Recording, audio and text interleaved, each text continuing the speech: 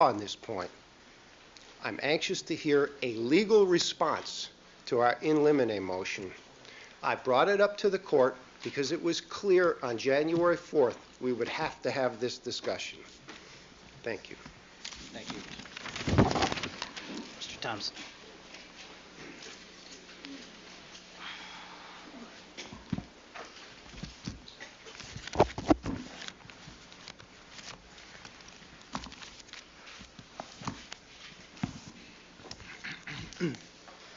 Good afternoon, Your Honor.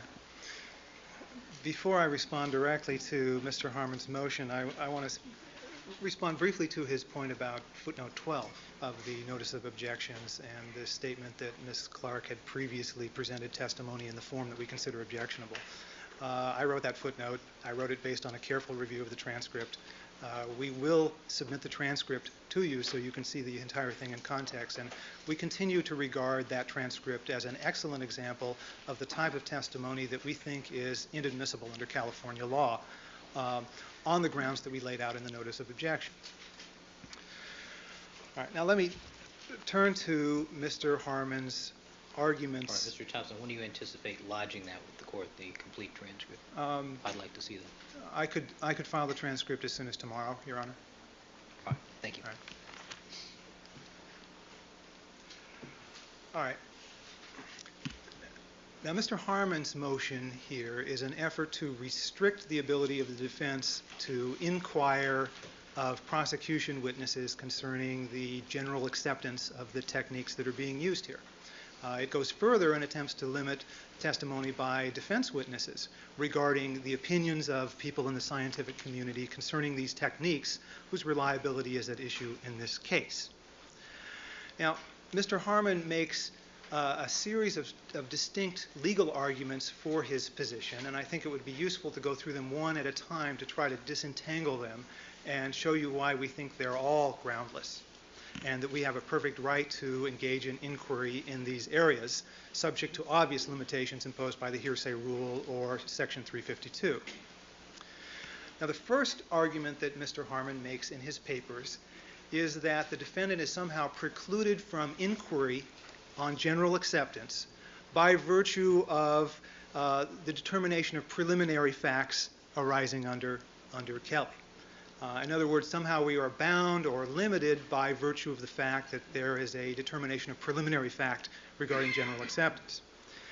Now, I think in evaluating this claim, the court should keep in mind the distinction that's drawn in Article 2 of the Evidence Code, that is Evidence Code Section 400 through 406, between preliminary fact on the one hand and fact in issue on the other hand. Preliminary facts are, of course, facts that are decided by the judge in order to determine the admissibility of evidence, and general acceptance within the rubric of Kelly is a preliminary fact. Facts in issue are to be decided by the jury. So the basic legal point raised by this argument is whether and under what circumstances a determination of preliminary fact is binding on the jury or places a limitation on inquiry by a party. And the answer that's very clear from the Evidence Code and the case law is never. Never. There is a complete wall of separation between the preliminary fact determination and the determination of fact by the jury. This is made perfectly clear in Evidence Code Section 406. The Article 2 encompasses 400 through 406. Section 406 states very clearly, this article does not limit the right of a party to introduce before the trier of fact evidence relevant to weight or credibility. Nothing about the preliminary fact determination limits what can be presented to the jury. I think if we think about this for a minute, it's clear why that must be so. It must be so as a matter of constitutional principle. For one thing, for the preliminary fact determination, a judge's issue, to be imposed on the jury, the trier of fact, would invade the province of the jury on the very facts which have traditionally been left to the jury, such as the reliability of the evidence. And it would invade the province of the jury in a particularly dangerous way because there is a different standard of proof for preliminary fact determination by the judge and for fact and issue determination by the jury. In the context of a criminal trial, the standard of proof for the jury is beyond a reasonable doubt. What Mr. Harmon's proposal would hold is that if the prosecution can, by a preponderance of evidence, convince the court that a particular technique is generally accepted, then that holding would be imposed on the trier of fact, the jury, which has a beyond reasonable doubt standard. So it invades the province of the jury. It undermines the presumption of innocence and the correct burden of proof. Now,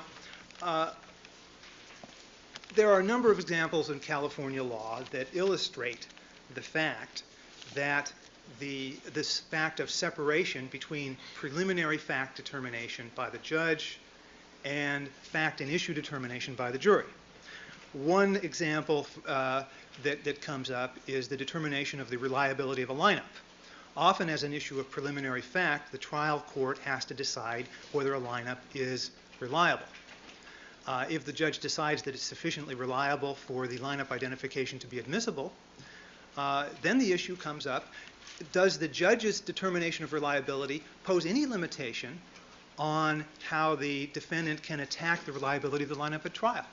Answer, no. The answer is very clearly no, and I refer you to People versus Rodriguez, 88 Cal Reporter 789, or 10 Cal App 3rd 18, which stands for this proposition that the preliminary fact determination of reliability of a lineup is in no way binding on the jury. The same issue comes up with regard to the preliminary fact of the reliability of a hearsay statement. The judge must determine as a preliminary matter often whether a hearsay statement is sufficiently reliable to go to the jury. If the judge determines it's reliable, does that then mean that that's somehow binding on the jury, or that limits what litigants can do? Obviously not. Obviously not. And the evidence code says so. I'd refer you particularly to the Judiciary Committee's comment to Evidence Code Section 405, which says explicitly that this sort of limitation does not apply. I think this point is also easily inferred from the structure of the rules themselves. Some issues of preliminary fact determination fall under Section 403, some fall under Section 405. With regard to those that fall under Section 403, the law requires that the jury be allowed to redetermine the fact, and if requested, instructed to determine the fact. And in fact, with respect to DNA evidence, we know some issues do fall under 403, despite what Mr. Clark said, because we are instructed so by the... Hello there, Mermaid. It is great to see you.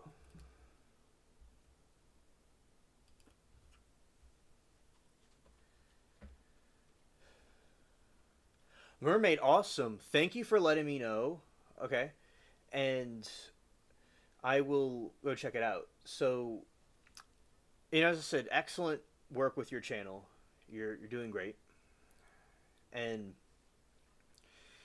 I think that, in this, the pool's very good, and I like how you handle it.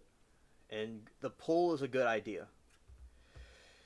I also will say that I hope that you had a good day today, by the way. Oh, okay, nice. Okay. You came one, and you're one. Congrats. You're a mod for my channel. Once you join chat, there you'll be added. Well, thank you, Mermaid, very much. I appreciate that. Shout out to your mods, the two other ones. Okay. Oh, hours later. Okay. Yeah, and today went much better in the trial chat today. And it was, one of their mods put a message out about the different rules in their chat. There was no religion, no politics, no hate on anybody. That's usually the rules of their chat, and they were posting it, so that's good. So as I said, it was a school shooting trial, but yeah, today went well, and it was nice seeing everybody get along.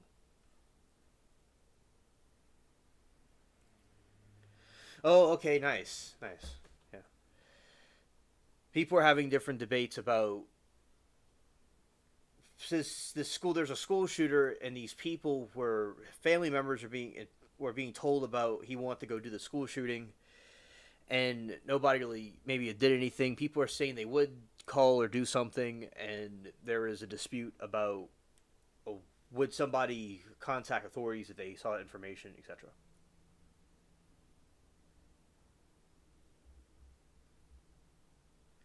Yes, some mods are awesome.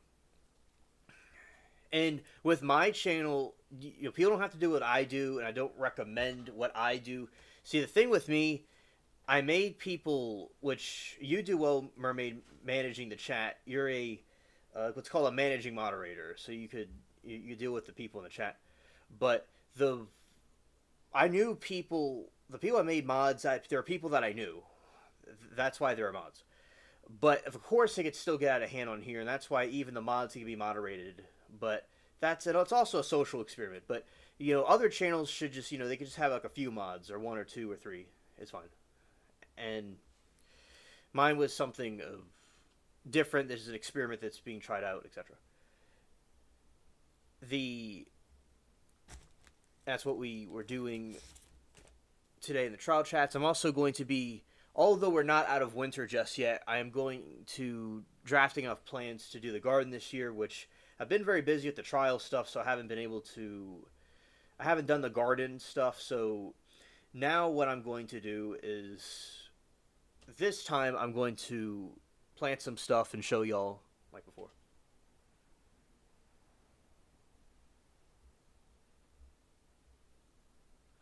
Right, exactly.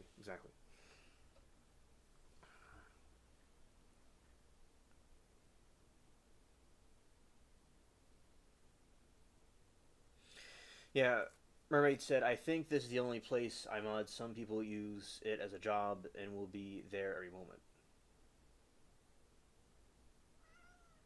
Where I am, it's actually warm where I am right now. It's an exception. But that is what we were. Well, that's what we were doing. Is with the modding, we were able to. Oh, I'm getting a little bit ahead of myself here because I was talking about weather. Yeah, the weather's okay. My weather's going to get colder soon.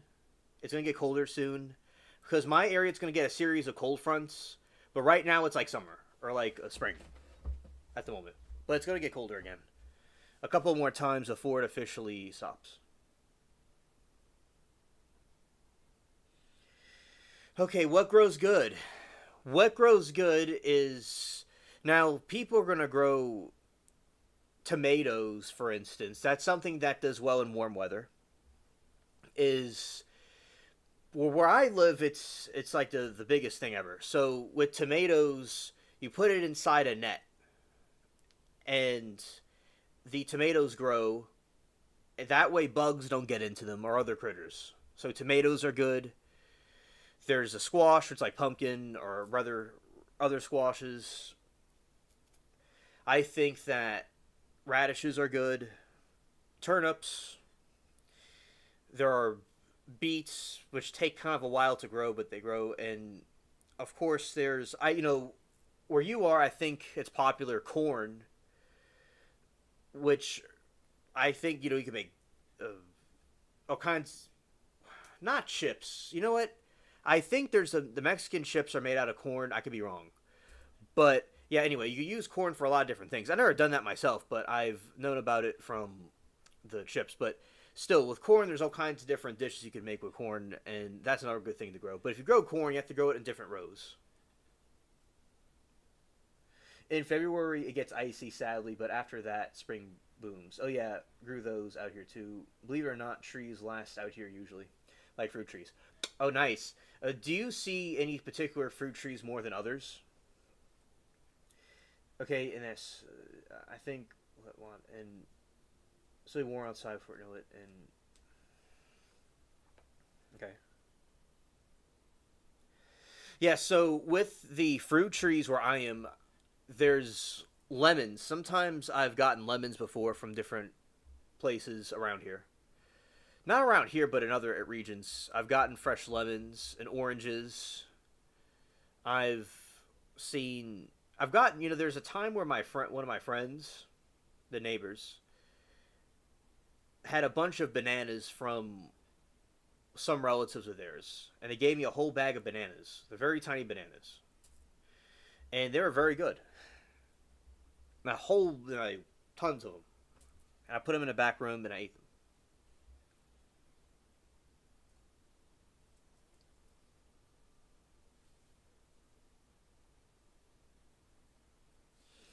Oh, I know about how bananas are grown. Now, I'm not. Now, Mermaid, tell me what you know about them. I'd be interested to know. But I know from the banana trees. Oh, by the way, I love apple trees. Goose was telling me about the apple trees in his region. So, over in Cali. But yeah, the apple trees are fascinating. I don't really see those much around this part. But with bananas, yeah, it's a banana tree. And I assume it's a seed, or they could grow it from the banana too, and they put it in the ground. And I know there's lots of spiders in banana trees. So yeah, I know about banana trees. But if there's something else that you know about the banana tree growing, I'd like to know.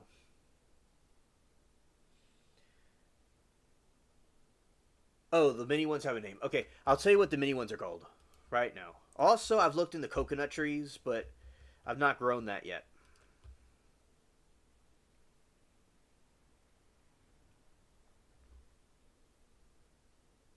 Oh, correct. That's most likely true.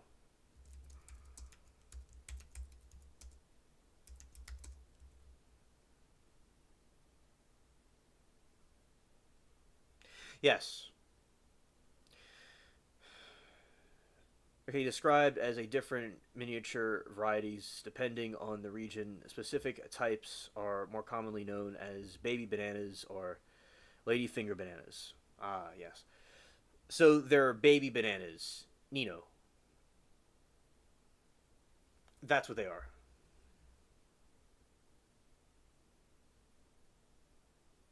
Banana Brazilian spiders. Okay. Really wild. Probably call them.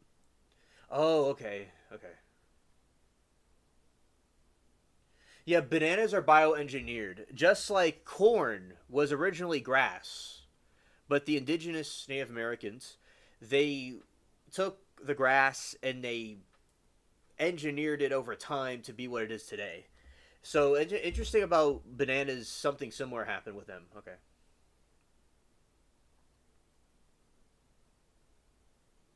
Okay, let's see. The Brazilian spider.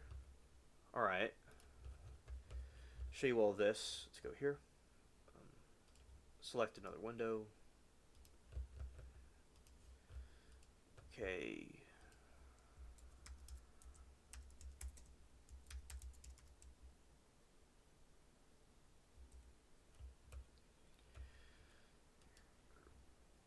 Whoa. Banana.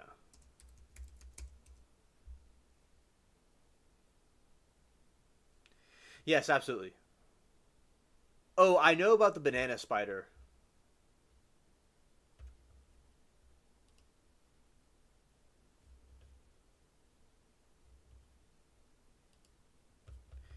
Yeah, and let's see. Viewer discretion for those that don't like spiders. Yeah, okay, let's see. Now, this one I've seen before, where I am. I've seen this one before. When I was a kid walking around the jungle part, I saw this thing after a hurricane. I was like, whoa. That was a big... I couldn't even believe it was real. But it was real. One time I was in class after a hurricane, and it was math, and I looked up for a second, and then I looked back up, and I saw this huge spider on the ceiling.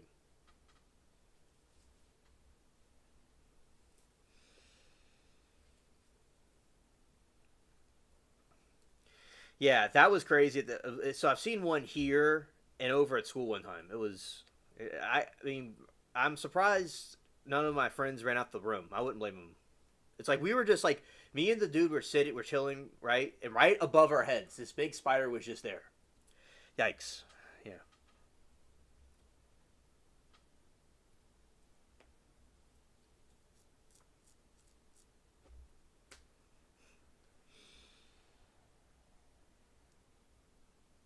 The one I'm referring to is the one that the dirt, some spider patterns are unreal. The color of them, right? The one referring to is the one in the dirt, some spiders. Okay, this one. This one's the one in the dirt, I think. I've had a tarantula before, but I was only okay with her. She was nice to me. I don't know why I liked her. Oh, okay, okay. Oh yeah, yeah. That I remember the tarantula, and with the tarantula, they in a lot of movies, and that's a classic one. Yeah, scared.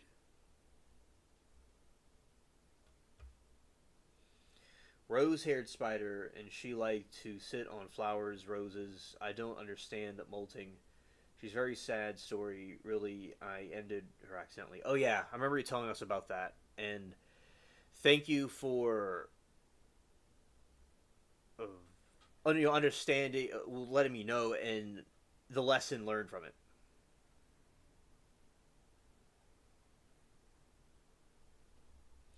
When she molted, she fell over, and I thought she died, but I tossed her just to find out she was molting later.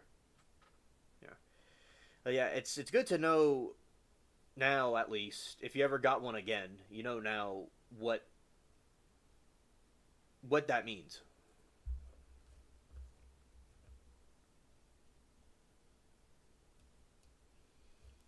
Okay, tarantula.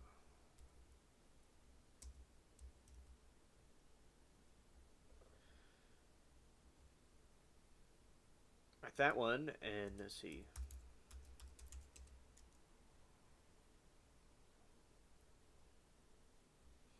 Yeah, it definitely looks dead looking. Yeah, that's when it's molting.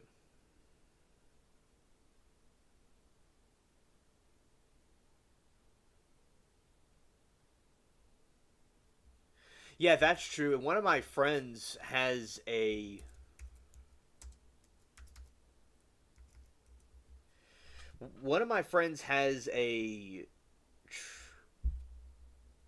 other. I'm gonna get to it. I'm gonna get to it. Has some reptile, has some lizards. That was pretty cool. He had that. He probably still has it now, of course, but yeah, definitely it takes time to take care of those critters.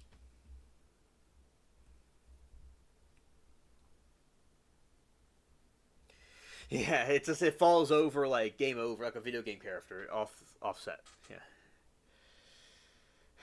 it's. I wonder if there are spiders in the pool rooms in the corners we don't see.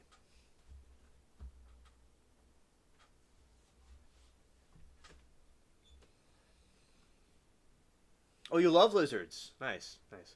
Mary Toodles does not like them, but yeah, the two of my friends. One of my friends had pet lizards. Has pet lizards, and he you feed them like grasshoppers and stuff. Yeah, they're pretty cool. My other friend is a lizard catcher. He would catch the lizards and bring them outside.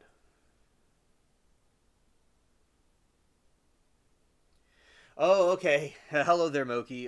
Good evening to you. Welcome to the chat.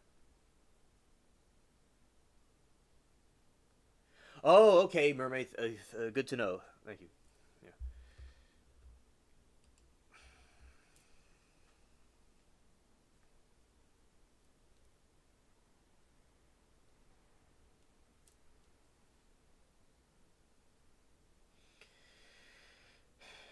All right. So in this,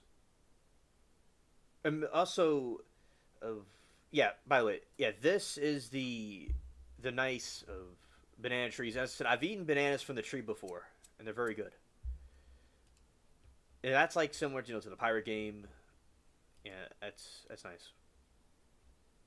Okay.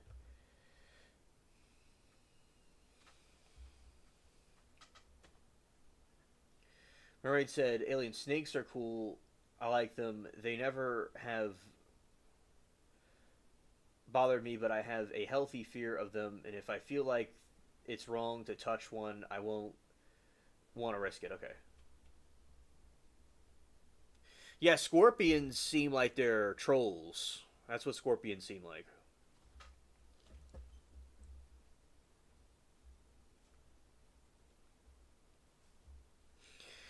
And with the scorpions, they don't seem like they benefit people at all. But yeah, snakes, of course, can be dangerous. But I see them in the garden sometimes. This very long, big, gray snakes, and I, God willing, they don't bite me. But they usually just keep to themselves. Usually, and then there's like little small garden snakes too. Yeah, the scorpion, it's a desert pest. That's like, of course, it's much more lethal than a wasp.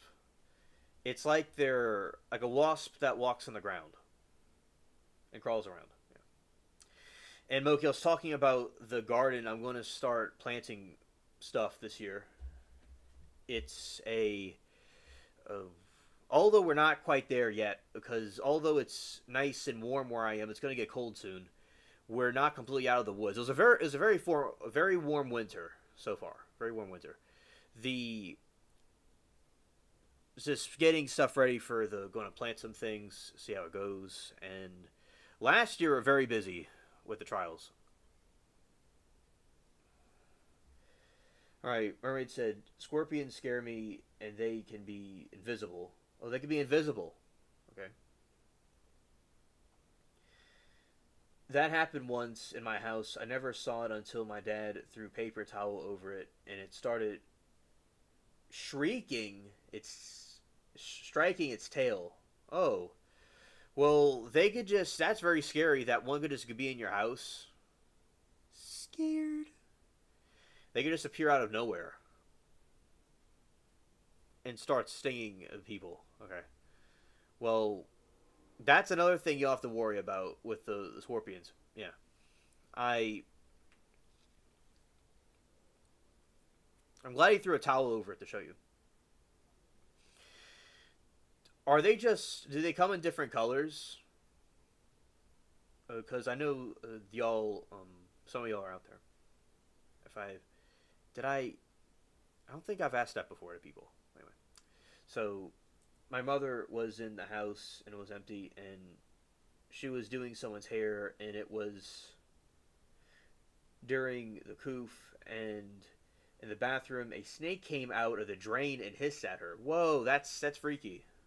Scared.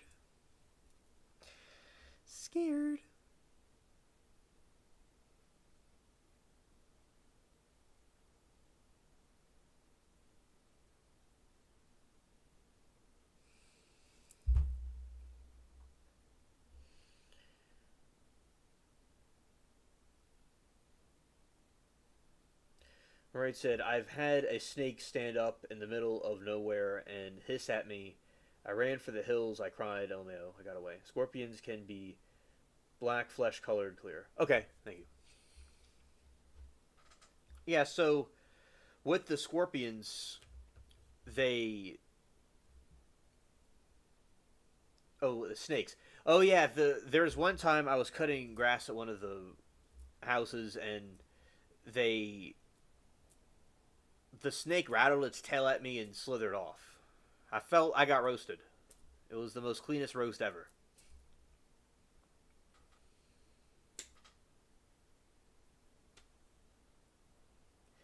The snake and I never got big. She was exotic, and she had prisms on her back. You couldn't see her on the scales, causing rainbow and reflection of her scales, and she was beautiful, most beautiful snake ever. Okay, nice. Well, that's really. They do come in a lot of cool colors.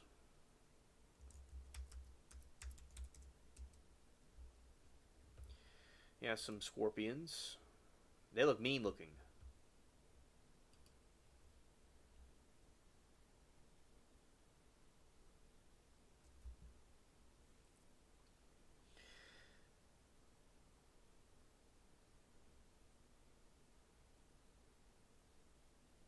That's the time I encountered them outside doing yard work. Oh, scared. Oh yeah, that very scary indeed. All right, a translucent one. Whoa. Wow, that's something interesting. It got glowing ones.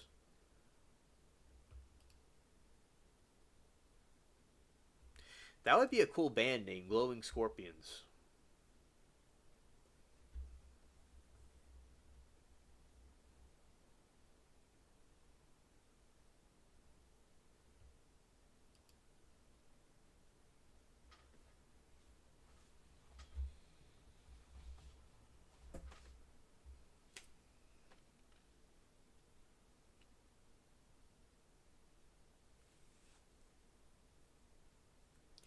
Oh yeah, absolutely. The Black Widow is very lethal, and it can kill.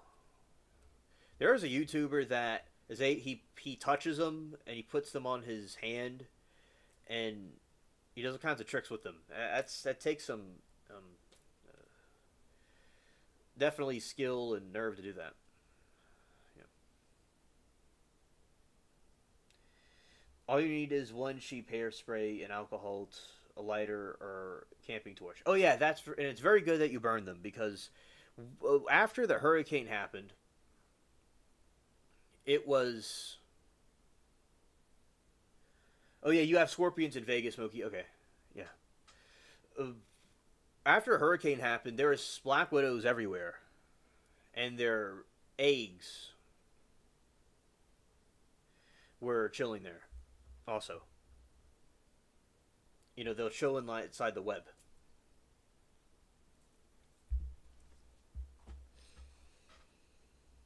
I found out the tree that I have in the yard came from a incident with Hurricane Katrina where it like wiped out a bunch of forests and these trees died and their seeds just kind of scattered everywhere.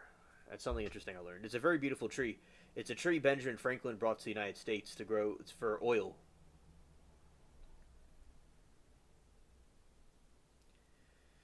Oh yes, yes. The snake eggs. Yeah.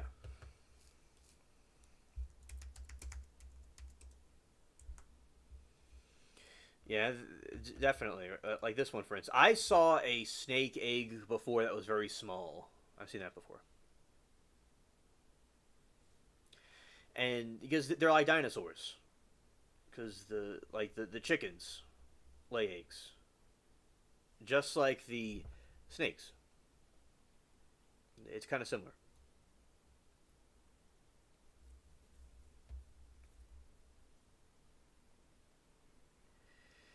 And let's see, snake egg big.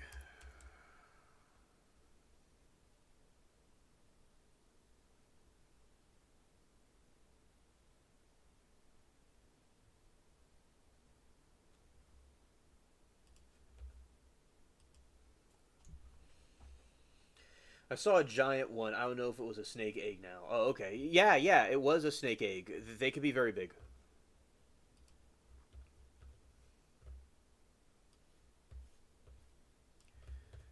Let's see.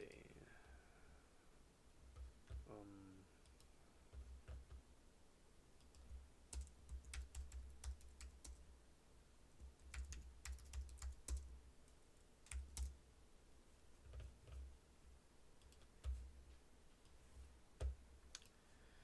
yeah, these are some of the eggs. For instance, here's a small one. Oh, by the way, I'll show you. Y'all want to see a big egg here?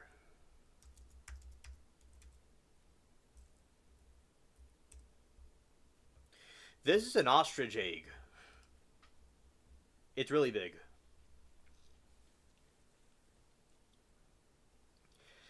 I know about eggs and farming, and so as I said, that is the egg of the ostrich. The thing about ostriches is that I think it's like the biggest bird and it has the biggest egg. Now, with chickens and different types of birds, you could incubate different types of chickens or birds, and you could hatch eggs from them.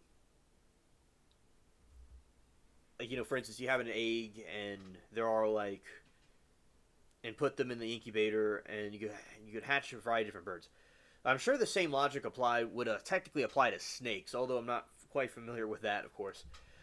I guess that would be for people that are dealing with snakes and those type of pets. All right. Now,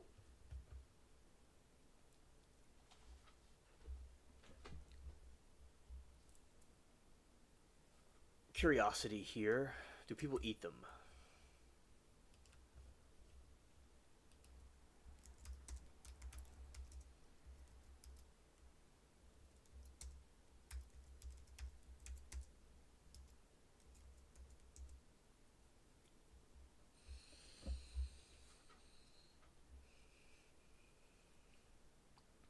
I saw. You remember Nacho Libre and the eagle eggs? Oh yeah, yeah. I remember that from. I remember that. Yeah, that was funny.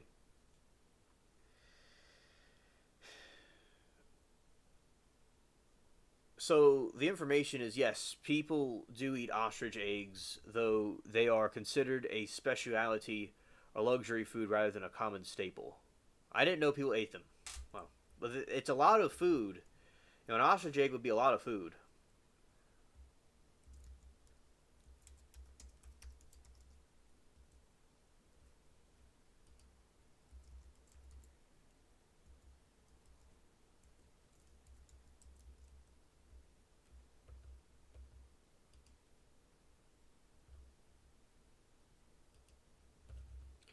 A size, volume, and the single ostrich egg is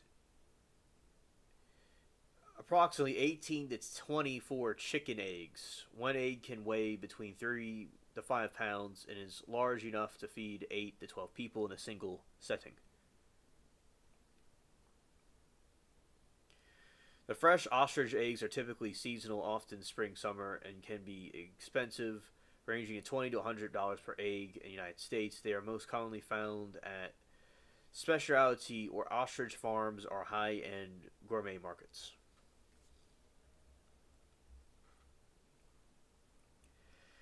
They are a novelty in many Western countries, and they have a long history of use in Africa and sometimes served as gourmet dishes for brunch or large meal groups. Okay. So that is the. Let's see, what does it taste similar to the other one?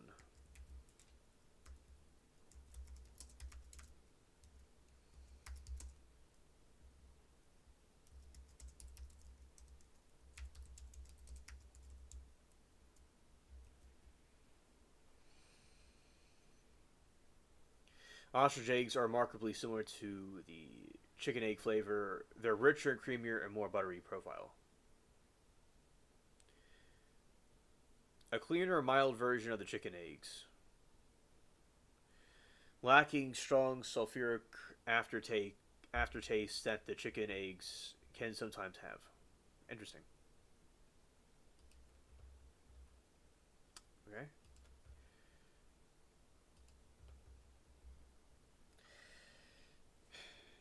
And with corn, by the way, like with corn, it's best to grow it in like at least 3 different stalks to have. That way, the ears can fertilize them. I've also have grown some cash crops before for fun, and it's really cool. It just comes up, and I will say with soil in a pot, it's best to have soil in a pot over having soil in a other like soil from the ground. I'm thinking of. So you have soil that's from a garden soil and soil from the ground. The ground soil, at least with mine, doesn't always do well in a pot, but a potting soil does much better with that. Yeah, so I will. As I said, we did a lot of work last time. This time we'll be able to do that. But I did last year. I did the spinach, the winter spinach, and I did the daikon, and it just seemed a bit warm this time. So I'll be kind of planting something a little bit more different this time, but I'll certainly make videos about how it goes, and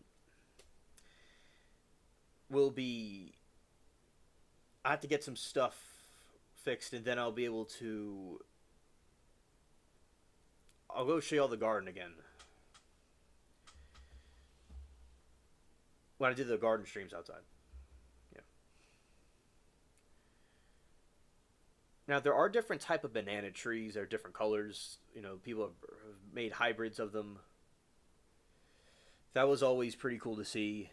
But I've never grown them myself. But allegedly, you know, like strawberries, by the way, is something that could be grown. That's very good. But again, putting a net, like a growing net on them, definitely would help.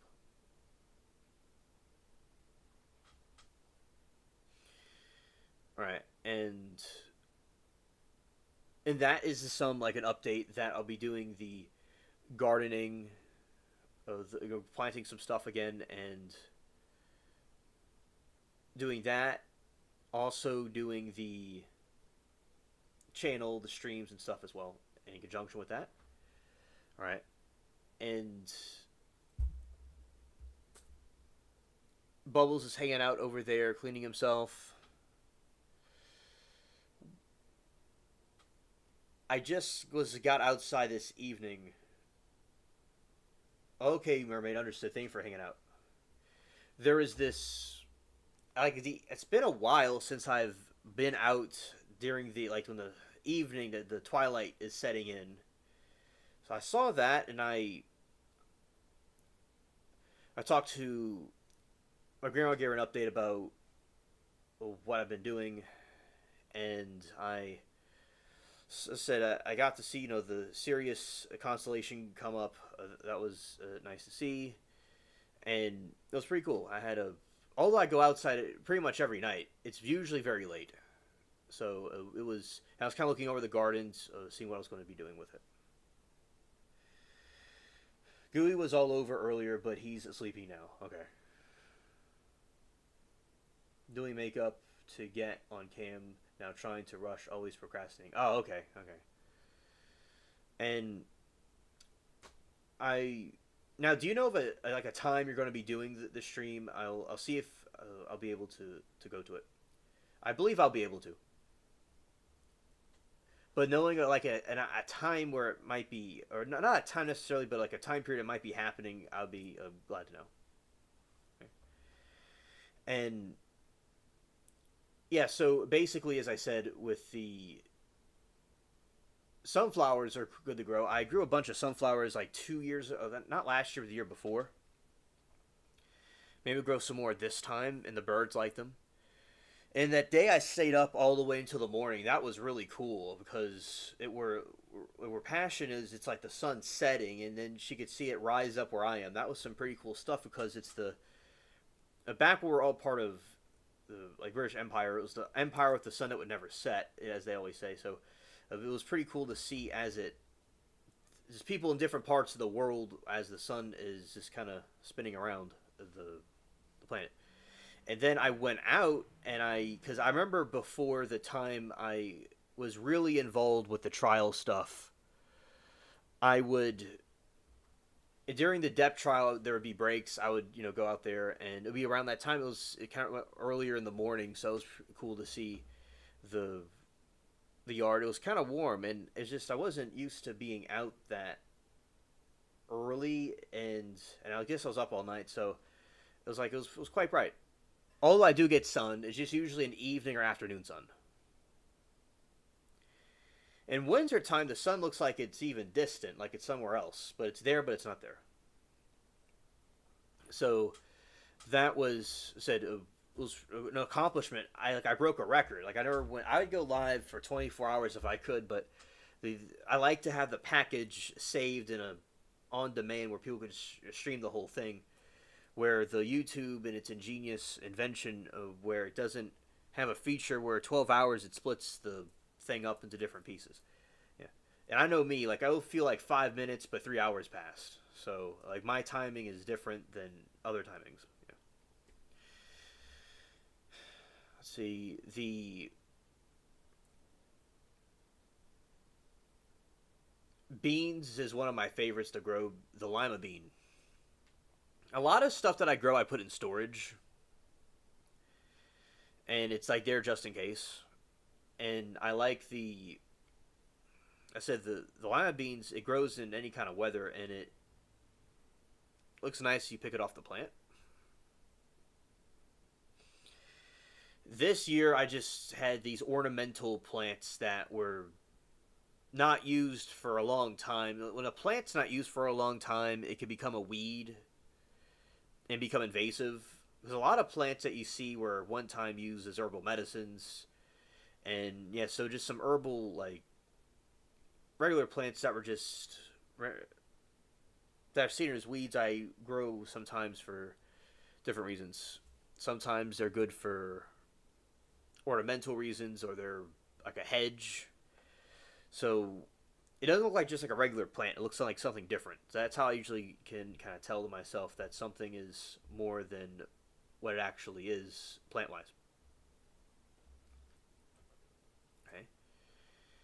So yeah, I'm going to be definitely glad to get back into that again. At the same time, keeping up with the different other things we do on the channel. This weekend, it'll be, as I said, colder weather.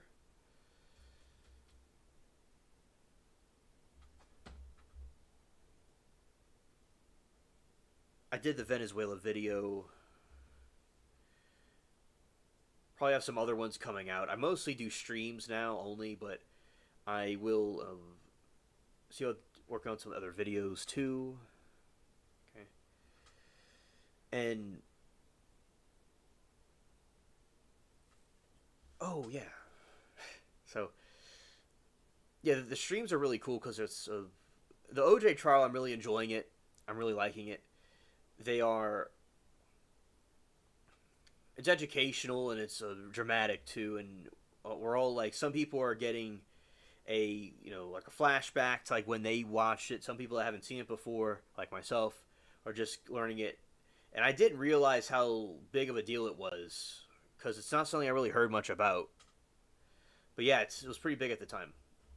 And just seeing how courtrooms are different now is a really interesting experience to see. And in 20, 30 years from now, it'll be different, even more different. I'm sure maybe they'll have like a screen that floats, and you touch it, and it'll be some like crazy science fiction stuff.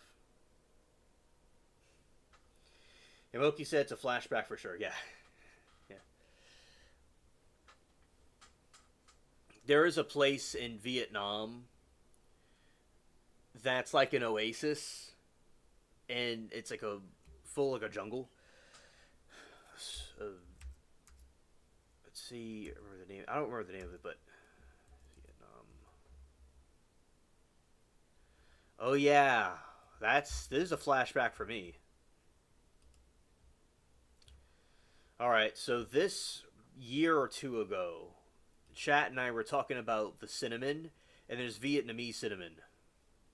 Just from there, that tasted a certain way. It's pretty cool. This other thing we have here is cave with its own ecosystem. All right, so chat, this is like out of a video game, basically. So in Vietnam, they had this oasis cave with its own ecosystem in it. It has rainforests and trees and water and all kinds of different shots, Mary Toodles. And it has all kinds of different critters and stuff in it. So, and it's a cave. And it was found by accident by somebody who was looking for wood, and then they led some investigators with some. The guy went back to it and led investigators to this place, and it was just sitting there with nobody even knowing it was there. Yeah, so it's like that's like the freshest, cleanest water. It looks like. Yeah, and then it has. That's like the pirate game. That definitely looks like it. Okay. A giant cave is vast, contains clouds, rivers, forests, and even its own weather system. Yeah. It's like its own universe. Right? And there's bats, there's in those caves as well. Very beautiful landscape.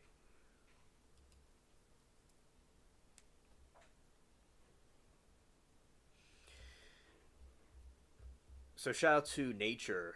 It has lots of cool things in it. Okay, and now that's some of the stuff. So that's some updates about me and some fun facts about some nature.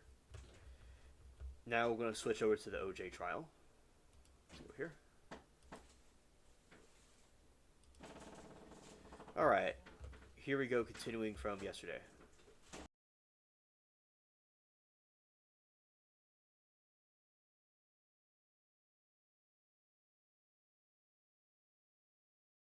Court of Appeal in People versus Pizarro. In Pizarro, the Court of Appeal said that issues of preliminary fact determination regarding the adequacy and relevance of a database fall under 403. They are issues to be redetermined by the jury. So obviously, if it falls under 403 and the jury is going to redetermine it, then the judge's determination has no limiting effect. Other determinations fall under 405. With respect to those falling under 405, though, again, there's this wall of separation. Section 405 says, in part, 405B, that if the preliminary fact is also a fact at issue in the action, says, quote, the jury shall not be informed of the court's determination as to the existence or non-existence of the preliminary fact. And if the proffered evidence is admitted, the jury shall not be instructed to disregard the evidence if its determination of the fact differs from the court's determination of the fact. So this argument that the determination of preliminary fact with respect to Kelly somehow limits what can be done in front of the jury is simply a non-starter. There's no basis for it. Mr. Clark suggests that Article 2 of the Evidence Code may somehow be inapplicable to Kelly determinations. He cites no authority for that whatsoever. I don't buy the argument. But even if it's true, and even if Kelly is somehow separate, the idea that the Kelly determination limits the kind of challenge that can be made in front of the jury once the evidence is admitted is belied by the very language of the Kelly cases. I'd refer you, for example, to there are two interesting cases where Kelly-Frye challenges by the defense were resoundingly rejected by the court, and courts held as an issue of preliminary fact that serology tests were admitted, where the Court of Appeal comments on this. One is People versus Smith at 215 Cal App 3rd, 19. After the trial judge took judicial notice of the reliability of the serology test, the Court of Appeal notes that, quote, appellant had full opportunity to cross-examine the prosecution's serologist's qualifications and methods and to present whatever evidence he desired challenging them. Whatever evidence he desired. Similar language can be found in People versus Cooper at 281 Cal Reporter 90. Again, this was a case where the defense mounted... Just so counsel are aware, Cal Reporter sites don't do me much good as a practical matter. All right, I can provide a more specific site. No, I know I'm familiar with the case. I'm just saying that doesn't help me since I only have the official reports. Okay, thanks. I'll try to stick to those to the extent I have them. But Cooper, again, that's the same issue. The defendant's pretrial challenge under Kelly to a serology test was resoundingly rejected by the court. The court determined that it was reliable as a matter for Kelly. Does that then limit the attack on reliability in front of the jury? No. The Court of Appeal says, quote, defendant was allowed to cross-examine the prosecution's serologist fully about his qualifications and the manner in which he did the testing and to present whatever additional evidence he desired. Again, whatever additional evidence he desired. So this argument that somehow the Kelly determination precludes... Hello, Aaron. Good evening. Welcome to the stream. Minutes back and pass with my mouth open party. Oh, yes. And nice to see you. We are watching OJ, and we talked about some of the plans I have for the garden this year, and some stuff I'm going to grow, and talking about some plants in general. So it's pretty cool. And now we're looking more about the OJ trial. So thank you for being here with us. Lines of inquiry has no basis in law. It's a complete non-starter. Well, there's a second argument I want to turn to now, and that's the argument Mr. Harmon makes that somehow inquiry onto general acceptance issues lacks relevance. It's simply not relevant, he suggests, to inquire in front of the jury regarding the opinions of the scientific community about the techniques.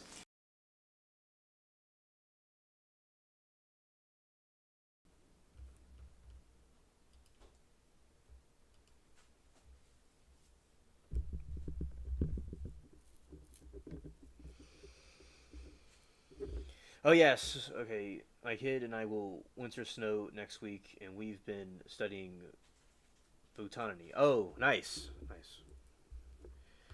Very nice education right there.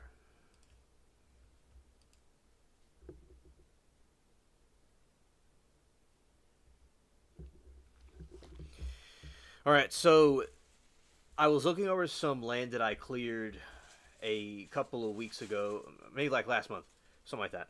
And it's been, we've been having some cool days, and also it's been warm lately this winter. So I've, although we're going to have some cold weather coming in by end of this week probably, I'm still going to look into growing some of the different stuff that I grow. So I have grown a variety of different things throughout time, and last year I was very busy with the channel, and this time I'm going to a lot of the stuff is over with that I had to do, so it's going to grow some things like I usually did. So I'm going to grow some see about growing some peppers, the turnip plants also, and I'm probably going to try out some sunflowers and different floral plants. I'm going to see about that too, and some other ones I haven't grown for a very long time.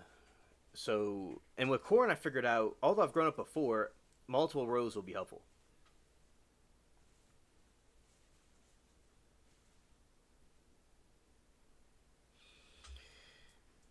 Now, tomatoes are another good one, with a tomato net on it, so the bugs don't get into it. No turnips. Okay. No turnips on the agenda. Okay. Scared. We also have beets. I don't know if you like beets. There is one winter I grew some winter radishes. These little tiny little radishes. They're very small. But yeah, as I said, strawberries. That's another one I think you like. The strawberries grow a lot where I am.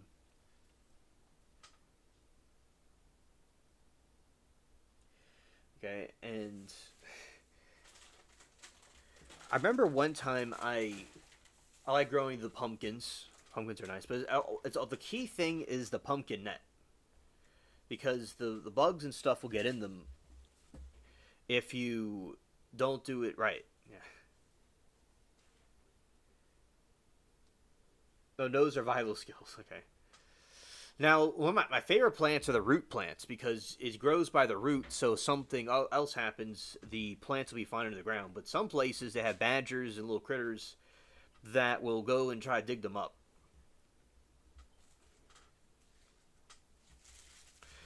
And, like, with Capri, she had a problem with the tulips, where the little badgers were trying to take her tulips. And I told her about how she could solve the problem by putting it in, like, a net.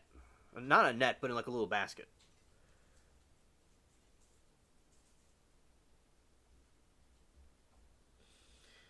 He didn't like tomatoes. Or maybe he did like tomatoes. I'm not too sure. Okay, didn't. Okay. Now, broccoli. You know, that's another thing I grew before broccoli.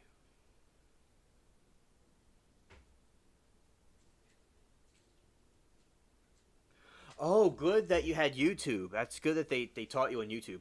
And Aaron, you probably know maybe that the chicken manure could be a good fertilizer. As odd as it sounds, uh, it's it helps with the soil, the ground. Like you can go and grow it organically that way. Where, like if you have chickens, right, and then you could get the chicken manure and put it over the garden of soil, and it helps it.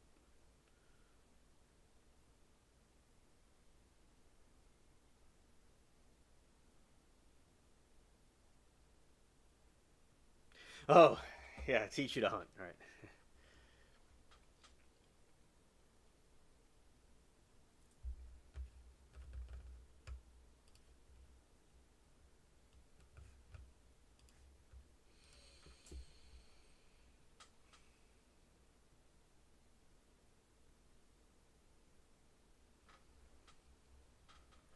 Oh yeah, and I know about chicken coops. And okay, Aaron, I learned from my farmer friends of in Georgia that I knew from a couple years ago, but I still talk to them every day. But it's still with the garden. So uh, you probably know this already. Of course, you know this already, most likely, maybe.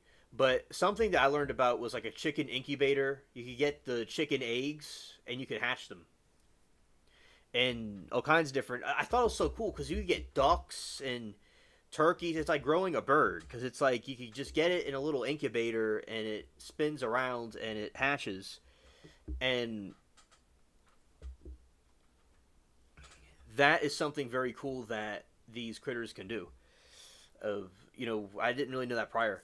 So yeah, and I said with corn, you have to grow multiple rows, 3 rows at least, and if there's a net, you could like put or a cage, or you could put around some of the plants so the bugs won't get into them.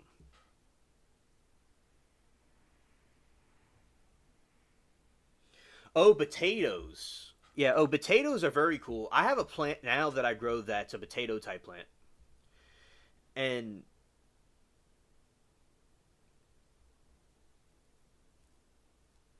oh, that's good to know. That's good to know, Aaron. Thank you. And oh, the house fire.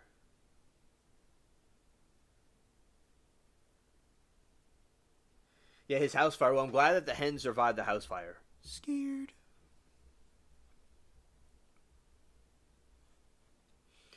You love garlic? Yeah, I've grown garlic before, and I've said that with the potatoes, the some of my ancestors that were from a few of the ancestors that were from Ireland were getting away from that famine. Some of them went to England because my line in England's a couple of different, the entire United Kingdom are related to. So some of them went to England that were getting away from that. But potatoes are still cool though. It's just that the Irish famine that happened, it's spread all over Europe, and it infects the whole thing. Now, potatoes are very good to have though because they just multiply underground. And as I said, I have other plants that are similar to potatoes that I grow that have underground roots that you could eat. So yeah, potatoes are a good idea.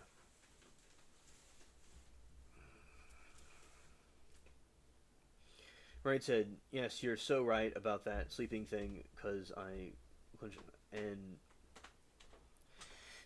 yeah. So peas are good. Winter peas can, like for instance, like somebody's like in winter, the winter peas can fertilize the soil and make the soil rich, and then planting other things in the summer on that soil, and it would have been soil that was done organically.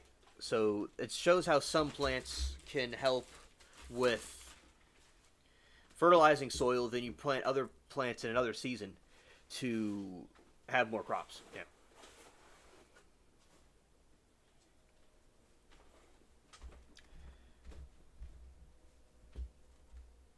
Oh. Oh, I do agree with that, Aaron. That absolutely sounds tedious indeed.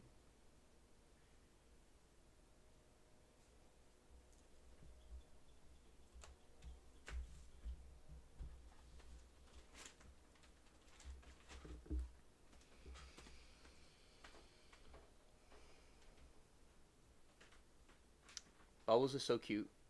sitting there. He's enjoying the stream. Yeah. So anyway, as I said, like, I'll say it again because it was this. I'll say a little bit more. I feel in my mind more simplicity. If you have like winter peas and you grow them, and then after when the spring comes, you plant other plants there, and it'll be growing in soil that the winter peas made the soil rich. So a cycle of plants growing in the same spot. Because usually there's rotations. Yeah, so strawberries are cool. That's what my state's known for, and tomatoes, and I've grown lettuce before.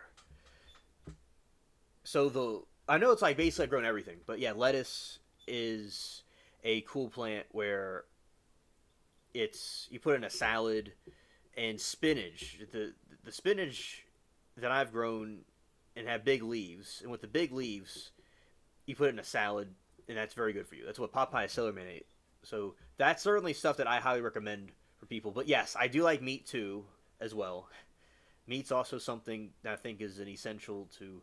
People don't have to eat meat if they don't want to, but it's something that I like. Also, it sounds like I just eat vegetables, but I don't.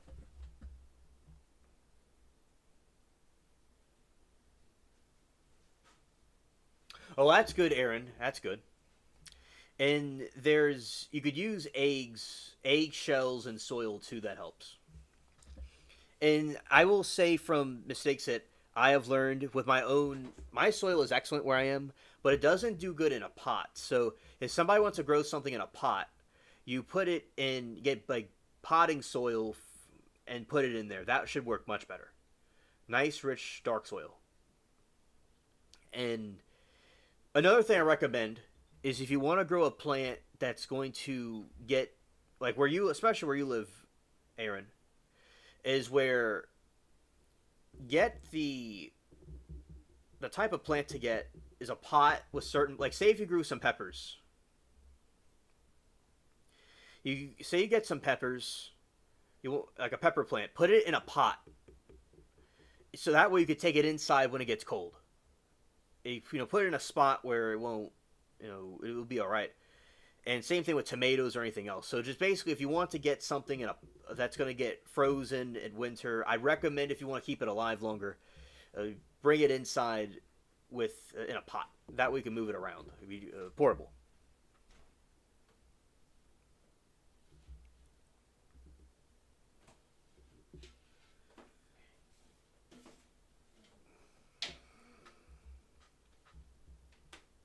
Mirror.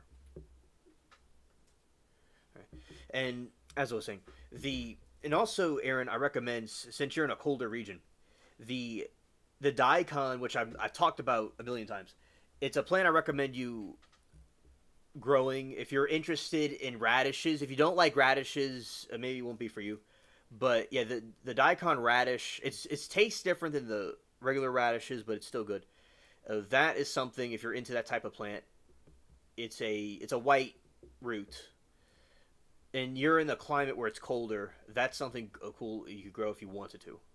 If you're into radishes, of course. But it's different tasting in a radish. Very different tasting.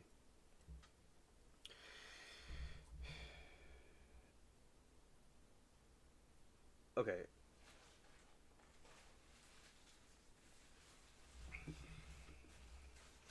Let's go. Let's put this right here.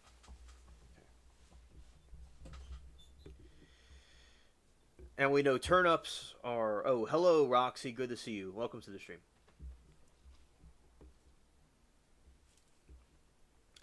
Yeah, there is something with carrots I grew, and I learned that with the gardening is that when you have a root plant, Aaron, if you want to grow root plants at all, like carrots or something like that, you would take, a shovel and just... This is logical, you probably know it, but I had to learn it because I'm an alien from another planet. So you take the shovel, a little shovel, and you kind of just help it out the ground. What I usually do is just pull it out and break the thing into pieces, usually. But so that's what you do, is get the little shovel and you just kind of help it out the ground.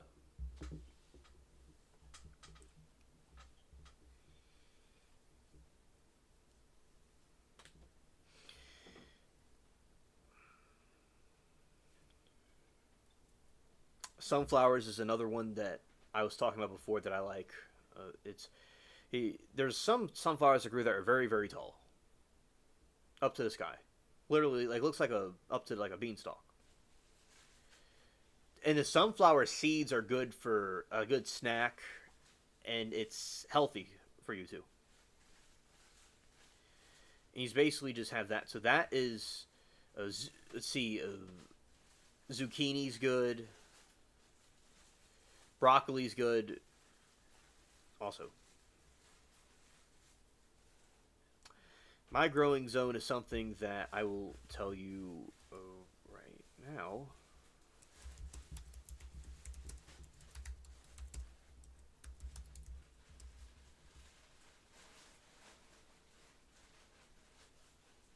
Well, that's good you did that, Roxy. I don't blame you.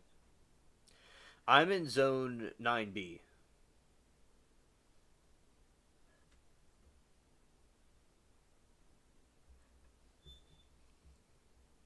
Okay.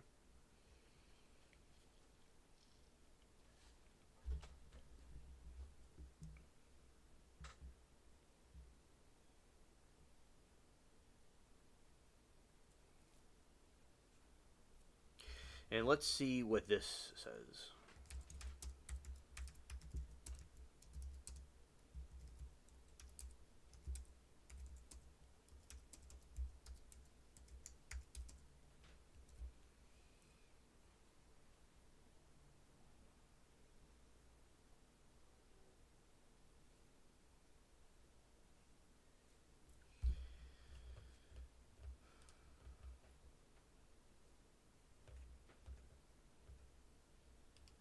Oh, it could be year round.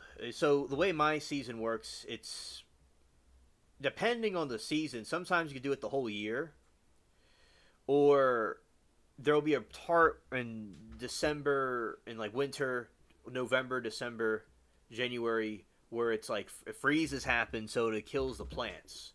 So it usually ends around winter, and then it comes back up around March. But if you grow plants that are winter plants that are freeze tolerant, you can do it the whole year.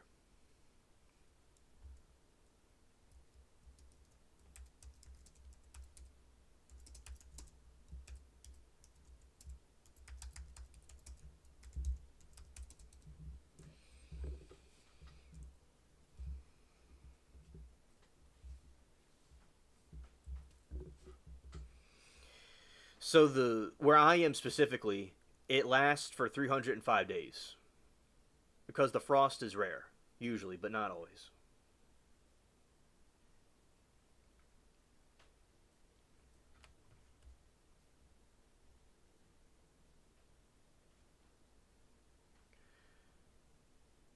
In my region, yeah, broccoli, cabbage, cauliflower, Swiss chard, kale, lettuce, mid January through February.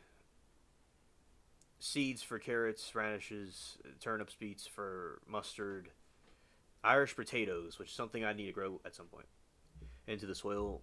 The indoor start seedings for peppers, eggplants. I've started like peppers in winter before.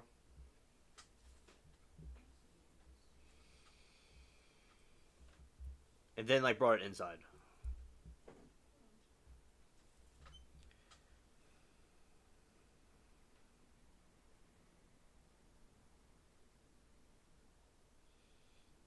Oh, that's good, Aaron. That's good. And for you, Aaron, winter plants would be something that you could grow often. All right, so spring, summer favorites, March through June, heat-loving staples, and so where I am, the like okra is something that is grown in in my part of the world. It's very popular in dishes. It's a spring summer, and maybe you could grow that if you wanted to. So it's okra, southern peas, eggplants. Eggplants very good. That's delicious. The the the but I've grown those. My family's grown those before. I could be a funny. I could be turned into a funny joke. What I said. Anyway, so eggplants, especially well suited for my climate.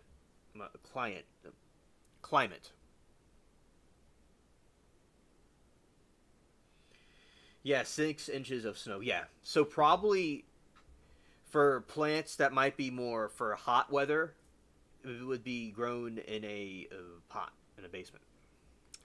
Right, tomatoes,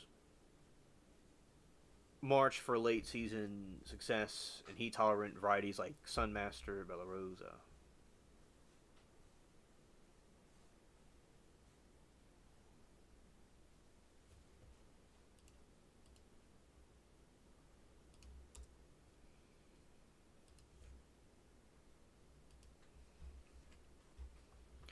Right, fall winter favorites. All right. Leafy greens, collards, mustard greens, spinach, and kale excel during cooler months. Now, I've grown spinach in the warm months. I've grown things all year round and it was fine, but some plants don't do as well. One time I had a pumpkin plant. I didn't water it as much, and it got like vaporized in the sun. But it grows well here when it's watered more frequently.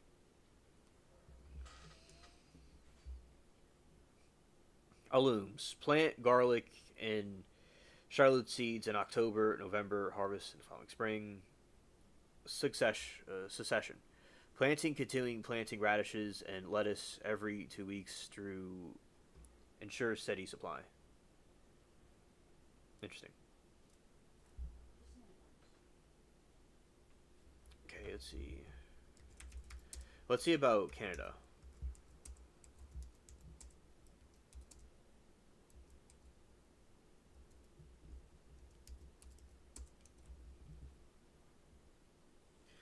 Oh, I've grown pumpkins before. I'll show you something. So, and there are these, you can look up these nets you could put over the pumpkin plant. You can look it up on YouTube.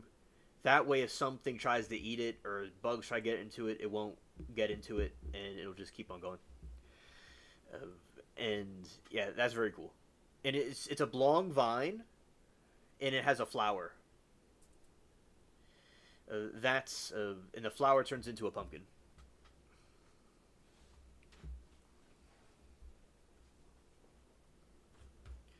Let's see.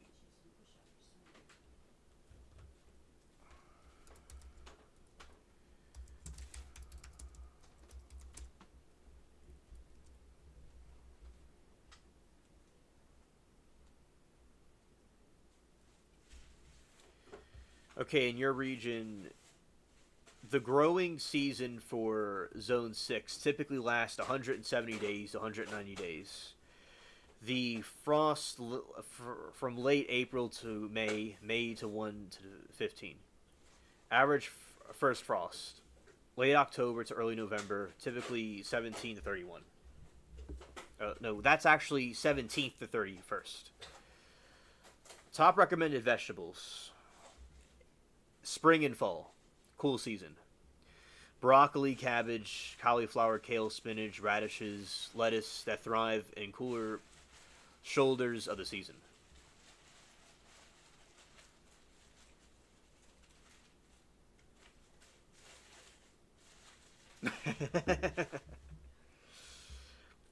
Aaron's scared.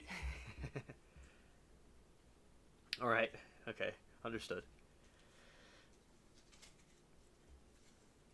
All right. Summer warm season. So for the summer warm season is tomatoes, peppers, cucumbers, eggplants, squash, and pumpkin is a squash. So you would grow the pumpkin in the summer. Highly productive, but should not only be moved outdoors after the danger of frost has fully passed in May.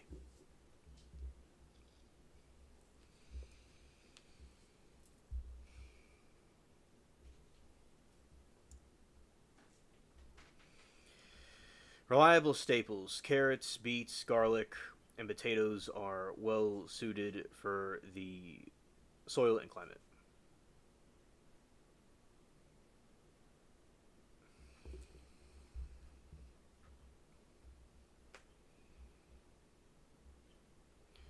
Fruits for Zone 6. Hardy trees. Apples and pears are the most reliable across your region.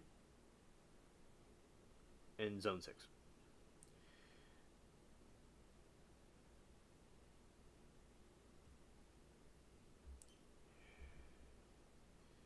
In the southern parts, peaches, sweet, sour cherries, apricots, and plums.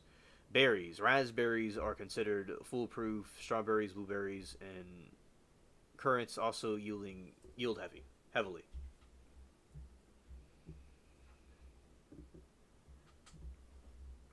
Oh, hello, Duke. Good to see you. We're talking about gardening.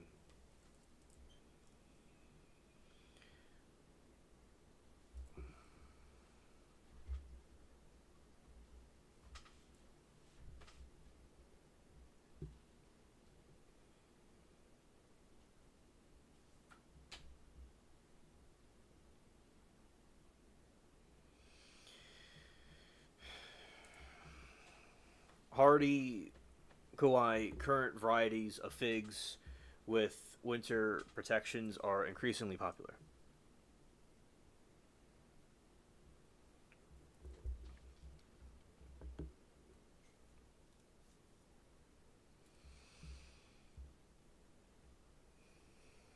Pernals, cone flower, so popular flowers and ornamentals. Perennials, cornflower. Shout out to the flamingos and chickens, and the bulls. Right. Black-eyed Susans, hostess, daylilies, and various salvia species return reliably year after year. Shrubs, hydrangeas, those bushes. Lilacs, butterfly bushes, and rows of Sharon are quintessential for Zone 6 favorites.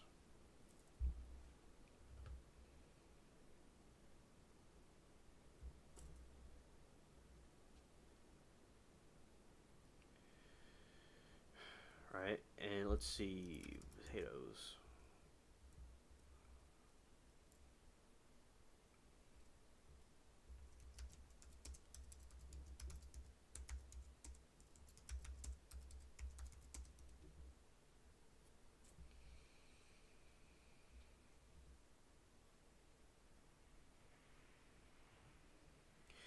And the Irish potatoes grow in my region, your region, Aaron.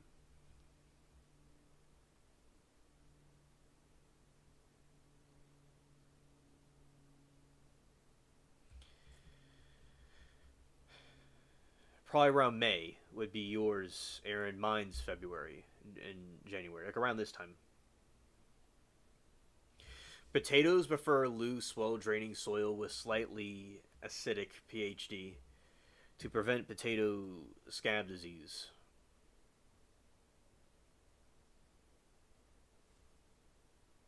Seed preparation: use certified disease-free seed potatoes rather than grocery store potatoes, which may be treated for sprouts inhabitants.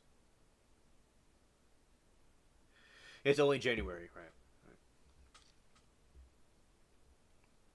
As the green plants grow, hill or mound soil mulch around the base. This protects the tubers from sunlight, which turns them green, bitter, and can increase your yield.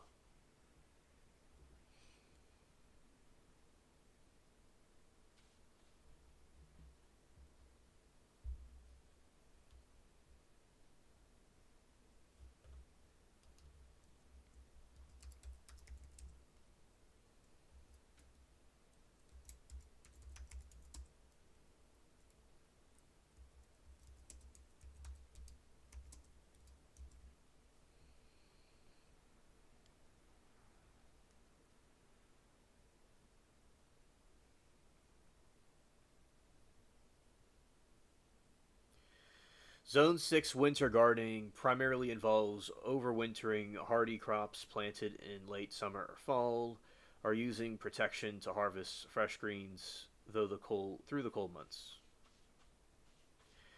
Most cold hardy vegetables. These vegetables can withstand heavy frost, -2 Celsius, 28 degrees Fahrenheit. Often taste sweeter after a light frost. Leafy greens. spinach, kale, collard greens, Swiss chard. Hardy spinach can survive temperatures negative 15 Celsius, 5 degrees Fahrenheit. Root vegetables, carrots, parsnips, rutabagas can remain in the ground all winter if covered with thick layer of straw mulch to prevent soil from freezing solid. And brassicas, Brussels sprouts, cabbage, broccoli, winter stars can be harvested well into December.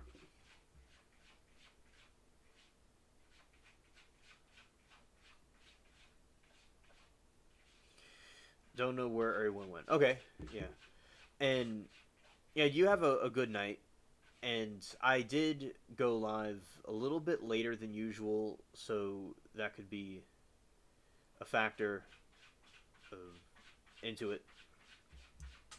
But yeah, and shout out to everybody, of course. But I'm glad that y'all that are with us in chat, I appreciate y'all very much. But you got me all excited again about planting gardens now. Oh, well, I'm glad that got you excited for it.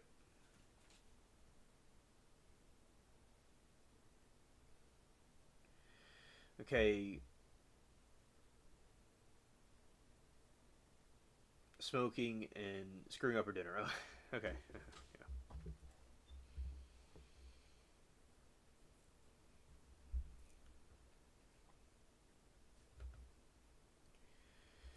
And also, Aaron, I wish you the best of luck for your season of growing.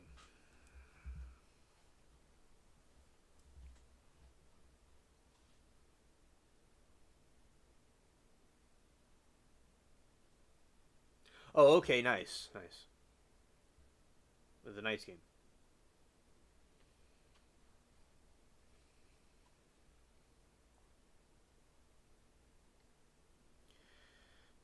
Alliums, garlic, and shallots are typically planted in October, November, and over winter, and harvest the following summer. Corn salad, Claytonia, mariner's lettuce, and arugula are specially adapted to cool, short days.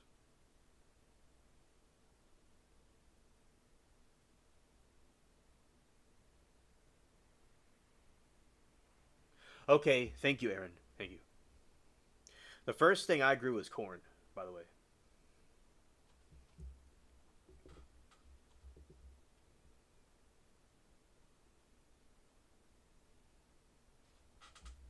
Okay, good night, Aaron. Take care.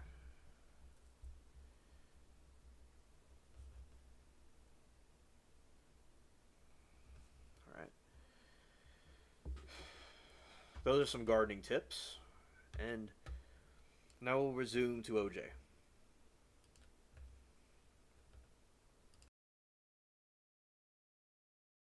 In question. And he draws this distinction between admissibility, reliability, and actual reliability, arguing that they're two different things. Now, in fact, I find no authority whatsoever in California law for this distinction between admissibility, reliability, and actual reliability. I think he's simply confused. The real distinction is between preliminary fact and issue. There's no support for the admissibility versus actual distinction. And the fact that inquiry in these areas is relevant, I think, is pretty obvious. Inquiry about the opinions of other scientists could be relevant on a number of issues. It can be relevant to the direct issue of reliability, which the jury has to assess. Knowing, for example, that there are scientists significant in number and expertise in the scientific community who consider a particular test procedure unreliable. How do you deal with 721 of the evidence code then in that argument? All right. Well, let's turn to that. I mean, if you accept that it's reliable, I certainly the 721 argument I think is a different issue from relevance. But I'll talk about. Let's assume that the context that you've just placed that argument though is in the cross-examination of prosecution experts. Yes. So that's why I bring up 721. How do you deal Right. with that limitation? Okay, well, the limitation of 721 has to do with cross-examining experts about documents, treatises, and so on, about which they're not familiar. All right, now, Mr. Harmon suggests that this limitation applies not just to... 721 doesn't say anything about familiarity, though. That they hadn't considered, yeah, that they hadn't relied upon, and that hadn't been admitted into evidence. Okay. So, yeah, the witness, it says under 721, Section 1, the witness referred to, considered, or relied upon such publications in arriving at his opinion. Okay. Well, with regard to the opinions of other scientists, a number of lines of inquiry are possible under 721. First of all... See, what I'm concerned about is that on either side, if either side calls an expert witness, I'm sure there are theories, the ones that, for example, that were mentioned yesterday regarding non-related controversial issues that someone would want to cross-examine on that are just so far out into left field that are ridiculous. I mean, do I have to allow that in cross-examination? No, that would be subject to exclusion under 352 as irrelevant. Okay. You know, all right, we agree on something. All right. Well, I hope on more than one thing. Okay. No, you'd be surprised. All right. All right. But you know, with regard to 721, it's clear that if a question is asked of the expert, are you familiar with Dr. Mullis's testimony on the reliability of this technique, or do you know about Dr. Mullis's position? If the answer is no, then the inquiry would have to stop. The inquiry would have to stop there. But at least we're entitled to... Let's assume that any expert regarding DNA, and specifically in the PCR context, would be interested in reading the literature as to what Dr. Mullis has to say. Yes. They may totally discount what Dr. Mullis has to say about any number of things, but the fact that they've read it and they're familiar with it, do you think that that entitles you then to cross-examine on that? Yes. If yes. that expert if they have considered it. If that expert has not relied upon that in forming their opinion. If I think the language of the statute says if they've considered it, then they can be asked about it. Right. Certainly we're entitled to inquire as to the state of their knowledge, to determine what it is that they know. I think we're also entitled to propound hypothetical questions to them. Would it change your opinion if you knew that a certain scientist thought such and such, if asked in good faith? You know, those questions are allowable under 721. There's no hearsay problem with questions of that type. The problem that I have about Mr. Harmon's arguments, both about the hearsay and under 721, is that I think they sweep too broadly. He seeks to limit us from engaging in an entire area of inquiry because he can imagine certain types of questions in that area that would run afoul of the hearsay rule or a Section 721 rule. But in fact, there are other lines of inquiry that wouldn't. And so to exclude us from the entire area because he can imagine questions that would be improper goes way too far and is premature at this point. While we're questioning his witnesses, if he has hearsay objections, he can raise them at that point. If he has 721 objections, he can raise them at that point, and I think that's not a problem. But to ask you at this point to preclude an entire area of inquiry when that area of inquiry is clearly relevant, if it weren't relevant to ask what members of the scientific community who are knowledgeable in these areas think about the reliability of a technique, we would never have a Frye standard. I mean, the whole basis and idea behind the Frye standard is that if you want to know whether a technique is reliable, you should solicit the opinions of people who are knowledgeable about the technique. And as Justice Mosk said in the Shirley case, 18 Cal 3rd 1. Hypnotism. What's that? Never mind. Yeah, I mean, but you know the famous quote: if scientists significant in number and expertise publicly oppose the technique on grounds that it's unreliable, then one can draw a reasonable inference that it's not reliable. Now, that reasonable inference, the relevance, is relevant for a trial judge in determining the issue of reliability as a matter of preliminary fact. It's relevant for the trier of fact in determining its reliability as a fact and issue. All right? So there can be no blanket exclusion of inquiry in these areas. And if the prosecution has 721 or hearsay objections, let them make them at the time. All right. Now, a couple of other issues come up. One issue that Mr. Harmon raised is the notion of inquiry about alternative scientific techniques. The issue raised by the case of People versus Korish, which he cites in his brief. Now, again, here I think Mr. Harmon is sweeping too broadly. He's trying to eliminate an entire area of inquiry because there may be instances where inquiries in that category. Well, I view this as a preemptive strike, is what I view. Right. This as. Okay. On Mr. Harmon's part. Yes. Well, yes. Let's. Well, he's seeking to wipe out whole lines of testimony. No, I think the tactic is he's trying to sensitize the trial judge to what's coming. That's what he's doing. Yes. Yeah. Perhaps. Let me comment a bit more on Korish. All right. Though the Korish is a case where the prosecution presented serological evidence. The defendant called as an expert Dr. Benjamin Grunbaum, who's a distinguished serologist who critiqued the prosecution evidence, and in order to illustrate the nature of his criticism, offered to present a photograph showing how an alternative and, in his view, better technique would have been done. That proffer of the photograph was rejected by the trial court on grounds that there hadn't been an adequate foundation to show its relevance to the fact and issue of reliability of the test that was done, and that was upheld by the Court of Appeal.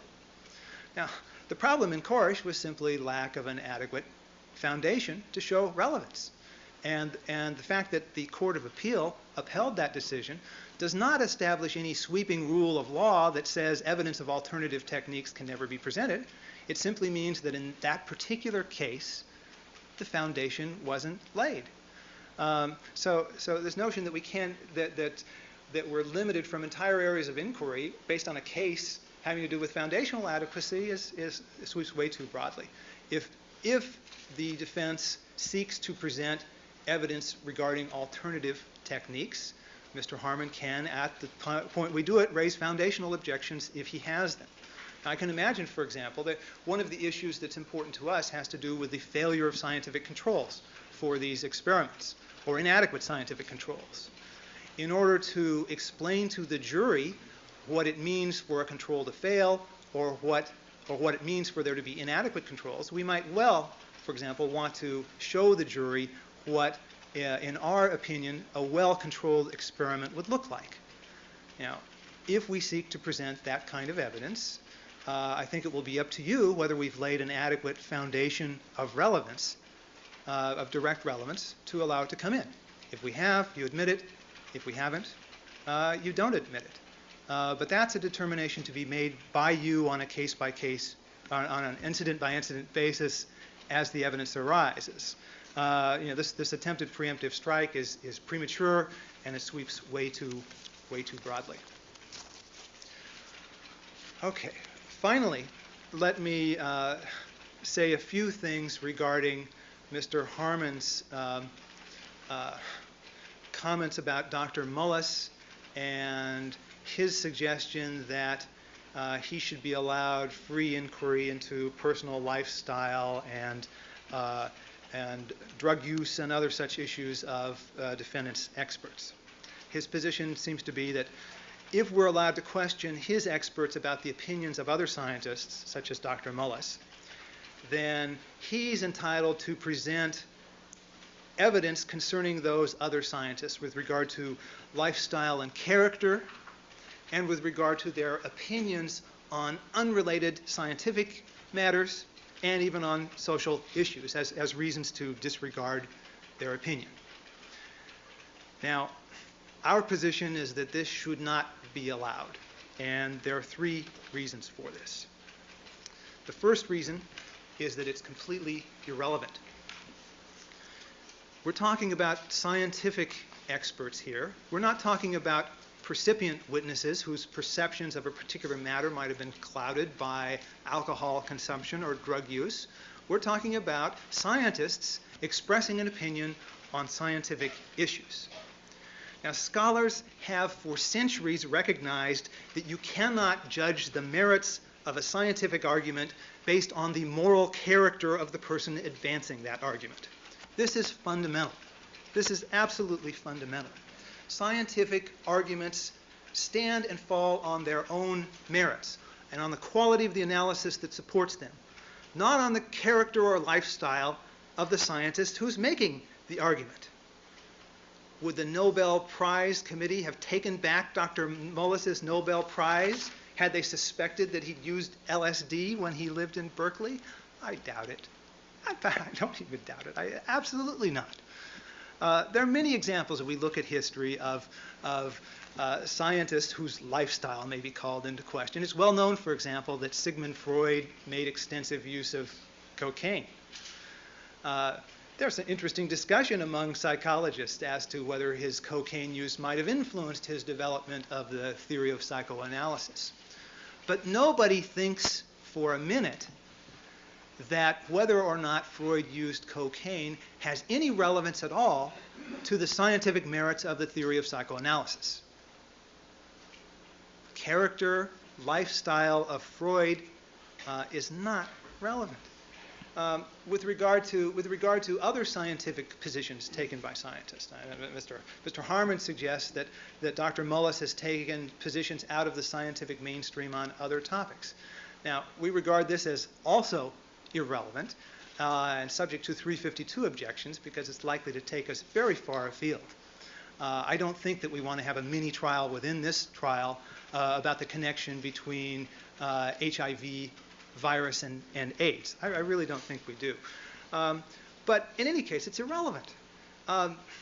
Let's look at other scientists. For example, Linus Pauling, for example, who was one of the most respected biochemists ever, had opinions out of the scientific mainstream with regard to the effects of vitamin C. If he came in to testify about issues in biochemistry, would he have been subject to extensive cross-examination about his opinions on vitamin C when that was unconnected with the scientific testimony he was offering? Certainly not. It's simply irrelevant. With regard to these opinions on social issues, for goodness sake, Albert Einstein had a number of opinions on social issues, marriage, socialism, and so on, that put him outside the mainstream. Does anybody think that Einstein's opinions on those issues has any relevance to the scientific validity of the theory of relativity? It's nonsense. Of course not. The only relevance to any of these lifestyle, character, or unrelated scientific issue opinions would come up if there's some direct showing that it affects the witness's perceptions or ability to communicate. So, for example, if Mr. Harmon had the chutzpah to ask Dr. Mullis, well, let me rephrase that. I don't for a moment doubt Mr. Harmon's chutzpah to do anything. When Mr. Harmon... You just challenged him like... When Mr. Harmon asks Dr. Mullis, are you on LSD now as you're testifying? If he wishes to propound that sort of question, I see that is potentially relevant.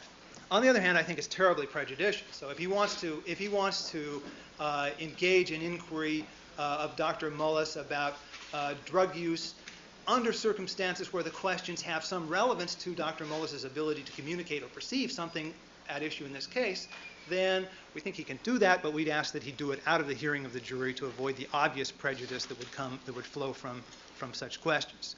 But with regard to the scientific opinions per se, and the merits of the scientific opinions, whether he has used drugs or not, or what his opinion might be on other issues, it's completely irrelevant. It's completely irrelevant. Potentially highly prejudicial and likely to lead us off on a merry goose chase that would never end. Do you think he could inquire into Dr. Mullis's attitudes and opinions regarding the criminal justice system? I think he can inquire of experts as to any matters that are related to bias. So if he could make a case or a showing that a line of inquiry is relevant to bias, and whether or not somebody used drugs at a particular point in their life, I see no connection between that and their bias with regard to expressing a scientific opinion. If there's some showing of relevance to bias, yes, he can. But we'd urge you to be very careful and circumspect about judicious in allowing such inquiry. Now, there's one strand of this argument that's worth commenting on also. I mean, Mr. Harmon tries to shoehorn the relevance of this by suggesting that I think I read his argument as saying, well, even if these lifestyle and character issues aren't relevant per se, he should be able to inquire about them because his experts think that they're relevant. And I believe the specific statement that he made is that there are scientists that he intends to call who disregard Dr. Mullis's opinions because of what they know about his lifestyle and character. Well, this I regard as astounding. This, I think, is well, I can't seriously believe it in the first place. I mean, I want to know who these people are who are scientists who say we disregard a scientific opinion because it's being advanced by somebody whose lifestyle and character we disapprove of. I mean, I want to know what college they went to so I can avoid sending my children there. And I view this as a... Well, the problem I'm having with your argument right now is when you lump together lifestyle. I agree with you. Lifestyle is an inquiry that in this context is likely, very likely to be completely irrelevant. Yes. Whether or not somebody likes to surf or they went to Cal in the 60s and 70s and did the normal thing Cal students do, yes, who cares? But when you talk about character, when you lump lifestyle and character together, then you've got a different inquiry. If you're talking about character in the scientific community, integrity of scientific research, integrity of the processes that they use, that's a different inquiry. So if you're lumping them together, you're creating problems for me. All right. Well, I mean, because scientists do have reputations for the quality of their research.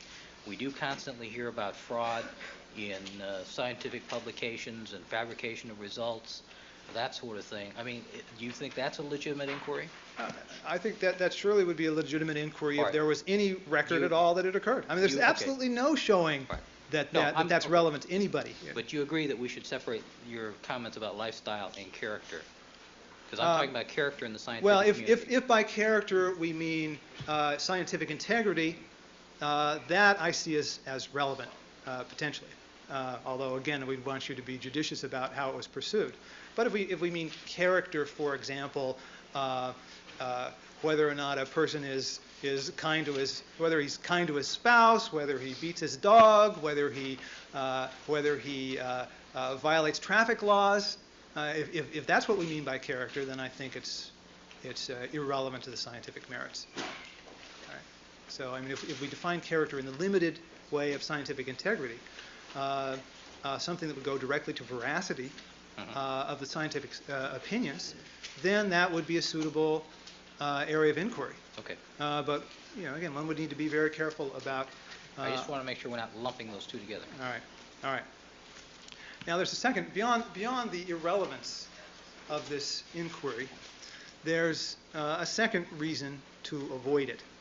And that is that allowing inquiry into such matters, the matters that Mr. Harmon proposes, is very intimidating to the defense witnesses, not just to Dr. Mullis, but to all of the witnesses that we might call.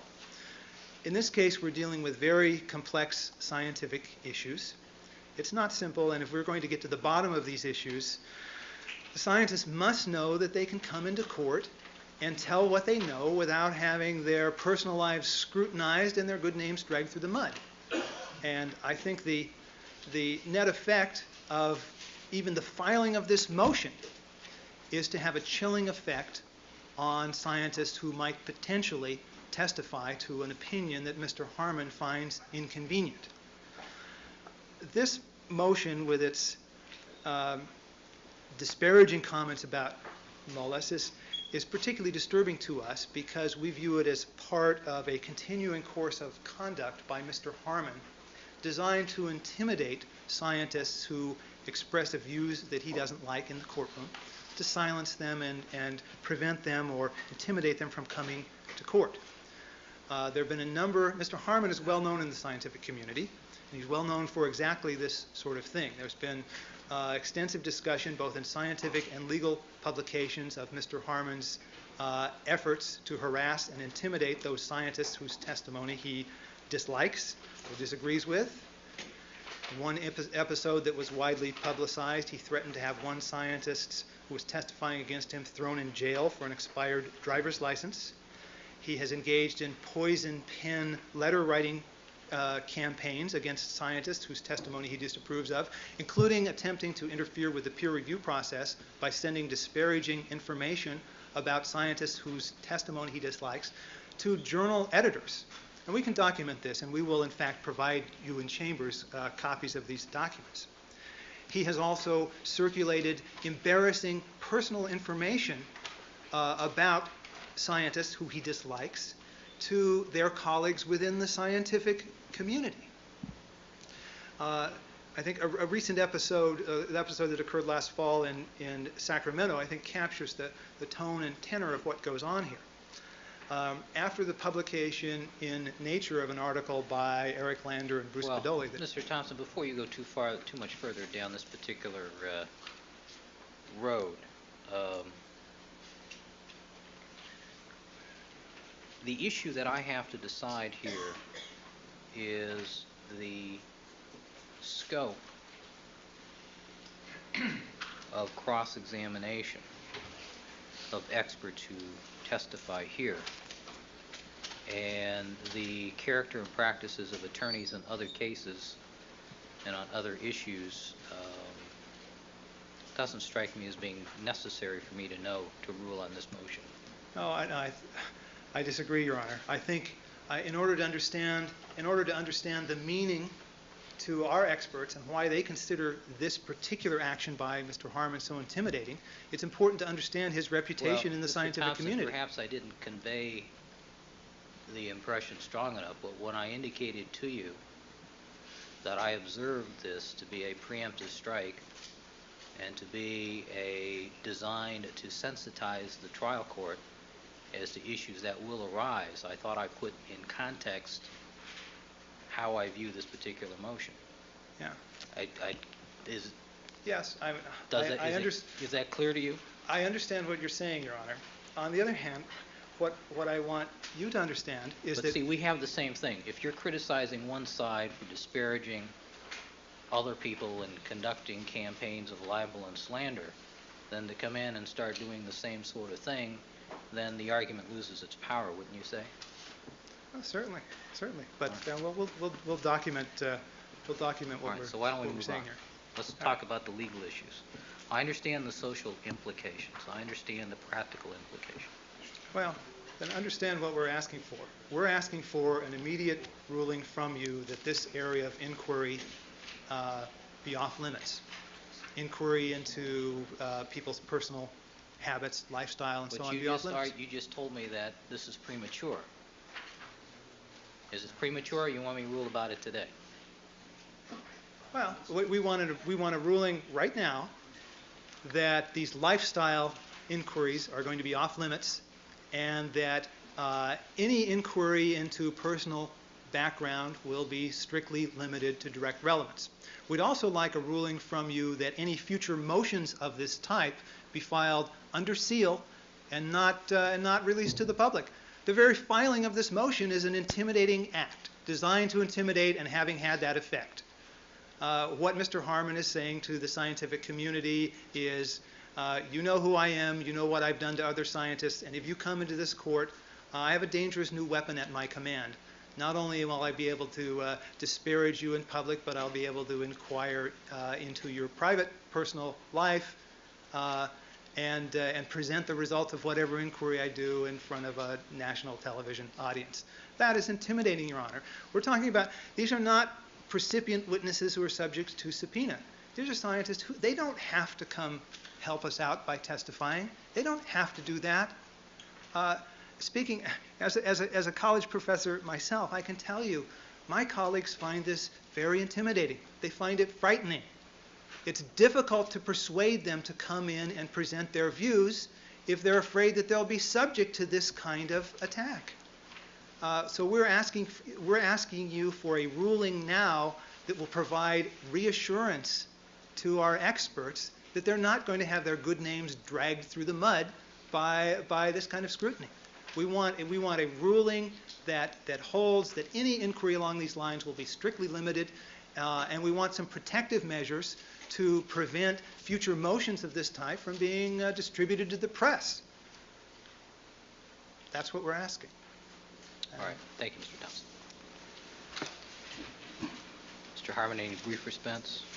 Very brief, Your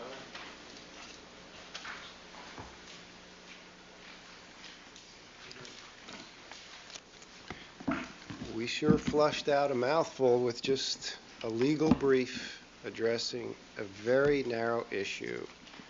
At times I wasn't sure whether Professor Thompson was responding to Mr. Clark's presentation or mine, and it's for the very simple proposition that they don't use that word reliability the way the cases use it. And when you cite a Kelly Fry published opinion talking about reliability, that's in the admissibility context. I am pleased that the defense would be happy to show an experiment that might suggest why our controls didn't work to show what adequate controls might be. It would be much more meaningful and it would be much more helpful to the trier of fact if they publicly, openly retested evidence in this case for the first time. I am happy that Dr. Mullis might be cross-examined on whether he's consumed LSD on the day of his testimony. Perhaps it would be in the best interest of the defense if they really are going to call him. I think that's really in doubt. Perhaps they get him in a detox center for a period of time so that when he testifies, I won't be able to ask him that. More of the same. Wait. No, Wait. Thanks, Judge. Wait. Mr. Harmon, I really don't need to hear that sort of thing. Thank you, Your Honor. I appreciate that his opinions depend on the quality of his experiments, and I invite him publicly not to do an experiment, but to retest the ample remaining evidence in this case so he can address a scientific reality rather than some opinion that's based on partial information. I've already written to him and invited him to do that. I have not received a response. Thank you, Your Honor. All right.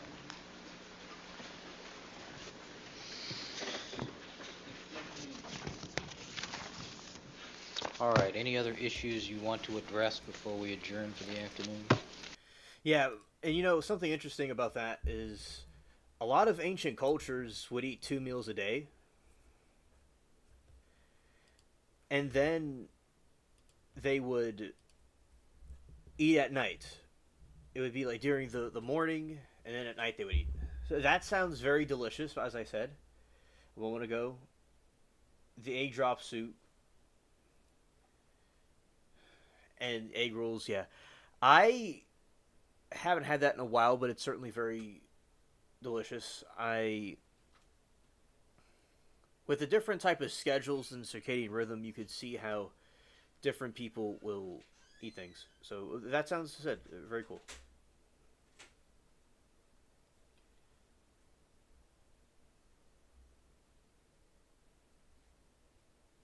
It's a late dinner. Okay. Oh, understood. Yeah, well, I'm glad that you are enjoying your meal while you hang out with us.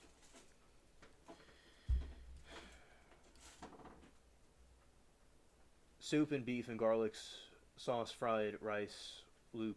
Soup fills me up. Egg roll, though. Oh, okay. Yeah. It fills you up. Probably enough to last a while. Yeah. It's, if anything, it's like a feast of egg rolls. Yeah.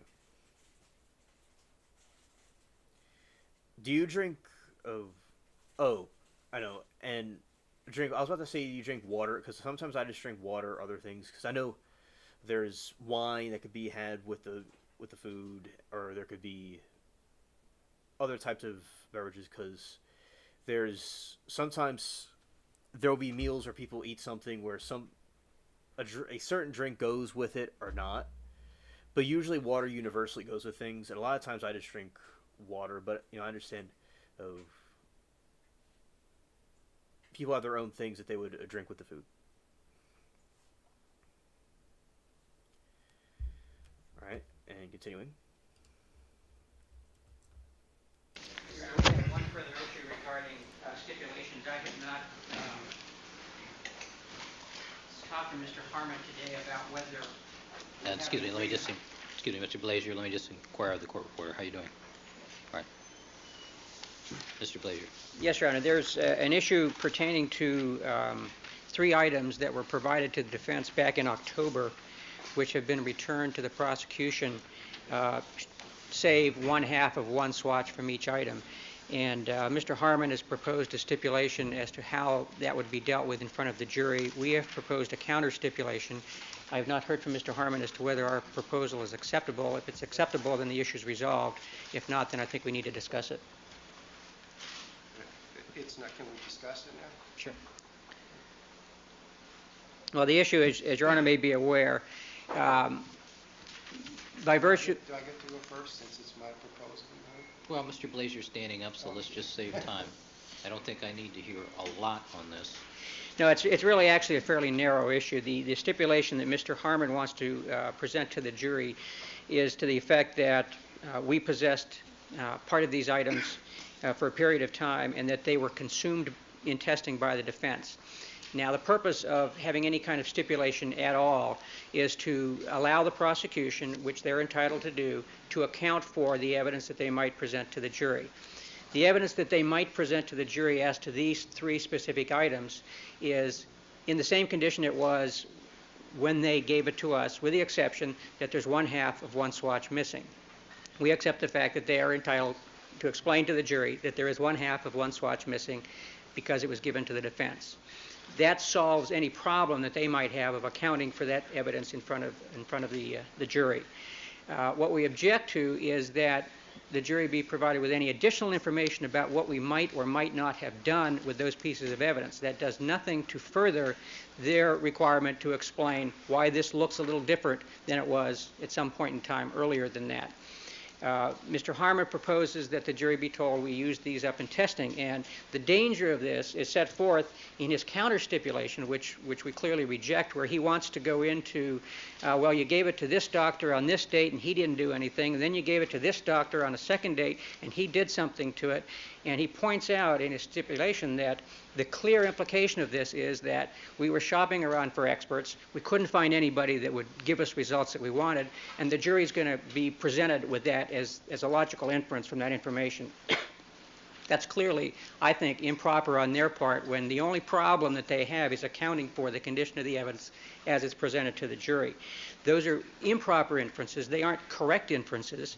There are all sorts of other inferences that you can draw from the fact that we may have used something in testing, such as we want to impeach their witnesses with our results, that we got inconclusive results, we used unconventional testing. There are all sorts of things that could have been happened. If we choose to present that information, obviously it'll be provided to them and they'll have a right to deal with it.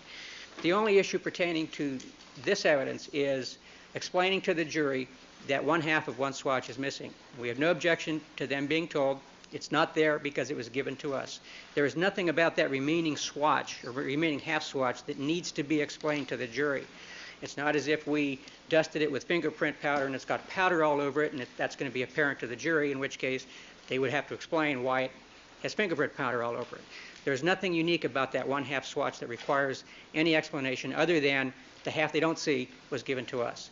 And we are prepared to stipulate to that.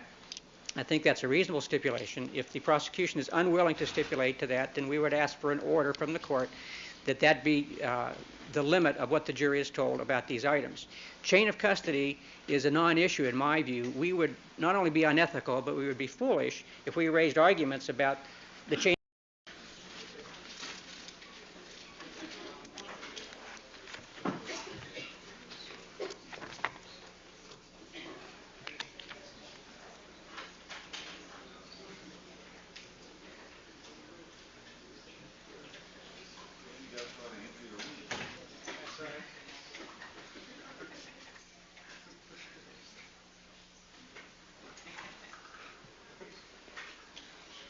All right, back on the record in the Simpson matter. Defendant's again present with his second set of attorneys. People are ready with their third set of attorneys.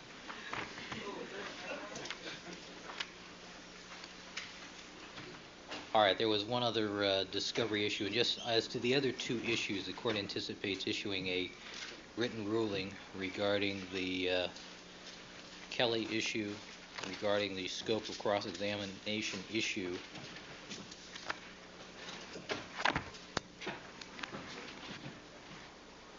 And we had a discovery issue also to take up.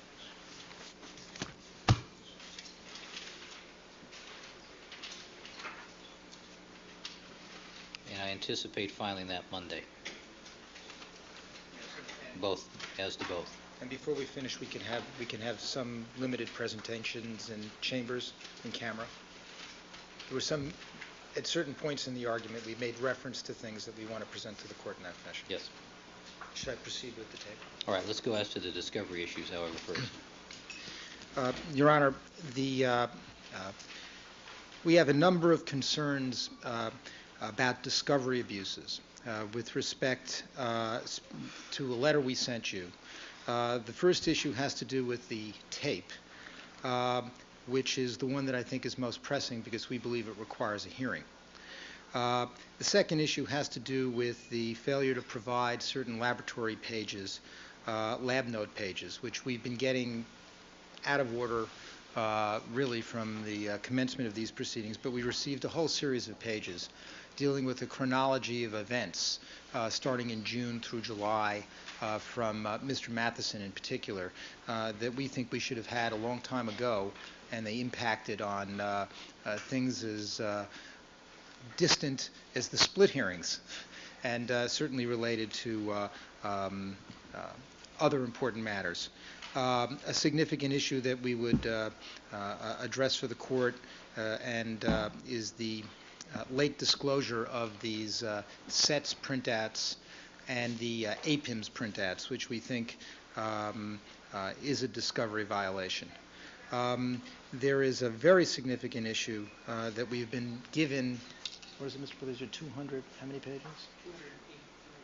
283 pages with respect to shoe evidence, memorandums from the FBI of investigations that took place in August, interviews from all across the country, things that if we were to double track at this point in time with the limited resources available in the middle of trial is extremely difficult. We should have received all that material much earlier.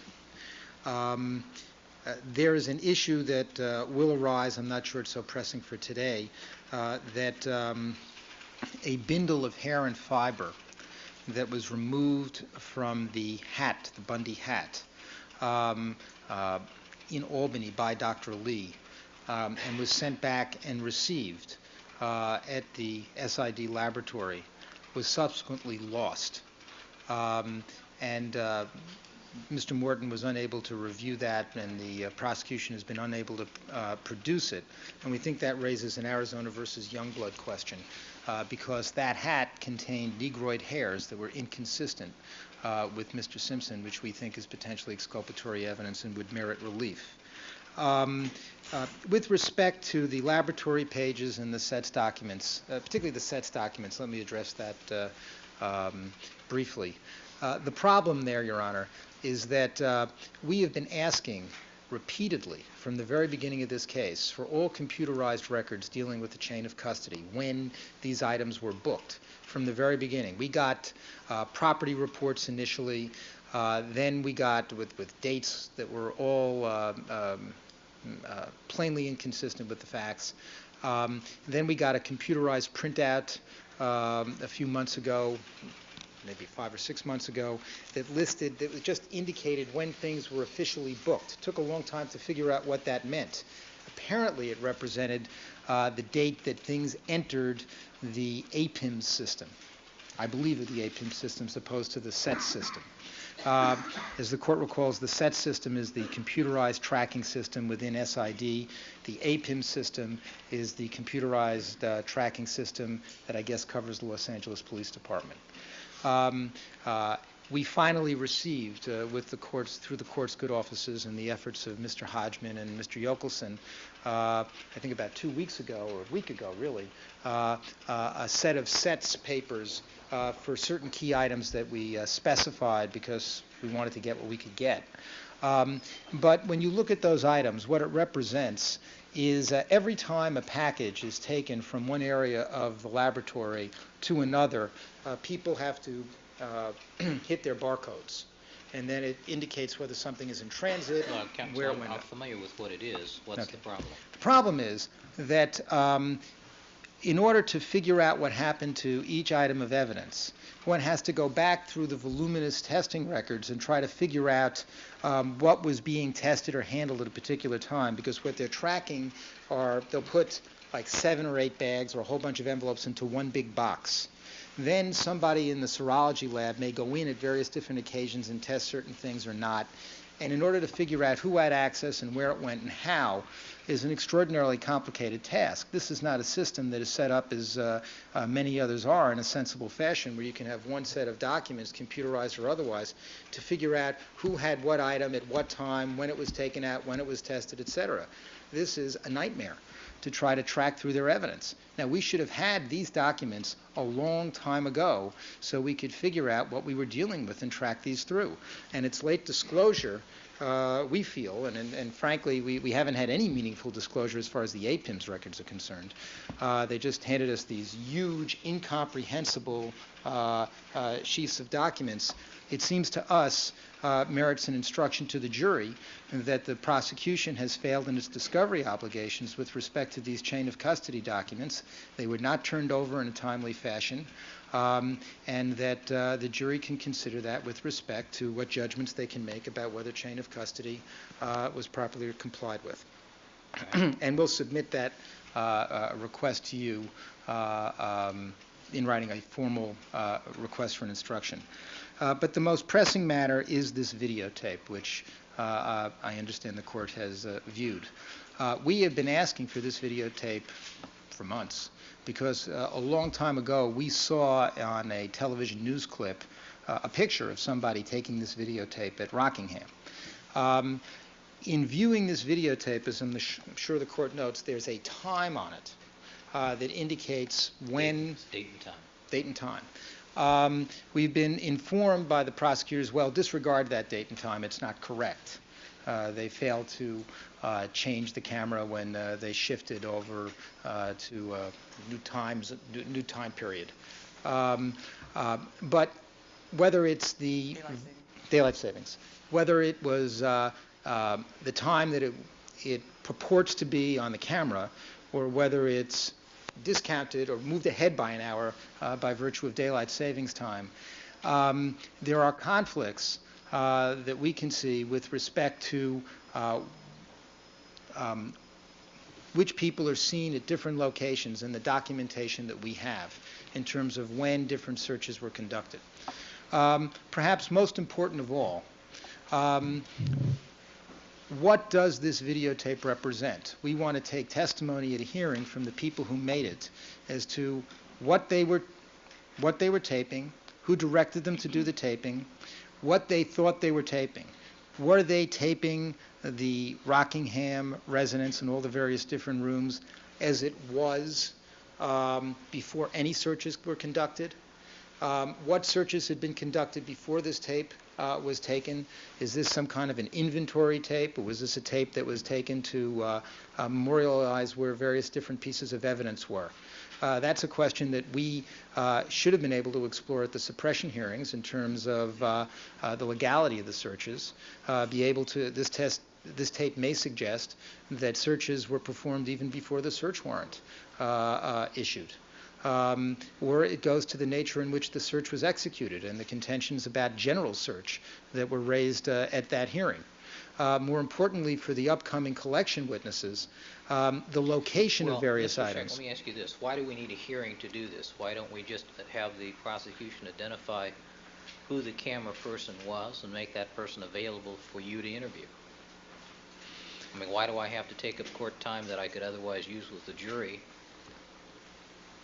Well, we would like, Your Honor, well, first of all, I think that what we would want is that testimony under oath at this point, because we see contradictions. And we think serious issues. I'll give you a simple example. As I'm sure the court saw with great interest, at one point during the course of this videotape, the camera pans over the master bedroom and shows those straps that apparently were moved around at some point in time on the bed, and then just at the point where it's about to show the socks, a very critical piece of evidence in this case, and where they were at whatever time this tape was taken, the camera cuts all of a sudden and moves to a new position. We're very interested in why that happened.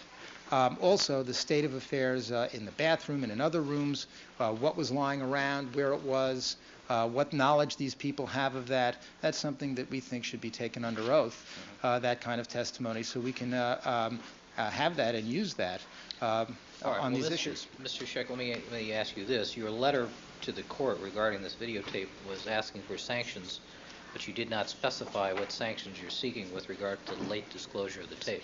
That's precisely the point. We don't know until we make inquiry of how this tape was created, who was leading around the person that was doing the tape, what instructions they had, what the circumstances of this were. We won't know what precisely the dimensions of the prejudice are, whether this tape helps us in certain areas as much as we think it might, whether or not it's something that the prosecution should be precluded from using parts or any of it. We don't really know. In order to figure out the dimensions of the prejudice here, we have to have a hearing, because it's very hard for us to figure out even the time that this tape was taken, much less the impact it has on search questions and also on the upcoming testimony of the witnesses who sees things at Rockingham. That's our problem, and we want that under oath. I mean, I'd like to accommodate the court in terms of the jury time. That's why I was perhaps inappropriately pressing the court to consider this issue yesterday. But we're very serious about this. We think this is a very serious discovery violation. I can point out to the court that there's panning of that garage area and the door, objects near that door. That's something that the defense should have known when it was cross-examining Detective Lang about pictures of that. It's something that the defense should have been able to see in cross-examining Detective Van Adder and others in the trial, Mr. Kalin, about that whole general area. What was the state of objects in that Rockingham address at a particular time is something that we were entitled to know at the suppression hearings and before this trial started. And we asked for this tape numerous times, and it was suppressed. The circumstances of why it wasn't turned over, I think, are also extremely relevant in terms of what sanctions the court might want to impose, and I think we need to have testimony as far as that's concerned. So So you're asking for a hearing at this point? That's exactly right. All right. Ms. Lewis, is this your issue? Your Honor, actually, Mr. Goldberg is going to address the court first to set forth the law and talk about the other documentary items. I'm going to deal with the videotape, so if you don't mind, we can take it in reverse order. All right, let's do the videotape first. Oh, you do want to take the videotape first? Yeah. All right. Your Honor, I had a conversation with Detective Looper of the Los Angeles Police Department yesterday, who was the detective responsible for the execution of the search warrant on June 13th at the defendant's residence at Rockingham. I believe Detectives Van Adder and Lang were downtown with Mr. Simpson during that period of time, and that's why he was responsible for it.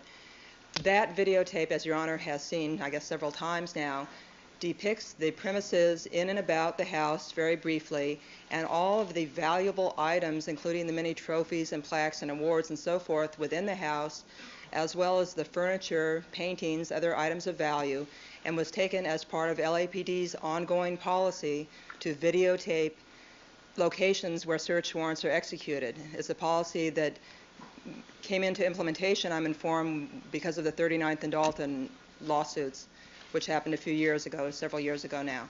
So that the policy of the police department is to take a videotape for their own civil liability, administrative purposes, to make sure that they don't have claims against them later that they've stolen property or they've trashed premises. That was the whole reason why this particular tape was taken. The tape shows the same locations that are shown in photographs. The defense has had photographs of the interior of Rockingham for months and months. Those photographs show almost the identical things that are shown on the videotape, except the emphasis with the videotape is on the value of various items, because it was taken with that purpose in mind. So are you indicating to the court that this was taken by some LAPD photographer or videographer?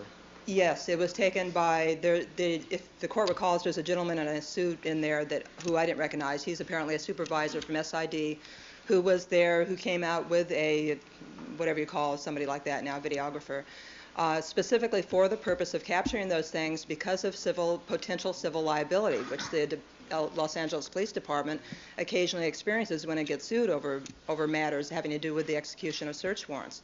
So that was an administrative tape taken for that reason, and it was a different, I'll just finish this sentence, I see you're about to inquire, but it was taken by a different person than the person who went through and did the photos.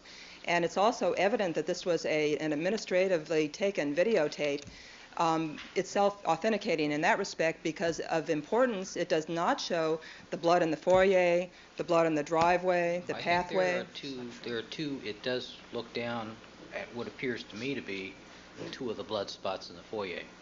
Okay, I missed Two of that. the I'm blood sorry spots, if it right? does. And pauses it.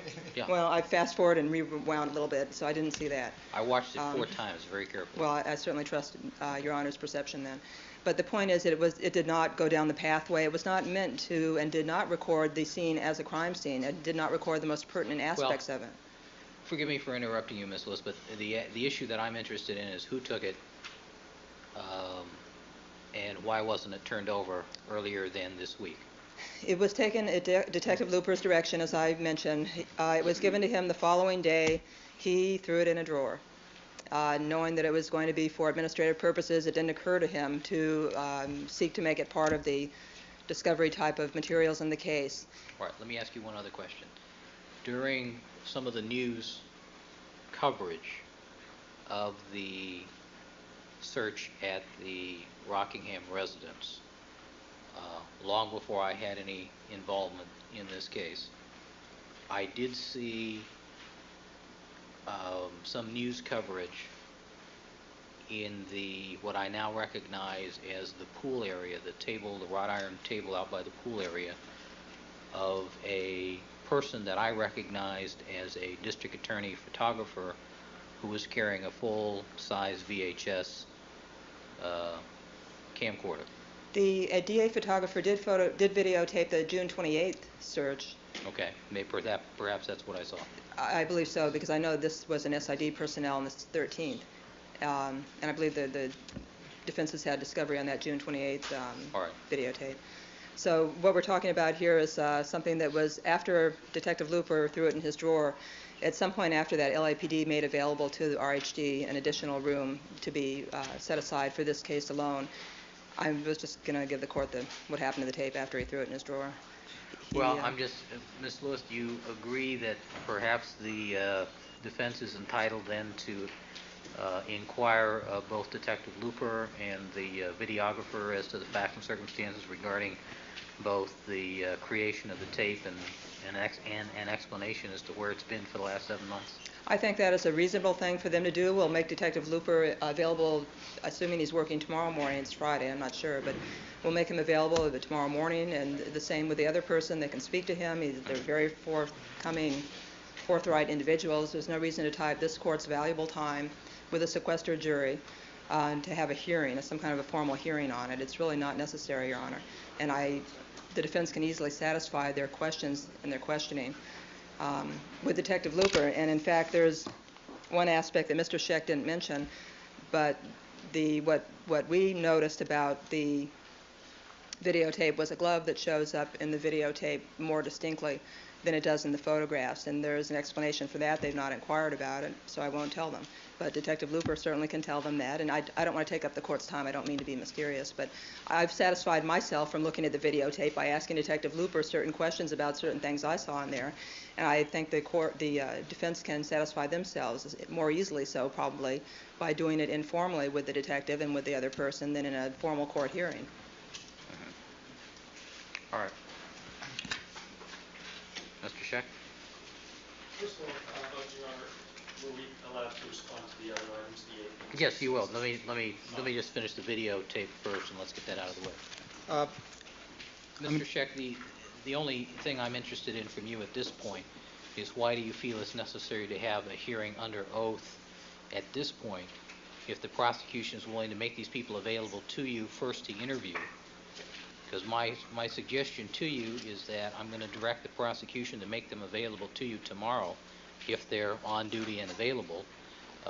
And after taking statements from them, if you feel a further hearing is necessary with testimony under oath, I'll accommodate you then. But I'd like to do it the easy way first rather than having to, I don't want to necessarily use up my court time.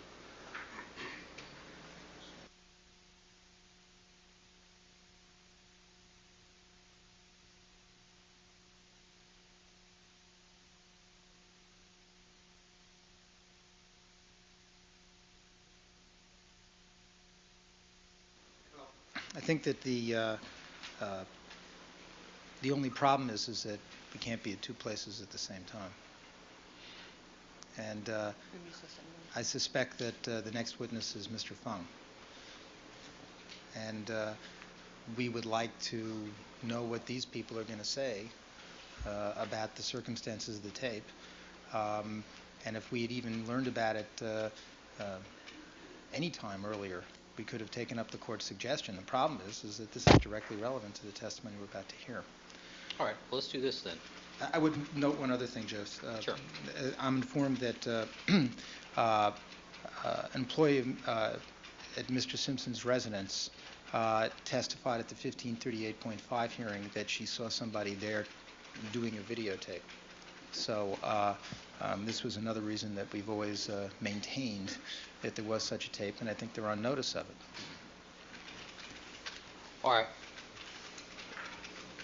Let's do this then. Let's order Detective Looper and the videographer here tomorrow morning at 8:30. There's one other person too, Your Honor.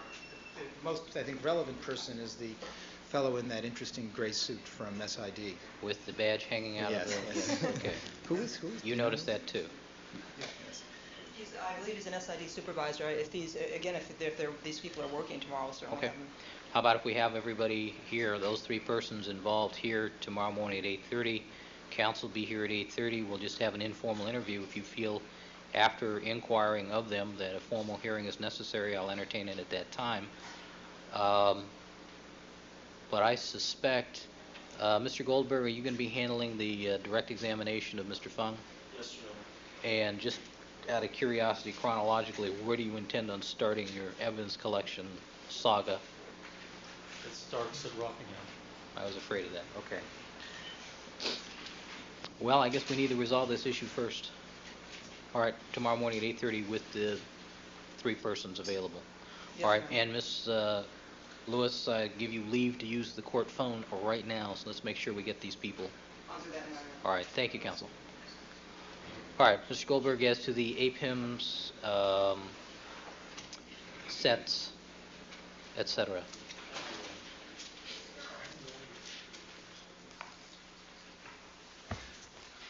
Your Honor, before getting directly into the facts regarding this APIMS and sets issue and also the other issue raised by counsel, which relates to these new L numbers of the laboratory reports, I just wanted to discuss general principles of California discovery law as we understand them now in a Proposition 115 environment, because I think that they will be helpful to the court in resolving not only these issues, but perhaps the issue about the videotape, as well as other discovery issues that are going to arise throughout these proceedings based upon the history of things that have gone on to date.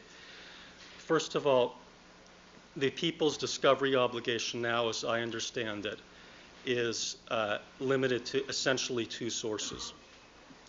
Number one is the Constitution of the United States. We have to provide exculpatory materials, so-called Brady materials. And the second source is the Penal Code, 1054 of the California Penal Code. And therefore, in any discovery issue that is before a judge now in a post-Proposition 115 environment, there is essentially a two-stage analysis that the court must go through. One is to look at the issue of whether or not it is exculpatory within the meaning of Brady. And the second is then to go systematically through the Penal Code and mechanically apply what has been set down by the people of the state of California through the initiative process as the law of the state. Now, I'd like to address first this issue of what is exculpatory evidence and cite a couple cases to the court, which Your Honor is probably already familiar with in counsel. Don't worry, it's not the entire notebook here, but well, we'll do that later on this afternoon. But they do set forth a definition of exculpatory that I don't think we're really that familiar with here in California, because prior to Proposition 115, we basically did follow rules that were judicially created. And those discovery rules were essentially that we just had to turn over everything that we had in our case file unless it was somehow privileged. So the general rule is you give it over unless there's some specific reason why it is privileged. But that is not what the United States Constitution requires. And one case that discusses this is California versus Trombetta, the United States Supreme Court case that the court is familiar with at 104 Supreme Court Reporter, and I'm looking at page 2534. The court is probably familiar with this in the context of what we call in our state hitch motions, where a piece of evidence has been intentionally or negligently destroyed. But they also discuss discovery obligations, and they say that the definition of materiality for the purposes of determining what's discoverable is the same in the context of what we call a hitch motion as it is in the context of a Brady material. And what they said there is that whatever the duty the Constitution imposes on the states to preserve evidence, that duty must be limited to evidence that might be expected to play a significant role in the suspect's defense. And then they have a footnote, and in a footnote 8, they say, in our prosecutorial disclosure cases, we have imposed a similar requirement of materiality. And we have rejected the notion that a prosecutor has a constitutional duty to routinely deliver his entire file to the defense counsel. We know of no constitutional requirement that the prosecution make a complete and detailed accounting to the defense of all police investigatory work on a case. So the Constitution does not require us to turn everything over. It does not require us to empty out our files, as was done in a pre-Proposition 115 environment.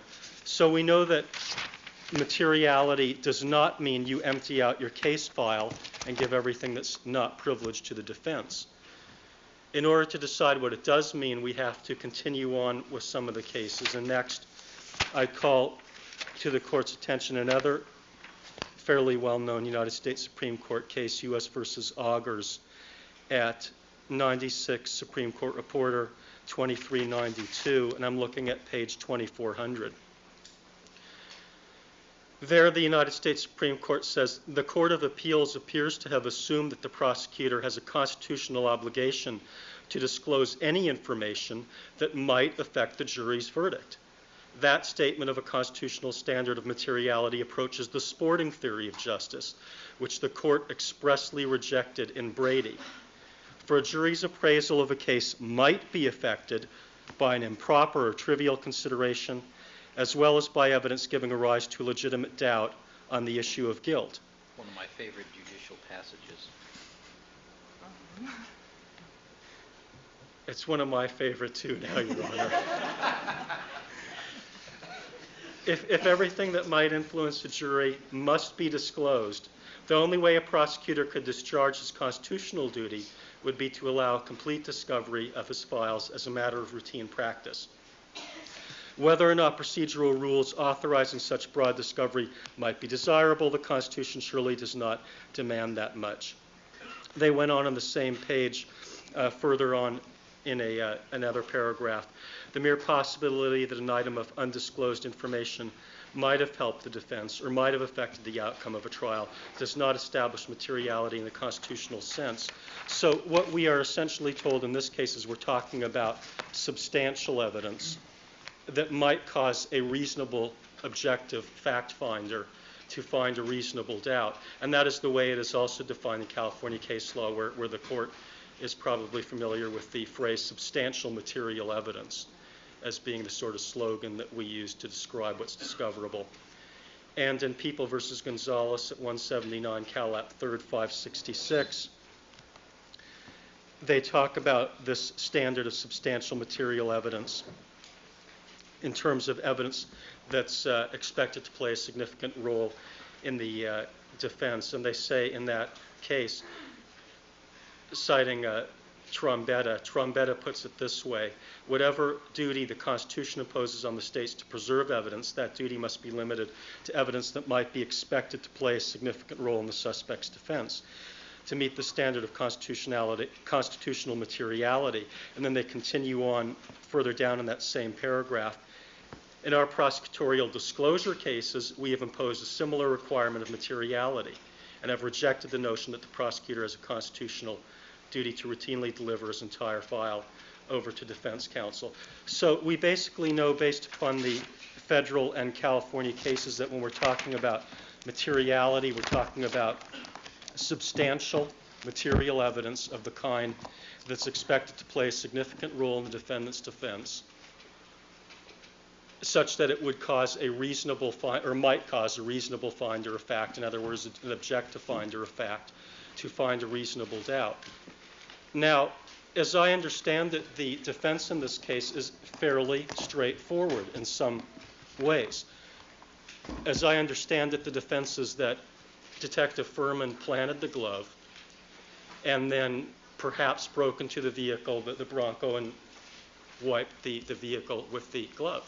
Now, if that is the defense, does the defense believe that it's reasonably possible that he took the glove from Bundy, drove it to Parker Center, booked it into evidence so that it went through APIMS, then drove back out to the location at Rockingham to plant it, and then wipe it throughout the Bronco, and that if they only had the APIMS material, they're going to find some evidence of this? It is very difficult when you apply the standard of constitutional materiality to figure out how they can make a legitimate argument that this APIMS and SETS material falls within that definition. In order for the court to understand this, I'd just like to give you a little bit of background in terms of what these materials are. Well, before you do that, Mr. Goldberg, isn't it correct, though, that the defense has already been given a set of each of these materials? That's true. So isn't the argument sort of moot? They've got it. No, the question is how was it interpreted, or whether or not there's any other way to. They're asking us to reformat it. And see, this is one of the problems that we get into when, in my view, when we give them things that we are not required to do under the Constitution, that we're not required to do under the Penal Code. And I could turn to the Penal Code and also show how it doesn't come within any of the provisions of 1054. The problem that we get into is we think that we're being nice guys by jumping through all these hoops that they've set up for us.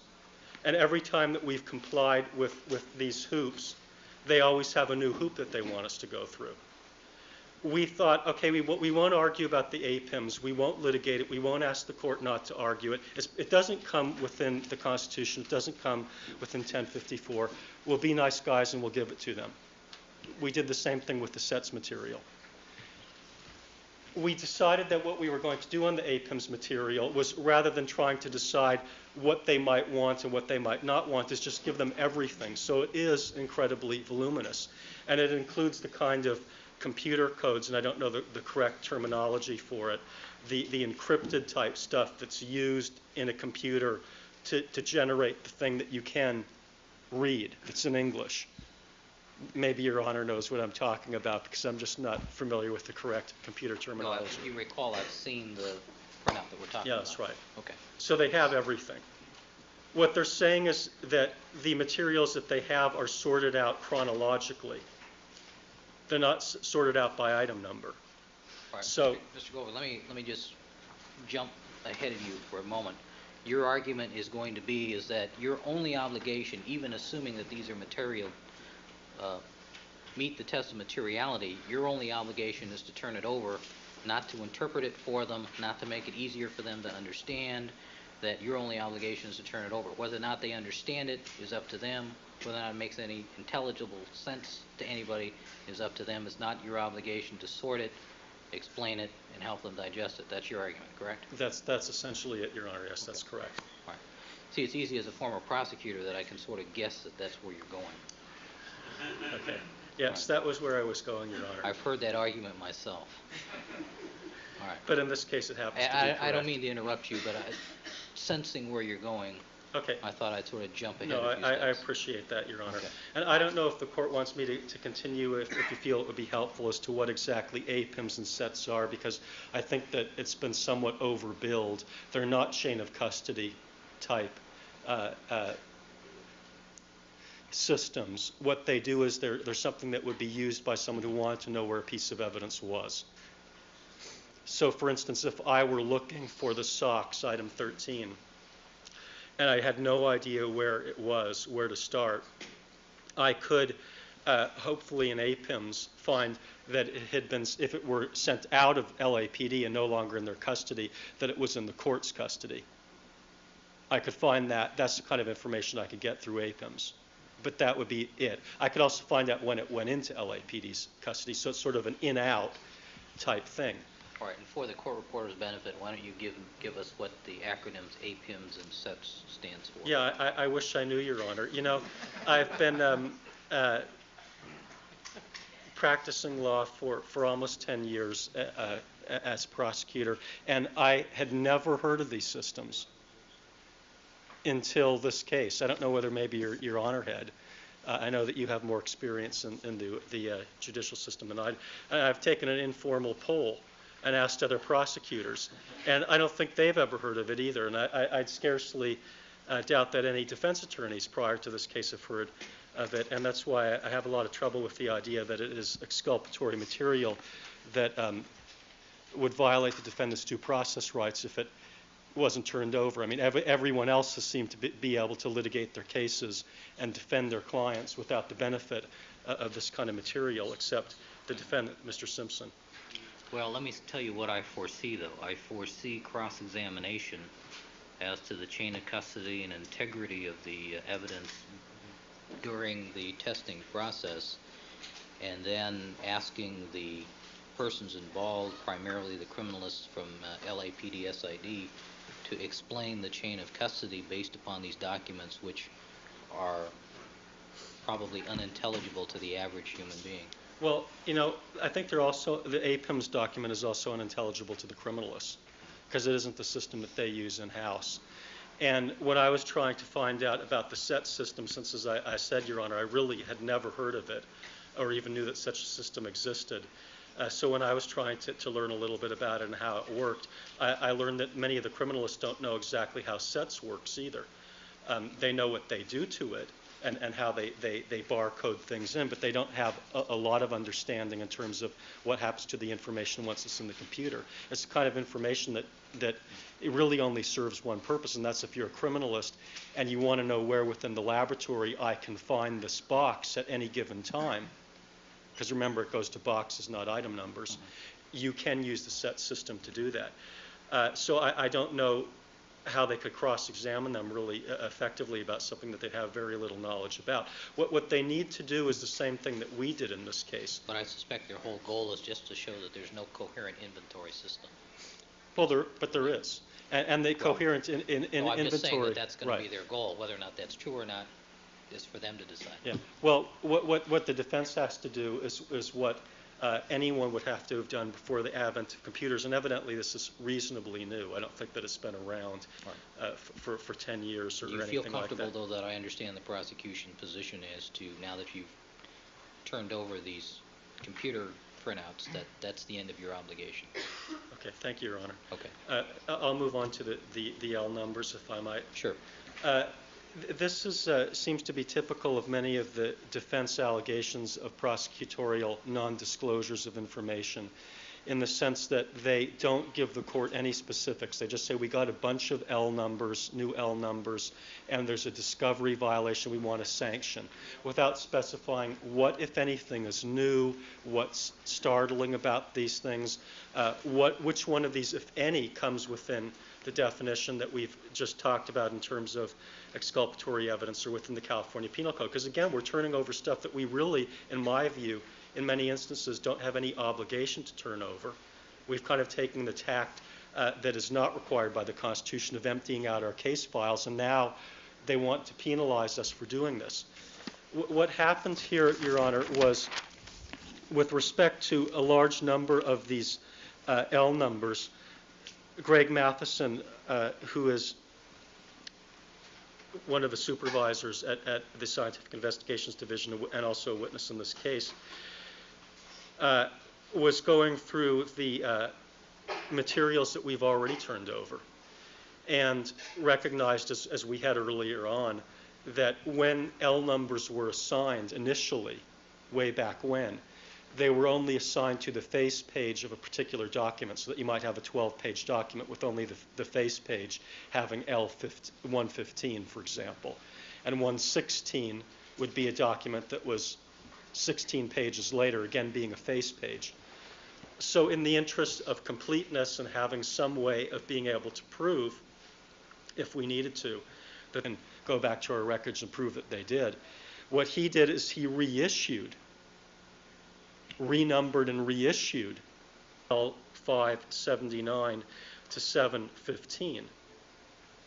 So as to those items of these alleged 300-odd pages that the defense says or claims that they have that are new or previously unaccounted for, many of those I would assume fall into that category. As to the remainder of the items, according to what I have been able to determine, they are all relatively recent materials. And many of those materials dealt with records that were compiled, itemizing the numbers before we sent them out to Albany for the defense inspection, itemizing them after they came back. There were notations as to the laboratory visit that occurred on Saturday. I believe that was the 3rd or the 4th of this month. There were many of these materials not falling with any of the provisions of the discovery law, which, as the court is familiar based upon our last discussions and the discussion of particularly Hines versus Superior Court, may include notes, but it would include notes of laboratory analysis, comparisons, observations, testing, and the like. And many of these things were chronological references to events that took place that have nothing to do with testing or analysis of evidence and the kinds of things that come within California case law that requires disclosure of certain notes under Proposition 115. So I think that the burden is really on the party that's making the allegation of discovery abuse to go through, to itemize the specific page numbers that they claim that they didn't have, and to try to articulate to the court what these are, why they're important, why there's been a discovery violation, so that the court has some basis upon which to make a decision on that issue. I'd just like briefly, I don't think the defense is asking for any relief on this right now, to mention the issue of the bindle of hair and fiber. I did not know anything about that issue until it was raised here, but what I can tell the court is that the procedure that the Los Angeles Police Department used is they photographed the evidence before it went out, and then photographed it after it came back. Of course, that's produced an enormous number of photographs, hundreds and hundreds of photographs, which the defense has. But that should be able to dispose of this kind of allegation. I'm not sure that the defense is asking for any form of relief on this at this time. Maybe they're just announcing it for whatever press value they feel it has. But I do believe that the court should summarily deny the defense claims of discovery abuses regarding the APIMS and set materials and also the new L numbers. All right, what about the comment regarding the 283 pages of shoe evidence and reports from the FBI? That was something that Ms. Lewis also looked into. So I'll stand up and talk about that with the court's permission. All right. Your Honor, these materials are almost exclusively repetitive copies of a form letter, essentially, that was sent from the FBI, I believe, to various shoe manufacturers around the country. So it's correspondence, basically, and it's other types of memos and correspondence from this expert who we will be calling. But it's correspondence. It's not materials which are discoverable, as Mr. Goldberg has just talked about in terms of what materials are discoverable. These were things... Mr. Bodziak's yes. materials? Yes. All right. And these were, he basically cleaned out his files. Mr. Goldberg alluded to us cleaning out case files. It's a similar analogy. He, after finally completing his reports, and I don't want to represent they're totally complete, because they may not be. But in terms of completing the reports that have been done to date and the analyses that have been done to date, those were the priority. That's what he sought to finish on and did. He got those out. And then he went far beyond what the defense even asked for in their recent letter which requested materials from Mr. Bodziak or Agent Bodziak. And that is correspondence and virtually everything he had in his files. So again, we turned over, as is my position as well, frankly, that we turned over materials which were not required under the discovery laws. And we have been especially forthright in this case from the beginning, and that was a decision made from the get-go to do that. But again, it's a similar situation where these are letters and correspondence and things that are not discoverable under the discovery laws that we turned over anyway. And so certainly we should not be sanctioned for turning over what we did not have to turn over. The defense should be grateful that they have received this information and early, before the expert testified. Your Honor, I want to mention that I did talk to Detective Looper. He'll be here at 8:30 in the morning. He's spoken with Mr. Ford, the one who actually did the videotape. He'll be here. We've not yet reached the supervisor because he's out doing something work-wise, so we should certainly be able to reach him as well. And it also occurred to me, back to the videotape for a moment, the blood on the carpeting would also be for liability purposes. That would be the reason why they would videotape that. Blood on the foyer. On the foyer, whatever. It would be for liability purposes so that they couldn't later claim that the whatever material it is in the foyer or paint, I forget where this blood is, frankly, but so that it wouldn't have been something that the LAPD damaged. I think the argument is going to be, though, that what time, when, who was there when it was collected, and if it's still there at 2:30 in the afternoon or 3:30, depending on what time. I have it through hearsay, because I didn't ask Detective Looper myself. I should have, that this was all done after the search warrant was executed, but we'll know that in the morning with certainty. Okay. All right. Mr. Scheck, you want to tell me a little bit more about the bindle, the lost bindle? Yeah.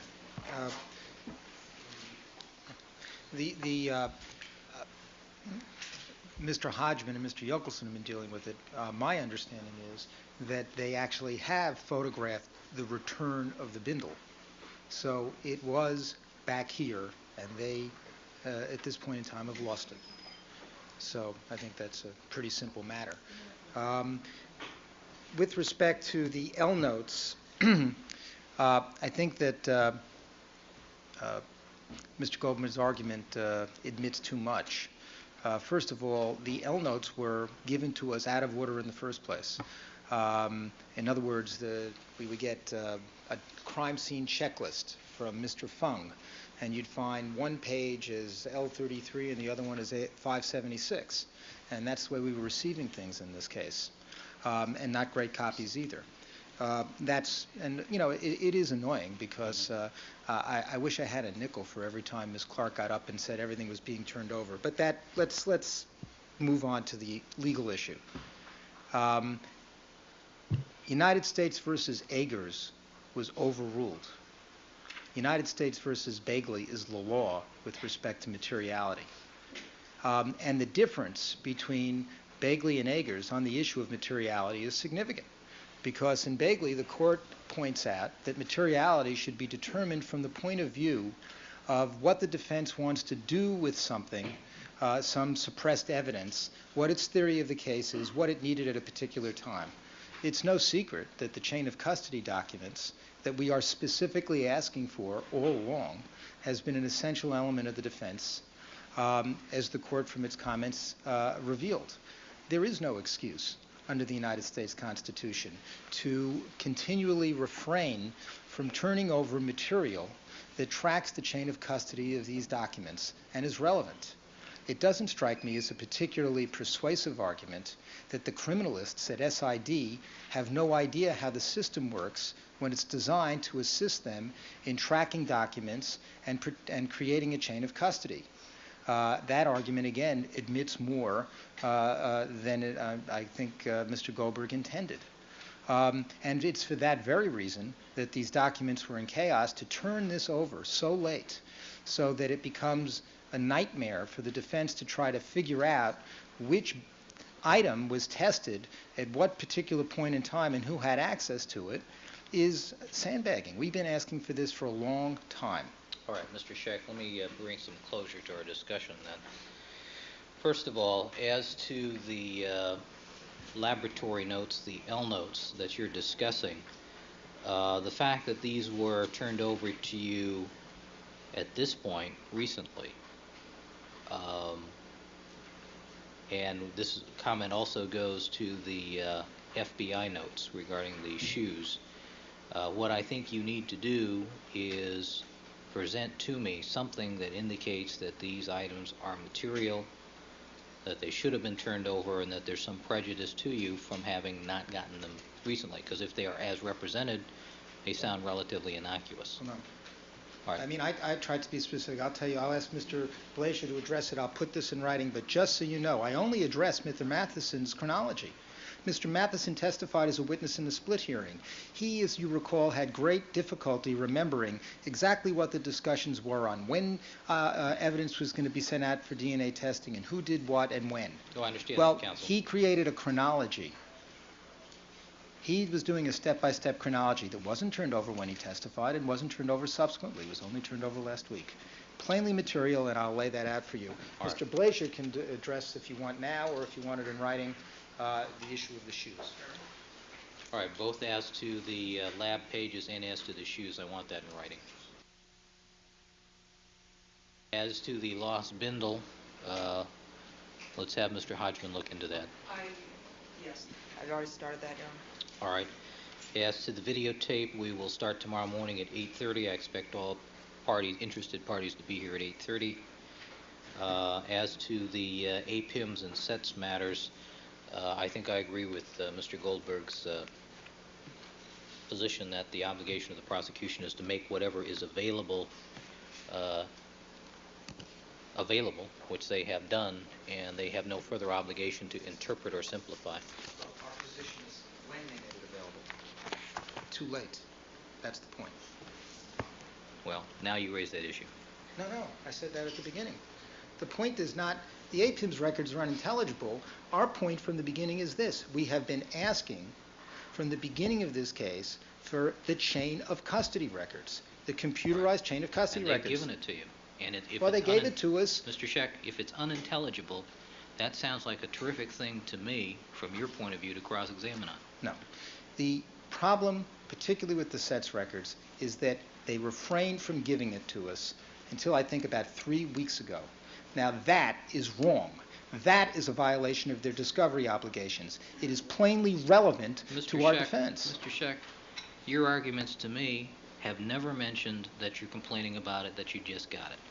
You're complaining about what it says and how you interpret it. This is the first time you're telling me. No, Yes. Your Honor. Yes.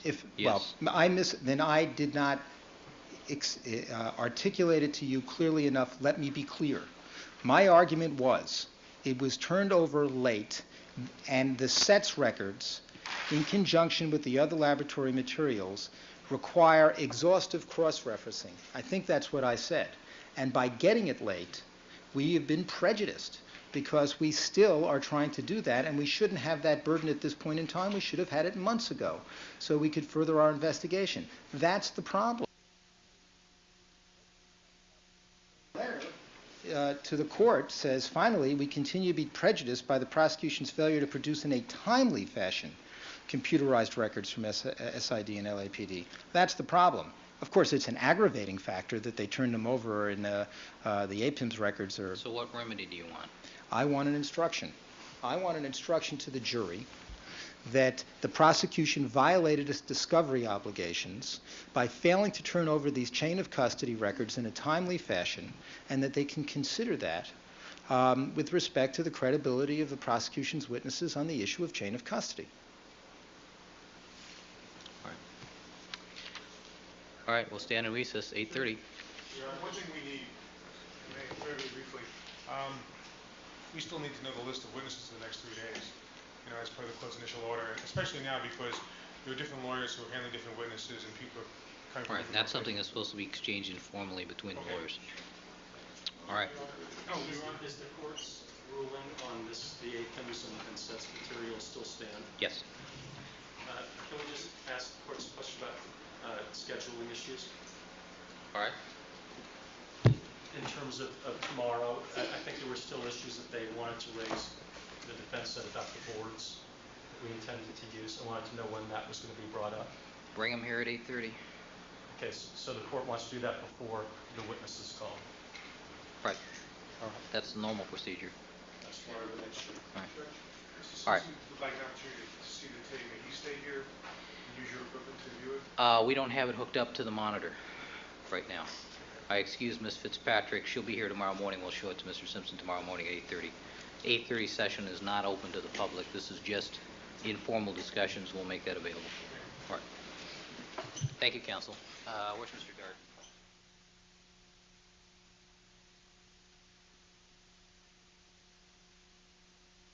Counsel, Mr. Shapiro, Mr. Cochran, Mr. Neufeld, Mr. Douglas, people represented by Ms. Clark and Mr. Darden. The jury is not present. Counsel, is there anything we need to take up before we ask the jury to join us? Mr. Cochran. Your Honor, there's an even quicker manner. There's another attorney here who's representing Marguerite Simpson Thomas. There was a bench warrant issue and held until today, and it's my understanding Mr. Darden and that attorney whose name escapes me have agreed on Mrs. May 5th. Hamburger. May 5? May 5. Cinco de Mayo? Yes. All right. Bench warrant. Is that date agreeable to your calendar, counsel? Yes, that'd be fine. Thank you, All right. Your Bench Honor. warrant will be continued to be held, issued and held to that date. Thank you. Thank you, counsel. Address the court, Your Honor. Mr. Cochran, good morning. Good morning, Your Honor. Your Honor, yesterday there was a witness called by West Tech, and in the course of the proceedings, much was made of the security system at Mr. O.J.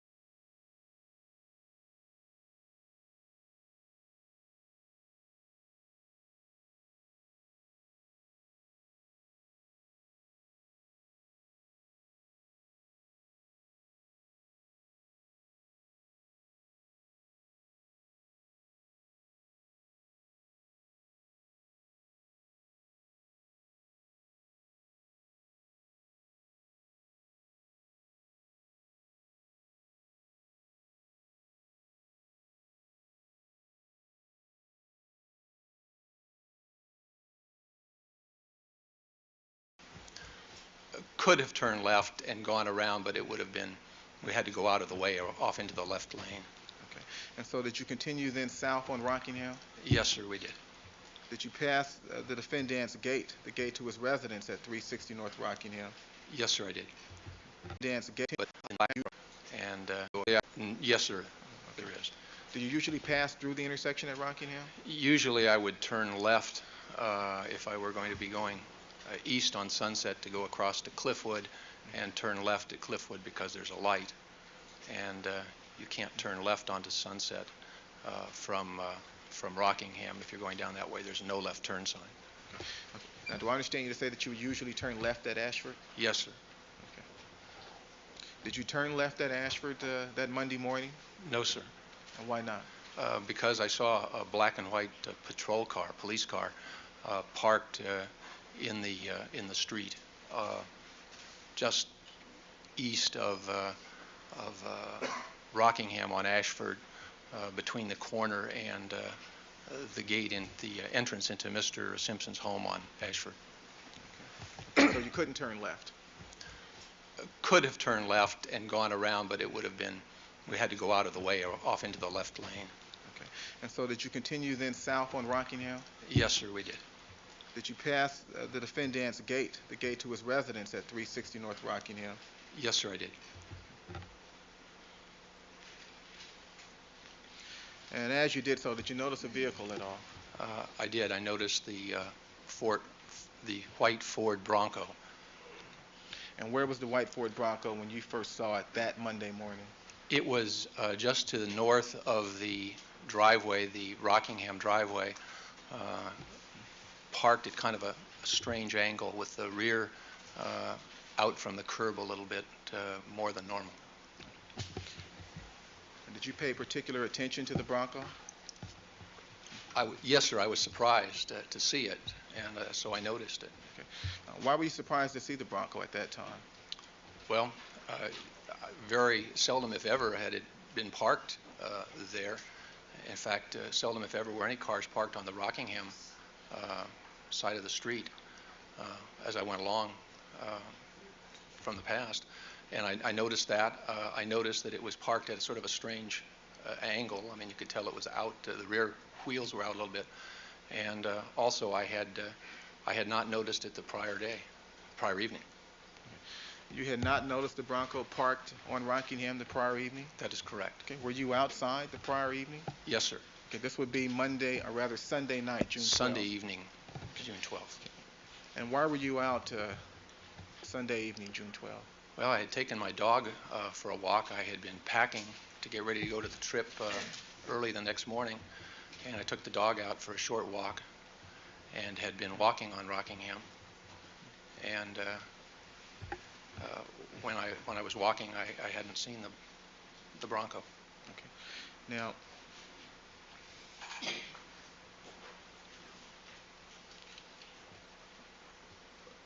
what time was it, if you recall, that you walked your dog Sunday evening? About 9:30, 9:45 period.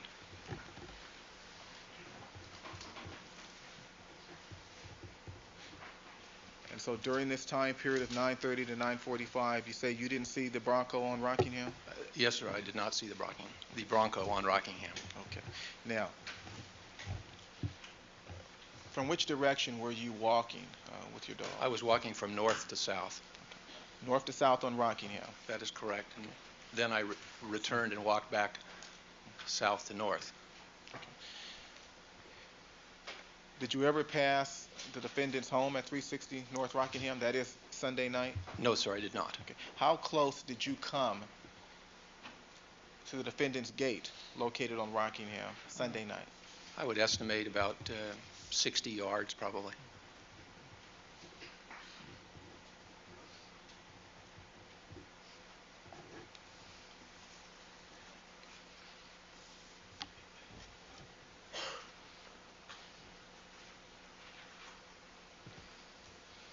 Now, you mentioned a moment ago that seldom, if ever, have you seen the Bronco parked on Rockingham. That is correct. Have you seen the Bronco parked at other locations? Yes, sir, on Ashford on occasion.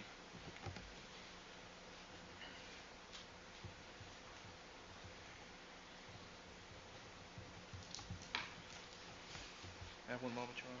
Certainly.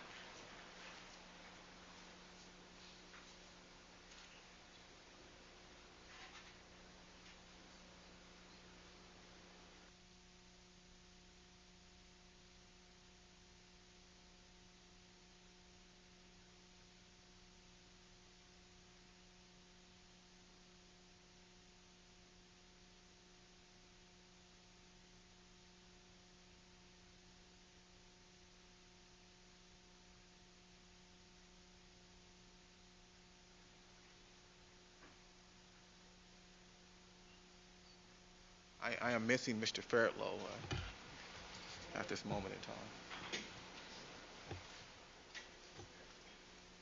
Yes.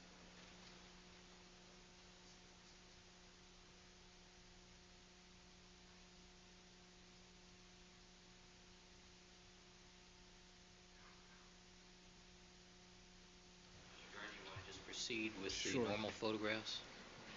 I'm sorry? Do you want to proceed with the normal photographs and just do it the old-fashioned way?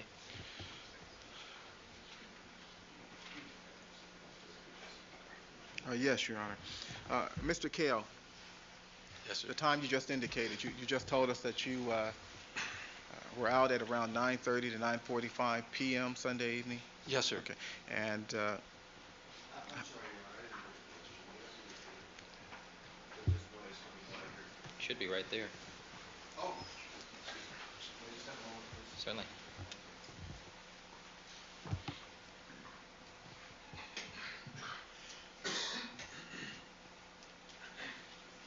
Thank you very much, Your Honor. Mr. Darden. okay, you indicated that you were out around 9:30 to 9:45 p.m. Sunday night. Yes, sir. Okay.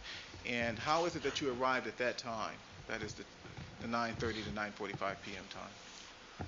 Well, I had come back earlier in the evening with one of my children, and we'd had dinner, and then I had started to pack for my trip the next morning, put my materials together to go on this trip. I know that I came back and went to bed shortly, about 10 o'clock or very shortly thereafter, because I had to get up early the next morning. And I know that when I got done with the packing and before I went to bed, I went out for a short walk, and that's the best estimation I can have, is about between 9:30 and 9:45.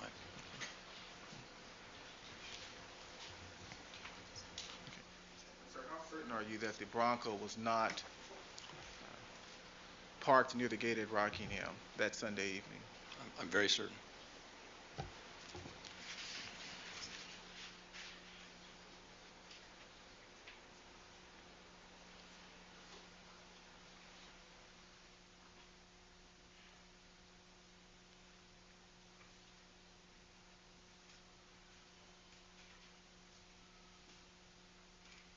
Perhaps Mr. Harris assist you with that?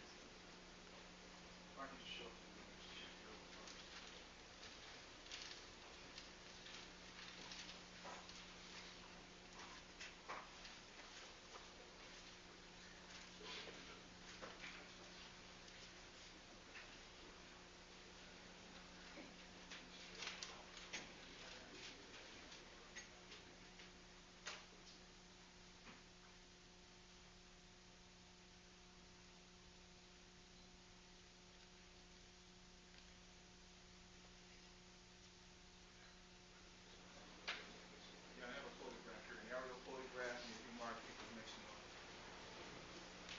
157.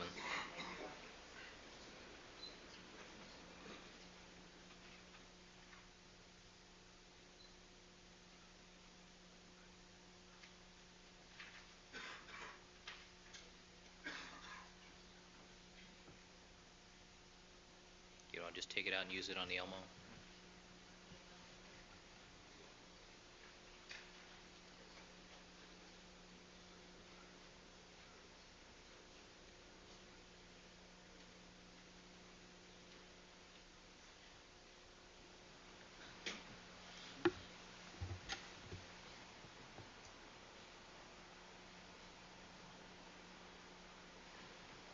All right, you see your monitor there, Mr. Kale?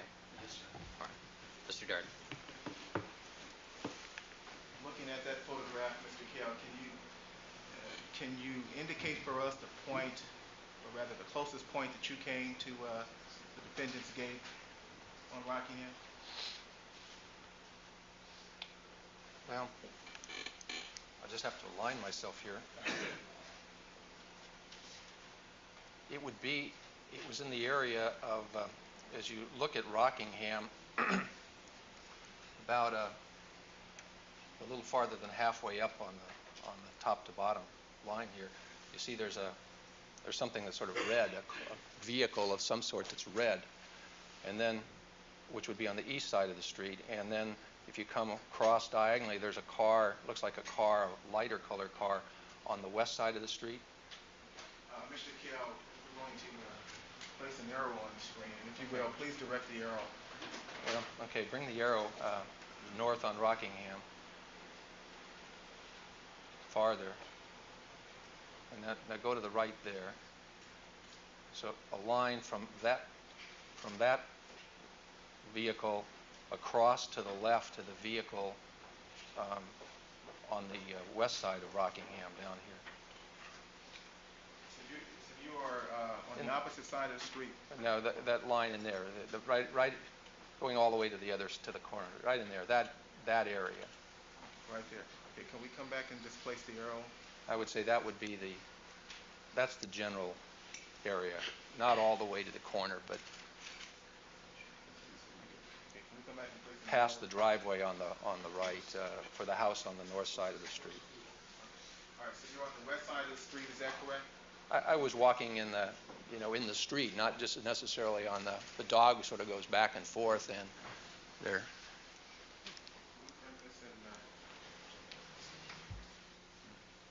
At the time, there wasn't really very much traffic on Rockingham. Now, when was the first time that you were interviewed by the police, Mr. Kell? I would say it was in January, I think. I don't know the exact date, but it was in, I believe, in January of this year. And did you contact the police?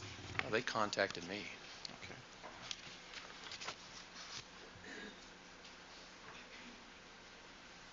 Now, you do live in the area, is that correct? That is correct. Okay. And you would prefer not to have your address published, I take it? That is correct.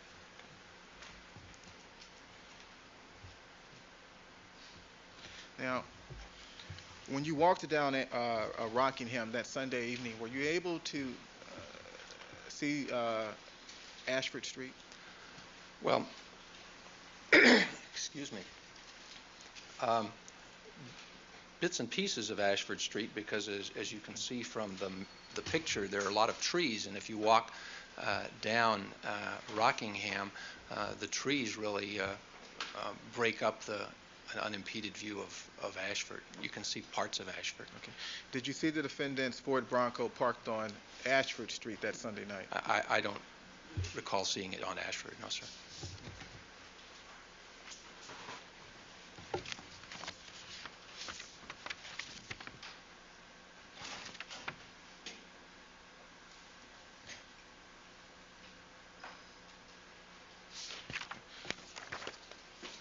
Thank you, that's all. Mr. Shapiro? Thank you very much, Your Honor. Your Honor, before we begin cross, may we approach the reporter for a moment? With the reporter? Yes.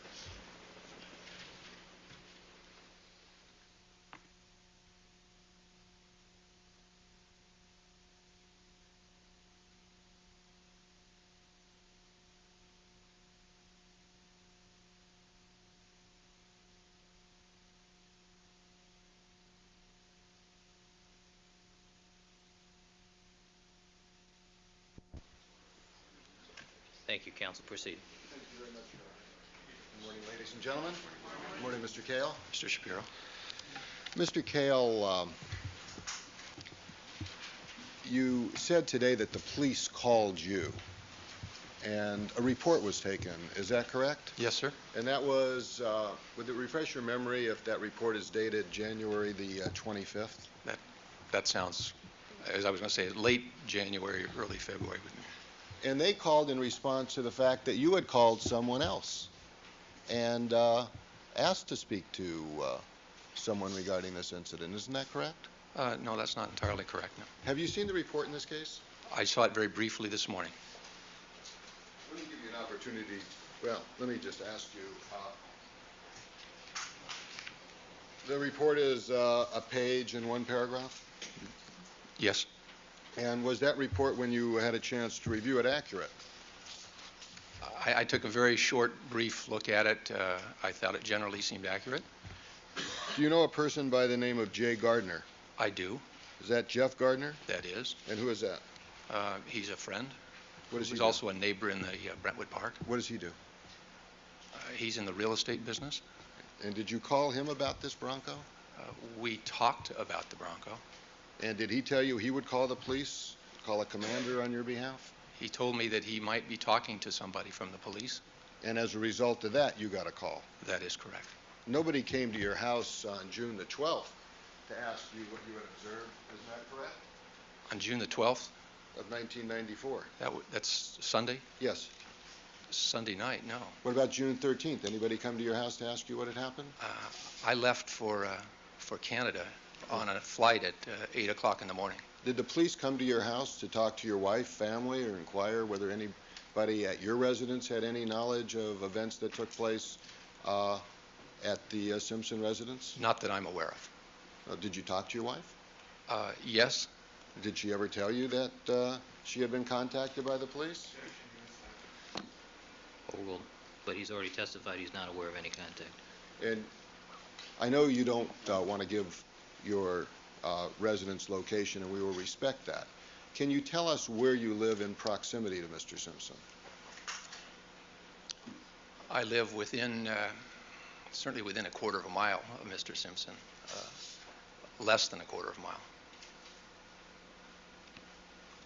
And up until the time that you called the police, well, you called your friend and the police called you back, no one... I didn't, excuse me, I didn't call him, I was talking with him. You talked to your friend? Yes. And as a result of that, you were called by the Los Angeles Police Department. No one had come to take any statements from you, even though you live within a quarter of a mile of Mr. Simpson. That is correct. And what attempts did you make to report what you had observed to the police prior to January 25th of 1995? I had made none. What is your profession, sir? I'm a self-employed private investor. Do you have any legal background? Yes, sir, I do. What legal background do you have? You can answer the question. I have a law school graduate. I have practiced law in the state of California. And is it your testimony that you would not know how to contact the police to report evidence that may be relevant to a murder case? Objection. You never said that. I'm sorry, man. Sustained. Did you tell, you talked to an officer by the name of Crotsley, C-R-O-T-S-L-E-Y, on January the 24th. Isn't that correct? That is correct. And at that time, are you aware that he reported Objection. that you did... Objection. Counsel's going to read something to the witness. I'd like an opportunity to review what he's going to read. Sustained. Have you ever reported to the police that you didn't know how to contact them, to give them information? That never was an issue. The answer is no. Let me show you a copy of the report that was prepared by Mr. Crotsley and see... Yeah, this is what you just showed him this morning. That's all I have. May we have that, please? Counsel, I thought I directed you both to direct your comments to the court. All right, Yes. let's proceed. Your Honor, may we approach, because apparently I do not have the complete reports. He does not have the complete reports with him, Your Honor. There's a distinction. All right. With the court reporter, please.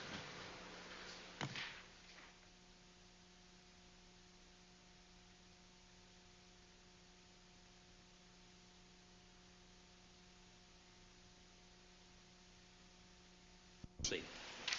May I approach the witness, Your Honor? Let me give you as much time as you need, sir, to read this report.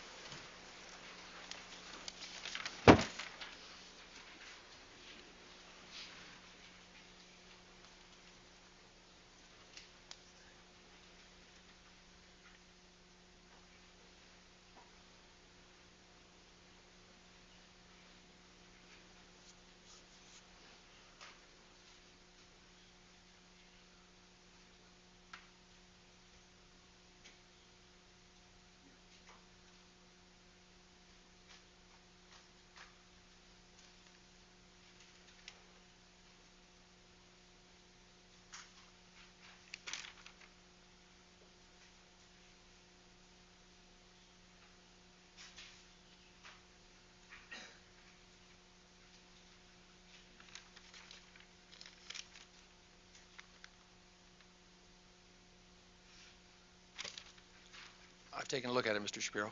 Have you had enough time to read it? I've read it. Excuse me. Do you see if there are any errors or omissions in that report? Well, as I told you before, I don't think there was an issue of my not knowing who to contact in the first paragraph. No, what is the error in the first paragraph? He said it says in the sentence that Mr. J. Gardner stated that a friend, Charlie Cale, had information regarding the Bronco but did not know who to contact. I don't know what Mr. Gardner stated, but so I don't know whether that's, I guess that's somebody else's comment. Let me just ask you on that point, then we'll move on. Did you ever tell Mr. Gardner that you had information but you didn't know who to contact?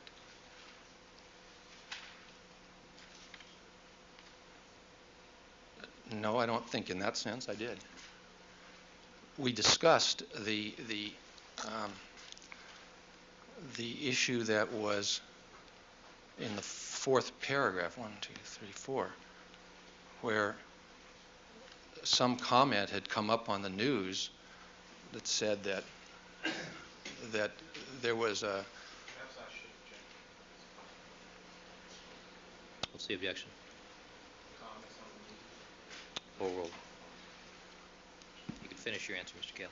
That had been reported in the news that someone was stating that the Bronco had been parked other than on Rockingham, and that it had been moved onto Rockingham by the police or by somebody, or that it had been changed its location. And Mr. Gardner and I were going to walk the night before, and it hadn't been there. So that's how the whole subject came. So you ask also if I knew how to go get a hold of anybody in June. In June, there was never an issue that I was aware of about where the Bronco was or was not parked. I take it that you know that there was a preliminary hearing in this case. Yes, sir. And I take it you know that that was televised. Yes, sir. Did you see any part of it? I don't think I saw more than 5 or 10 minutes of the whole hearing. Did you? On the news, perhaps, but I did not watch it. And did you see any news reports of any issue regarding a Bronco? I saw news reports that indicated that there was a Bronco parked there and there was an issue of what was in it or on it or things of that sort. So you knew as early as July of 1994 that the Bronco was at least an issue in this case, being a lawyer, did you not? The Bronco was an issue. I don't know that it was an issue. I knew it was an element in the case. And you're a reader of newspapers, are you not? Yes. You read about this case in the newspapers, did you not? I read it in the newspapers, yes, sir. And you were aware of something that's been referred to as a low-speed follow involving a Bronco? I am. Overruled at this point. I'm familiar with that. And so, as a lawyer, would it be fair to say that you could conclude that the Bronco was an issue in this case?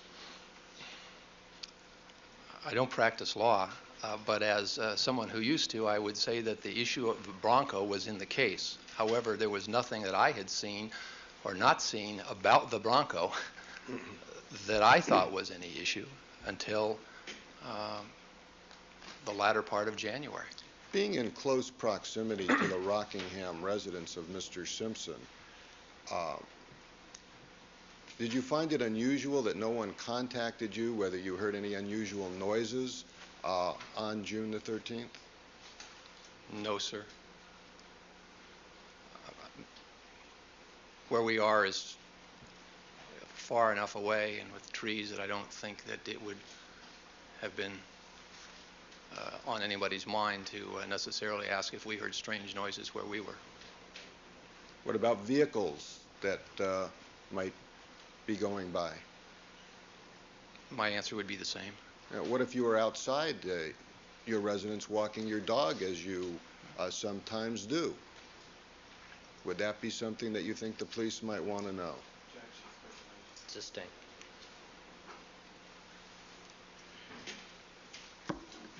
Are you familiar with the vehicles of all your neighbors? Not all of them. Are you familiar with all the vehicles that were parked on Rockingham when you went to the airport that morning on June the 13th? I am familiar with the two that I saw, one on Ashford, which was the black and white, and the other was the Bronco, and to my recollection, there weren't any others parked. There were no other vehicles on Rockingham that day? Not that I recall. How about the night before? What vehicles were parked on Rockingham? On Sunday night? Yes. I saw none. Have you ever seen any other Broncos at Mr. Simpson's residence or in the area of, strike that, in the area of Rockingham and Ashford, have you ever seen any other Broncos other than Mr. Simpson's Bronco? I've seen other Broncos, yes, sir.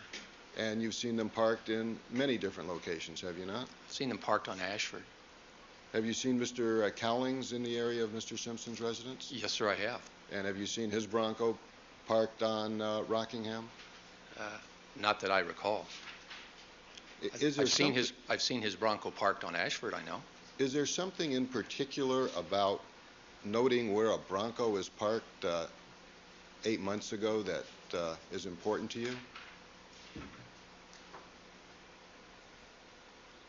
I don't really quite understand that question, Mr. Shapiro. Have you watched any part of this case on television, any part of this trial? Very little. So you've watched some of it? Very little. What have you watched? I've seen news clips from the news when I watch the regular news. That's really about all. Have you seen any witnesses testify in this case? I've seen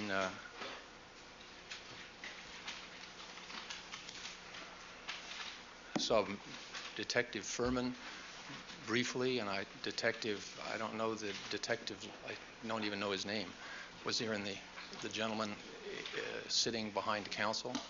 I saw indicating Detective Lang. And I probably saw 2 or 3 minutes in total of Ms. Lopez.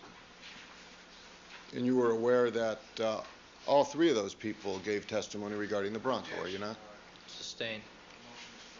Be stricken, jurors to disregard.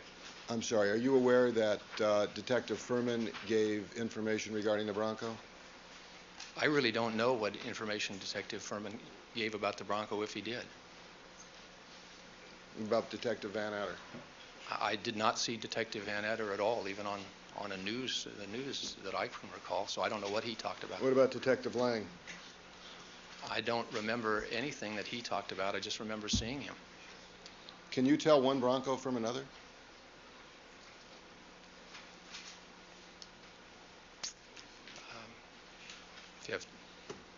That's a question I don't know how to answer, Mr. Shapiro. Yes or no? I don't think that's a question that's susceptible to answering yes or no. If you have 2 identical Broncos, I couldn't tell which was which. I can tell you that I recognized a Bronco when I saw it. Did you recognize it as Mr. Simpson's Bronco, or did you recognize it as a white Bronco? I recognized it as a white Bronco.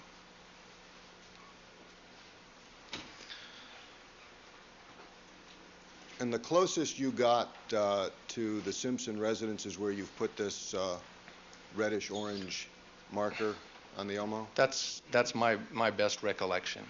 Yes, sir. It was in that general area. And it could have been before 9:30 that you were walking your dog, isn't that correct?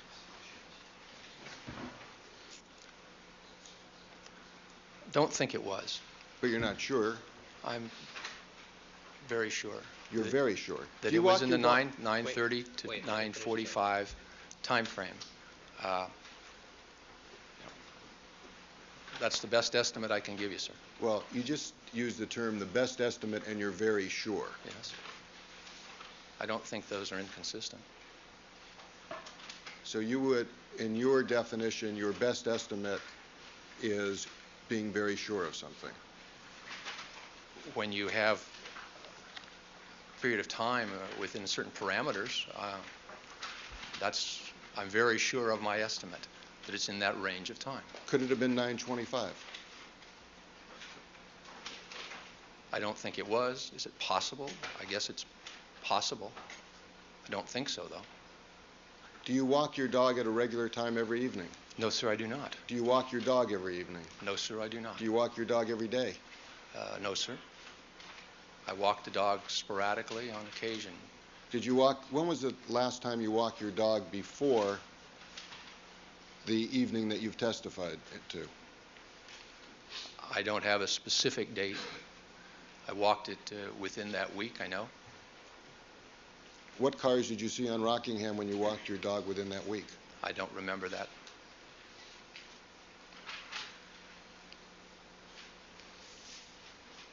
How far were the rear wheels of the Bronco, I think your words were, jutting out into the roadway? Have you heard that? Let me ask you this first. Have you heard that term used in this case by anyone else? No, sir, I have not. Have you read that term in any of the newspaper articles? No, sir, I have not. Have you seen it on any newspaper clippings? No. Any news clippings? No, sir. How far was the rear end jutting out? I would say, again, I was driving by in the car, and I was, appeared to me to be 18 inches from the curb, with the nose, the front right wheel closer to the curb. Now, you're aware that there is a concrete gutter area and then asphalt on the street, is that correct? Yes, sir. How wide is the concrete gutter area?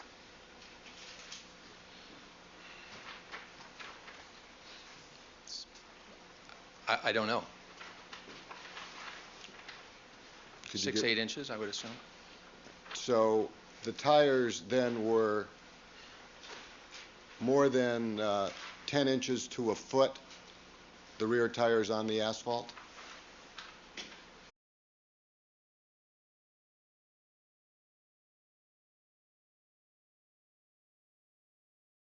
Van Adder. I did not see Detective Van Adder at all, even on the news that I can recall, so I don't know what he talked about. What about Detective Lang? I don't remember anything that he talked about. I just remember seeing him. Can you tell one Bronco from another?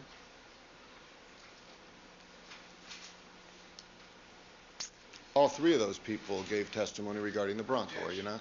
Sustained. Be stricken, jurors to disregard.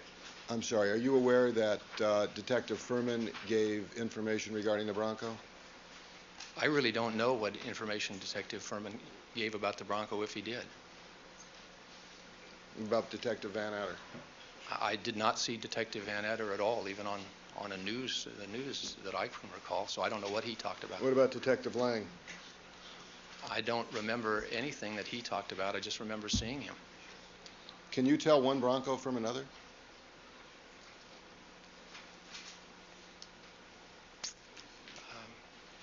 If you have, that's a question I don't know how to answer, Mr. Shapiro. Yes or no? I don't think that's a question that's susceptible to answering yes or no. If you have two identical Broncos, I couldn't tell which was which. I can tell you that I recognized a Bronco when I saw it. Did you recognize it as Mr. Simpson's Bronco, or did you recognize it as a white Bronco? I recognized it as a white Bronco.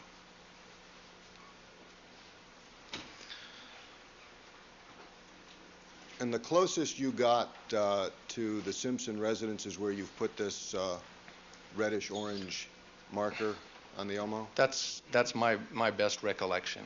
Yes, sir. It was in that general area. And it could have been before 9:30 that you were walking your dog, isn't that correct?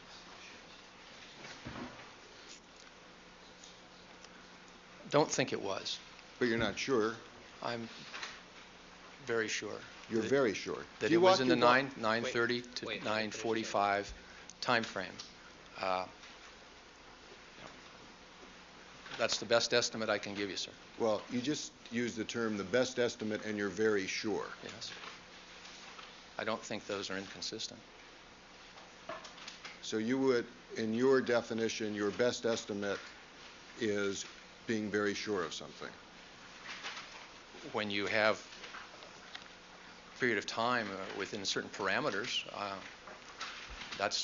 I'm very sure of my estimate, that it's in that range of time. Could it have been 9:25?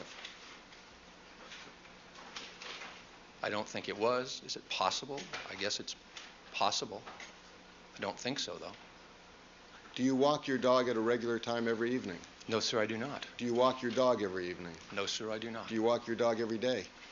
No, sir. I walk the dog sporadically on occasion. When was the last time you walked your dog before the evening that you've testified to? I don't have a specific date.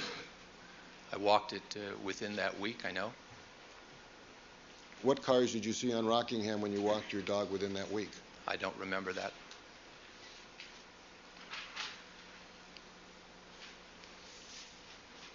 How far were the rear wheels of the Bronco, I think your words were, jetting out into the roadway?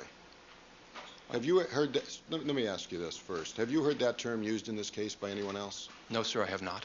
Have you read that term in any of the newspaper articles? No, sir, I have not. Have you seen it on any newspaper clippings? No. Any news clippings? No, sir. How far was the rear end jetting out? I would say, again, I was driving by in the car, and I was, appeared to me to be 18 inches from the curb, with the nose, the front right wheel closer to the curb.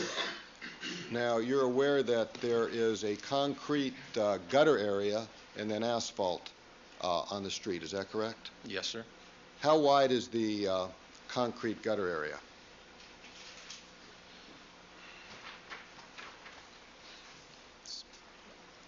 I don't know. Could you 6, get- 8 inches, I would assume. So the tires then were more than 10 inches to a foot, the rear tires on the asphalt? I really can't say. Again, we were driving by. I looked and I saw that the car was out at an angle which wasn't parallel to the curb. I didn't stop and look. You just gave testimony that was 18 inches away from the curb. I said that was my estimate. I believed it looked like it was about 18 inches from the curb. The nose wheels were close against the curb, and the rear wheels were out from it. And if the concrete area is 6 to 8 inches, then by simple, isn't that what you testified I guess to? when you say concrete, you mean the curb comes down onto the street? Is there a concrete gutter area on Rockingham? There's a curb, and then the curb necessarily makes a gutter when it, I guess you'd say, when it comes to the street. And my question to you is, how wide is the gutter? Oh, well, do you understand the question? I really don't, Your Honor. Describe the curb, the gutter area, and the asphalt on Rockingham adjacent to the Simpson property. I believe that there is a concrete curb. The curb goes down to the street and then out some inches, which I think is what I said, 6 to 8 inches from the vertical. And at that point, the asphalt starts. So your testimony then is if the car is 18 inches out onto the asphalt. 18 inches from the vertical curb. Are you from the vertical curb? Yes, sir. So that it would be on about 10 inches of asphalt. Those numbers, yes, sir. I'm not saying that I Well, if you take the numbers, that would appear to be correct. And those are the numbers you've given us. That's the numbers I've given. Were you driving the car on the way to the airport? No, sir, I was not. But you were on the passenger side. That is correct. Did you see any other vehicles in the area of Rockingham and Ashford other than the one black and white police vehicle and the white Bronco? I have no recollection of seeing any others. It really wasn't an issue. I mean, we were going to the airport. I saw the police. I said, let's go straight. I saw the Bronco, and we continued. You saw the police or you saw a police The vehicle? police vehicle, the black and white. Did you see any policemen? No, sir, I did not. Did you see anyone guarding the Bronco at 7 o'clock in the morning? No, sir, I did not. Did you see the Bronco cordoned off in any way to look like it was being secured? No, sir, I did not. Did you see the house cordoned off as if it was a crime scene area? I don't have any recollection of that.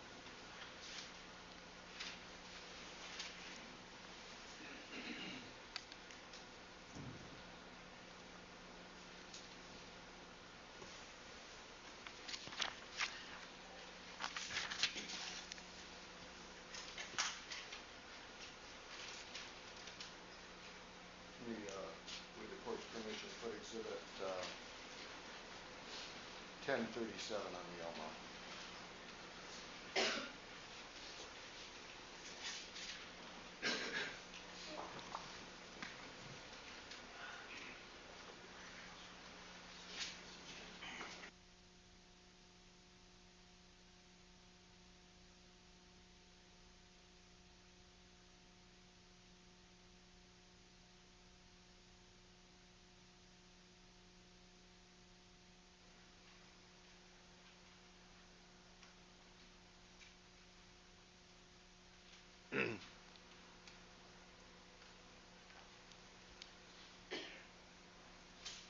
I want to direct your attention to the photograph that's being displayed. Yes, sir. Do you recognize that vehicle? That appears to be the white Bronco parked on Rockingham.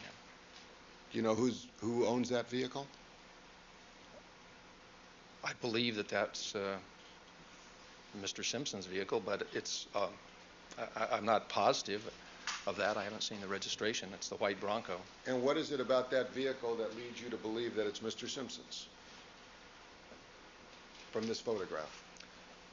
Well, it appears that that's Rockingham, and the car is parked with the rear wheels out. That's all I can say. How does that identify it as being Mr. Simpson's Bronco? Well, that's the white Bronco, whatever the white Bronco was that I saw. And would you say that the wheels are in the same position you saw as you were driving by as a passenger on the way to the airport? That looks correct. And you would say that the back tire is 10 inches onto the asphalt? Well, looks like the outside part of the tire is a couple of inches on the asphalt, and the front tire is closer in. And you describe that as jutting out and being very unusual. I think I said it jutted out. Would you describe that as being unusual? I don't think that's a paragon of parallel parking, but is it parked illegally? I don't know. The front wheels are in and the back wheels are out farther. That's what I saw when I was on the other side. And how much time elapsed when you passed by that vehicle? What point? At the time you were on the way to the airport? We slowed down when we came to Ashford, thinking we would turn onto Ashford. I said, let's go straight. So we passed it accelerating from 5 or 10 miles an hour to 20 miles an hour, 25 miles an hour. We just drove by in passing. Probably saw it a couple of seconds. Who was driving you?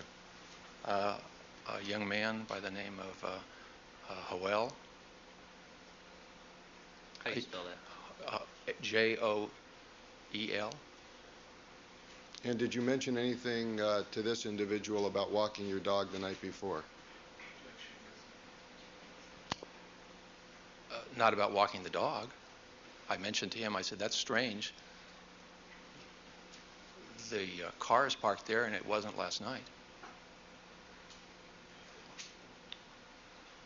When was the last time you talked to this man? Probably yesterday. Have you ever seen anybody enter the Simpson residence from the Rockingham gate?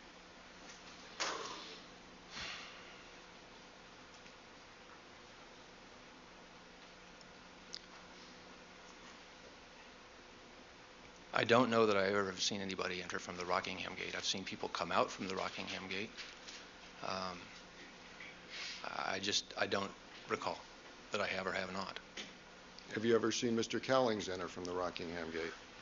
No, Have you ever seen Miss Barbieri enter from the Rockingham gate? I have not. Do you know who she is? I only know by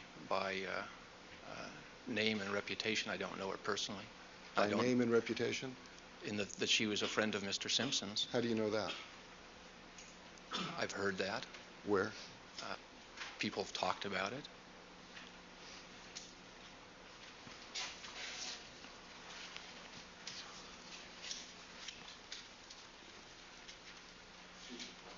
Certainly.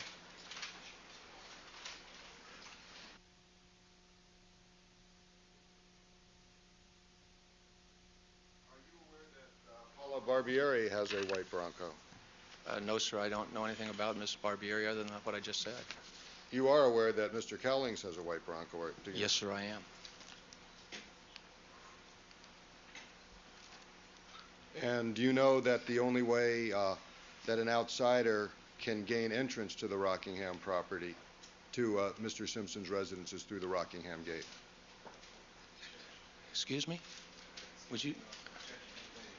Sustain.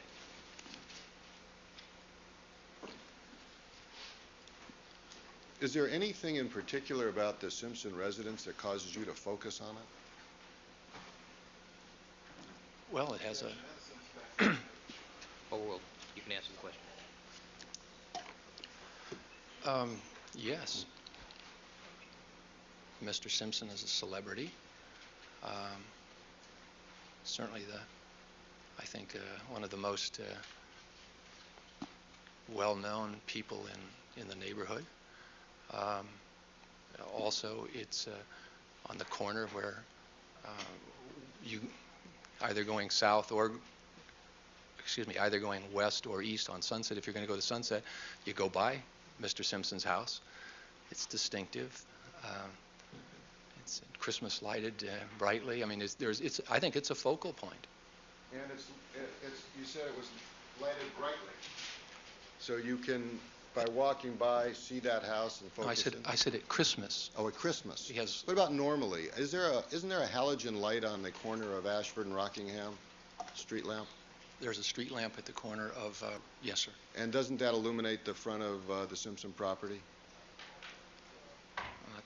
Not the light I know there are lights on the property. Well, he can answer. There are lights on the property. There's a blue, if that's a halogen light, and there's some other lights on The property is very well lit at night, is it not? Beg. Want to rephrase the question? Are you aware of the lighting on the property at night? What you can see from the street. And what can you see from the street? There's one of the trees I know is uplit on Ashford with I'm not sure if halogen is the blue light, with a bluish green light, as I recall.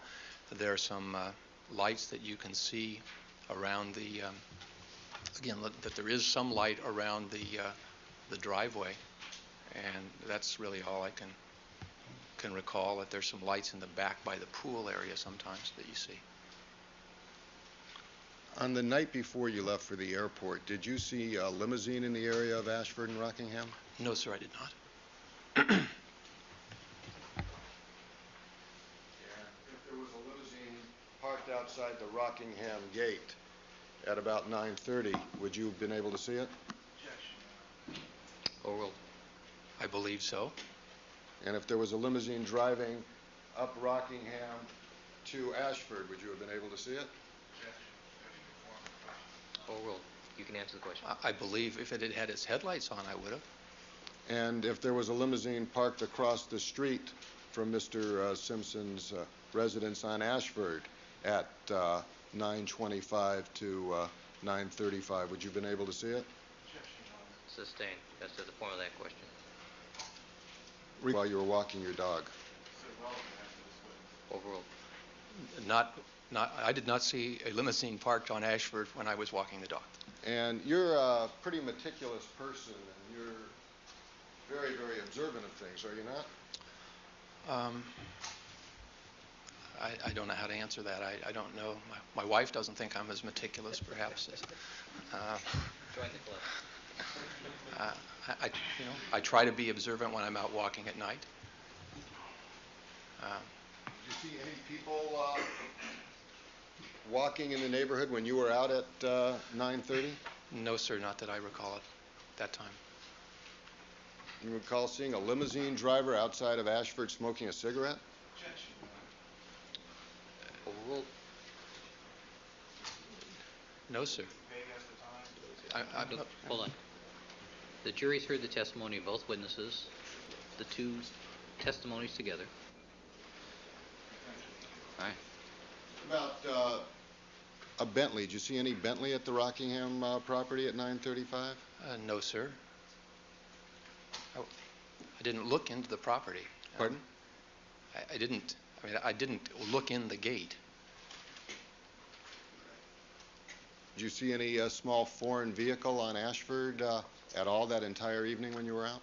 I did not see any on Ashford, no, sir. You didn't see any car. Did you see a Nissan Z on Ashford? I think I said before, I don't recall seeing any cars on Ashford. When you reviewed this report that I've shown you, and you see where it indicates that... Objection. Did you tell the police officer... Cause for hearsay, Your Honor. Sustained. And I would ask that Mr. Shapiro be the record to give me an opportunity to see what he intends to read to the record. Counsel. Thank you. Mr. Kale, Yes, sir. did you previously tell a police officer who took a report from you that you went to bed at 10:30 that evening? Objection. That mistakes the report, Your Honor. I told the police officer that I recall getting home to try to get in bed sometime after 10, between 10 and 10:30. It says here that I said 10:30 because I wanted to be in bed early because I had to get up early the next morning. I don't know whether I told him I was in bed at 10:30 or 10:15 or 10:10. Do you know what time you were in bed? I know I was in bed by 10:30. I think I was probably in bed earlier than that, actually. Are you as sure of the time you were in bed as sure of the time you were walking your dog? I'm sure that I was in bed between 10:15 and 10:30. I think I may well have been in bed before 10:15, but I wasn't in bed at 10. You would agree that it's very difficult to be precise on times unless you're looking at a clock for a specific reference. Isn't that true? I think that that is true. Thank you. I just have a moment.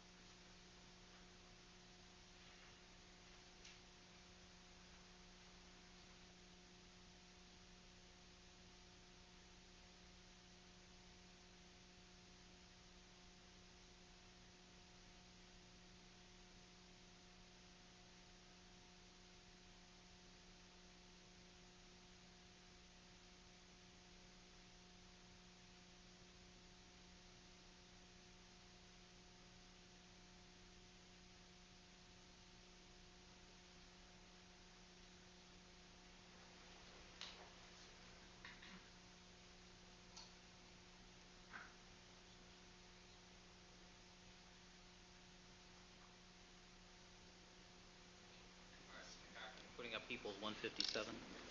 Yes. That's 157A. 157A. So marked. Yes. 157A. Madam Reporter. 157A, this exhibit. Let's see if we can get it up on the Elmo. Can we put that on the Elmo, Your Honor? It appears to be. On the big screen here? There we go. Mr. Kale, how far is your house from the red line you've drawn? Objection, You can tell us in distance. immediately heard the sound. Oh,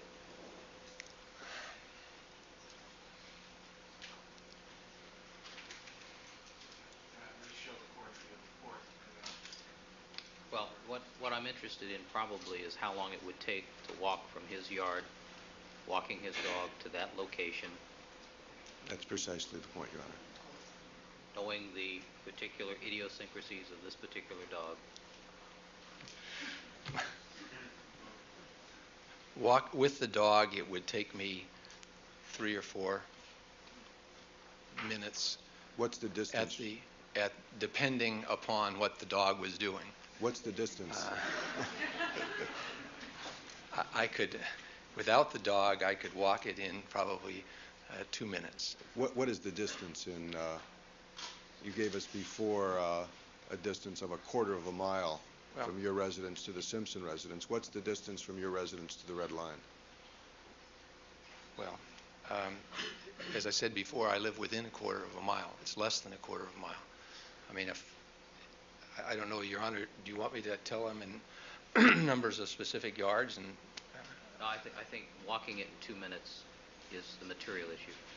I mean, it's less, with the dog, it could be, again, Would you trace the route that you walked your dog and directing the arrow on the Elmo? Please. That's not particularly relevant at this point.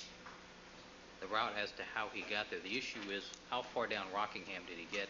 How close to the Rockingham residence and the Bronco did he get? That's the issue.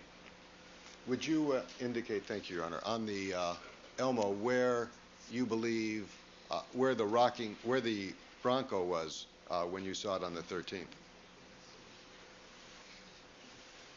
Is this the full view, Mr. Harris?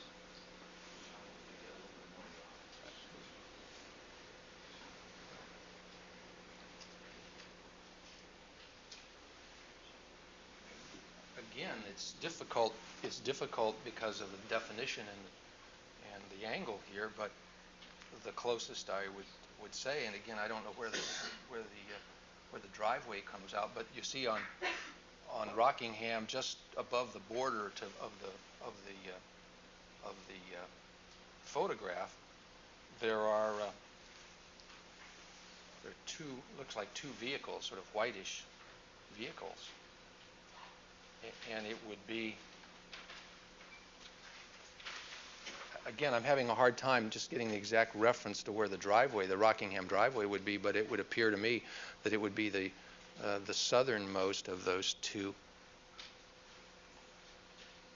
vehicles. That's the general location.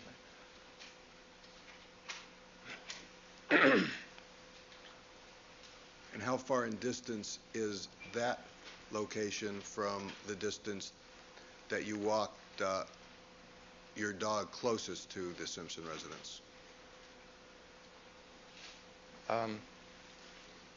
The closest I got was in the general area of that red line, and as I said before, I thought it was probably about 60 yards.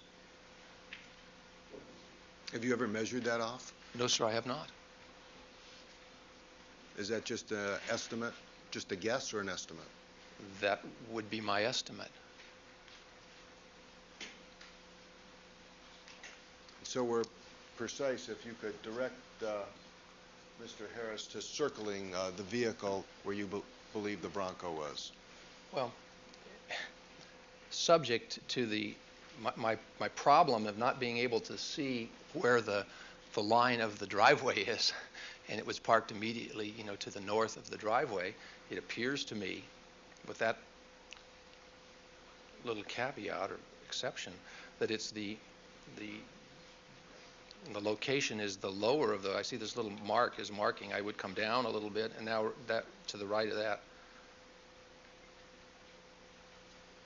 It's, now up onto that vehicle. That vehicle, I mean, I can't really even tell if that's a vehicle or a truck, or I don't know what it is.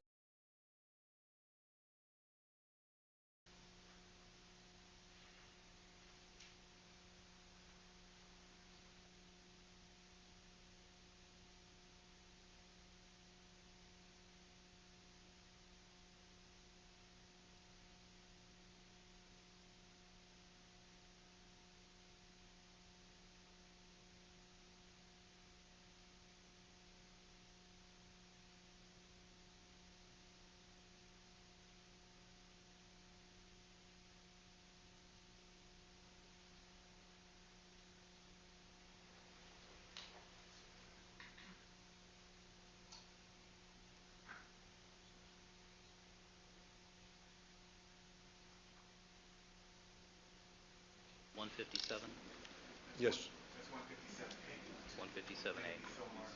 Yes. 157A. Madam Reporter. 157A, this exhibit. Let's see if we can get it up on the Elmo. Can we put that on the Elmo, Your Honor? It appears to be. On the big screen here? There we go. Mr. Kale, how far is your house from the red line you've drawn? Objection, You can tell us in distance. immediately heard the sign. Oh,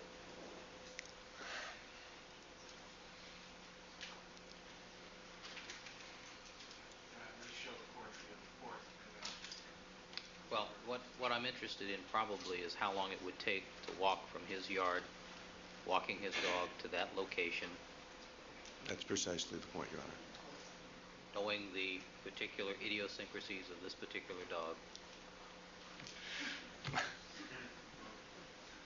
Walk with the dog, it would take me 3 or 4 minutes. What's the distance? Depending upon what the dog was doing. What's the distance? I could, without the dog, I could walk it in probably 2 minutes. What is the distance in, you gave us before a distance of 1/4 of a mile from your residence to the Simpson residence. What's the distance from your residence to the red?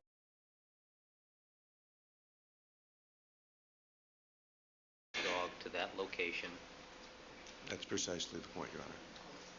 knowing the particular idiosyncrasies of this particular dog. Walk with the dog, it would take me 3 or 4 minutes. What's the distance? Depending upon what the dog was doing. What's the distance?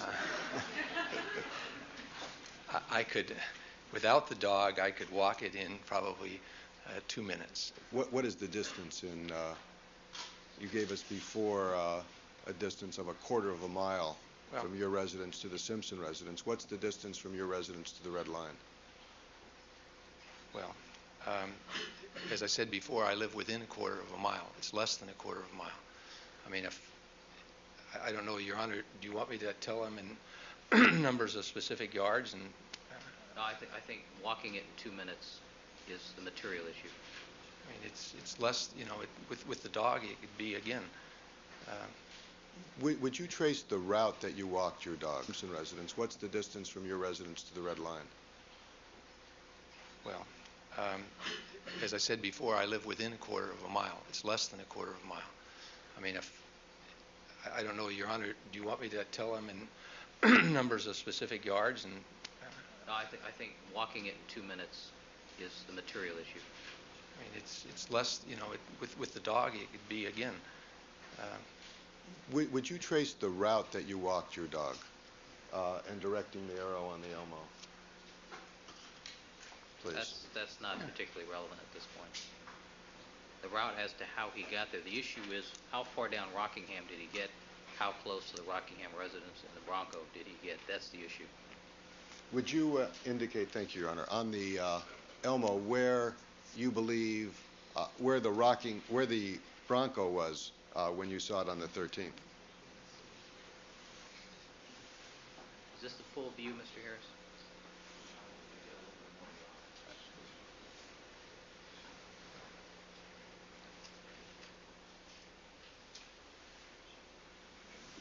Again, it's difficult because of the definition and the angle here, but the closest I would say, and again, I don't know where the driveway comes out, but you see on Rockingham, just above the border of the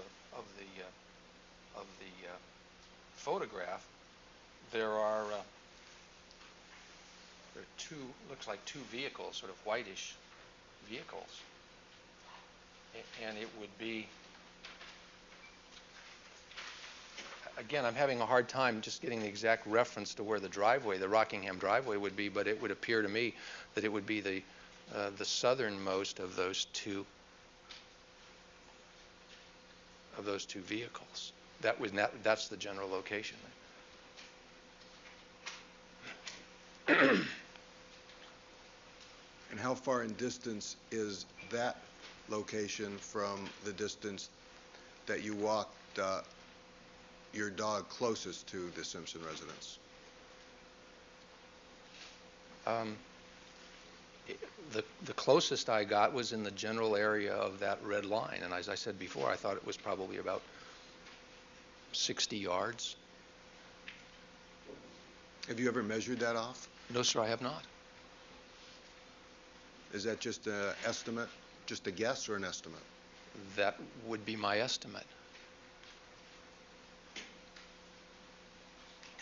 So we're precise, if you could direct Mr. Harris to circling the vehicle where you believe the Bronco was. Well, subject to my problem of not being able to see where the line of the driveway is, and it was parked immediately, to the north of the driveway, it appears to me, with that little caveat or exception, that it's the location is the lower of I see this little mark is marking. I would come down a little bit, and now that to the right of that. It's now up onto that vehicle. That vehicle, I mean, I can't really even tell if that's a vehicle or a truck, or I don't know what it is, but it looks like there's something parked there, and that would be where I believe the Bronco was parked the next morning.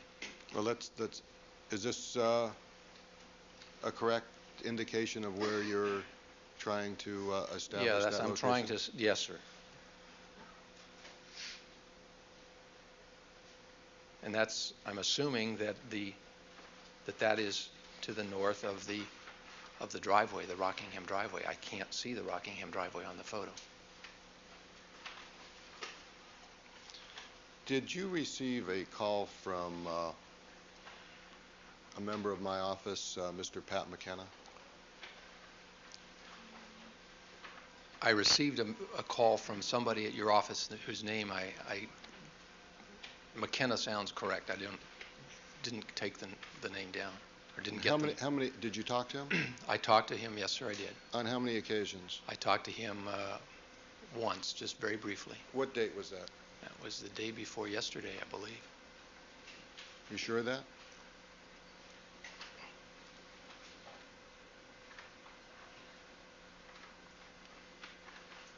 I believe so. I'm just asking you, are you sure of that? Or are you just guessing? No. Today is Friday. He called me Wednesday afternoon. And where were you when he called you? I was at my office.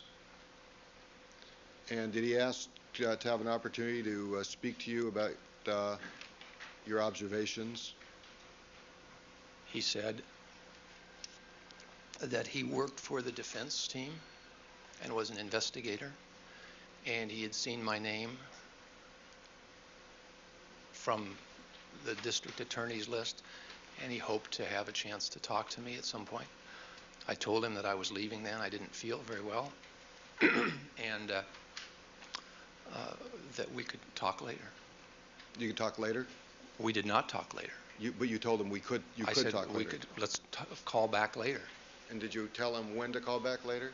You know, I said, I'm leaving now. I said, let's talk like maybe next week. Next week, I think that was what I said to him. after your testimony. I did not know at the time that I was going to be testifying then. Did you have his number? No, sir, I did not. Did you have my number? I received your number last night. Did you receive my home number? Yes, sir. And did you get a request that I would like to talk to you before you testified?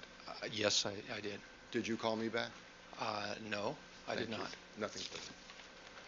Mr. Darden? Mr. Kell, is there some reason that you did not call Mr. Shapiro back last night?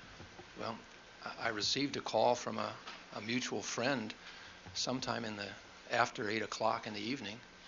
I had really not been feeling well, as I had explained, and I did not know that I was going to be necessarily testifying today, and I didn't really think at 8:15 I needed to call him back. I didn't feel up to it. Okay. And did you attempt to explain this to Mr. Shapiro this morning? Yes, sir, I did. In fact, we dragged you out of your sick bed today, didn't we? Yeah. Yes. You've testified that you were out on Rockingham around 9:30 and 9:45 p.m. Sunday night. Is that correct? Yes, sir. Okay. And so if a limousine had parked on Rockingham at 10:22 p.m. Sunday night, you wouldn't have seen that limousine, would you? I was in bed. Don't know that I was asleep, but I was in bed. Okay. And if the limo was at Rockingham at 10:39, you would not have seen it? Same answer.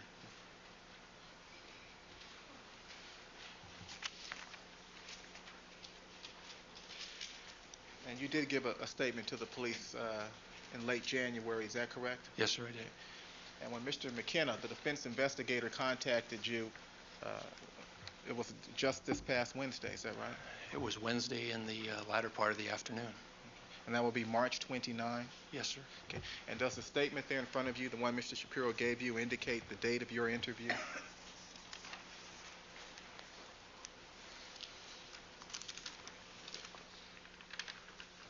January 25, 1995.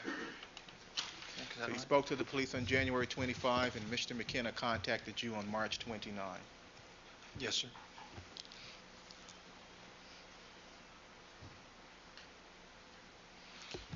Have one moment. Certainly.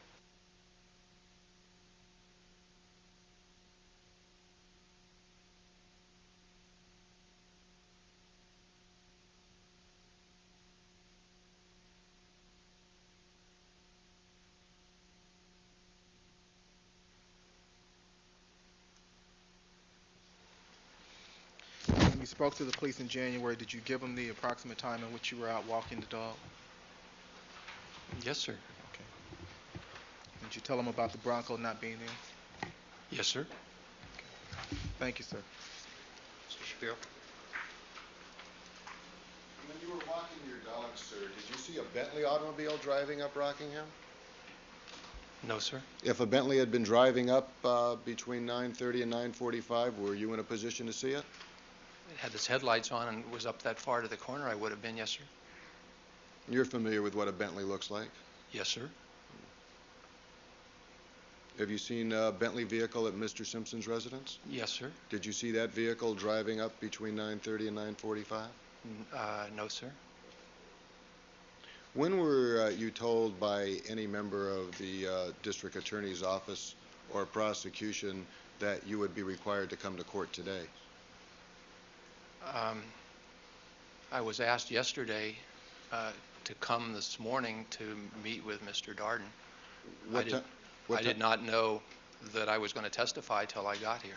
What time were you asked yesterday to come to court?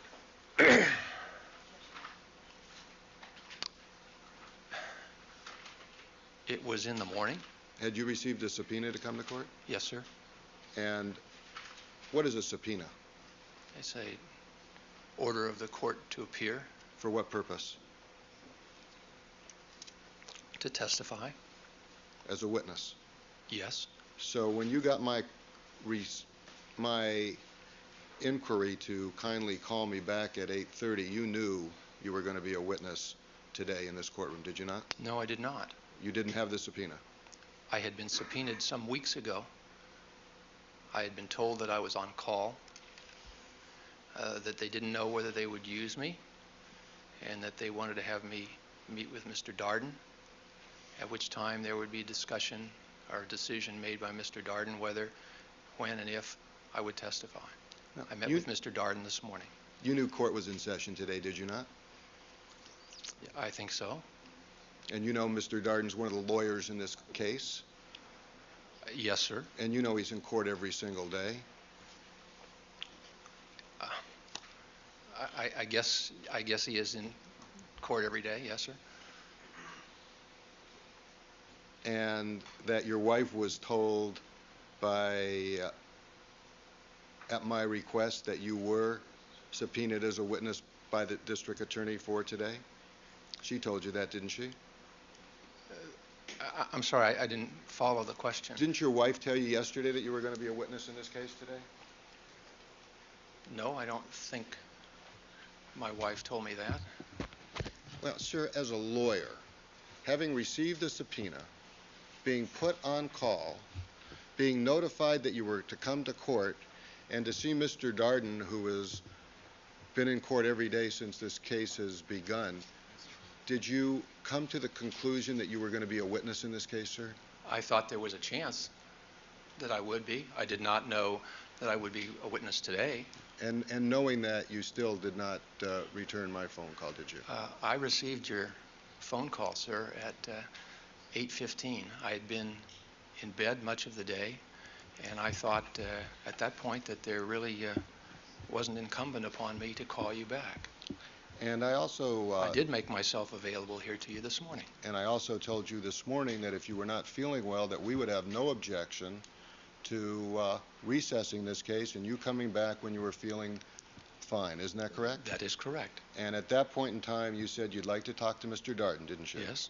And I was never given the opportunity to talk to you until you took the witness stand. Isn't that correct? Objection, Your Honor. I don't...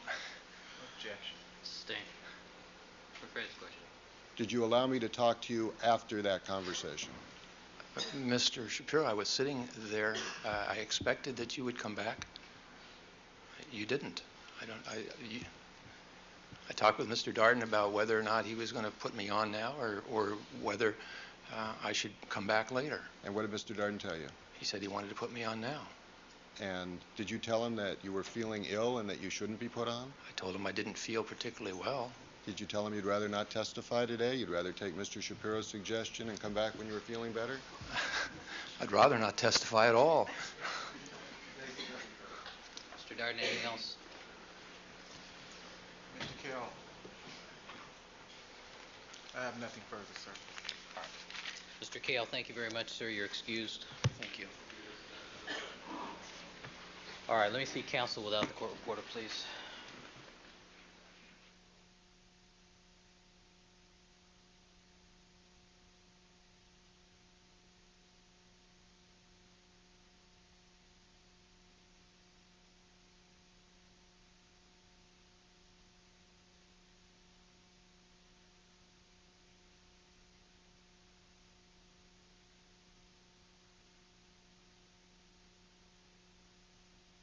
What will be presented to you during that phase of the trial, since we're going to be shifting gears here. I anticipate that will take me a couple hours to do, so I'm going to cut you loose for the morning session. Please remember my admonitions to you. Do not discuss the case amongst yourselves, form any opinions about the case, don't conduct any deliberations, and do not allow anybody to communicate with you with regard to the case, and I'll see you back here Monday morning, 9 a.m. All right, we'll stand in recess as far as the jury is concerned, and as soon as they're cleared, we will reconvene for the evidence determinations.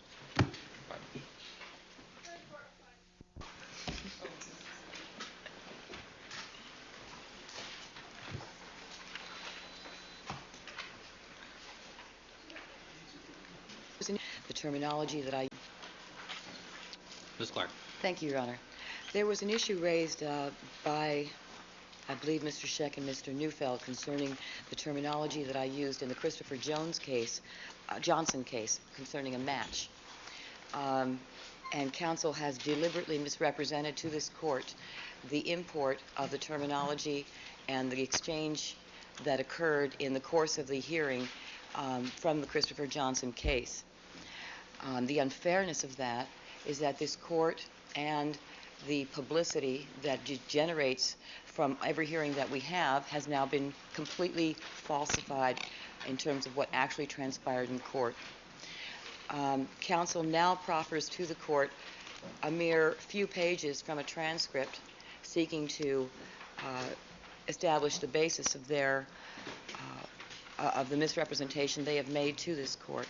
I would ask that the court refuse to accept the mere few pages they have proffered and insist on the entire transcript. Ms. Clark, let me, forgive me for interrupting you, but I have a dislike of excerpts from transcripts as well. I've already ordered the complete court file. Great. Mrs. Robertson advises me that the complete transcript at my request has been delivered to the court. Great, thank you, Your Honor. The other point I wish to make to the court in advance Which means I get to read a whole lot more stuff. Yeah, even though, which is exactly, I know, what you need to do. This weekend, yes. Exactly. You have volumes, I know. And let me assist the court in that regard when you see it. The Christopher Johnson matter was a paternity match.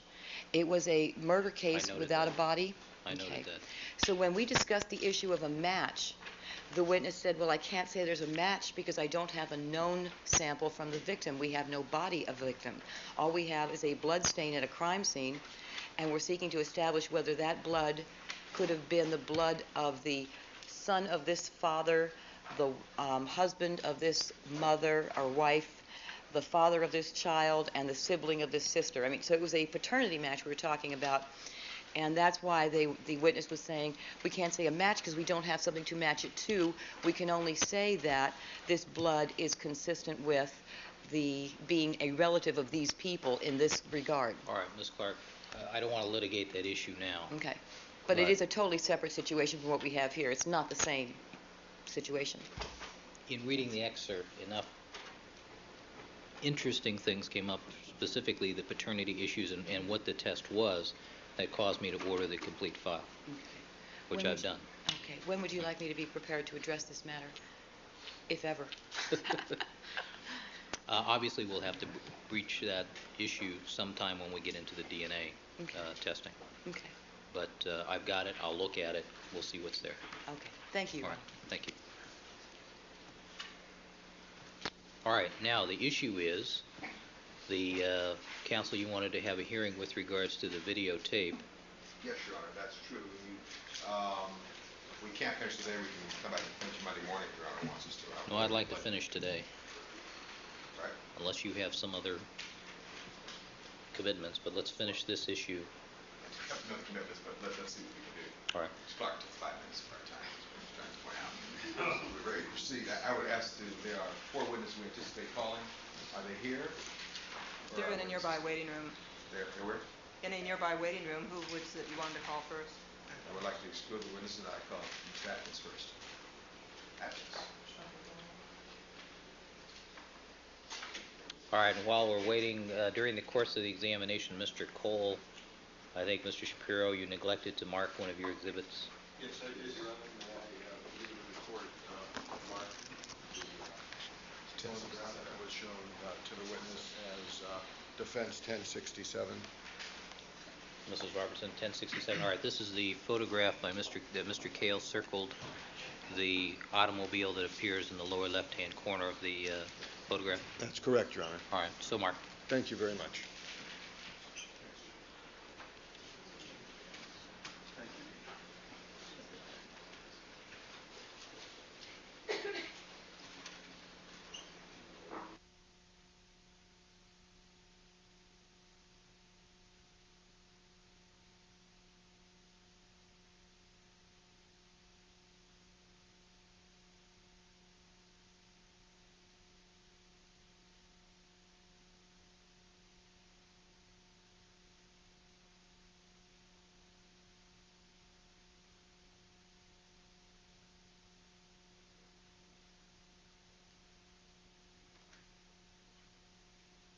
And Mr. Cochran, who are you going to want? I do. Please have a seat to witness stand and state and spell your first and last names for the record. David Adkins, D-A-V-I-D, A-D-K-I-N-S. Good morning, Mr. Atkins. Morning. And what is your occupation, sir? I'm the principal photographer for the City of Los Angeles, And by which department are you employed? the Los Angeles Police Department. And are you a civilian employee of that department? Yes, I am.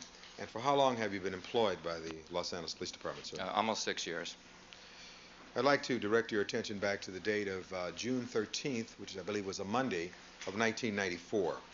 Did you at some time on that date receive a call to come to a location on Rockingham in the Brentwood area? Yes, I did. And can you tell the court who called you at that time and what time did they call you? I was called by Detective Haro, and it was probably between about 1:30 and 2:30. Okay, Detective Haro called you? Yes. And what's his first name? I don't know. All right. And I think it's Bill.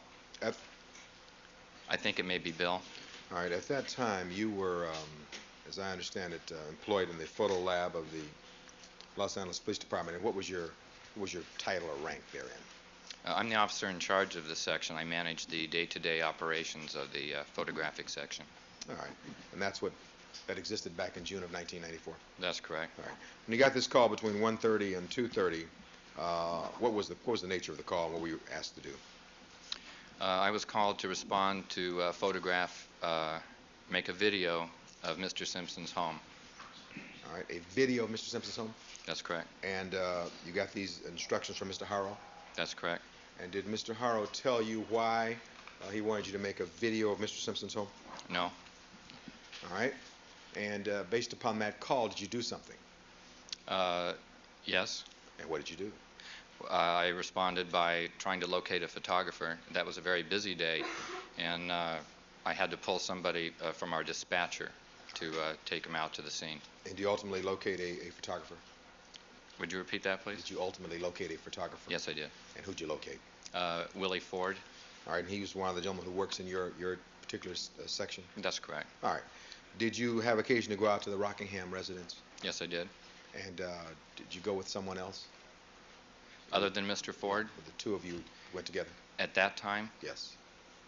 No. Okay, just the two of you went to Rockingham? That's correct. Okay. So what time did you arrive at Rockingham, if you recall? I don't recall, but I think it was probably somewhere around 3:30. All right. Do you have any notes or any reports that were written contemporaneously with your observations back on June 13th, 1994? No, I don't. So everything you're testifying about now is from your independent recollection? That's correct. You've not been able to refresh your recollection on any kind of documents, right?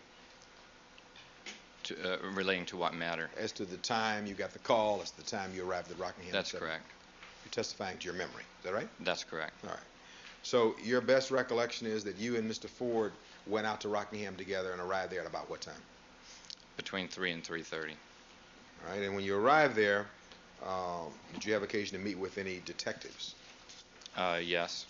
And were you present when any instructions were given as to what you were to shoot at Rockingham? Yes. Okay, tell us about that. Who did you talk to, first of all? When Mr. Ford and I first arrived, we were met by Detective Harper, and he explained that they wanted an overall of the exterior and interior shots.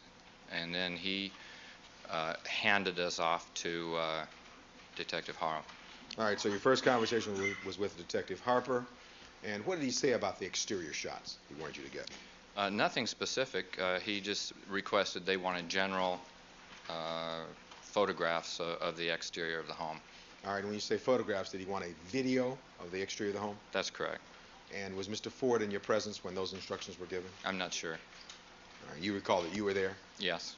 And would you assume that since Mr. Ford was going to do the shooting, that he was also there to hear this? Probably. Yes, I would assume he would be there somewhere. Right. And then after your initial conversation with Detective Harper, you then were turned over to Detective Haro, H-A-R-O, right? Correct. And where was Haro when you first talked to him on that date? I don't specifically recall, but I think it was outside the front door of Mr. Simpson's home. Did you have a conversation with Detective Haro? Yes. And who was present during that conversation? To the best of my knowledge, it was just Mr. Ford and myself.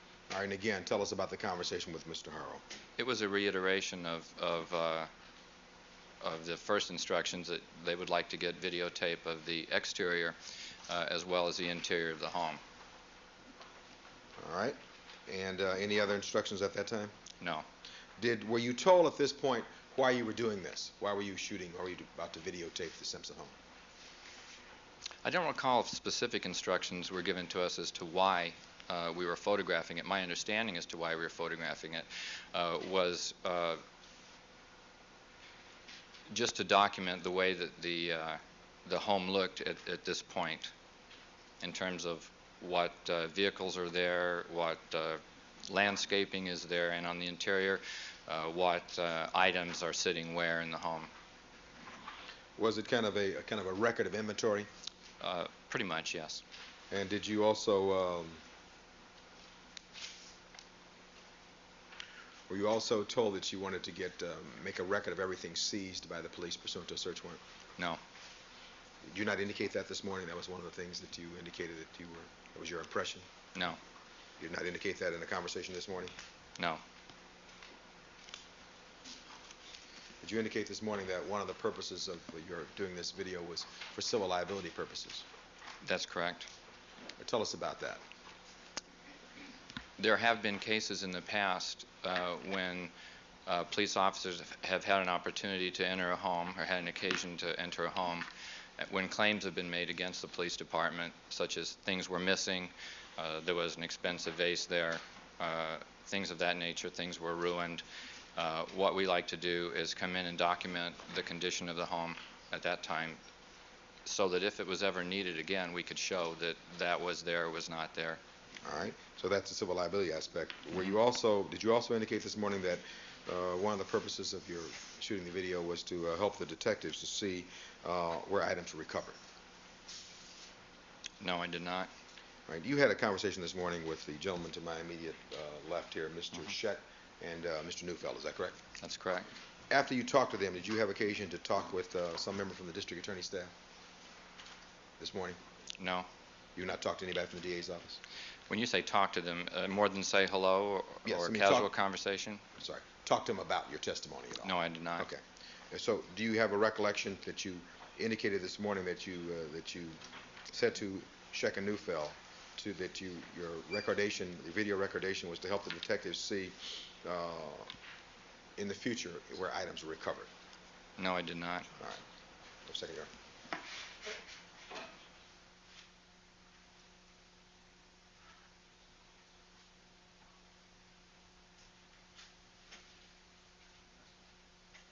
Did you ever indicate to either Messrs. Scheck or Neufeld that you wanted to make a video record, so if things weren't seized and you wanted to go back at a future time and seize them, you'd have an actual record of where these things were? Did you ever indicate that? I may have said something along those lines. Well, what was your understanding back on June 13th with that regard? The reason that we photographed the inside was, as I stated, mainly was for the civil liabilities issues. Yes. Sometimes if a detective is reviewing this videotape and notices something else, they may want to revisit that location. All right. So provide some help for the detectives in later search warrants if there's to be one, or where things are in the residence, right? There's a possibility that the tape could be used in that way, yes. All right, sir. Now, you've had occasion to see that tape, have you not? I have not seen the tape in its entirety, no. All right. Did you see it being shown at least partially this morning? Yes, I did. Is that the first time you've seen it? Yes, it is. Since June 13th? That's correct. All right. And the man who actually shot the tape, as I understand it, is Mr. Willie Ford, is that correct? That's correct. All right. And he's here this morning also? He is. All right.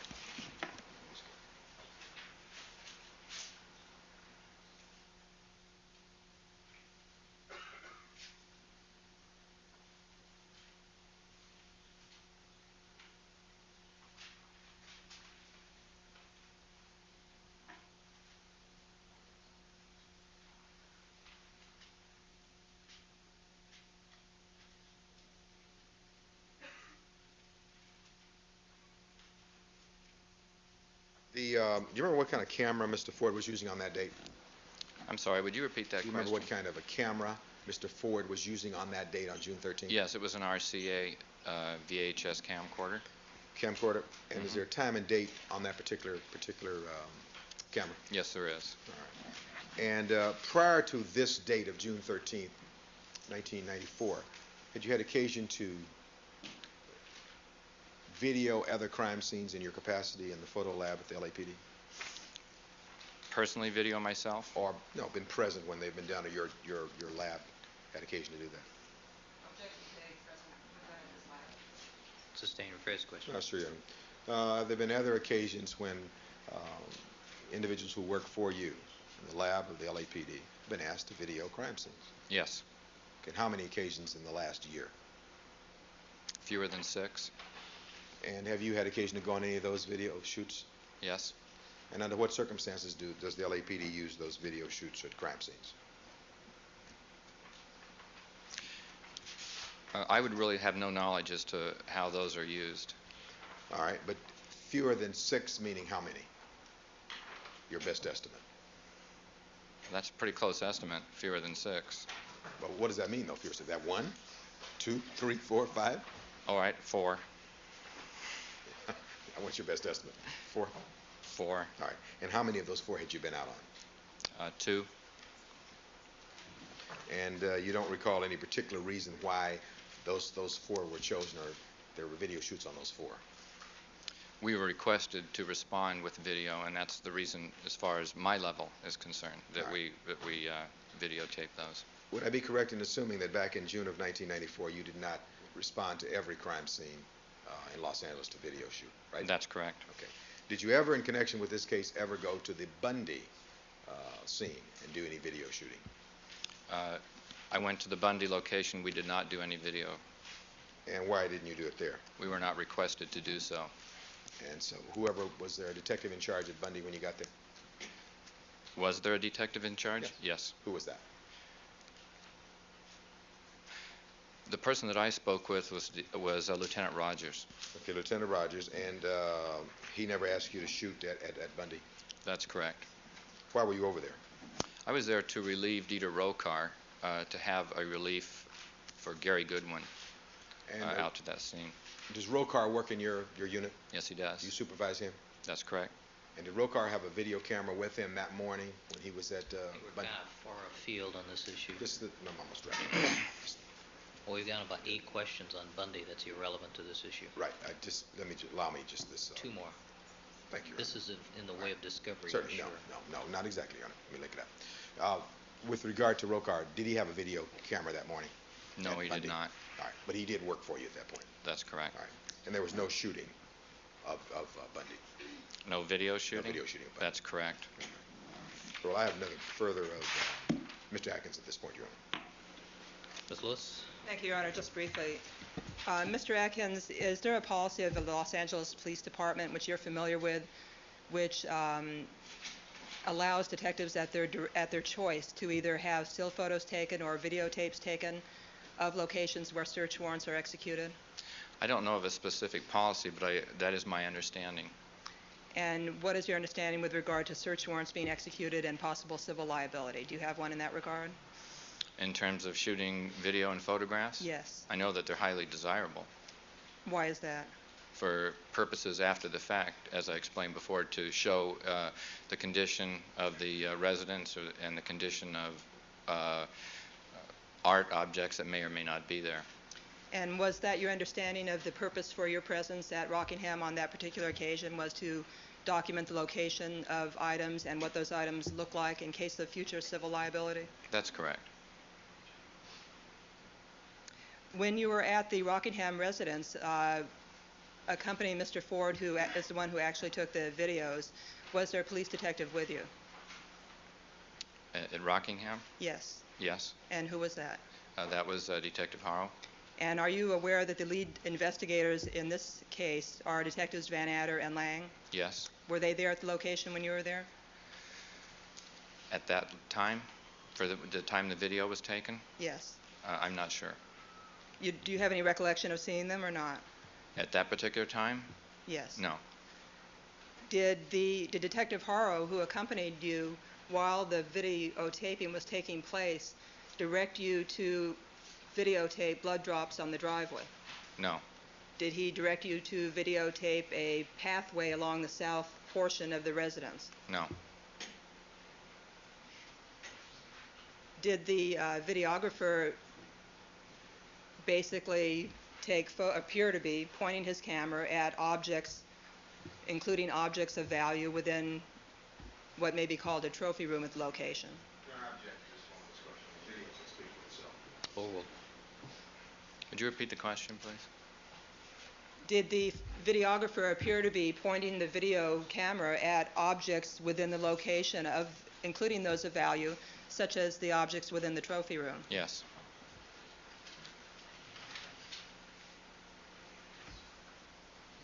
So it was your understanding that this video was to be taken for purposes of potential civil liability in the future, is that correct? That is correct.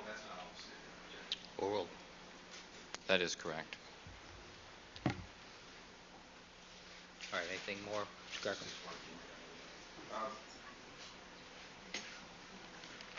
Did you indicate this morning to Mr. Neufeld that with regard to the 4 other crime scenes that your unit had been asked to video, that you sometimes did it where the detectives thought it would help their case?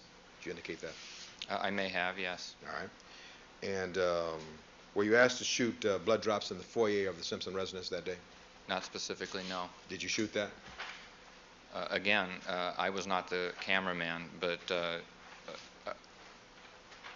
I would say that those drops may have been in the video, but specific evidence was not to be photographed. I see. And you were aware, were you not, that Detectives Van Etter and Lang were the co-lead investigators on the Simpson case, weren't you? That's correct. You knew that day, right? I'm not sure I knew that day. You knew it at some time shortly around that time, isn't that correct? That's correct. All right. And you knew that Mr. Harrow and Mr. Harper both worked in robbery homicide, did you not? Yes. All right. Thank you very kindly, Your Honor. That's all I have this witness. So let's, all right, Mr. Higgins, thank you very much, sir. Mr. Ford, Your Honor. Mr. Ford?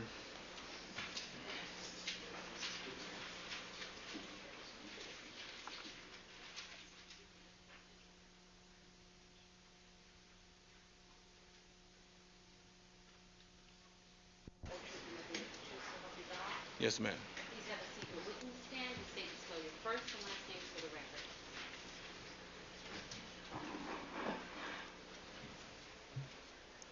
My name is Willie Ford, Jr., Mr. Ford, what is your occupation, sir? photographer for the city of Los Angeles. And for how long have you been so employed? 13 years. I'd like to direct your attention back to the date of June 13th, 1994. You were employed by the Los Angeles Police Department at that time as a photographer? Yes, sir. Did you receive a call to go to some location on that date, in the afternoon hours of that date? Yes, sir. What time do you receive a call, sir, on that particular date? I don't know the exact call, but it was afternoon. All right. Did you sometime tell? in the afternoon. We had occasion to speak with you earlier this morning. Is that correct? Yes, sir. And at that time, did you indicate to us that you believed you received a call somewhere around 1:30? Yes, I did. And after you received this call, were you asked to go to some location? Yes, sir. And where was that? On Rockingham. Okay, and that's in Brentwood area? Yes, sir. And did you go to the Brentwood area accompanied by some individual? Yes, sir. And who was that? That was my boss, David Atkins. It's the man who just preceded you, understand? Yes, sir. All right. And did you have some instructions when going to the Brentwood residence on Rockingham? Yes, sir. What were your instructions, sir? To photograph Mr. Simpson's property, any and everything from his cars, lawn furniture, to pictures on the wall. You were to photograph everything you saw, is that correct? Everything. And by the way, who gave you those instructions? I don't know the exact names. Well, the detectives in charge of the scene. Okay. Detectives in charge of the scene? Yes. With the name Detective Harper? Yes. Is he one of those individuals? Yes, sir. Is that an African-American officer? I don't know. All right. What about Detective Harrow, H-A-R-O? Is he one of the ones? Yes, sir. Who talked to you? All right. And your instructions were that you were to shoot any and everything on the Simpson residence. Is that Yes, right? sir. Is that right? Yes, sir. And what time did you arrive at the Simpson residence, again, your best recollection? Approximately about 2 o'clock, I think, 2 or 3 o'clock. Okay, somewhere about 2 o'clock or there afterwards. And when you arrived there, did you follow these instructions and start to shoot the video? Yes, sir. And how long were you there? If you got there around 2 o'clock, how long were you at the residence? I would say approximately an hour and a half. So if you got there at 2, you'd be finished somewhere around 3:30 or thereabouts? Yes, sir. And were you using an RCA camcorder of some kind? Yes, sir. And the tape that you were shooting, how long could you shoot without changing the tape? I didn't change tapes at all. So the video that we're talking about here was shot all on one tape? Yes, sir. Is that correct? And you've had occasion now to see that tape since you shot it. How much tape is there? Approximately 20 to 30 minutes All tape. right. So you got this 20, 30 minutes of tape over a period of about an hour and a half, is that correct? Yes, sir. All right. Now, did you start off by shooting outside? Yes, sir. And what'd you shoot outside? Started with the Bronco, panned over to the driveway that's on the Rockingham side, and proceeded to photograph the cars and the yard, front of the house. What about the house? Front of the house. All right. Did you go on the other side, the south side of the house? Yes, sir. No, not the south side. It would be the north side. On the north side of the house? Facing the house would be the north side. Did Detective Harper tell you to shoot both the north and south and each side of the house? No, sir. So you shot the north side? Yes, sir. You shoot the other side? No, because from my point of view, it was just the house butted up against the fence. All right, you didn't go down the south side of the residence? No, sir. All right. No one asked you to do that? No. All right. And how long of this 20 minutes did you spend shooting outside? I would estimate about 20 minutes.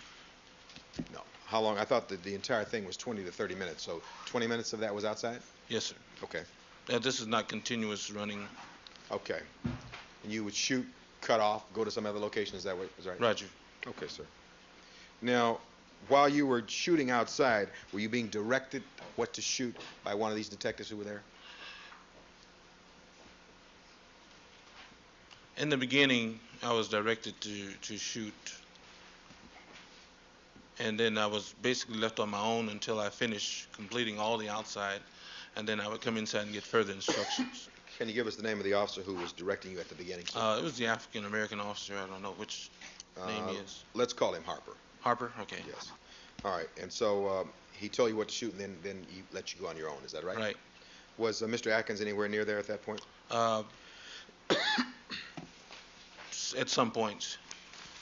Now, with regard to prior shoots, had you had occasion to ever shoot any of the crime scene before this date of June 13th? Yes, sir. When was that in relation to June 13th? I would say approximately 3 months earlier. And was that a training session for you? Yes, sir. And you've been trained at the earlier situation, is that correct? Yes, sir.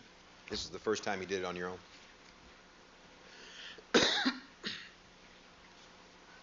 This is the first time that it was done by the request of the detective. Okay, on your own. Yes, sir. All right.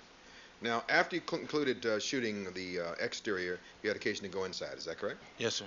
And once inside, were you directed what to shoot by a particular detective? Yes, sir.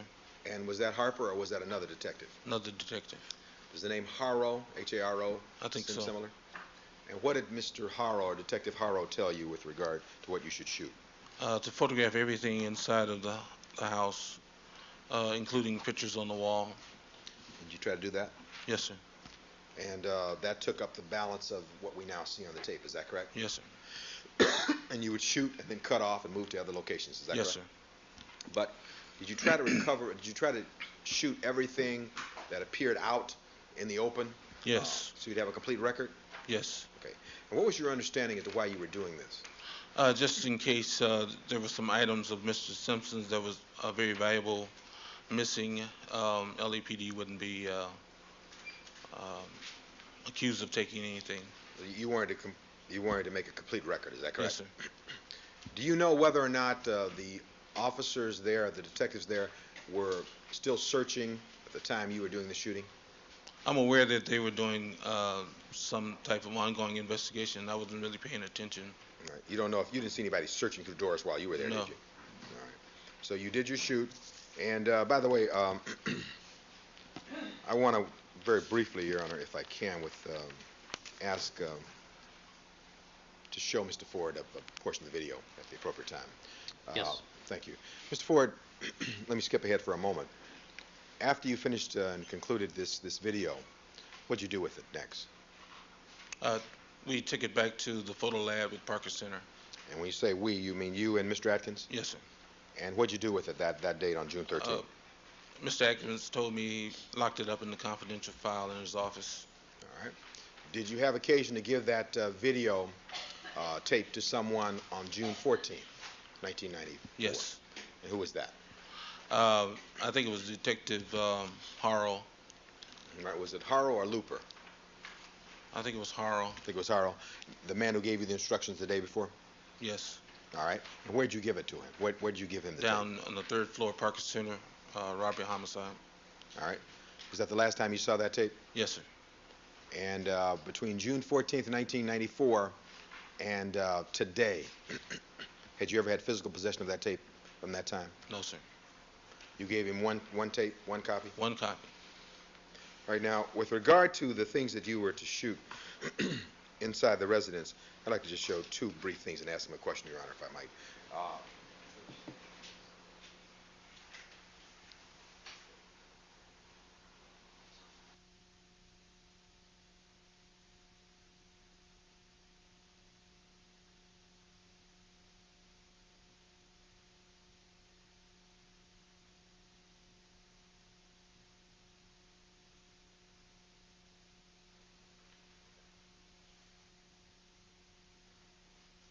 You see the video there? Yes, sir. And this is being shot by you, is that correct? Yes, sir. By the way, there was, well, I'll get to a particular point and ask you a question. Now, right there, you see that? Did you shoot that glove there by a picture of a young lady there? Yes, sir.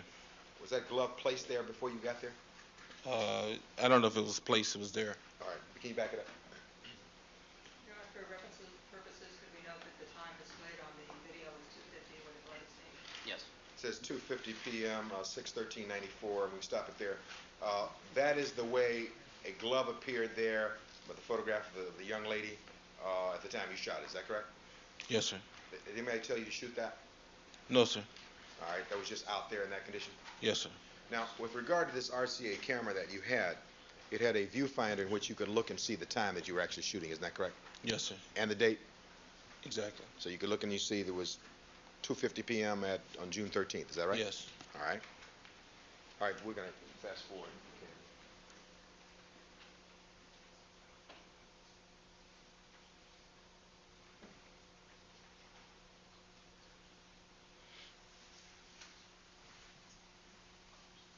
When you were shooting the glove,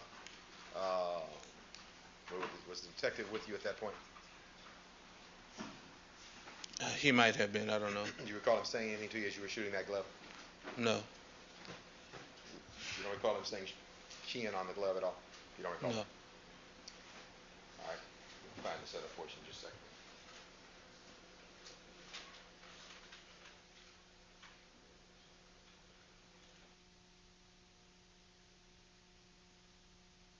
I'll keep asking questions while you're doing that at the same time, Your Honor. All right. Now,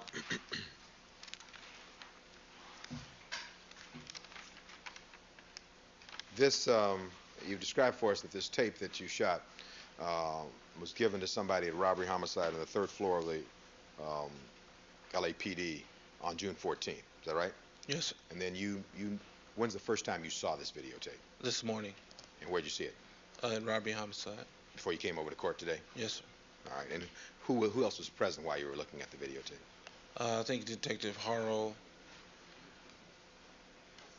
and my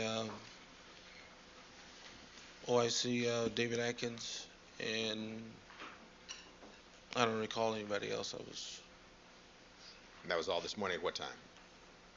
Approximately 7:30, 8 o'clock. All right. You also shot, you went upstairs in the interior of the residence and you shot photographs or a video of the bedroom of Mr. Simpson. Is that correct? Yes, sir. And in doing that, did you make an effort to shoot everything that was out there in and around that bedroom area? Yes, sir. You shot what was on the bed, right? Yes. Shot what was on the floor, if anything? Yes. All right, and so you tried to give a complete record again of shooting any and everything, is that correct? Yes, sir. All right. So I want to show you some video if I can.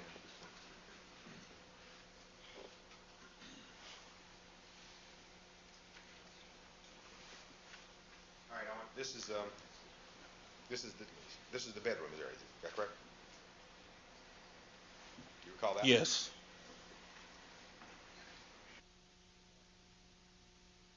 As best you can recall, you're shooting at 3:13 p.m. on June 13th in the bedroom, right? I understand the time is off about an hour. I'm asking you what your understanding was at that time. Uh, 3:13 p.m.? I paid no attention to the time. I was too busy concentrating on getting the images. But you see the time, 3:13 p.m.? Oh, yes, sir. You see that time? Now you shot what was on the bed there, is that correct? Yes.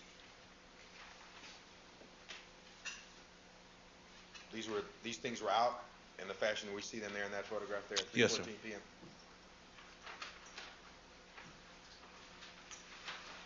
You went inside his closet and shot there also, right? Yes, sir. Shoot any luggage in that particular closet, do you recall? In viewing the tape this morning, I think I did see some luggage. Those weapons there, were they taken out from, were they in that condition out there like that when you got there? Everything I videotaped was out already. Do you know who moved it out there? No, sir. Was Haro still with you at this point, or one of the detectives with you at this point? No, I'm by myself at this point. You're on your own? Yes, sir. Shooting any and everything? Yes, sir. Like I saw you in the mirror there. You see yourself? I missed that one.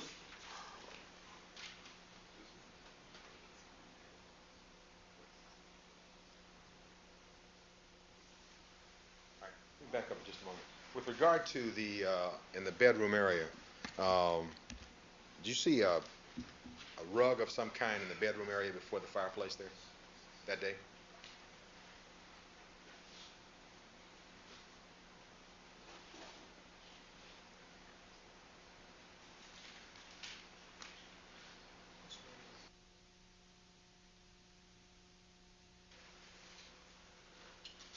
Okay, you're talking about that fireplace to the right there? No, I'll point it out to you, sir. Go for it. Your Honor, excuse me, I don't object to any further questioning along these lines. The court, Mr. Cochran asked leave of the court to ask a couple of questions about the videotape. This appears to be a fishing expedition by Mr. Cochran with this witness on the stand. There's no need to take up this court's valuable time with this type of questioning. Oral.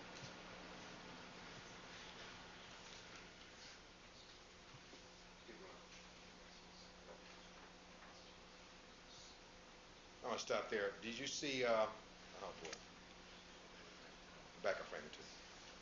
313. You see that carpet? Back up. See that carpet there, the 3:13 p.m., kind of at the foot of the bed? Can you see Yes, that? sir. Mm-hmm. You take a photograph of that carpet that day? Just what you see there. And so just what we see there is what you saw, is that correct? Yes, sir. You didn't see anything unusual at that point, did you? No, sir. And you tried to capture everything that was out there that was anything, right? Exactly. And so what we see here with regard to the carpet, we'll back it up and let you see it, is what you saw that day, is that right? Yes, sir. All right, back it up and then move forward.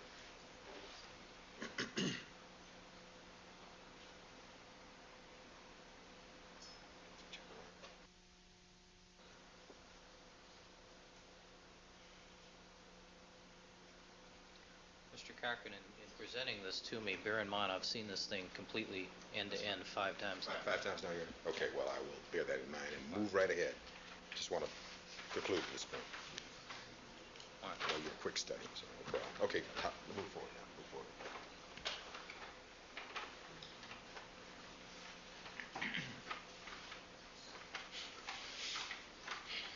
So you pick up everything that you see there on the carpet at that time, is that right, sir? Yes, sir. All right. You tried to show everything, all right? Is that right? Yes, sir.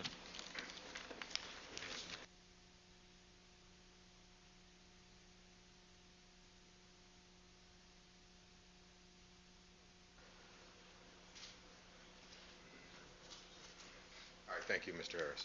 Now, you started to say something, and with regard to the time, when was the first time anyone told you that the time of the tape might be off? Was that today? No, that was think about 2 days ago. And who told you that? My OIC, David Atkins. David Atkins? And you hadn't seen the tape at that point, had you? No, sir. So that we're clear, however, you got the call about 1:30, got out there sometime around 2 o'clock, is that right? No. Sustained. You got out there at what time? According to the sign-in log, is around a little bit after 3. Well, did you say earlier you got there between 2 and 3, sir? You asked me what time that I got there. Yes. That's the time I thought I got there. Between 2 and 3, right? Yeah. All right, and you then proceeded to shoot for an hour and a half at most, is that right? Yes, sir. All right. And so that would comport with the times you saw in that video. Is that correct, that you were shooting sometime after 3 o'clock? Isn't that correct? Yes. Overruled. All right. Comports with the times you saw, right? Yes. You never tried to change the time that particular day, did you? No, sir. All right. Thank you very kindly. I have nothing further this witness, Your Honor. Ms. Lewis? Just briefly, Your Honor, Mr. Ford, when was the first time that anyone asked you about what was recorded or why you recorded that videotape on that occasion? About 2 days ago. So it's been some 8 months, 8.5 months now since you'd had occasion to even think about having taken that videotape back last June? Yes, ma'am. And your estimation of the time that you took... Quiet in the courtroom, please. Your estimation of the time that you arrived and that you took particular things shown on the videotape is just based on your best recollection now, 8.5 months later, is that correct? Yes, ma'am. And you indicated you did not pay attention to the time on the camera itself, is that right? Exactly. So you really can't say with certainty any time that you took any particular aspect shown on that videotape, can you? No. Nothing further. This, with regard to the time aspect, sir, you were aware that this was an important video to document what was going on, isn't that correct? Yes. And you were doing the best you could, is that correct? Yes. You shoot any and everything, right? Yes. And if you had seen or were aware the time was off, you could have changed that or corrected it, isn't that correct? Isn't that correct? I would say yes if it was of some concern, yes. Yes. All right. Thank you very kindly. Detective Looper, Your Honor. Ms. Lewis, anything more? May I have just a couple of questions outside the scope of my initial cross, just briefly? Briefly.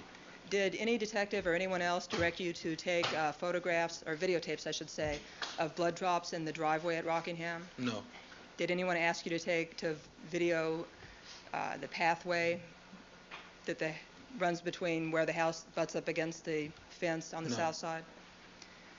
Did anyone indicate to you that this was going to be used by the district attorneys in the case? No. And was your understanding that this was taken to document the valuable items that you saw throughout the house? It's cross-examination. Well, I'll allow the question. And was it your understanding that your purpose in taking this videotape was to document the valuable items that you saw throughout the house, including the Heisman Trophy and other items of value, so that the Los Angeles Police Department would have that on record as having existed then in case of a later lawsuit? Was that your understanding? Testify. Was that your understanding, sir? Yes. Thank you. And when you took that picture of that glove there, you thought that was a valuable object, did you? Counsel, I saw what was on the table there. All right, well, all right, very well. It looked like a Tiffany-style lamp and a few Well, other there was things. also, he zoomed in on the glove, Just for the record, did you notice that there were valuable items on that table, like a lamp or so forth, in addition to the glove? Ms. Lewis, you should also bear in mind that I've seen this 5 times. Just for the record, Your Honor, thank you. One last question, Your Honor. Did you shoot some reported blood drops in the foyer area of the residence? Yes. And somebody told you to do that? No. You just did it on your own? Yes. Again, shooting everything you saw, right? Yes. Okay.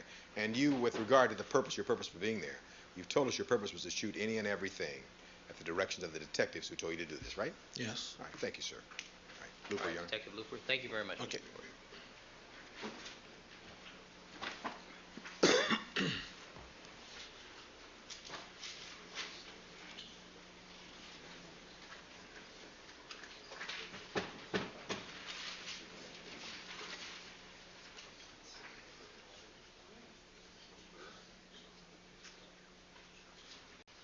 You do solemnly swear to The testimony you may give in the cause now pending before this court should be the truth, the whole truth, and nothing but the truth, so help you God. I do.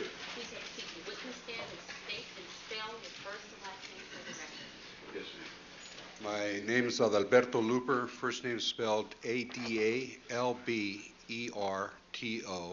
Last name is Luper. Good morning, good afternoon now, Detective Luper. Good afternoon, sir. You are one of the investigating officers assigned to this case, are you not? Oh, well. Yes, sir. She's getting practice. And in that connection, back in June, on or about June 13th, 1994, were you one of the officers or detectives from robbery homicide assigned to the Simpson case? Yes, sir. Did you at some point on or about June 14th receive a videotape that was shot at the Rockingham residence, sir? Yes, I did. What time on the 14th did you receive such a tape? It was in the morning sometime. I don't recall the specific time. Your Honor, at some point I should mark this tape. It's over there now, so we'll reserve a number so I don't forget to mark it. And as defendant's 1068. So you received, and you've seen the tape this morning, have you not? Yes, sir. Okay, it's about a 20, 30-minute tape. Defendant's 1068. You received. Oh, Chrissy. You received this tape sometime on the 14th in the early morning hours. That's correct. It was in the morning, yes, sir. Do you remember about what time it was? They have to be anywhere between 8 and 10, somewhere in that. And from whom did you receive this tape? I received it from, I believe it was Detective Harrell. From Harrell? Yeah. And where were you when you received the tape from Harrell? I was at Parker Center, room 321, at my desk. And when you received it in room 321 at Parker Center on June 14th, in the early morning hours or between 8 and 10, what'd you do with the tape at that point? I went upstairs to the electronics section and asked to be able to use their VCR and monitor to view the tape. And did you view the tape at that point? Yes, sir, I did. So you saw it on the 14th? Yes, sir. It's the same tape we now have here today? That's correct, yes, sir. And did you view it by yourself or with someone else at that By point? myself. All right. After you viewed the tape, what'd you do with it at that point? I returned down to my office because I was charged with having to write the employee report of the search warrant, and I was informed that it wasn't necessary because the captain had been there and the employee report would have been submitted to him. Is that Captain Garland we're talking about? Yes, sir. And so you did not write an employee report about this item? That's correct, sir. I did not. All right. You then you had possession of the tape, Defendant's 1068. You had seen it by now. Did you write any reports at all at that point? No, sir. You then did something with that tape? Yes, sir. And what was that? I put it in my desk drawer. Okay. Now, at this point, this was your regular desk drawer? Yes, sir. Okay. Now, did you ever take that tape up or put it in the so-called Simpson War Room at Parker Center? Yes, sir. When was that? That was probably 3-4 months later. All right. So at first you put it in your desk, is that correct? Yes, sir. And about how long would you say it stayed in your desk?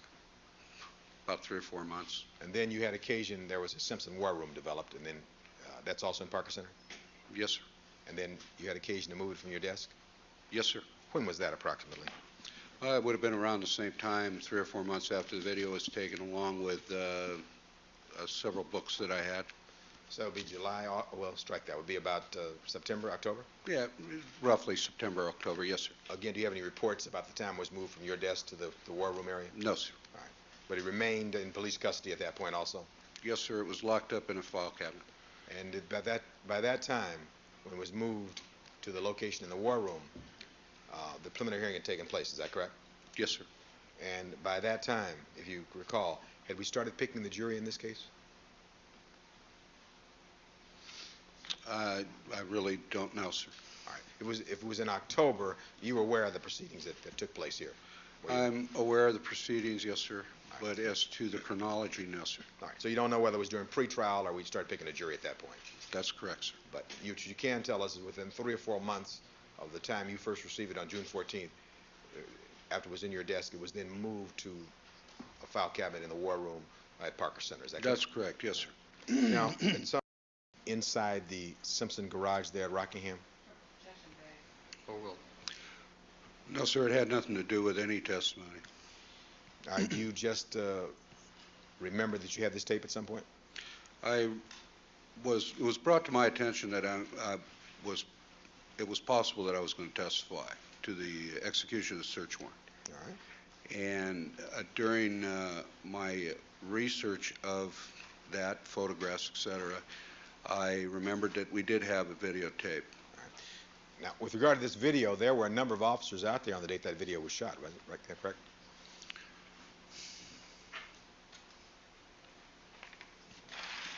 There were several patrol officers. I believe there was maybe 7 detectives, 4 from robbery homicide, 3 from West LA, and I believe Mr. Fung and Ms. Mazzola, and I think the print people had already left. Just so we're clear, you were there, right? Yes, sir. All right. And was it your understanding that this video was shot during the execution of the search warrant, or had all items been recovered by that time? All the items within the residence had been recovered at that time. I knew that there was some presumptive tests that we were still doing, but as far as I was concerned, all the evidence had been recovered, yes, sir. All been recovered except for maybe some presumptive tests, right? That's correct, yes, sir. All right. And just quickly for us, can you give us the names of the detectives from robbery homicide who were present during the taking of this shooting of this video? It would have been Detective Haro, H-A-R-O, Detective Harper, H-A-R-P-E-R, my partner, Detective LaFall, L-E-F-A-L-L,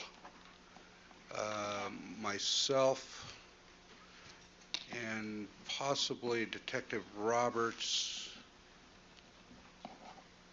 and that's the only ones that come to mind right now, sir. All right, and you mentioned something from West LA. Anybody from West LA you recall? But that would have been Detective Roberts from West LA. I would have to check the crime scene log to be sure. All right. Now, at some point, you were told that you might have to testify in connection with the search warrant? That's right. In this particular case here? Yes, sir. You didn't testify in any of the pretrial motions, did you? No, sir. All right. And when were you told that, and by whom?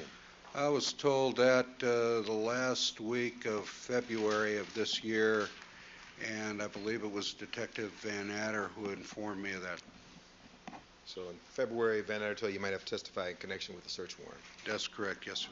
And then you started looking at photographs and videos, and you discovered this tape, right? Looking at photos, yes, no video, but I realized we had a video at that time, yes. All right. And when did you bring the fact to the attention of the district attorney's office that you had this video? That was either March 22nd or March 23rd of this year, sir. So even though you knew you discovered it yourself back in February? No, I believe it was probably a week or 2 after that that I discovered it. So maybe the first part of March? Yeah, within the first 2 weeks of March, yes, sir. All right. And you told the district attorney's office about this, or someone represented on or about March 22nd? That's correct, yes, sir. Who was told? Detective Tom Lang was told, at which time we made a notification to the city attorney's office, and then it was then subsequently turned over to the district attorney's office. Who in the city attorney's office did you talk to? I don't recall the name, sir. I didn't make the call. All right. That would have been in the first week or so of March? No, that would have been on March 22nd or the 23rd. But when you first discovered it during the first week of March, who in the robbery homicide division did you talk to about this? Nobody. You didn't tell anybody at first? No. All right. And when's the first time you told somebody in robbery homicide? It was it had to either be March 22nd or the 23rd because that was the first time that it was brought up by myself. And who'd you tell at that point? Detective Lane. So any particular reason you didn't tell anybody between the time you discovered the first week of March and March 22nd, 23rd? No particular reason other than that I didn't at that time feel that it was something that they needed to know because of the reasons it was being held initially. I see. And what was your understanding for why this tape was shot originally? It was shot strictly for administrative purposes to record the valuable items in Mr. Simpson's residence and to prevent any civil liability that might arise in the future. Was there a city attorney on the premises on the date it was shot? No, sir. And when you saw that tape, you saw, however, strike that. Were you aware that the man who shot the tape had received instructions to shoot every and anything inside the residence and most of the exterior? Were you aware of that? My understanding of the instructions were that he was to film the valuables in the residence and to do a cursory filming of the exterior. Yes, sir. Did you, when watching the tape, did you see the glove on the table that was zoomed in yes, on? sir. You didn't consider that one of the valuables, did you? No. All right, Mr. Cochran, we're going to need to break here. Can we approach this a second? Well, we can approach. Well, what I anticipate doing at this point, breaking here, I have a 1:30 calendar. I have a white-collar sentencing hearing with 4 defendants at 1:30. So I anticipate recessing this now and reconvening at 8:30 on Monday. Okay. All right, that's All right. Detective Looper, I'm going to order you to return Monday morning, 8:30. Don't discuss your I don't share in Your Honor's faith in making that assumption. Well, just have Detective Harper here. All right. As to this case, we're in recess until 8:30 a.m. Monday. All right, we'll reconvene court at 1:30 on the sentencing matters. Then you placed it on this table, is that correct? That's correct, sir. All right. And then it was filmed then by Mr. Ford, is that correct, sir? That's correct, and was also photographed by still photography also. Now, as I understand your testimony also, the video was shot after the recovery of all the evidence in the residence, is that correct? That's correct, yes, sir.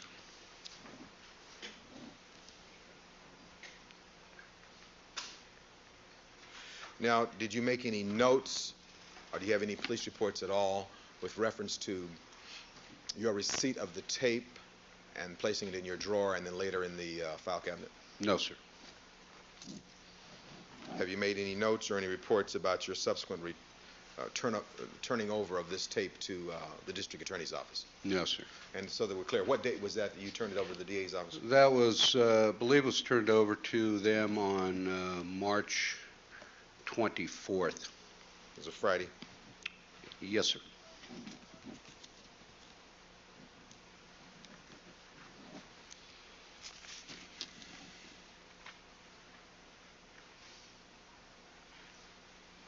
Very well, thank you very kindly. Ms. Lewis?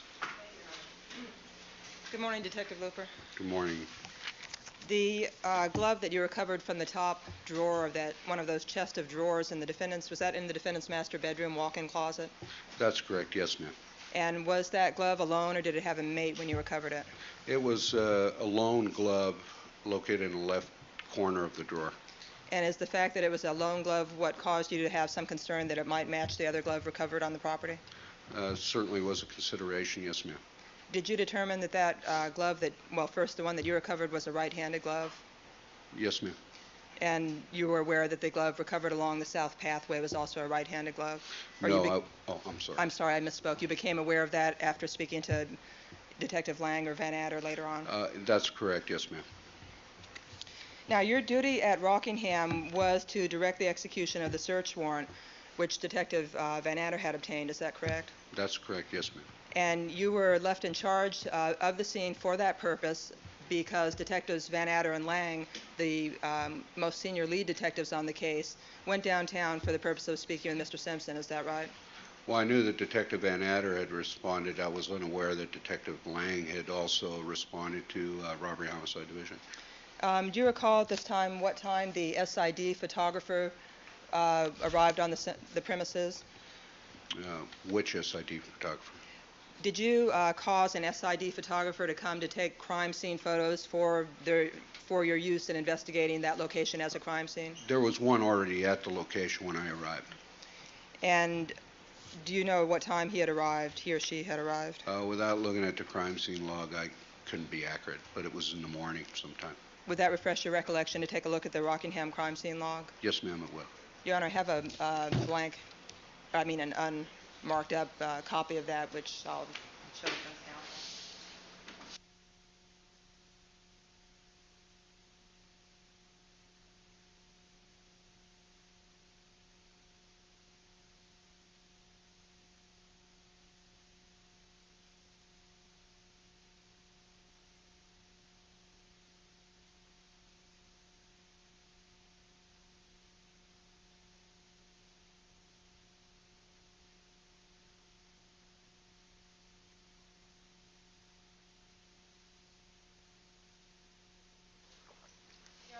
be marked? I'm not sure what exhibit number for purposes of For this the hearing. purposes of this motion, I guess the videotape is, 1068 defense. let's make this people's next in order. And I'm not clear about what we're seeking to do with this document. This is to refresh the recollection of the witness, is my understanding, Yes. as to the timing of when certain personnel arrived at the scene. Well, Your Honor, the problem is that he wasn't there. I'm not clear this document is leaving that document for the first recollection. But he was there, was my understanding. Well, it depends on what time, which witness. Well, let's see if that. And people's next in order would be, 158. I'm sorry, 1058? 158. People's 158. Excuse me. Detective Looper, what time did you personally arrive at that Rockingham location? Arrived about 12:10, 12:15 in the afternoon on the 13th. And you indicated that the SID photographer had indeed arrived prior to your arrival?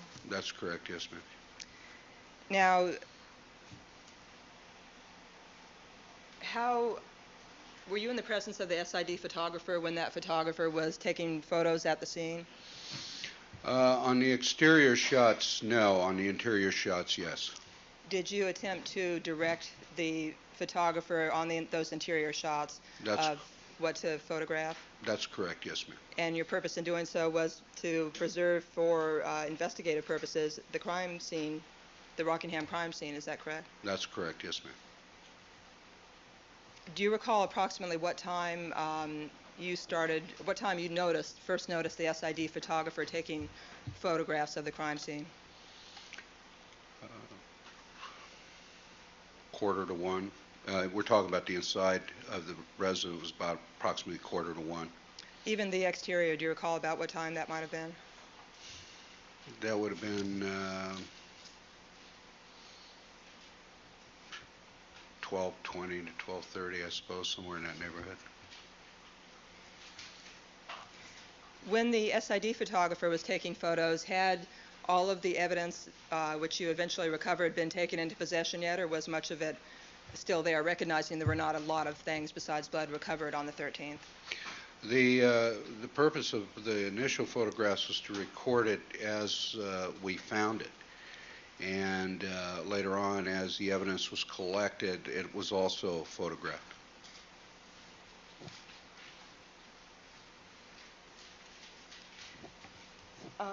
Do we have Defense 1068, the videotape? Do you all have it in hand?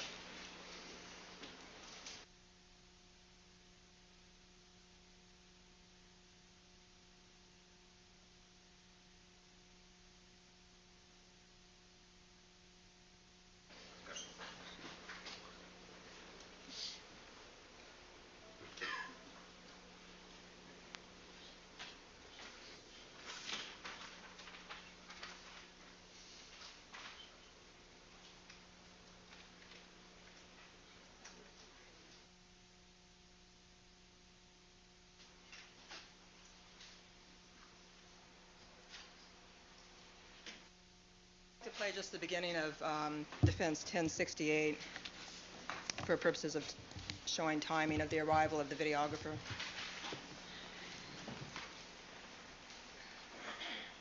I tell you what, could you stop it and rewind it?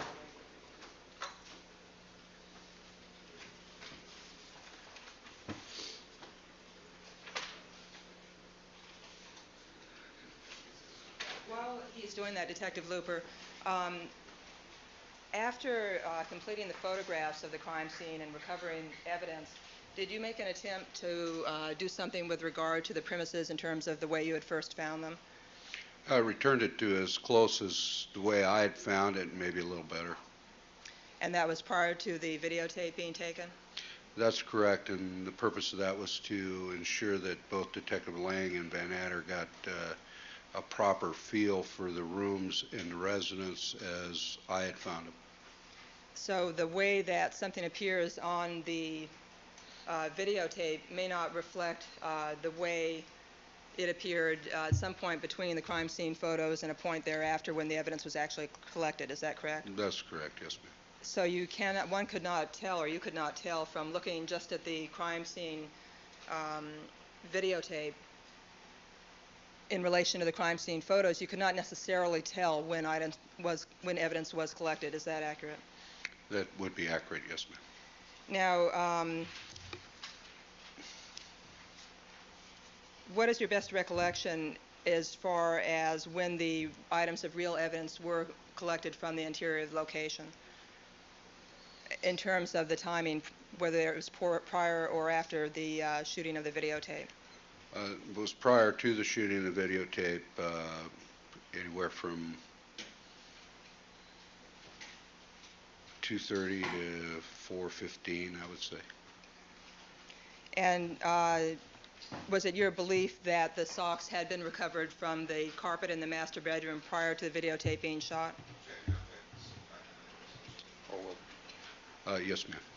And did you've watched the videotape, have you not? Yes, ma'am. And did you notice that the tape happens to stop before showing the location where the socks had been recovered from? Yes, ma'am. So it's also possible the socks were still there when the videotape was shot. Sustained. Sustained. So you can't tell from looking at the videotape alone exactly when the socks were recovered. Is that fair? Sustained. I have seen the tape now 5 times, so, and here in court 2 additional times. Were you present with the videographer when he was videotaping the master bedroom? No, ma'am. Is the tape back up? You just played it during first couple of minutes.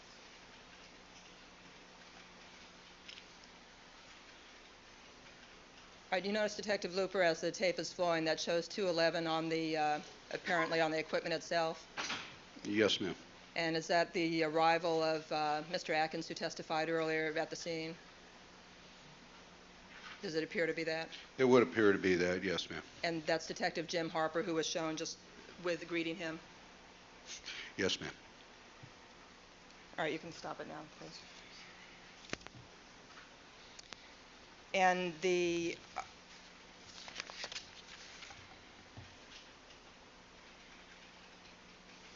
is your arrival time shown on the crime scene log of Rockingham, People's 158 for identification? Yes, ma'am. And do you have an independent recollection of exactly when the videographer arrived at the crime scene? Not an independent recollection without looking at the crime scene, ma'am. Crime scene log. Would it indeed help refresh your recollection to take a look at that crime scene log? Certainly would. May I approach? Yes. Showing you People's 158 for identification, the crime scene log, would you take a look at that and see if that refreshes your recollection as to the arrival of Mr. Atkins and Mr. Ford?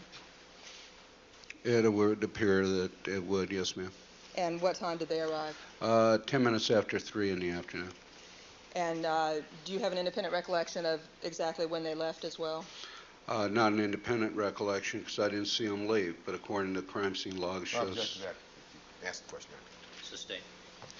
When is your best recollection of last time you personally saw Mr. Atkins and Mr. Ford at the crime scene, at the Rockingham location? Probably 3:45 in the afternoon.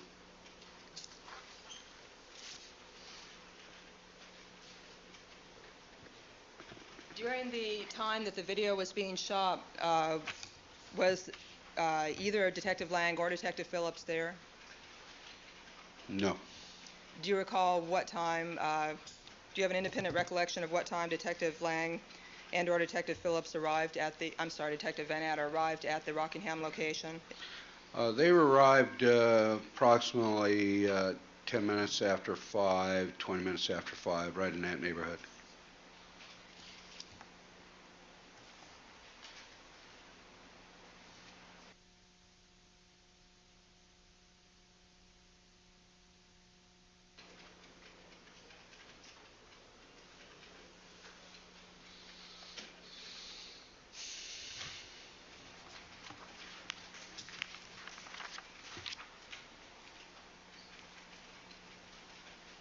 Now, how did it come about that this particular videotape was shot? You were in charge of the search warrant execution there at the crime scene. Did someone give you that idea at some point in time?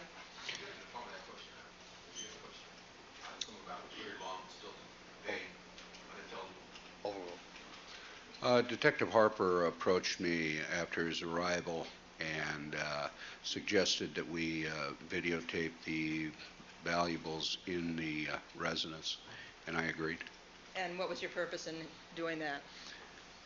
The purpose of it was strictly for civil litigation. We knew that Mr. Simpson had quite a few valuable and personal articles that he had won throughout the years, and we certainly didn't want to be accused at a later date for either breaking them up or stealing them or whatever. So were you the person who actually made the decision to have that done, to have the scene videotape? Yes, ma'am. And did you direct Detective Harper, Harrow, or someone else to call SID and have someone come out for that purpose? That's correct, yes, ma'am. In fact, in terms of your concern that the crime scene not sustain damage when the search warrant was executed, did you ensure that something was done with regard to the vanity in the master bedroom and fingerprint dust? Yes, ma'am. The vanity, well, not the vanity, you're talking about the linen closet, I believe.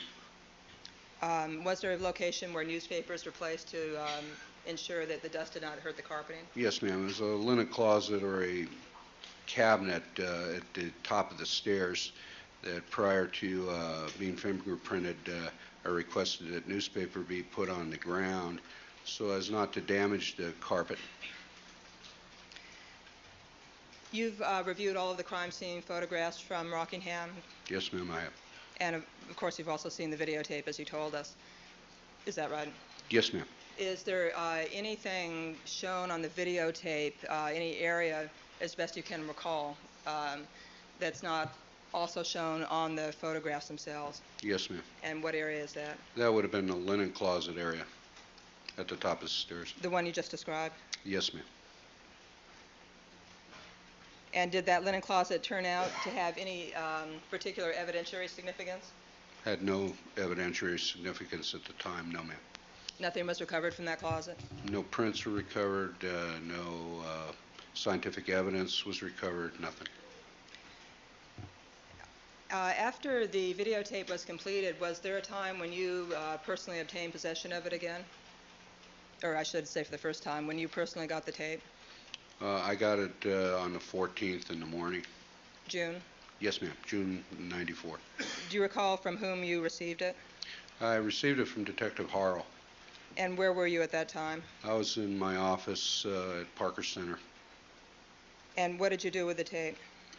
Went upstairs to the electronics section, viewed it, and returned down to the office to prepare my employee report regarding the search, and I was informed that it wasn't necessary based on the fact that the captain had been at the scene.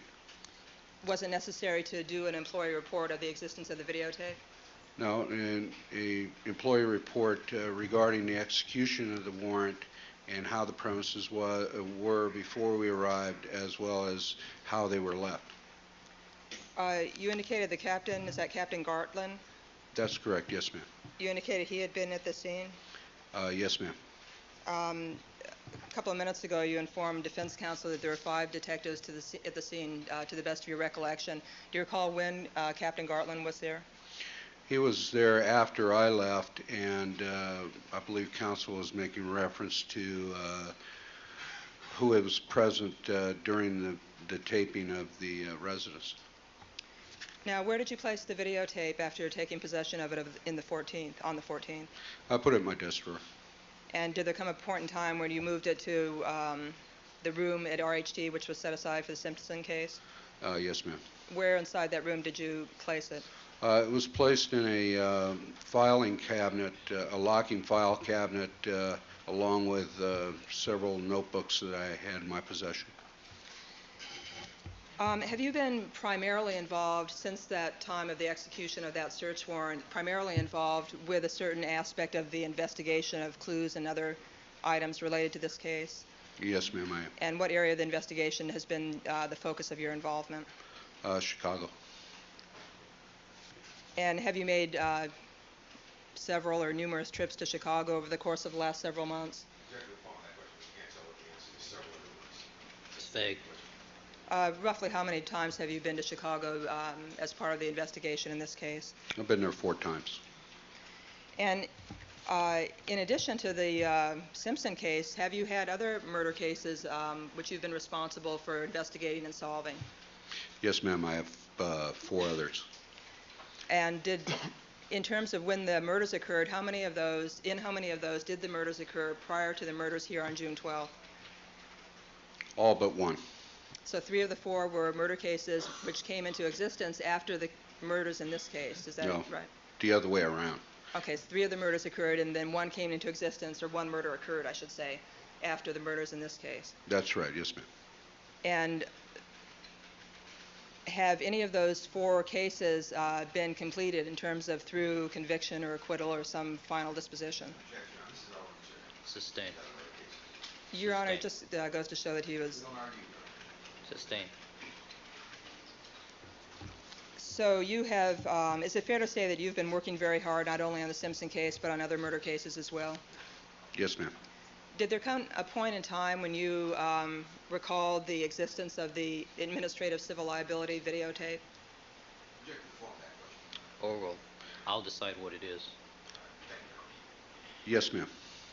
And I think you told us Friday, under Mr. Cochran's questioning, that Detective Van Adder alerted you that you would be testifying with regard to the search in this case. Is that right? Yes, ma'am. And subsequent to that, you started to think of crime scene photos and anything else that might be around in that regard. Is that correct? That's correct, yes, ma'am. And was your purpose in doing that thinking of aids that would be helpful in refreshing your recollection of the events that transpired during the execution of the search warrant on the 13th? Yes, ma'am. And is that approximately at some point after that, is that when you thought of this videotape as well? That's correct. Now, when you thought of it, when did you, or what did you do in terms of going looking for the videotape? Well, the first place I went to was the SID electronics lab, figuring that it had been booked. However, I found that it had not been booked. Then I remembered that I'd seen it in the filing cabinet along with several other notebooks early on in the year. So I went up there, and there it was. So it was in the identical location where you had left it on June 4th, well, at some point when it was moved, when you moved it into the war room? Yes, ma'am. The war room meaning the room set aside at RHD for the Simpson case? Yes, ma'am. So it appeared that no one else had moved it, or it did not appear to have been moved at all within that file cabinet. Is that accurate? That would be accurate, yes, ma'am.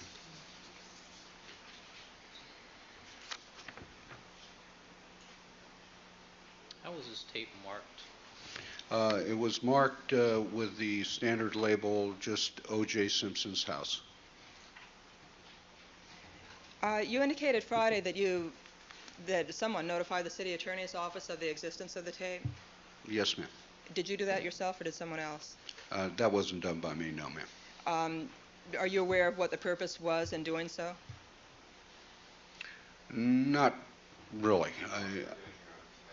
Oh, well, he said not really. I'm sure the court knows this, but for the record, is the city attorney's office, do the city attorneys represent the department when it's sued for things such as destruction of property during search warrants? That's right, yes, ma'am. They're the department's lawyers, so to speak? Yes, not just ma'am. so to speak, but they are. Yes, ma'am. May I have just a moment, Your Honor? Certainly.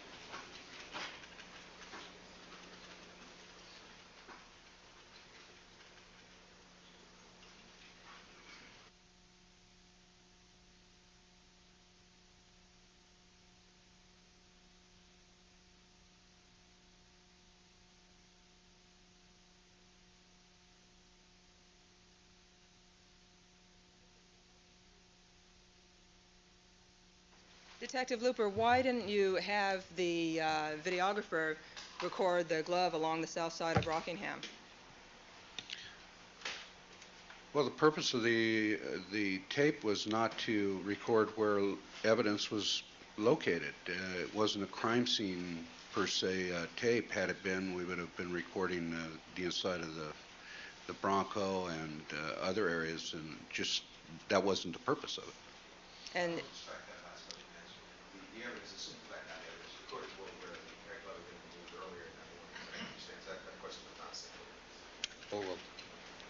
And what were the blood drops on the driveway videotaped? No, ma'am. Now, did you notice that apparently a couple of blood drops on the foyer of the interior of the house were videotaped? That's correct. Yes, ma'am, I saw that. And did you notice that the wood where those drops appear also appears to be light-colored wood? That's correct. Yes, ma'am. So those blood drops would represent, in addition to perhaps crime scene purposes, damage to the property, whether caused by LAPD or someone else, but they would represent some minor amount of damage. Is that correct? That's correct. Yes, ma'am. Thank you. I have no further questions.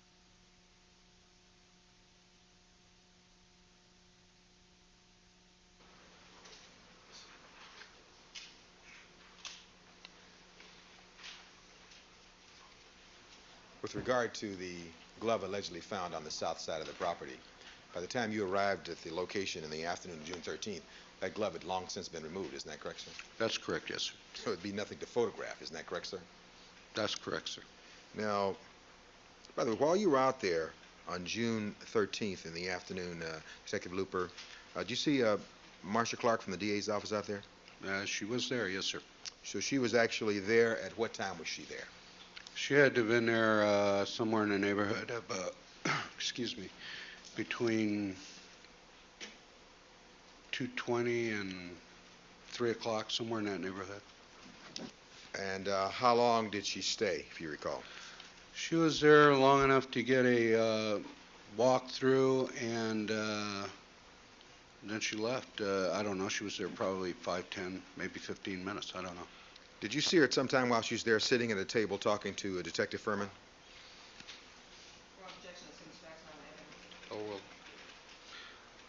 No, sir, I did not.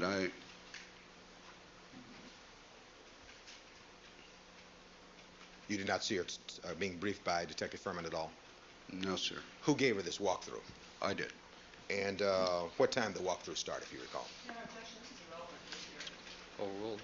It's probably the most relevant question I've heard so far this morning. Thank you, Your Honor. Okay. This She's not used is to the a rules, Your Honor. discovery sanctions issue, I Right. think. Counsel's not used to the rules either, Your Honor. We don't argue back and forth. Thank No, you. we're in an informal setting at this Oh, we can do it point. now? Oh, good, Judge. Thank you. I'll remember. No, we can't, but Okay. I'll let it slide All right. at Thanks, the moment. Judge. All right. But I'm we've sorry. wasted a lot of time. All I'm interested in is what happened to the tape? Why did it disappear? When did it come to light? How did it come to light? Who knew it existed and when? All right. Okay. See if we can answer those questions real quickly. Detective Looper, other than you, let's start with who knew about the existence of this tape? We know that you knew about it, right? That's correct. Mr. Ford knew about it? Yes, sir. Mr. Atkins knew about it? Yes. Captain Garland knew about it? I don't believe Captain Gartland knew about it. Well, did you talk to him about having to fill out this report or not having to fill No, out this I report? was informed that he had been at the scene, and knowing the procedure within the department, if the captain is there, that negates the 15-7 or the employee report. All right. Now, in addition to that, the 5 detectives that we talked about who were at the scene knew about this tape, Harrow, Harper, et cetera, right? Calls for speculation. They saw the tape being shot, didn't they? I know that Detective Harrow and Harper were aware of the tape. I was aware of the tape. I don't believe my partner was aware of it, and I don't know if Detective Roberts from West LA was aware of it or not. In addition to that, there were some patrol officers also at the location, isn't that correct? That's correct, yes, sir. And so that we're clear, part of this tape was shot outside, so people outside could see that it was being shot, isn't that correct? That's correct. Overruled. And anybody who was outside close enough could see that video was being shot outside, isn't that right, sir? You would assume that, yes, sir. All right. And then you cannot tell us about LaFall, your partner, whether he knew or not. That's correct. Did you talk to him about it at all? No, sir. Okay.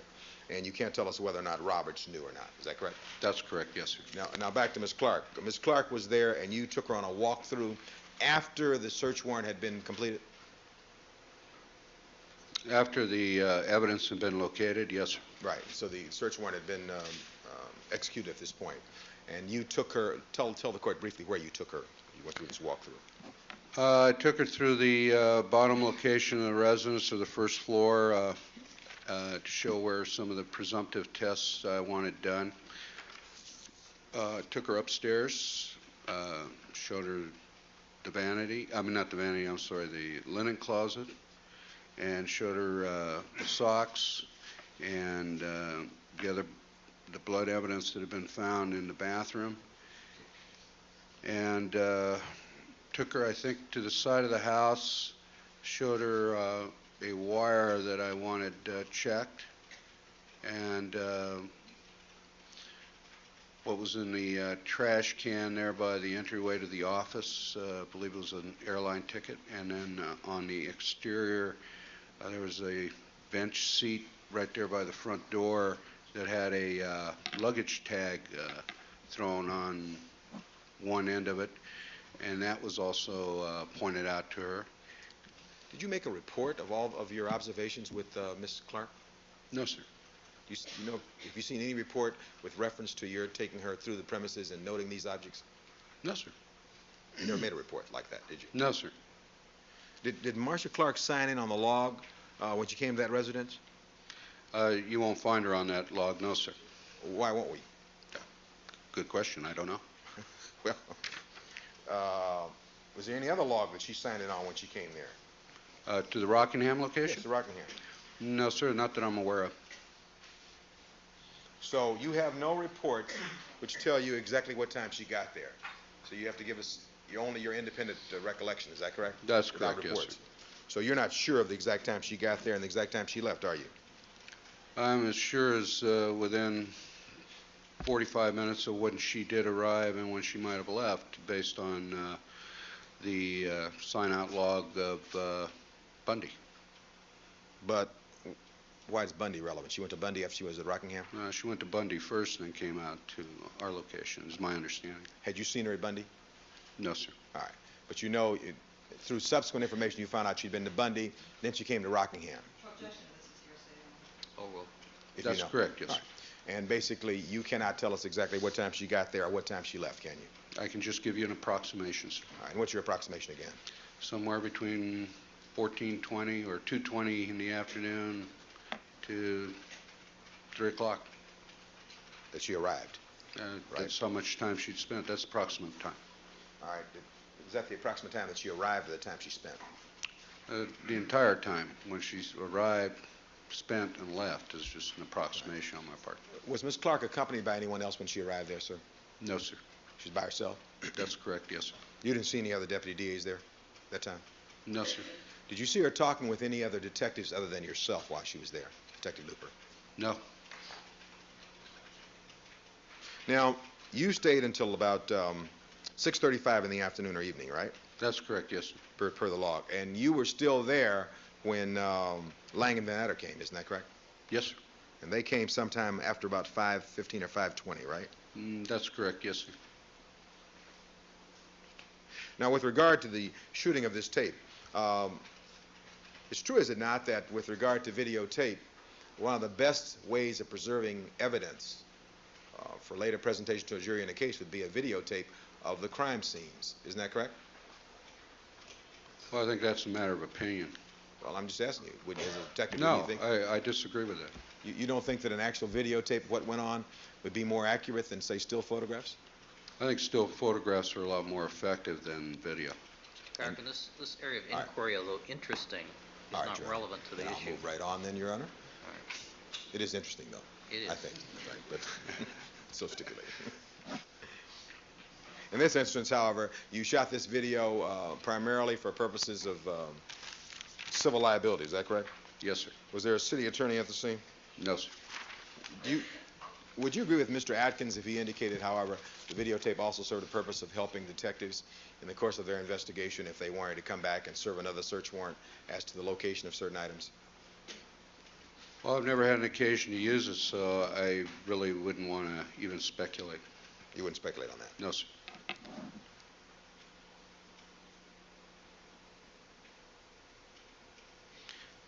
So that we're clear, you took Ms. Clark on a tour of the outside of the premises and the inside, is that correct? That's correct, yes, sir.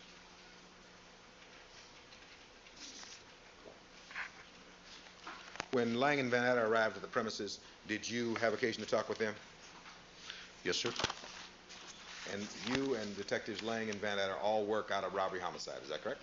That's correct, yes, sir. Thank you, Your Honor. Briefly, Your Honor. Detective Looper, actually, at that point in time, your only purpose in having that videotape taken was for civil liability reasons. Isn't that true? Yes, ma'am. And your best recollection is that Marcia Clark left the premises at about 3 o'clock or by 3 o'clock within that time frame. That in that approximate time frame, yes, ma'am. And the videographer arrived at approximately, as we know from seeing the videotape, approximately 3:11 or so. Isn't that true? That's correct, yes, ma'am. Thank you. Thank you. All right, Detective Looper, thank you very much, sir. Mr. Carker. I have one last question.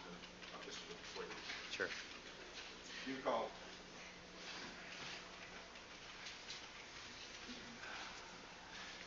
you recall whether or not Mr. Atkins and Mr. Ford had arrived prior to the time that Ms. Clark arrived? No, they arrived after Ms. Clark had been there and gone, sir. You sure about that? Yes, sir. Does your log, of course, there's no log that reflects that, is there? I'm asking. Is there any log that reflects that? As I indicated earlier, I don't have her checked in or checked out at the Rockingham location, and I'm giving you the best recollection that I can. Just one more question, Your Honor. So if you have them in at 3:10 in the afternoon, it's possible Ms. Clark may have been there as late as 3:10, isn't it? Well, objection calls for speculation. Well, I'm asking. It's possible, isn't it? No, because she wasn't there. She and I stuck together, excuse me, stuck together, poor use of the word.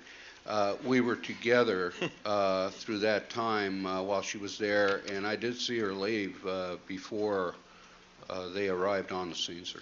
All right, so you're sure about that, right? Yes, sir. All right, so when you told us that she came perhaps at 2:10, stayed till perhaps 3 o'clock or so, those were just estimates, weren't they? That, 2:20 to 3:10. that's my recollection, yes, sir. All right, but if you were to, you saw this log, and the log indicates they arrived by 3:10, isn't that correct? That's, Atkins and Ford. that's correct, yes, sir. All right, thank you. All right, Detective Looper, thank you very much. Your excuse, sir. You're welcome, sir. Mr. Carker, any of the witnesses on this issue? Yes, Detective Harper, thank you. All right.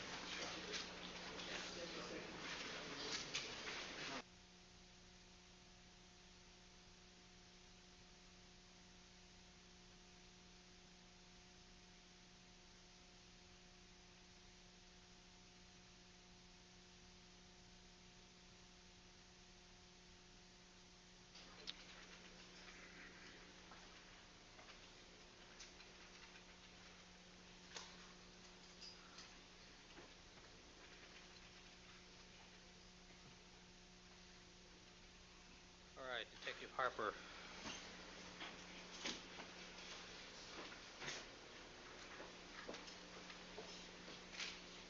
You do solemnly swear that the testimony you may give in the cause now pending before this court shall be the truth, the whole truth, and nothing but the truth, so help you God? I do. Please have a seat in the witness stand and state and spell your first and last names for the record. James Arthur Harper, Harper.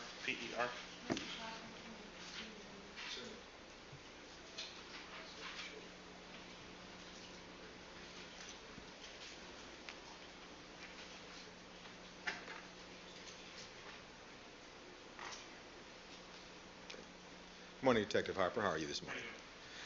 Sir, I'd like to direct your attention back to the date of June 13th, 1994. In the afternoon hours, you were assigned as a detective from robbery homicide and were at the Rockingham location, were you? That's correct. And to the best of your recollection, what time did you arrive at that location on that date? At 10 minutes to 2 in the afternoon. And did you arrive in the company of some other officers? Yes. Who'd you come with? My partner, Detective Richard Harrow, and Detective Cliff LaFall. All right, any other officers? We came in the same car, so I don't believe that there was anyone else. So the three of you came together? Yes. Harrow, yourself, and LaFall? Yes. All right. And when you arrived at the location, did you have occasion to see some other officers there, some other detectives from robbery homicide? Yes. Who did you see there? Detective Furman, Roberts, and Detective Phillips, Detective Looper, and it was quite a few other people there too. That I don't recall any other names. All right, so would I be correct in assuming there were at least 7 detectives there after you arrived with your 3? At least 7, yes. So there'd be at least you, the 3 of you, Looper, Furman, Phillips, Roberts, were all there at that point, is that correct? Yes, sir. Now, at some time after you arrived, were you aware of the arrival of a Mr. Atkins and Mr. Ford from the photographic lab of the Scientific Investigation Division? Yes. In the best of your recollection, what time did they arrive? I believe they got there about 10 minutes after 3. About 3:10? About 3:10, yeah. And when they arrived, did you have occasion to speak with Mr. Ford, an actual photographer yourself? Yes, I did. Did you give him some instructions, sir? Yes, I did. And would you tell the court what you told Mr. Ford upon his arrival at about 3:10 in the afternoon on June 13th? I met Mr. Ford and Mr. Atkins out front at the Rockingham gate, and I told them that we needed them to photograph first the outside of the estate and also inside, and it was for administrative purposes. And that's basically what I told them. We started outside. I directed them to shoot the outside and the sides of both the north and the south side of the house. All right, you specifically told Ford to shoot the south side of the house? Yes, the garage area. And did you see him shoot the south side of the house? Yes, I was standing right next to him. And that, as far as you know, that's on the video, the shooting of the south side of the Simpson residence? I believe so. And with regard to this administrative purposes that you spoke about, the police didn't do any damage to the outside of the house, did they? No. As you just had the outside of the house shot, though, is that correct? Yes. North and south sides? Yes. Do you know whether or not there's a walkway down the south side of the house? Was there any shots made of that particular part of the house? The walkway on the south side? I believe it was done from a distance, from the street, Okay. as he was walking toward. He was shooting as he was walking toward the house. Okay, and that was done by Ford? Yes. All right. And then, how long, if you know, did he spend shooting the exterior of the Rockingham residence? Probably, he was there a total of probably maybe an hour and 10 minutes, but I think it was only like 25 minutes of actual film from when I remember watching it. It was only like 25 minutes long. Is that 25 minutes of outside and interior? Yes, the whole shot. The whole thing. All right, now, while Mr. Ford was there and shooting, Marcia Clark came, did she not? I believe I remember seeing her there at some point. And you recall that while she was there, was Ford shooting the video during that period of time? Do you recall? I don't recall if he was or not. All right, and tell us what time is your best recollection that Marcia Clark arrived on the scene? We got there like I said, we got there at 10 minutes to 2. We left at 4:30, I believe. So she got there sometime between that time. I don't recall. I just remember seeing her briefly. Between 1:50 and 4:30. Yes. And have you had occasion to review any logs or anything that might refresh your recollection as to what time she actually arrived? No, I have not. If she doesn't appear on the log, is that an indication that she just didn't sign in when she got there? That's a possibility. Do you recall, once she got there, tell the court what you observed her doing, if anything? I believe at one point I saw her talking to Detective Furman. She was seated at a table, wasn't she, sitting down outside talking to Detective Furman? At one point, yes. And how long had she been there at the time that she was seated at this table talking to Detective Furman? I don't recall because I don't remember seeing her come in. So you don't know when she'd gotten there. You just saw her talking to him. Yes. How long did you see them talking, if you know? They started outside, and then I believe they came inside because of the helicopters and the news people were above. Taking pictures of them, right? I assume, yes. So and they came. I'm sorry. And they came inside and started talking. So total of probably that I saw, the conversation had not stopped. So I don't know how long she talked to him. Well, just tell the court then how much time did you see him talking, even keeping in mind you didn't see him when they started, and keeping in mind you didn't see him when they finished. How long did you see them talking? Maybe 5 minutes. And part of that conversation was outside and then part was inside, is that right? Yes. Okay. Was she accompanied by anybody else from the district attorney's office, if you know? I believe Mr. Hodgman was there, but I'm not sure. You think Bill Hodgman was there? I believe so. And did he seem to come with her? I have no idea. And when she was talking to Furman, was Hodgman present? If in fact he was there, yes. I believe that's where I saw him. Okay. Now, did you see her talking with any of the officers while she was there? No. Did you ever see any of the officers take her on a walkthrough of the premises at Rockingham while she was there? No. Were you, during most of this time, from the time you arrived there at 1:50 till 4:30, were you outside the premises and also inside? Yes, on the first floor, and outside in the yard, and by the garage, mostly in the garage area. And as I understand it, the instructions to Mr. Ford was to shoot any and everything that was recovered in the course of the search warrant, right? No. Did you understand that was what, did you come to know that was his understanding of what he was supposed to do that day? That's not what. That's what Ford said. That's not what I told him. That's not what you told him to do. No. You told him to shoot outside. Right. All right. Correct. And then when you went inside, did some other detective talk to him? Yes. And who would that have been? It's my partner, Detective Richard Harrow. Harrow. Were you present when Harrow spoke with him? No, I believe I had another assignment in the garage area, so I just left and turned him over to Harrow. So I don't know what they discussed. You don't know what they discussed, right? Now, when Marcia Clark was out there, did you talk with her at all while she was there that day? Did you know who she was at that point? Yes, I know Marcia. You knew her from before? Yes. Have you seen any reports, any police reports generated in this case that would help us out on the times that Ms. Clark arrived, who she talked to, and what she observed? I have not personally, no.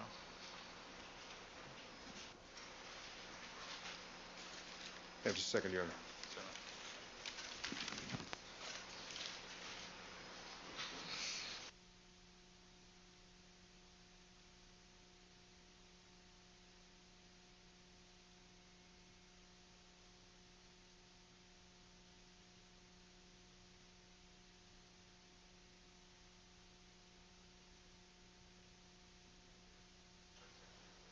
As I understand your testimony, Detective Harper, you never, while you were there, you don't recall seeing Marcia Clark leave the time she left? No, I do not. Did you see how she and Mr. Hodgman got there? No, I did not. All right. Thank you very kindly, sir. Ms. Lewis? Detective Harper, were you present during the June 28th search warrant at Rockingham, the execution of that warrant? Yes. And Ms. Clark was present on that occasion as well? Yes. Are you sure within your own mind that it was on the 13th that you saw her talking to Detective Furman rather than on the 28th? Now that I reflect on it, it could have been on the 28th, but I remember seeing her there one of those days, either the 13th or the 28th. But you're not positive which occasion it was? Now that I think about it, no. Your Honor, I believe the Bundy crime scene log has already been marked as an exhibit in this case. What is it? I can't read your lips. It has not? I don't know the number. But I do have another copy, albeit a little bit marked up. May I approach, Your Honor? You may. Detective Harper, looking at this other copy of what we know as the Bundy crime scene log from June 13th, do you see an entry on there of Marcia Clark arriving there at approximately, I think that says 2 o'clock or 2:02, and leaving at 2:15? Bundy log. Well, this copy is not the marked copy, since it's been marked there.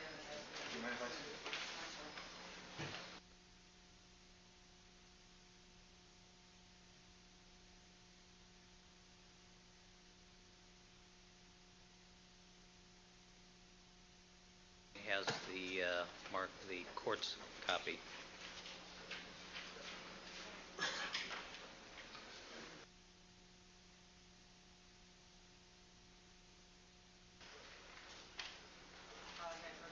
You may.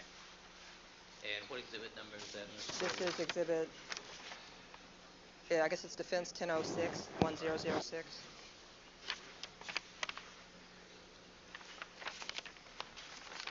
And showing you this one, Detective Harper, it shows the same as the copy I just showed you, that Ms. Clark arrived at Bundy at 2:02 and left Bundy at 2:15.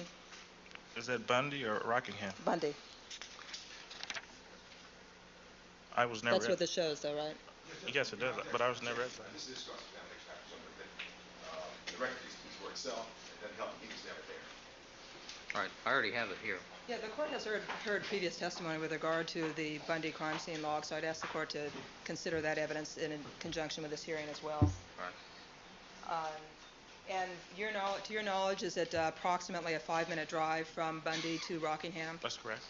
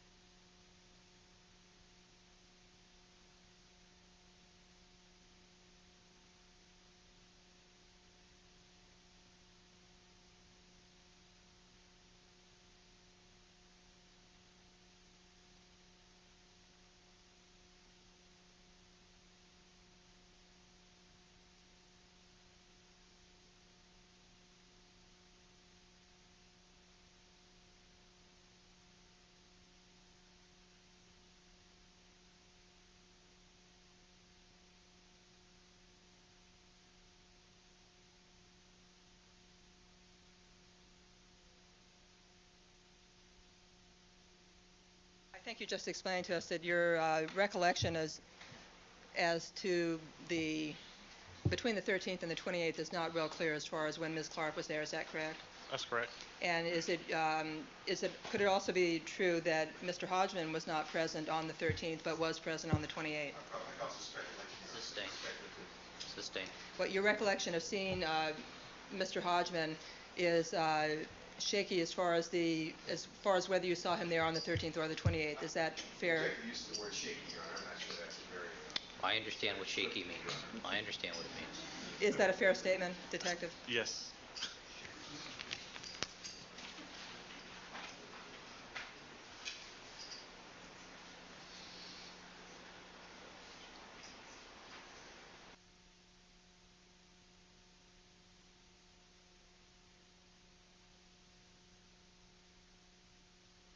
I have the crime scene log from the 28th of June, which I'd like to mark people's next in order, 159. That's irrelevant material. We're talking about 13. Overruled. And counsel's had it for many months, so I'm sure it's on that occasion.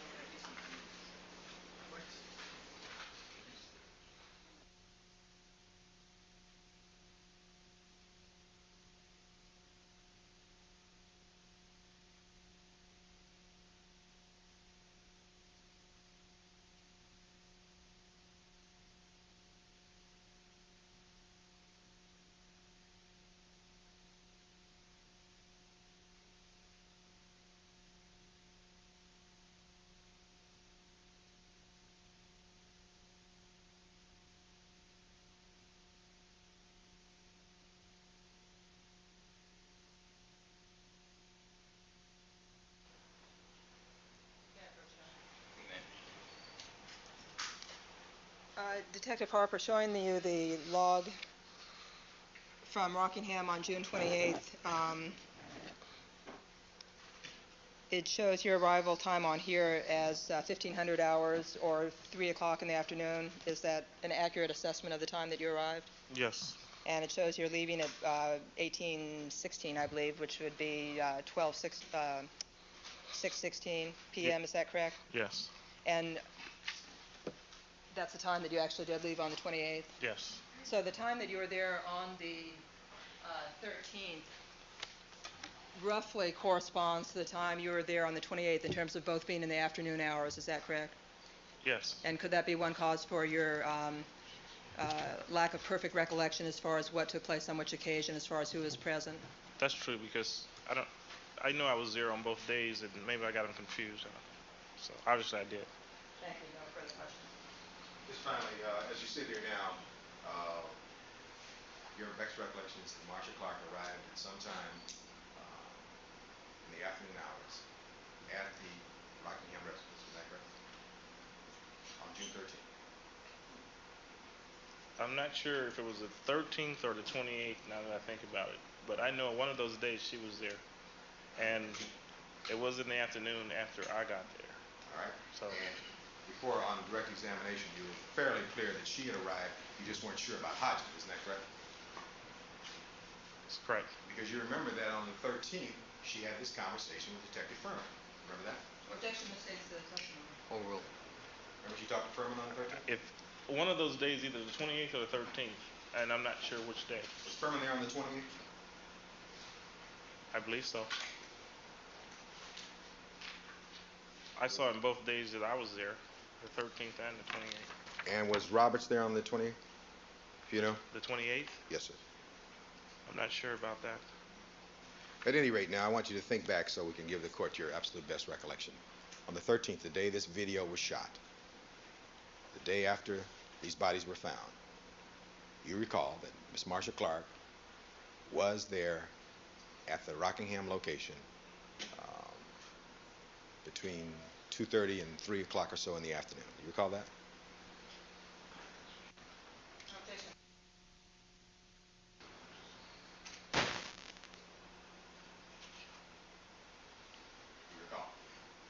I can't lock myself into one of those days, or the 13th or the 28th, because now that I've thought about it, it could have been the 13th or it could have been the 28th. Well, isn't it possible she was there on both times?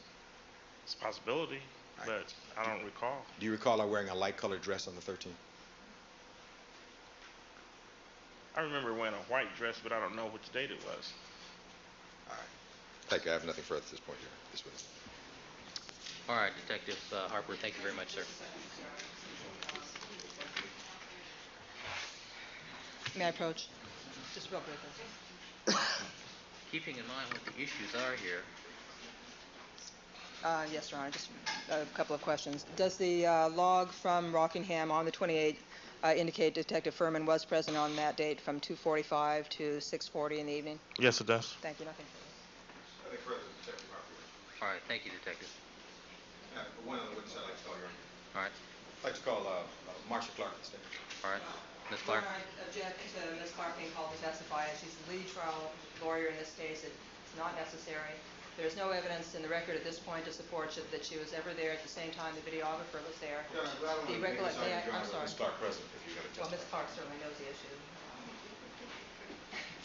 The testimony is that she left at approximately 2:50, I believe, or 2:50 or 3. No, I would object to her making a statement if Ms. Clark's going to be called.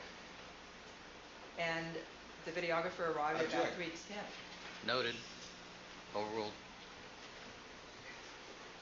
All right, I don't need Ms. Clark's testimony as a witness. I simply need her statement to the court as to her recollection as when she was there, and more pertinently, when she found out this tape existed.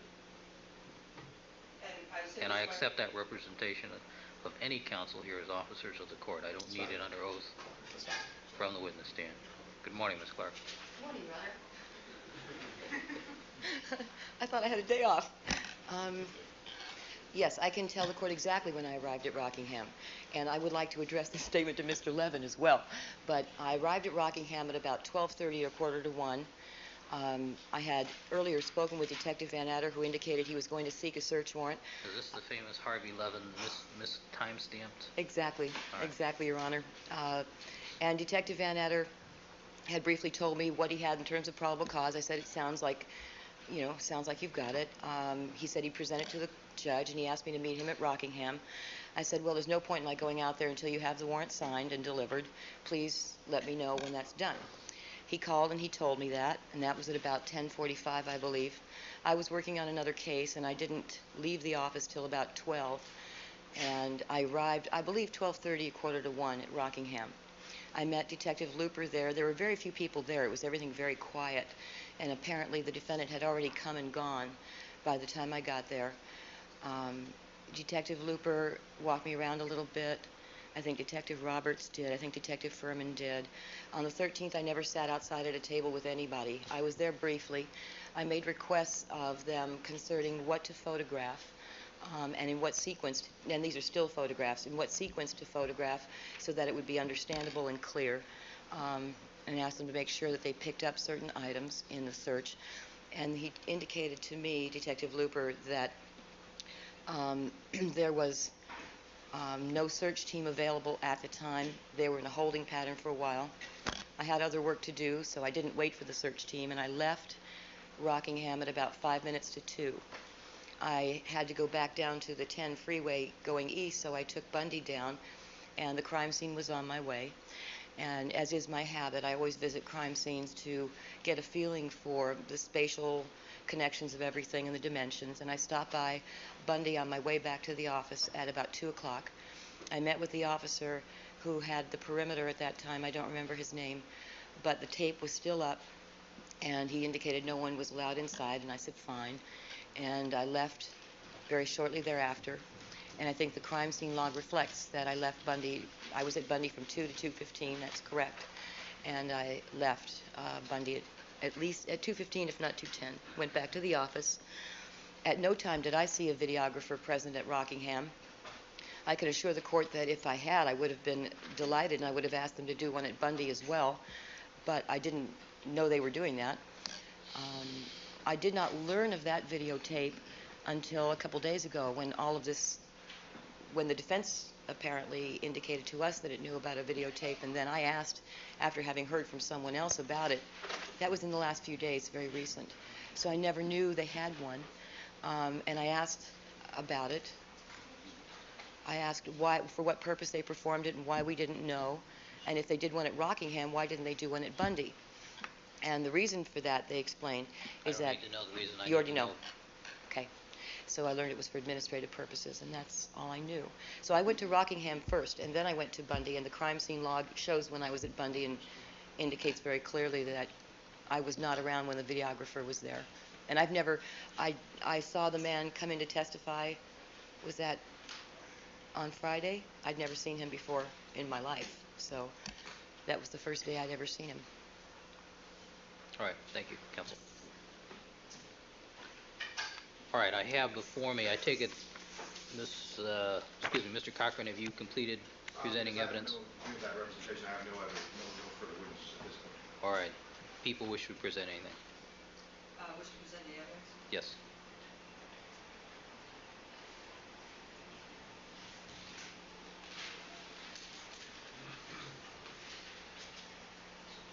No, Your Honor. All right, I have before me a defendant's request for sanctions, and including monetary sanctions and instructions to the jury. I'll hear argument. Your Honor, I do want to note that I just received this at 9:15 this morning. I barely had time to read it, let alone confer with other counsel on the case in terms of responding to this. I would request an opportunity to respond. I have no mean, objection. a period of time during which to confer with my colleagues before responding. I have no objection. It was filed this morning. All right. Then I'll hear argument about at 4:30. Well, 4:30 today may be a little tough, Your Honor. That's for obvious reasons. Oh, I forgot. You're right. You're right. 4:30 would be tough today. You're right. 1:30 or 4:30 today is a bad day. You're right. There is another hearing, I believe, at 1:30. Right. And we need to be somewhere at 5:40. Yes. All right. All right, tomorrow then we'll take it up. When was that, Your Honor? Tomorrow. We have the motion on the coroner's testimony and motion on coroner's photographs today at 1:30. 1:30 today? Yeah. Okay. You want to do it 1:30 also? Now let's do that tomorrow. All right, anything else before we invite the jurors to rejoin us? Oh, Your Honor, I would move that Peoples 159 be admitted into evidence for purposes of this hearing, and Defense 1006 be considered for the hearing. All right, they'll be as well as Peoples 158. They'll be accepted for purposes of the motion. Your Honor, Yes. I think you want to take up the boards also before they're introduced to Dennis Fung. All right. Mr. Neufeld, could you use the microphone, please? Yes. All right, who's going to be presenting Mr. Fung? Lieutenant Goldberg will be, All right. I believe we're in the process of notifying him. And I also post in Defense 1068 for purposes of this hearing. All right.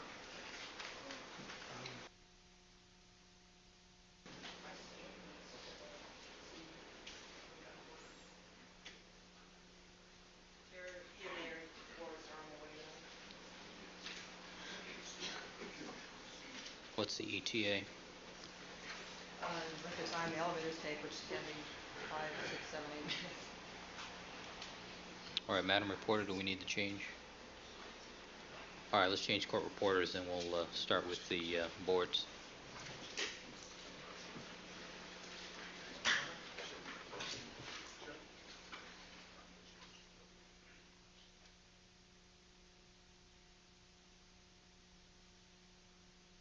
Mr. Neufeld, you had some objection to some of the boards?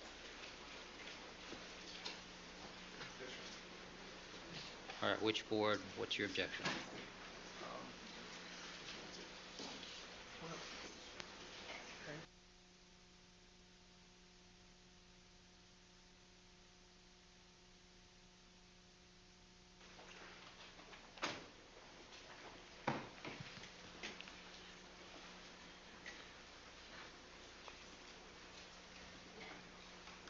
Your Honor, as you may recall, there was a ruling by Your Honor that the luminol testing and other presumptive tests would not be admissible as evidence for the presence of blood in this case. And one of the boards, unless there's independent confirmatory evidence of one sort or another, one of the boards depicts Mr. Fung standing next to a drain in a sink, holding up a Q-tip with a pink color on it to suggest that this was a positive result from a phenolphthalein test for the presence of blood. Number one, there was no confirmatory test on either of those items. Number two, as it's been already brought out to the court, and I think was the basis for the court's ruling, there are many other things which could test positive on those circumstances, particularly for the two drains, Your Honor. There is a vast body of literature which suggests that just normal bacteria and other microorganisms, the kinds of things that collect in wet drains and damp drains, would test positive. And it just has no basis being introduced or brought into this case at this time. The correct procedure would have been to take the contents out of those drains and bring them back to the laboratory and do some kind of test to confirm the presence of blood or to reject the presence of blood. And to our knowledge, that was never done. And I believe a lot of this you already know about from your initial ruling. So I would simply ask the court to instruct the people to remove those two photographs from the board. Those are your objections? Well, as to that one board, yes. All right. Which board is that? Would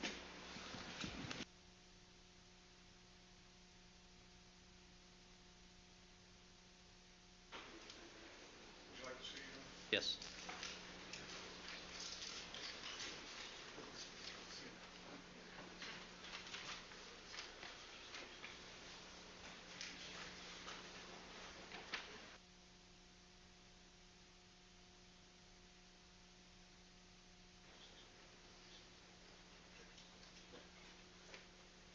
Somebody want to give Mr. Fairtlow a hand here so we don't waste all our time?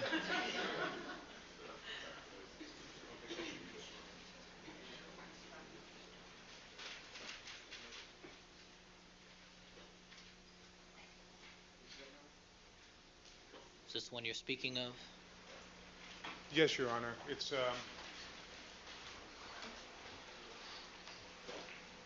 photograph here, Your Honor, which doesn't have a number on the photograph, so I can't say directly, but it's in the lower right-hand corner, and it's he's holding up a Q-tip next to a they drain in the sink. I'd also point out, Your Honor, that the Q-tip itself has a reddish color, which would suggest blood, but it's not. The reddish color is the chemical reaction from the hydrogen peroxide. So it's even more prejudicial for that reason as well, Your Honor. So it's the drain shot here, and then there's a second drain shot, as you can see in the lower, there's two drain shots actually, in the lower left-hand corner.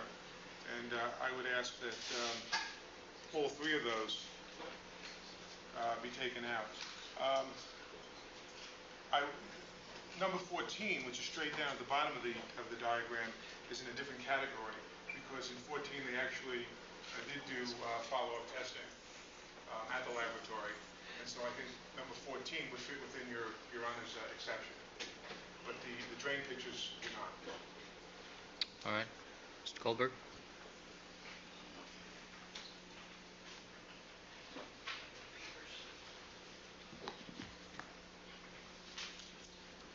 Well, first of all, Your Honor, it would be nice if counsel would have given us some notice as to specifically what he had to object to on this board, since we have already plotted out what our direct examination is going to be, and as the court can now tell, it does involve presentation of evidence through the use of these boards. As to the phenolphthalein test results, I did not bring down my legal notebook because, again, I did not know that they were going to address this one specifically. What I would say is this, preliminarily.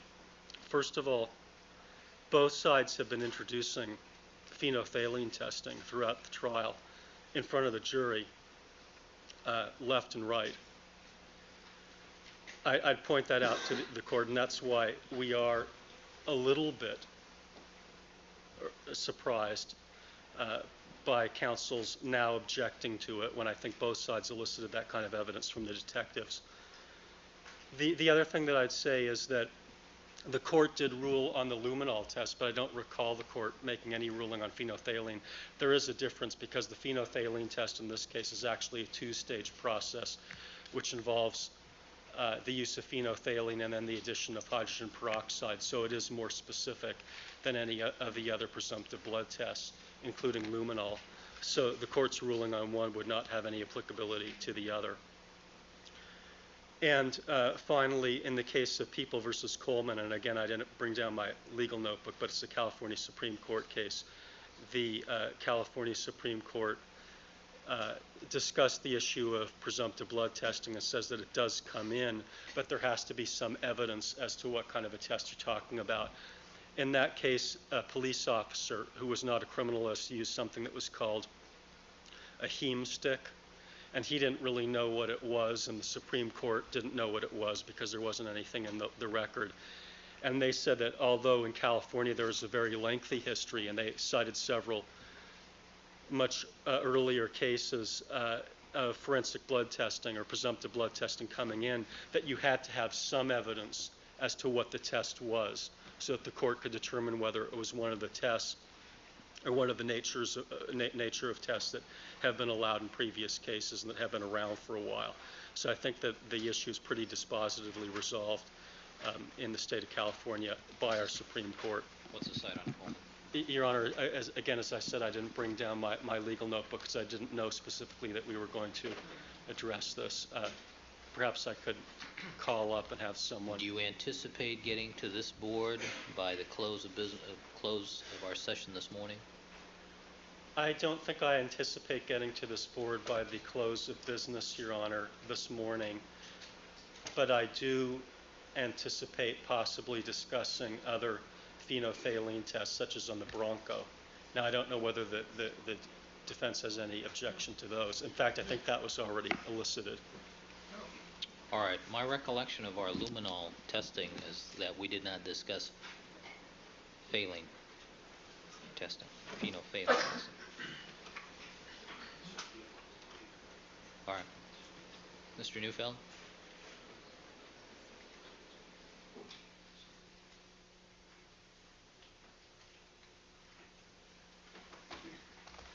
Your Honor, we're not opposed to a reference to the fact that phenolphthalein testing was done. We're opposed to them introducing any of the results of that phenolphthalein testing. That's the difference here. To simply say that they tested various items I mean, that goes without saying. That's one of the things they did. I don't understand the gentleman's point on the issue of the power of this presumptive test. It is widely known in the literature that this particular test is no more powerful or sensitive because it's a two-stage test. That's just the nature of the test, that the second thing you do is subject it to hydrogen peroxide to get a reaction. There is literature that not only talks about the presence of bacteria readily setting off a positive result, which is why most practitioners would never dare to use it in connection with a drain. But more importantly, Your Honor, there is additional literature which suggests that copper pipes, for instance, will give you that same kind of positive hit. It's very different to use a phenotest with drains and drain pipes than it is to use it with the wooden floor, for instance, where you don't have that same risk involved, where you see the small reddish smear that you see in number 14. We don't have that situation here. My recollection was, and I'll have to check with the transcript, but that Your Honor did rule on the pheno test as well as the luminol test, and I may be mistaken about that, but that's the information I had before I stood up this morning. All right, that does not comport with my recollection. However, my recollection could be inaccurate on that. But since Mr. Goldberg indicates that he won't get to that by the noon hour, we'll have the opportunity to check. All right, Mr. Goldberg, I'm going to direct you not to use this board until we have had the opportunity to resolve both the record and checking the Coleman case. And Mrs. Robertson, would you ask one of the law clerks to locate the Coleman case for me, please? All right. Your Honor, also we were shown another board dealing with serology results. And not to waste the court's time at this point, if Mr. Goldberg can assure us that we're not going to get to the serology result board this morning, I can take that up later also. There are a variety of problems with certain specific results, and more broadly with the fact that he includes in the board inconclusive results. And since I've been practicing law, I've never seen a scientist report out results that he or she themselves deemed inconclusive. In fact, even in the reports in this case, technicians such as Yamauchi, for instance, will say, since the results were inconclusive, I will not make a statement about them in his reports. Yet on their board, they'll say things like inconclusive and then have in parentheses what the tentative results were. And I don't believe that tentative results, which are inconclusive to the technician, should see the light of day in a courtroom in front of the jury. All right, Mr. Goldberg. Which board is this? They're bringing it out now. It's called the serology results.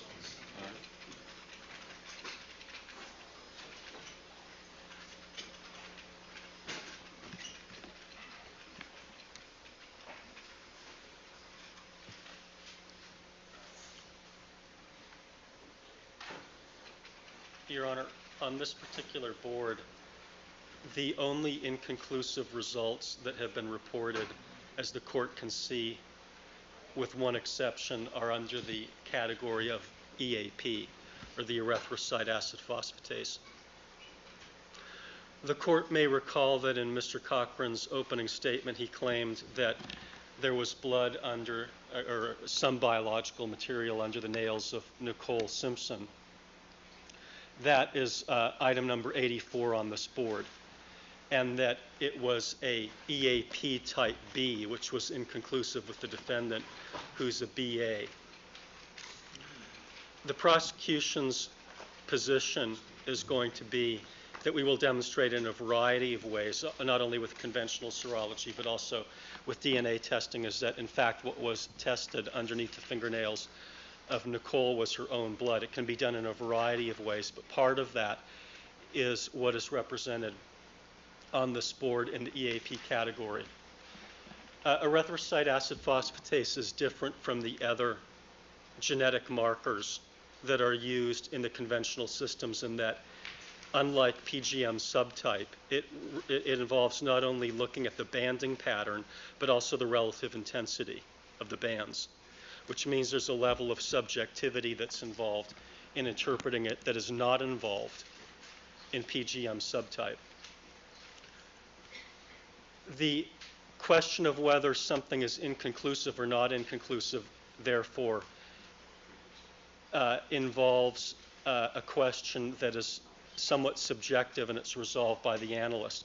What we are trying to show here and will show is that there is a situation going on at the crime scene at Bundy where we have a number of specimens that are in states of degradation with respect to the EAP system, and that we can demonstrate circumstantially that what is happening is that the EAP subtype is degrading from a BA to a B. And this board does that almost conclusively. The science articles indicate that one of the things that we can do, and one of the things that common sense would tell you can do, is you can look at a pool of blood under the victim, or blood on the victim's clothing, which you know circumstantially has to be hers. And if you can see evidence of degradation in that sample in the EAP system, it gives you a very clear indication of what would be going on with other blood of the victims, such as underneath her fingernails. So we see, for example, on this board that item 42, which is blood underneath Nicole, is an inconclusive B. Well, we know that's hers. It's her blood. So this provides very powerful circumstantial evidence as to the defendants, as to the people's position that what we have under the fingernails is in fact degraded blood of the victim. This is a legitimate thing to do. It's a legitimate chain of circumstantial inferences for a jury to consider, and it's legitimate scientifically for our experts to consider this. I would point out that there's not a single instance here where an inconclusive result is being reported that inculpates the defendant. In other words, we don't have any reports of inconclusive results which are consistent with the defendant's EAP type and PGM subtype, which is a BA, and his PGM subtype is a 2+, 2-. In other words, we're not using any inconclusive results for the purposes of showing that his blood is at the scene. We're using them for the purposes of showing that Nicole's blood is under her fingernails, and it's completely unobjectionable. I find. Why should I allow tentative results? What? Well, you say that these are inconclusive but indicative of. Well, no. INC stands for inconclusive. What that means is that when the analyst looks at the PGM subtype plate or the EAP plate, it's a gel, and there's a certain banding pattern that results, that he is not comfortable enough with that subjectively to say, in fact, it is a B. In fact, it is a BA. What he is saying is that's what it looks like, but I'm not comfortable enough to make that call with certainty. What he will be able to say is he will be able to say that based upon a variety of results, and I'm not telling it to the court in as much detail as will be presented. Hopefully I won't need to for the purpose of this legal argument. What he will be able to say is that based upon the combination of what he sees happening with the EAP results at this scene, that there is very powerful circumstantial evidence that the EAP results under Nicole's fingernails, in fact, is likely to have been or may have been a BA that degraded into a B. And when the jury sees it, they will be able to come to that conclusion on their own, even without the benefit of expert testimony. And that's what this board does. All right, thank you, counsel. Yeah, may I respond on part of that? Mr. Neufeld.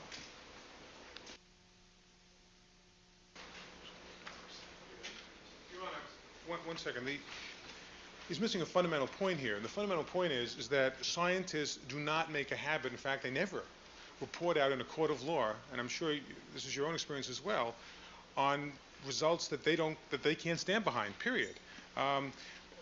Whether it's to some degree of reasonable scientific certainty or some other comparable standard, they don't report out items which to themselves are inconclusive. It's not a question of even being tentative. Let me give you just as an example. I'll just pass up. Mr. Neufeld, but let's talk about the specific here. Don't we have a problem created by the fact that in the defense opening argument, this particular piece of evidence was argued to be something, and then a excerpt of a police report or the criminalist report is put up and displayed to the jury and purported to have a certain result inconsistent with the parties here, whereas the actual testing indicates something that's different. It doesn't, Your Honor, and that's the point. Here, for instance, is the analyzed evidence report in this case, and you can just take a look at it. What's the proper? No, I've seen it. Okay. And what it says is that the serologists themselves called the blood scrapings underneath her fingernails a B. Not an inconclusive, not a tentative, a B. Whereas all these other items, they didn't call at all. And they said, we will not make a statement on them because in our opinion they are inconclusive. So there's a very significant distinction between the serologist's professional approach to calling the blood scrapings beneath her fingernails as a B and all these other characterizations which are inconclusive and for which the serologist did not want to make any call at all. But shouldn't the jury know that these items were tested and the results are these, they're inconclusive? Isn't the jury entitled to know that? Oh, the jury is entitled to know that they were inconclusive. I'm not disputing that. They can just say inconclusive. Our dispute, Your Honor, is a suggestion they were inconclusive but looks like an A, inconclusive but looks like a B, inconclusive but looks like a BA as is reflected on that board. The fact that the examiner said it's inconclusive means that he or she is not willing to report out the actual result other than to say it's inconclusive. That's how scientists work. That's how technicians work. And this document belies that professional approach which is used nationwide by all technicians and scientists who do this exact kind of testing. That's the difference. In fact, in the actual report here, they don't say it looks a little bit like a B or it looks a little bit like an AB on the inconclusives. They give no answer. They just say inconclusive. Whereas for the typing of Nicole Brown Simpson's fingernails, they say specifically and unequivocally at this point in this statement, it's a B. That's the difference. So we don't have a problem with them simply saying inconclusive. The problem is them trying to hook the inconclusive with a tentative result, when the scientists themselves would never do that and don't do that.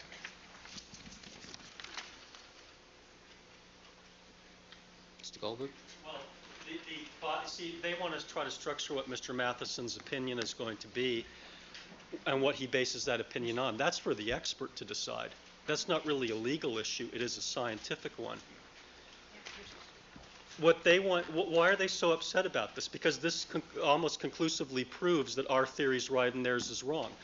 Because the mere fact that these are inconclusive Bs or BAs shows that there is degradation, which is the very thing that we want to show. So saying it's inconclusive, that doesn't show anything, doesn't demonstrate. When do you plan on using this? What? When do you plan on using this board? This would be used with Mr. Matheson, which would be towards the very tail end of my portion of the evidence that I'm presenting. All right. I'll think about this one then. Well, could I finish? We're not even going to get to Mr. Fung, through Mr. Fung this week, I suspect. Mr. Matheson. Who's first? Mr. Fung. Well, I don't know, because they've never given me a clear indication of how long they feel it's going to take on cross-examination. But obviously, we would like the problem resolved, Your Honor, and we feel very, very strongly about this, because this is going to give Ms. Clark the opportunity in her closing argument to stand before the jury and say, look, we can show you what's happening on the scene, and we can show you that the blood under her fingernails degraded. It's the only common sense, logical Mr. explanation. Goldberg, is to wait until I hear Mr. Matheson's testimony. In a pre-trial type, outside the presence of the jury? Right. Do you intend on using this in front of the jury? With Mr. Matheson? Yes. With All Mr. right. Matheson? Let's proceed with Mr. Fung, I understand, as your next witness. Finally, Your Honor, the only other objection we have at this time on the boards is there's a series of boards which try and reflect the movement of certain items of evidence, beginning on June 13th, right through August, September, October. And it would be our objection to displaying the board to the jury, or at least admitting those portions of the board until a proper foundation is laid by the prosecutor. In other words, if Mr. Fung can only testify about the handling of evidence on June 13th and June 14th, then the rest of the board, which talks about those items that he collected being sent off in August, September, October, or whenever to other laboratories, that should not be on the board when it's shown to the jury at that time. Mr. Goldberg.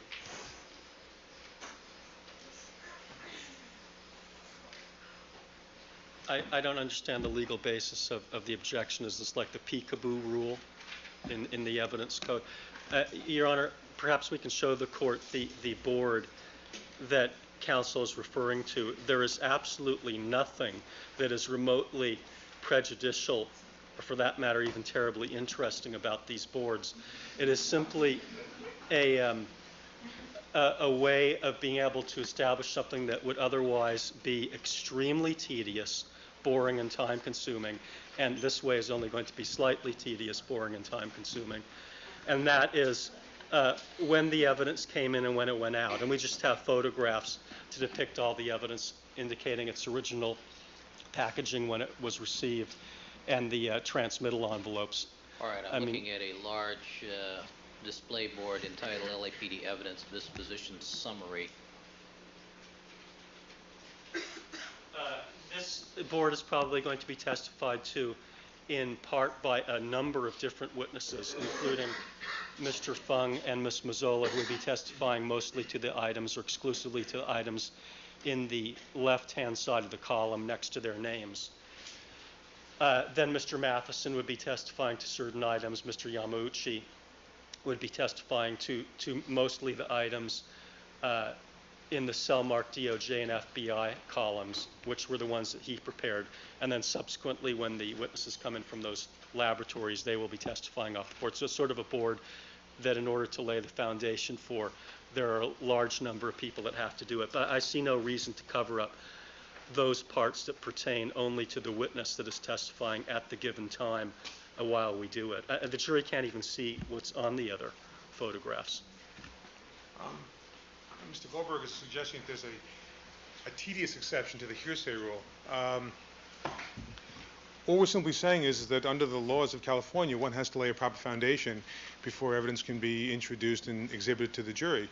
And obviously, Mr. Fung and Ms. Mazzola are not the witnesses who can lay the proper foundation, suggesting this continual chain of certain items to these other laboratories.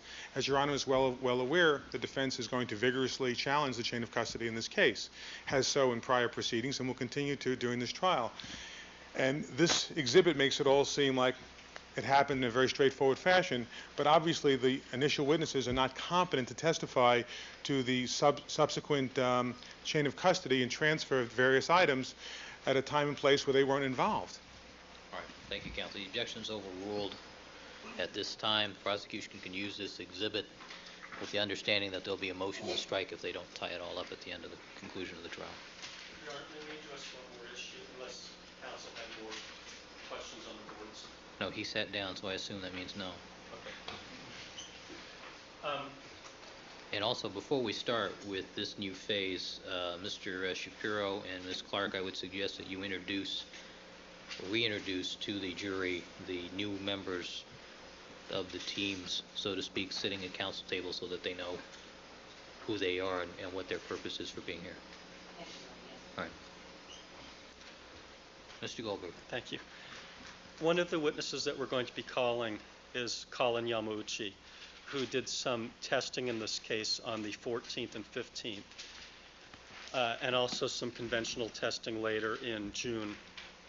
And in addition is almost exclusively the witness that will testify to the bulk of the chain of custody in terms of packaging items for the purposes of being shipped out to certain laboratories, with only a few exceptions.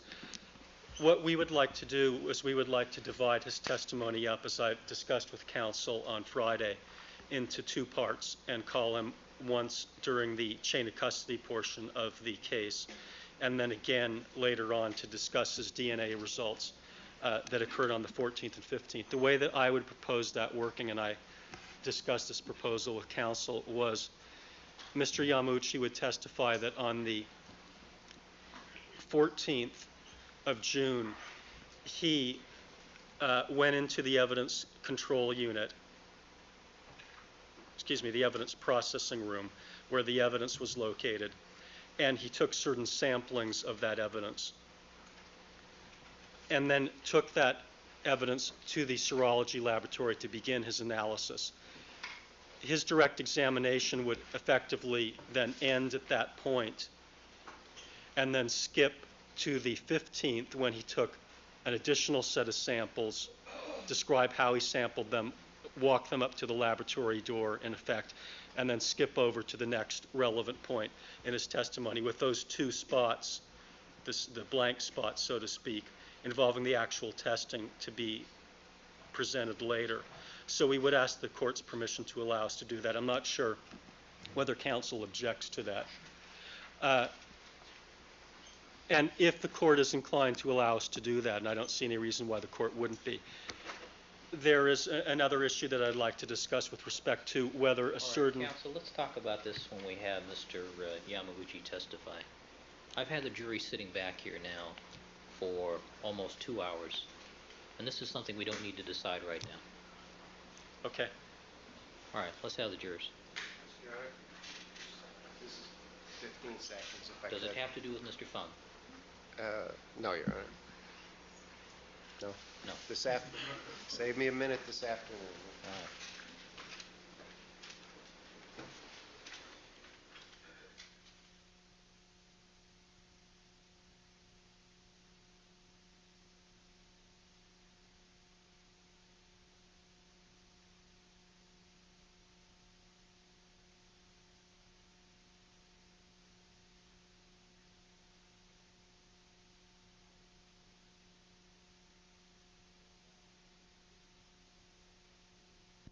My apologies to you for having kept you so long. As I indicated to you last week, we are going to now change the focus of the case to the actual collection and testing of the evidence in this case.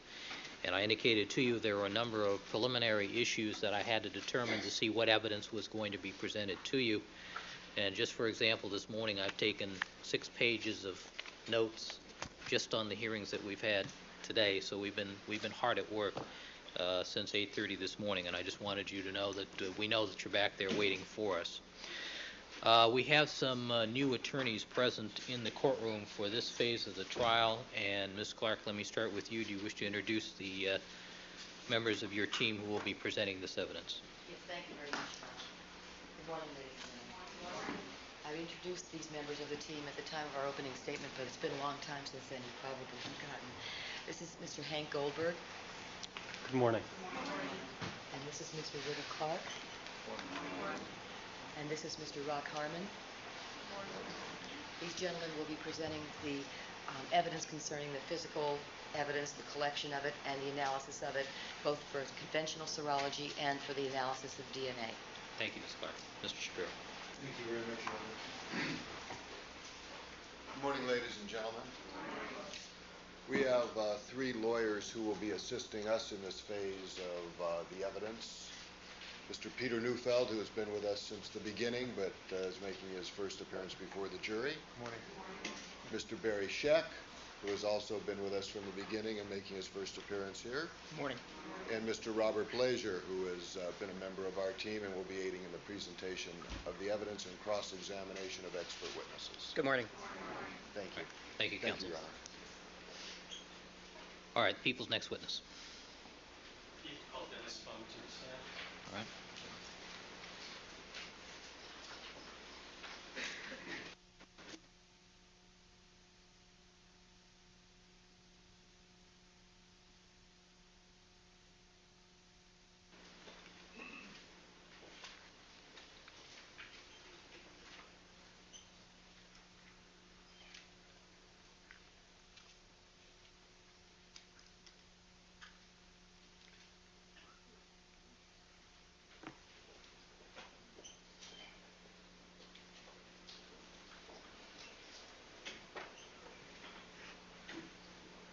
Raise your right hand, please. You do solemnly swear that the testimony you may give in the trial now pleading before this court shall be the truth, the whole truth, and nothing but the truth, so help you God? I do. Please have a seat in the witness stand and state and spell your first and last names for the record.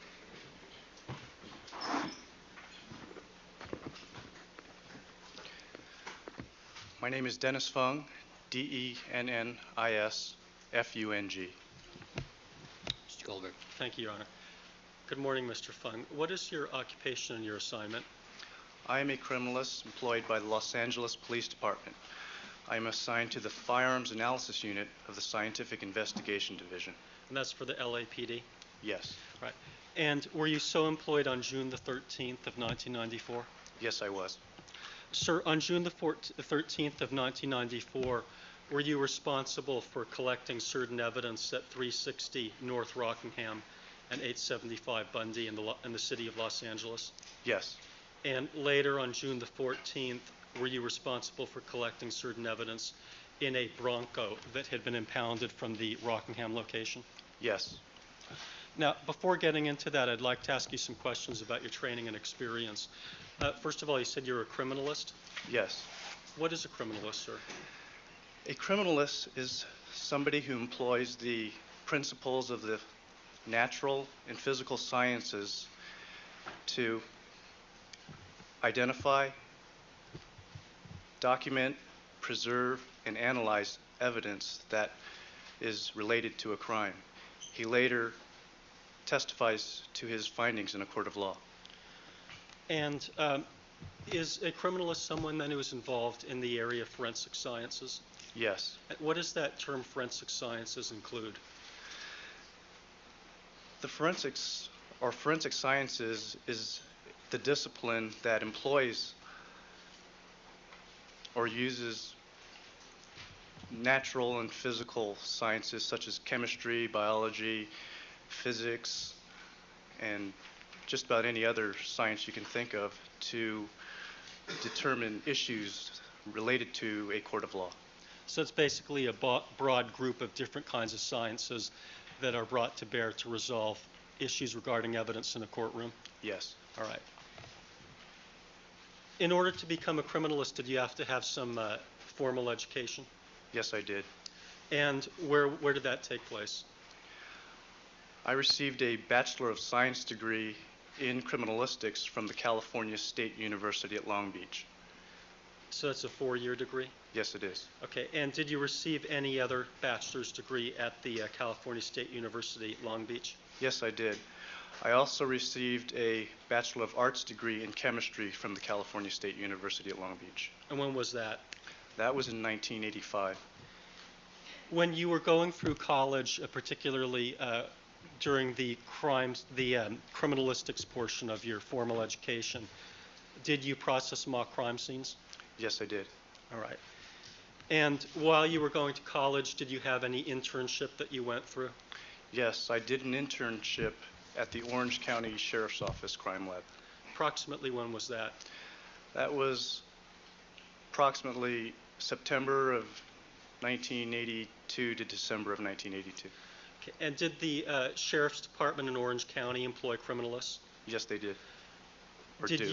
Did you ever have an opportunity when you were interning with them to go out to crime scenes and see the way crime scenes were processed?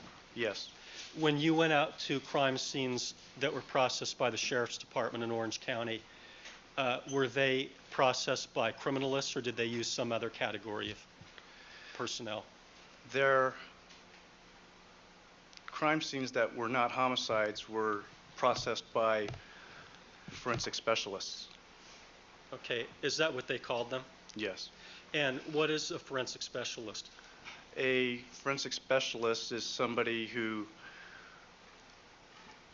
goes out to crime scenes and takes photographs and collects evidence and documents the evidence also.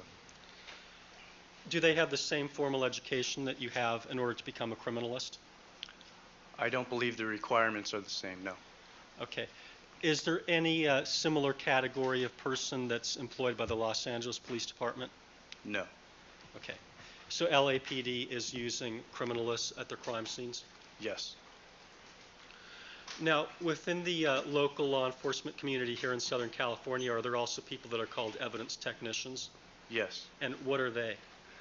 Evidence technicians are people who will go out to crime scenes and collect evidence and document the evidence also. Okay. When you were at Orange County, did you have the opportunity to see criminalists working in the laboratory setting? Yes. Right. But you just didn't see them working in the field? That's correct, yes. All right. Now, in addition to the formal education and training that you just described, have you also continued to take courses related to the field of criminalistics since you graduated? Yes, I have. Okay. And have you taken seminars by the American Academy of Forensic Sciences? Yes. And by the, what is that? The American Academy of Forensic Sciences is a professional organization of forensic scientists. They deal specifically with topics related to my field. Okay, and have you also taken courses through the California Association of Criminalists? Yes. And what is the California Association of Criminalists? The California Association of Criminalists is another professional organization dealing with forensic sciences. Do you have a curricula vitae that summarizes your formal education and some of the courses that you've taken since you graduated? Yes, I do. And do you have memorized all the courses you took and when you took them, or would you need to refer to that to give us some more specific information? I would have to refer to them. Can you please do so? Yes.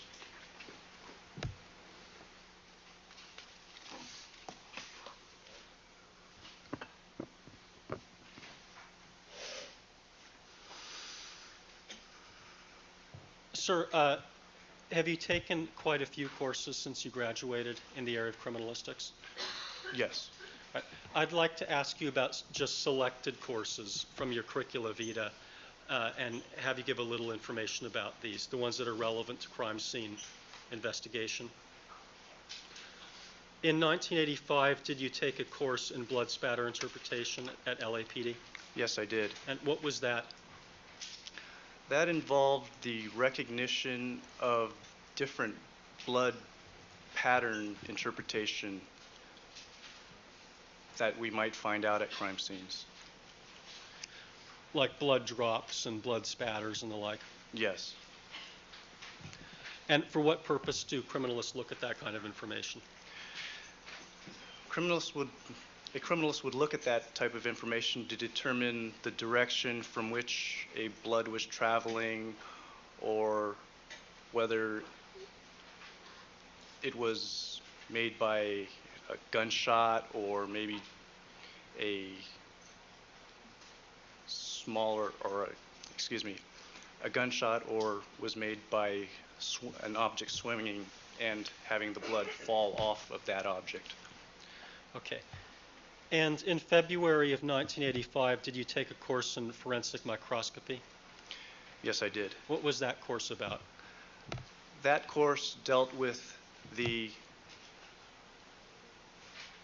trace evidence, such as fibers and minerals and explosives. Okay, and what's trace evidence? Trace evidence is small particles of evidence, such as hair, fiber, soil, and glass, that type of evidence. What purpose do criminalists look at trace evidence? Are you comparing it to something, knowns to unknowns, or? Yes, it's comparing knowns to unknowns, Okay. or identifying what something is in certain other cases. Okay. And then in 1989, you took an advanced course in forensic microscopy, is that correct? Yes. So that would be a continuation of what you just described in terms of learning about trace evidence? Yes. Okay.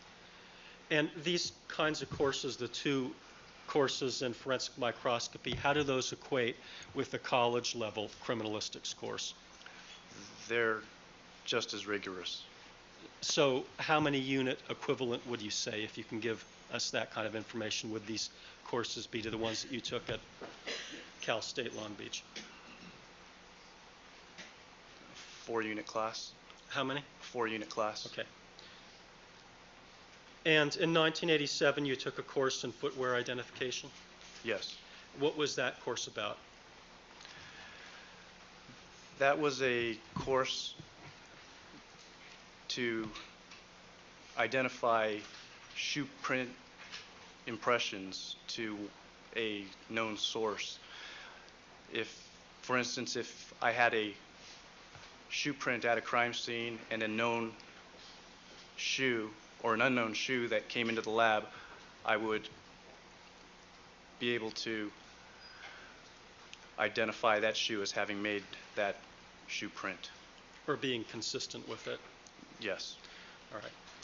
And You also took some seminars with the American Academy of Forensic Sciences. One of those was in 1991. Is that true? Yes. And did that particular seminar discuss, to your recollection, crime scene investigation? Yes. All right. And in 1990, you took a seminar at the California Association of Criminalists? Yes. Did that discuss any aspect of crime scene investigation, to your recall? Yes, it did. Do you remember at all what was discussed there? The 1991? 1990. 1990. I believe that was one that was involved with the Night Stalker case. That was discussed at that seminar. Okay, and then in '88, you also attended a California Association of Criminalists meeting? Yes. And did that discuss crime scene processing that you recall? Yes, it did. Okay, now with respect to the other meetings that you also attended of either the American Academy or the California Association of Criminalists that we didn't specifically mention but that are listed on your curricula vitae, do you recall one way or the other whether they discussed crime scene investigation particularly? No, I don't recall one way or the other. What kinds of things in general are discussed at these meetings in the seminar portions? In the seminars, analysis of different types of evidence are discussed, as well as legal issues, and sometimes crime scene investigation is also discussed. Okay. And are you a member of the California Association of Criminalists? Yes, I am. And when did you become a member? I became a member in late 1984. Are you a member of any other professional associations? Yes, I am. Which one or ones? I am a member of the Association of Firearm and Tool Mark Examiners. How many years have you been a member of that? Since 1992.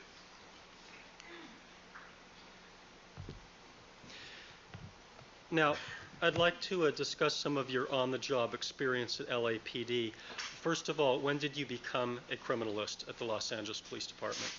I became a criminalist in October of 1984. Okay, and you also listed the various sections of the laboratory that you've been assigned to at various times on your curricula vitae. Yes. In 1994 through 87, excuse me, where were you assigned? I was assigned to the toxicology unit from 1984 to 1987. And what is toxicology? Toxicology is the analysis of biological fluids for the presence of toxins or drugs. When you say biological fluids, what kinds of fluids were you typically analyzing? In our lab, we typically analyze urine and blood. So you were dealing with biological specimens while you were at toxicology? Yes. And was there any training or any experience that you feel was particularly relevant in terms of crime scene processing that you got as a result of being in toxicology? In toxicology, basic laboratory principles were employed, such as labeling, cleanliness, hygiene, and the appreciation for the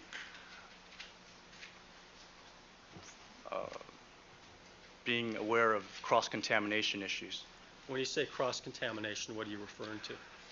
That refers to mixing one sample with another or contaminating one sample with another sample. You mean like one blood sample with another blood sample? Yes. Okay. And in 1987 through 89, you were assigned to trace? Yes. And you've already described to us what trace evidence is? Yes. Is there anything about being assigned to the trace evidence section of the laboratory that you feel was relevant in terms of your experience in investigating a crime scene? The trace analysis unit gave me an appreciation for what trace evidence can do for an investigation, such as hair, fiber, and paint. That type of evidence can be very helpful sometimes in an investigation. Do you also have to be aware of the proper packaging and labeling Yes. of specimens? Would that also be true of toxicology, that's important? Yes. Okay. What about cross-contamination of samples? Is that an issue in trace? Yes, it is. Okay. And after you were assigned to trace, you then went to firearms? Yes. Is that where you are now? Yes. What is your exact title position in the criminalistics laboratory? I am the Criminalist 3 assigned to the Firearms Analysis Unit. Okay, and are there also criminalist 1s and criminalist 2s? Yes. When did you become a criminalist 3? I became a Criminalist 3 in January of 1994. What are the LAPD requirements for becoming a criminalist 3? The requirements are 3 units of expertise in the field of criminalistics and 5 years on the job. Well, when you say 3 units of expertise, what do you mean by that? The lab is broken up into different sections, and to be a criminalist 3, you have to be court qualified in 3 of those different sections. So in your case, was it toxicology, trace, and firearms? Yes. Okay. And is there any test that's required or examination process that's required in order to become a criminalist 3? Yes, there's a written and oral examination given by the laboratory. What is the difference between a criminalist 3 and a criminalist 1 and criminalist 2?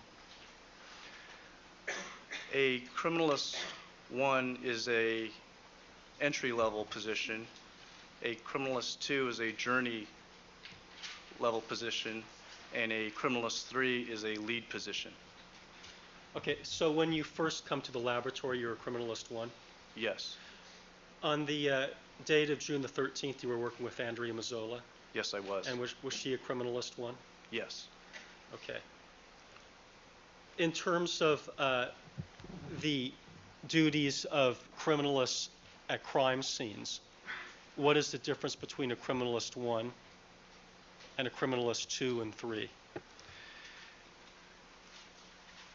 A criminalist 1 knows the technical aspects of crime scene investigation.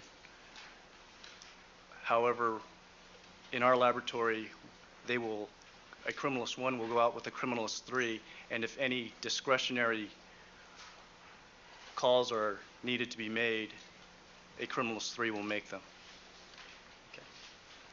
So a criminalist 1 has to be paired with a criminalist 3 at crime scenes under the current policies of the Los Angeles Police Department? Yes. When you were first starting out and you were a criminalist 1, was that also true? The structure was a little bit different then, but I was always escorted by either a supervisor or a more experienced criminalist in the laboratory. Meaning someone 2 or higher? Yes.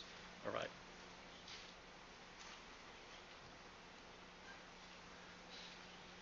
Now, during that process, when you were a criminalist 1, were you receiving on-the-job experience and training then from the more experienced people in terms of how to investigate a crime scene? Yes. Okay. The quality of it and the quantity of it. Okay, well, let's break that down. What do you mean by location? By location, I mean where it is in relation to where the crime occurred.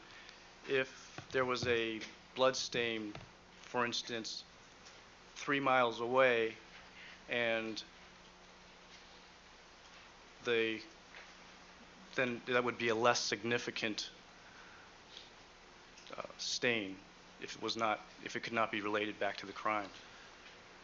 Okay, so you're trying to look for stains that would appear to be more relevant than other stains when you're talking about location? Yes. Okay, what about when you're talking about quantity? What are you referring to there? By quantity, I would be looking for something that we would be able to analyze. A sufficient amount would be necessary to make some type of determination. Okay, and what about quality? By quality, I mean something that is not likely to be contaminated or degraded. When you use the term contaminated, what does that term mean?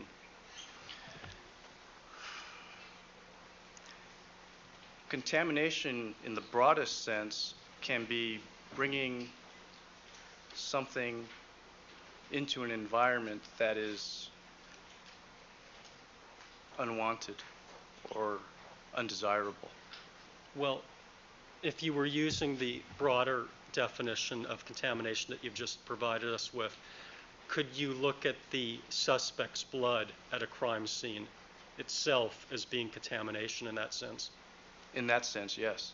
Is blood now classified as being a biohazard? Yes, it is. All right. Well, is there a more narrow or precise definition of contamination that is also used in the area of criminalistics? Yes. As it relates to the evidence, contamination can also mean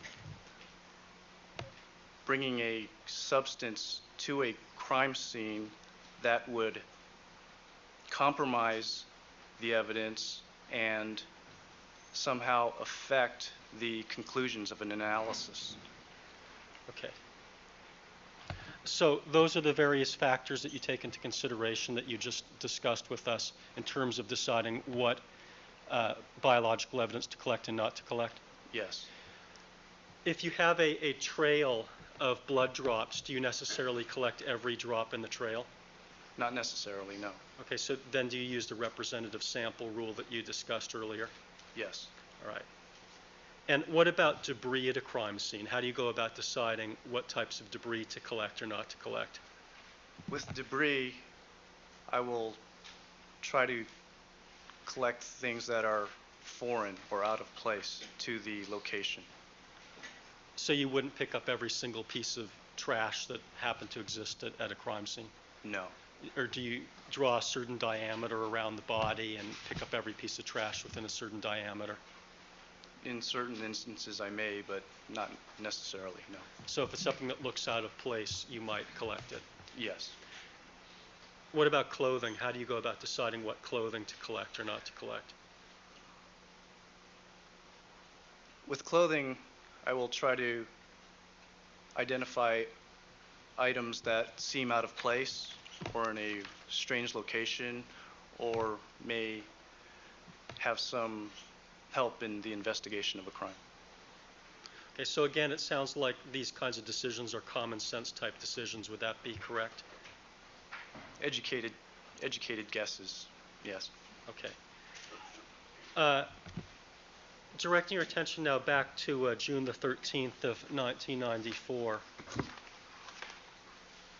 At approximately 5:30 or so in the morning, did you receive a call?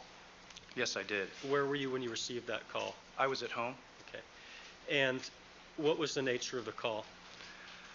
It was a call from Criminalist Missoula informing me that there was a homicide we were requested to respond to in the West LA division. Okay. And what did you have to do after receiving that call?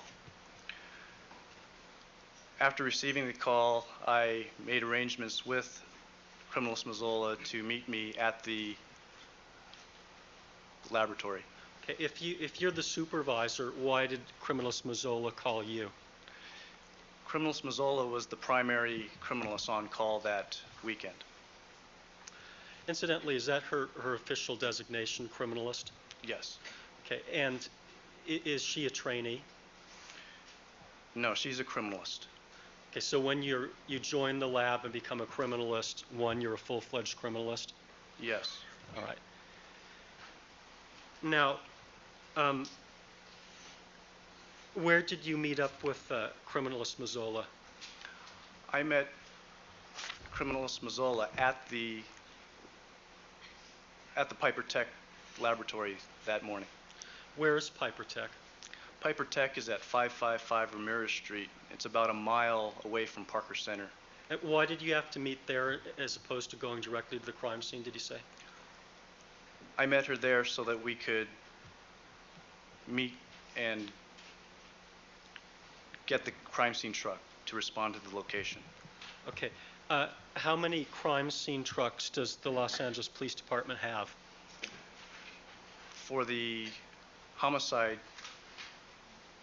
criminalist, there was only one truck. All right. Your Honor, at this time I'd like to mark people's next in order. 160. 160, and it is a picture of the what would appear to be the Los Angeles Police Department criminalistics truck, which counsel has a copy of.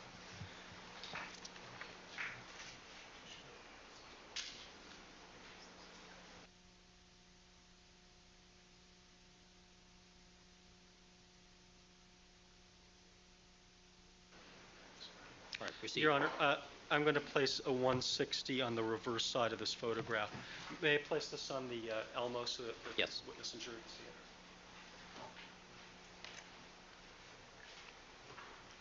Court counsel, please.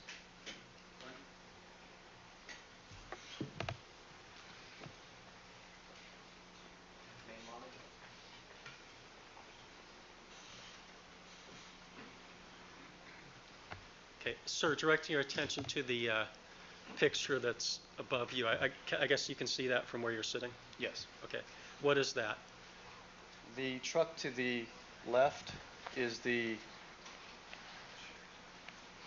crime scene investigation truck. Okay. What about the one that's over to the right that says hazardous chemicals? What's that? That is another response team in the laboratory for hazardous chemical response. Okay, so the truck that you were taking with criminalist Mazzola was the one that's primarily featured on this photograph on the left? Yes. Okay. And where did you, that's fine, thank you. Where did you take that truck to? We brought that truck to 360 North Rockingham.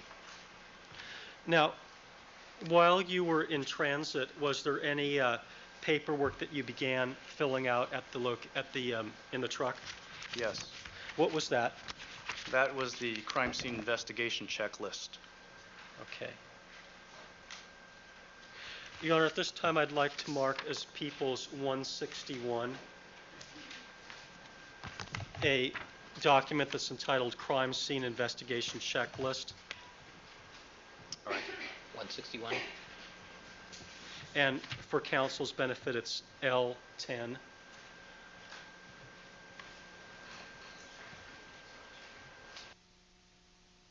Just one page. It's just the face page. Can we see that? Okay. Can we see that up here? Main monitor, please. Sir, directing your attention to the document that we've just marked as People's 161 for identification. Do you recognize that? Yes, I do. Okay, and on that document there is a notation that says OIC name. It's about 6 lines down from the top. Yes. Who is filled in there? That is A. Mazzola, or criminalist Mazzola's name. Okay, and what does OIC mean? OIC is the acronym for Officer in Charge. Okay. By the way, why do you call it OIC, or Officer in Charge? That's just police vernacular for who's taking responsibility. But technically you're not sworn personnel, are you, criminalists? That's correct. All right. Now, why was Andrea Mazzola's name put in that location where it says OIC? Ms. Mazzola was the primary criminalist on call that weekend, and it was going to be her responsibility to take care of the paperwork and direct some of the SID people to perform their functions. Well, what other SID people would be at a crime scene that you would have responsibility for directing? The photographer and the print specialists are under SID. Okay. And did you anticipate while you were driving to the Rockingham location that Andrea Mazzola was in fact going to be the officer in charge in that sense? Yes. Okay. Thank you. Now, at some point, Mr. Fung, did that anticipation change? Yes, it did. When was that? After I had received the briefing by Detective Van Adder, it was determined that I would be the OIC at that crime scene, Okay. as far as the search team was concerned. What time did you arrive at the Rockingham location? I arrived there at 7:10 in the morning. Okay, and why did you decide that you were going to become the person in charge of the investigation as opposed to Andrea Mazzola? When I found out that it was a high-profile case and it was going to be a complicated scene, I decided that she should, in a sense, take the back seat. Now, just so I can understand the relationship between a criminalist 1 and a criminalist 3, let's say that you had arrived at a crime scene with criminalist Mazzola that was fairly simple, routine, very little evidence to collect. What would the relationship between criminalist Mazzola and yourself have been at that kind of a scene? Criminalist Mazzola would have determined the type of evidence that she would have collected and taken about the more procedural functions, such as directing the photographer as to what type of photographs he should take and directing the print examiners to the specific items to be printed at the scene. Okay, so if it had been a simple scene, you would have allowed criminalist Mazzola to make these kinds of discretionary type decisions that you described earlier in your testimony regarding what to collect and what not to collect? Under my supervision, yes. Okay, well, what if you saw her making a mistake? If I saw her making a mistake, I would tell her about it and correct her procedure. Okay.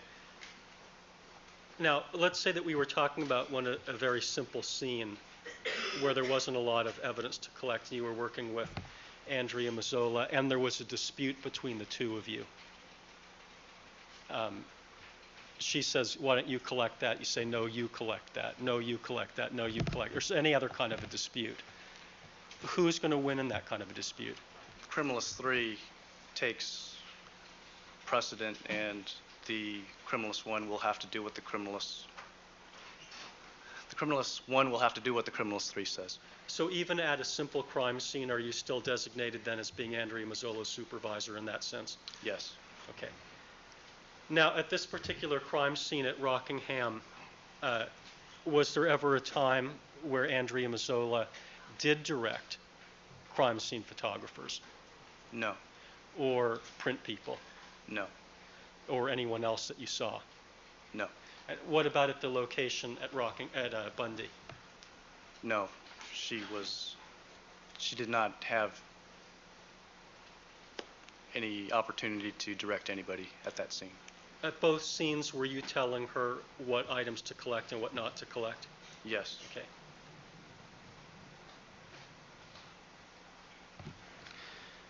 Now, after you arrived at the location at Rockingham at approximately, you said 7:10 a.m., what was the very first thing that you did when you got there? The first thing I did was I was met by Detective Van Adder, and he gave me a briefing as to what he had at the crime scene and what he wanted me to do. Did he show you any evidence? Yes, he did. What did he show you? He showed me a red stain on the driver door of the Bronco and a blood trail leading from the Bronco towards the front entrance of the residence. Okay. Did you notice anything about the temperature at that time, or the weather? It was fairly cool. What about the lawns? Did you notice anything that looked like it could have been dew on the lawns? I did notice that there was the grass was wet. All right. And after the items of evidence were pointed out by Detective Van Adder, how did you go about collecting them? Did you do it alone, or did Ms. Mazzola help you? How did that work? Ms. Mazzola and I worked as a team to document and collect the evidence. Now, in terms of collecting biological evidence, particularly blood, have you been trained in how to do that in the standard technique that's used within the LAPD? Yes. Okay. And did you use that technique at the location of Rockingham for the purposes of collecting the evidence? Yes, I did. Your Honor, at this time I'd like to mark as Peoples 162 for identification a board that is entitled Collecting a Stain Demonstration. All right, Peoples 162.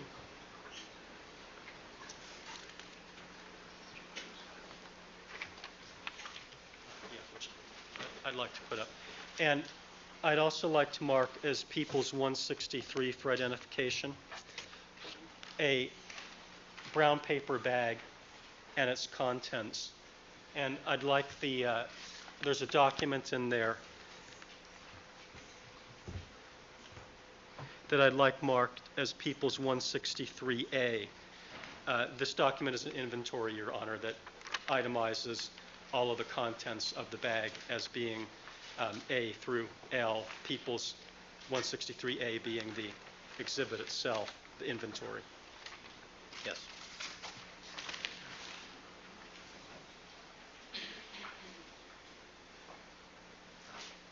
And I already pre-marked the items inside the bag. Mr. Fung, can you see this board from where you're standing? I can't see. I'd have to get up. Okay. With the court's permission, can the Yes. witness? Yeah. Okay, sir. Can I stand over there, Your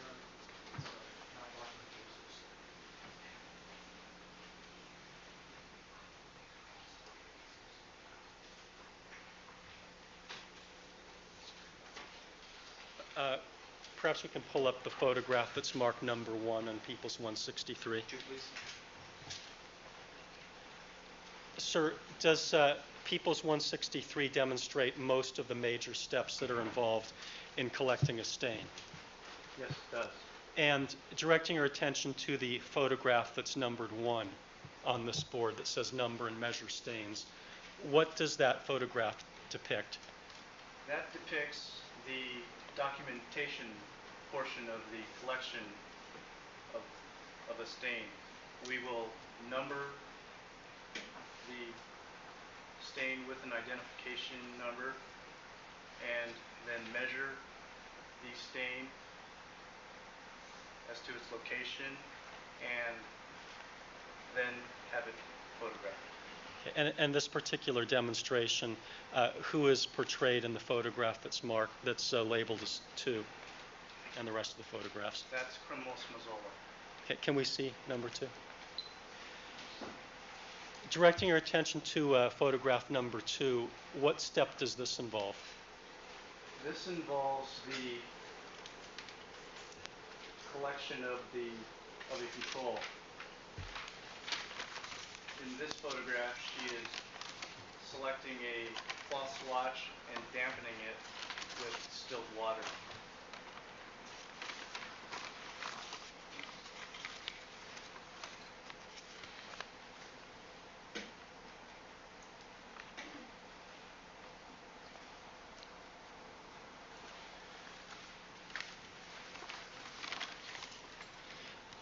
Sir, I'd like to show you what we've marked as Peoples 163E for identification. It's a coin envelope containing a bindle. Can you open up that bindle and tell us what's inside of it?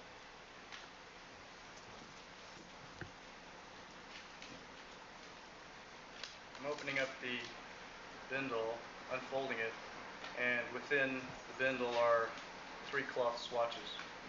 Your Honor, perhaps I can put this on the Elmo as well so that the jury can take a look at that. All right, let's give it a try.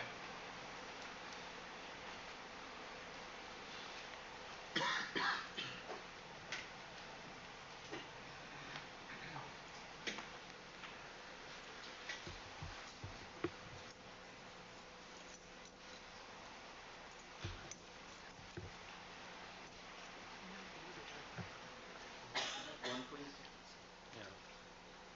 Okay, you can kind of see them.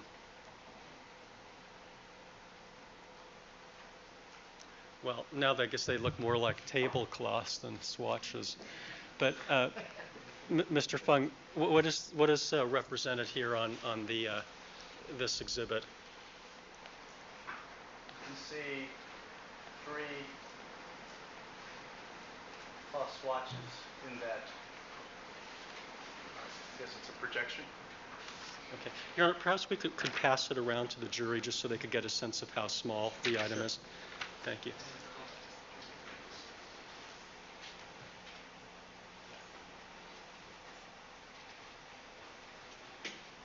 They should be warned, though. They have to be careful, otherwise they're going to lose some of our swatches here. Yes. Start with your number 1, please.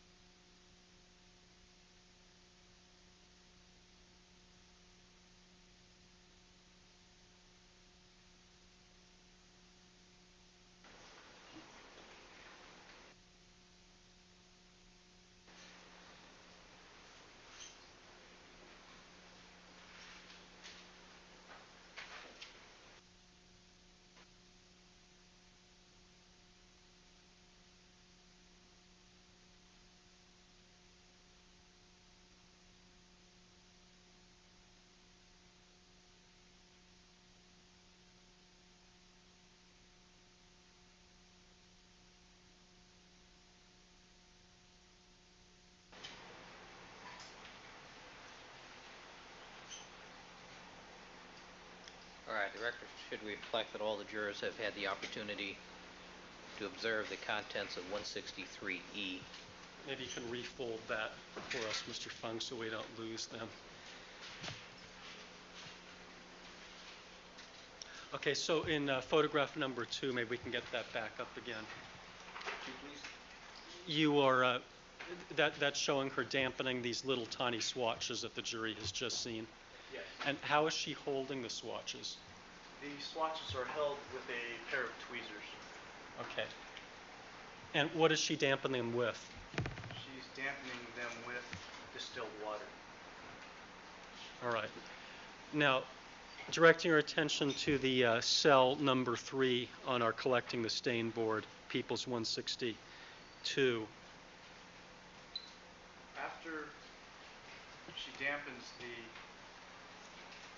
cloth swatch, she applies that swatch to an area very close to the stain. Okay, so on this photograph, it actually looks like she's missing the stain number 5 by what could be about an inch or so. Yes. And why is she doing that? She's doing that so that she will get a representative substrate control. Okay, what does the term substrate refer to in this term that you've just used, substrate control?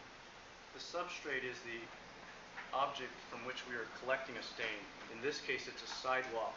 However, it could be a wall or a table. It's whatever we're collecting the stain from. And what does the term control refer to? control refers to the process of looking for something that will somehow affect the conclusions of an analysis. So if there was some type of interfering substance on the sidewalk here, it should show up in the substrate control. Does the substrate control serve any other purpose other than trying to tell you what might be on the substrate, if anything? There are other side benefits in performing a substrate control. One of them is that our instruments and materials used to collect the samples are also checked during this process, and our technique to some degree is checked by the performance of collecting a substrate control. Okay, so in other words, if the substrate control came up clean, that might provide some indication that your techniques in terms of collecting the stains were proper? Yes. Okay, but if it comes up dirty, does that necessarily mean, well, I'm not sure if dirty is the scientifically correct word, but if you test it and you find some biological evidence on there, what does that tell you, if anything? That could indicate that there was also some type of biological substance on the substrate itself. Meaning on the sidewalk in this particular demonstration? Yes. And that is the purpose of the substrate control, its intended purpose? All right, and why it's called substrate control? Yes. Okay. Now, after the substrate control is collected, what does she do with the substrate control? The cloth swatch used to create the substrate control is put in a plastic baggie. Okay. Sir, I'd like to show you a plastic baggie that I've just removed from People's 163E for identification. Do you recognize that particular type of material? Yes, I do. What's that? This is the type of bag that we use to place the cloth swatch in once it has been applied to the sidewalk. Okay, so after collecting this cloth swatch that may have nothing on it, she then puts it into the plastic baggie. Yes. And is that shown in photograph number 4, if we can have that up? Yes, it is. Okay, so she has the plastic baggie there in her right hand, it appears, and she's putting it in the coin envelope that's being held in her left. Yes. Now, how does she get the cloth swatch into the plastic baggie? She puts them in with a pair of tweezers. Okay. And then what does she do with it? The plastic bag is placed in the labeled coin envelope, and she goes on to the next step. Okay, maybe you can replace the plastic baggie in there now that we've seen what that looks like. Now, directing your attention to cell 5, labeled clean tweezers.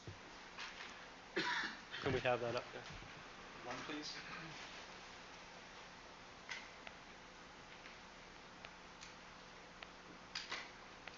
Name model. What is depicted in this cell? That depicts criminal Smazzola cleaning her tweezers. And how does she clean them? She will wet a tissue with distilled water and wipe the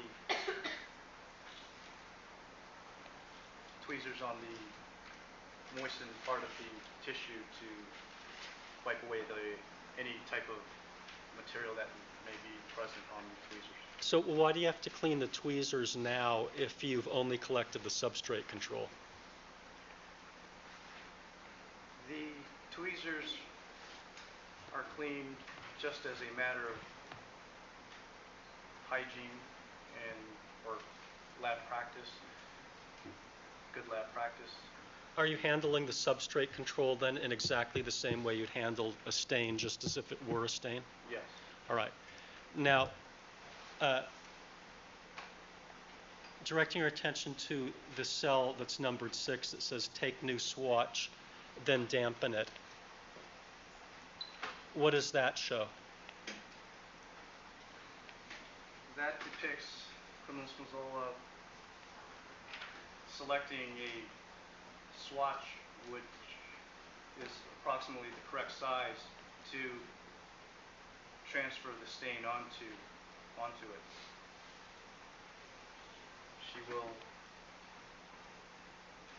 select a swatch, dampen it, and with a pair of tweezers apply it to the stain and let the stain absorb onto the cloth swatch. Okay, now in number 6, she appears to have taken a swatch out of a little, what looks like a pill bottle. Is that right? Yes. And you say that she has to select one that's the right size. What do you mean by that? When she's collecting, or when we collect blood stains, it's important not to collect a stain onto a swatch that's too large. Otherwise, the stain will be dilute and more difficult to analyze. Is that why you're using these little tiny swatches that the jury has just seen? Yes. Because you want it to be as concentrated as it can be? Yes. All right. Now, directing your attention to the cell that's labeled number 6 that says collect stain, and in parentheses has number card removed. If we could have that. What is Ms. Mazzola doing here? Ms. Mazzola is applying the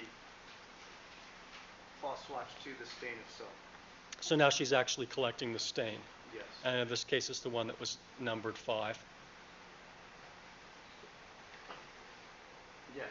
All right. And she does that simply by applying the dampened cloth swatch to the stain itself. Yes.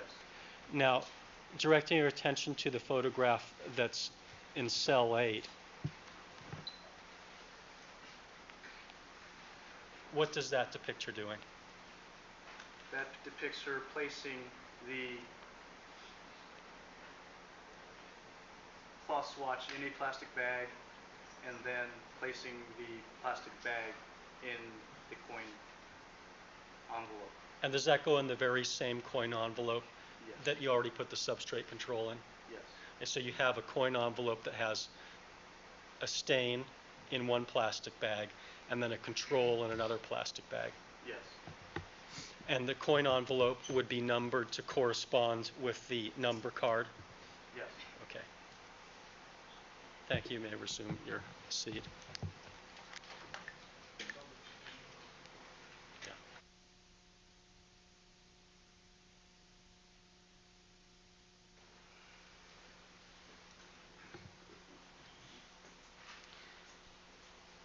Sir, just following up then on the collection procedure, if you're collecting consecutive stains, let's say 5, and then you went on to collect stain 6, using the standard procedure that you've just described, how many times are you going to clean the tweezers between collecting stain number 5 and stain number 6? All told? Yes.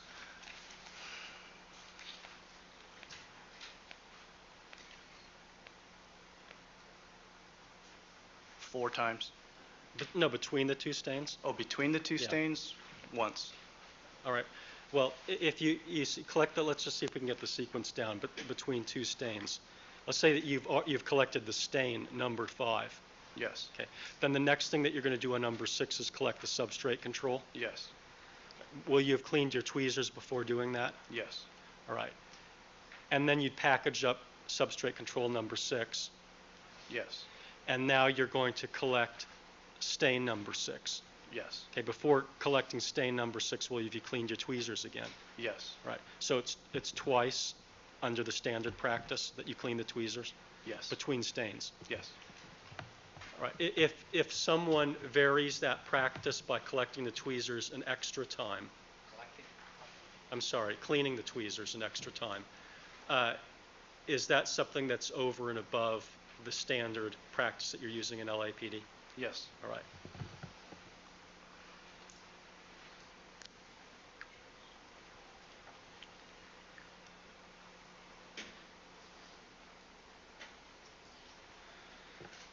Okay, so is the procedure that you just described the same general procedure that was used to collect the stains at Rockingham? Yes, it is. All right.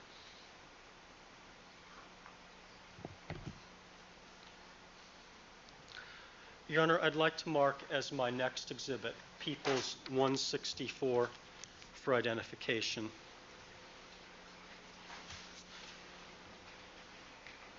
A diagram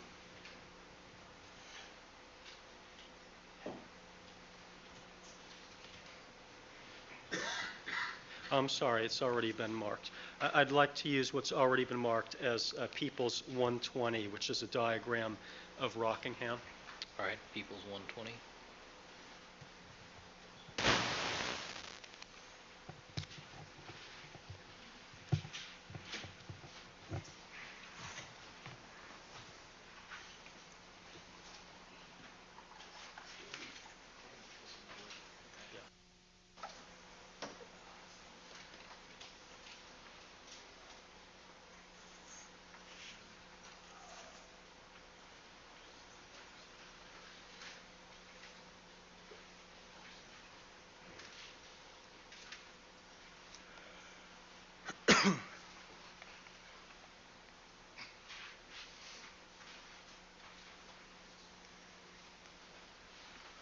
Mr. Fung, perhaps you can step down if you need to take a closer look.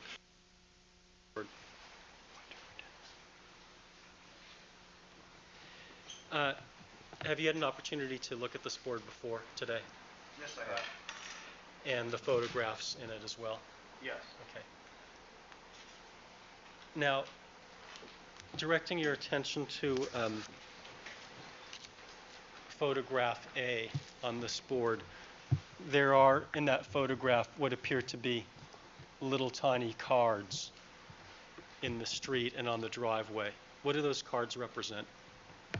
Those represent items of evidence or tags for items of evidence that we were going to document. Okay, so these are the cards that you used when you were previously describing, I think, what was step number 1 on the demonstration, numbering and measuring the stains. Yes. I would check that testimony is being illusory. It testifies specifically to what two signs. Sustain, rephrase the question.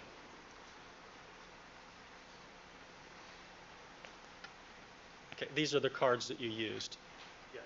Yeah, and are these cards that you put out or that Andrea Mazzola put out in your presence? Yes. Right. And for what? That is being vague. Overruled. You should say Overruled. And That's for what not- purpose? Wait. It's not an appropriate objection. Proceed. Thank you. Sir, and for what purpose were these cards put out? The cards were put out to mark items of evidence or locations that we wanted documented. Okay, now there's also a call-out line that goes from the photographs that are labeled A and B on this diagram. What does that call-out line portray the general area that you saw these two stains? The stains in A and B? Yes. Okay, one's in the street, the other one is in the driveway. Yes. All right.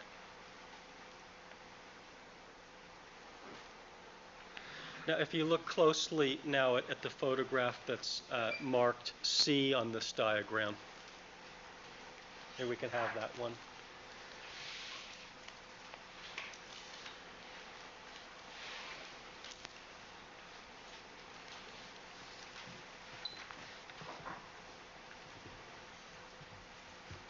I don't know if the resolution on the large one is good enough, but Mr. Fung, maybe you can take another look at the smaller photograph over here that's C.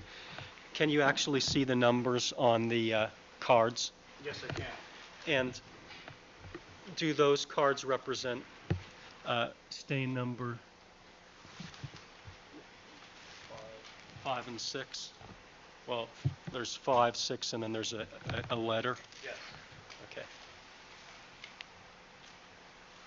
And directing your attention to the call-out line from that photograph, does that demonstrate the general area where these 3 stains were located? Yes, it does. And with respect to the photograph that's marked D on this diagram,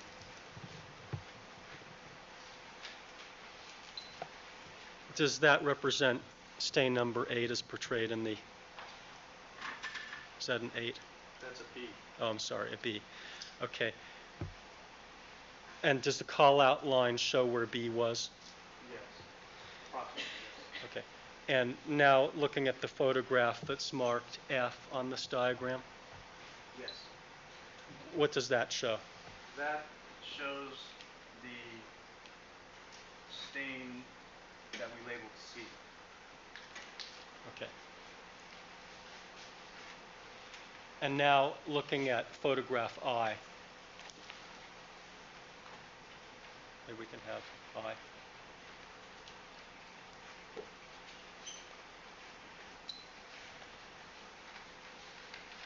Which stain is depicted in I? That is number 7. Okay. And does the call-out line represent the general area where 7 was collected from? Yes, it does. And now directing your attention to photograph K.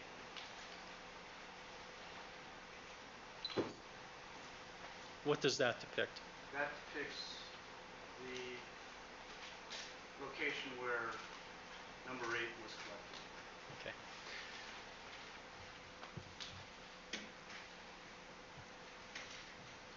And the call-out line on that? Yes. Okay. You can resume your seat. Now, did you collect a stain on the car door of a Bronco that was located at the Rockingham location? Yes. Do you have to, in order to tell us times that various stains were collected, refer to something, or did you memorize that? I would have to refer to notes. What type of document would you have to refer to? There's an evidence collection sheet that we fill out. Is that the crime scene identification check, part of the crime scene identification checklist? Yes. Okay, that was the document that we put up earlier that had, that we were talking about in terms of who was in the box or the line locate across from where it says OIC, officer in charge? Yes. And when is that particular document filled out? Is it at the crime scene or after? The certain portion, well, most every portion is filled out at the crime scene. Okay. So the portions documenting the numbers that you collected and their locations, when are they filled out? Those are filled out at the crime scene. Right. Do you know who took the measurements of the various items here that are listed in the crime scene identification checklist? Both Criminalist Mazzola and myself were working as a team to measure these items of evidence. So you worked together in that? Yes. And with respect to the times that are written down there, as to the evidence collection that occurred at Rockingham the morning of the 13th, when were those filled out? Those were filled out at approximately the same time that they were collected. So they are not exact? No, they're not. All right. Approximately how many pages of documentation, including the crime scene identification checklist, did you generate in this case in connection with the evidence that you collected, would you say? There were approximately 80 sheets of notes and reports generated. Have you had an opportunity to look those over prior to your testimony? Yes, I have. And are there some clerical errors in some of those reports and notes? Yes, there are. Okay. When you're at the crime scene, do you fill these particular documents out? Well, did you fill this particular document out? I'm referring to the Rockingham crime scene identification checklist in pen or in pencil. This, I believe, was done in pencil. And why would you use a pencil as opposed to a pen? If a mistake was made, then you could easily erase it and put in the correct information. So it's a document that you are filling out in the field? Yes. And if there's a mistake, you simply erase and then write over it? Yes. Okay. Now, can you tell us at approximately what time the item on the Bronco door was recovered? That was recovered at approximately 8:15 in the morning. Now, perhaps I can put that exhibit up. It's People 62B, I believe.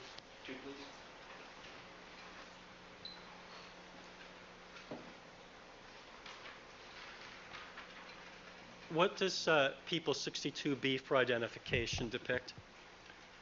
That depicts me pointing at the stain that was on the door handle, or near the door handle. And that's what was collected at approximately 8:15 or so in the morning? Yes. Now, when you were at the Bronco that morning, could you see any other blood inside of the Bronco? I did see what appeared to be stains in the interior portion of the vehicle. Where were you standing when you saw those? I was standing at the front passenger window. So on the other side of the vehicle, as depicted in this photograph, People 62B? Yes. Right. And what did you see when you were looking in? I saw some reddish stains on the console and near the window ledge of the driver door. Was there enough light for you to be able to see the floorboard on the driver's side? I could see the driver's floorboard, but I couldn't make anything out. On it? That's correct. Okay. Now, with respect to stains 4 through 6, what time were those collected approximately? Stains 4 through 6 were collected approximately 9 o'clock. And 7 through 8, approximately when were those collected? 7 and 8 were collected approximately 9:15.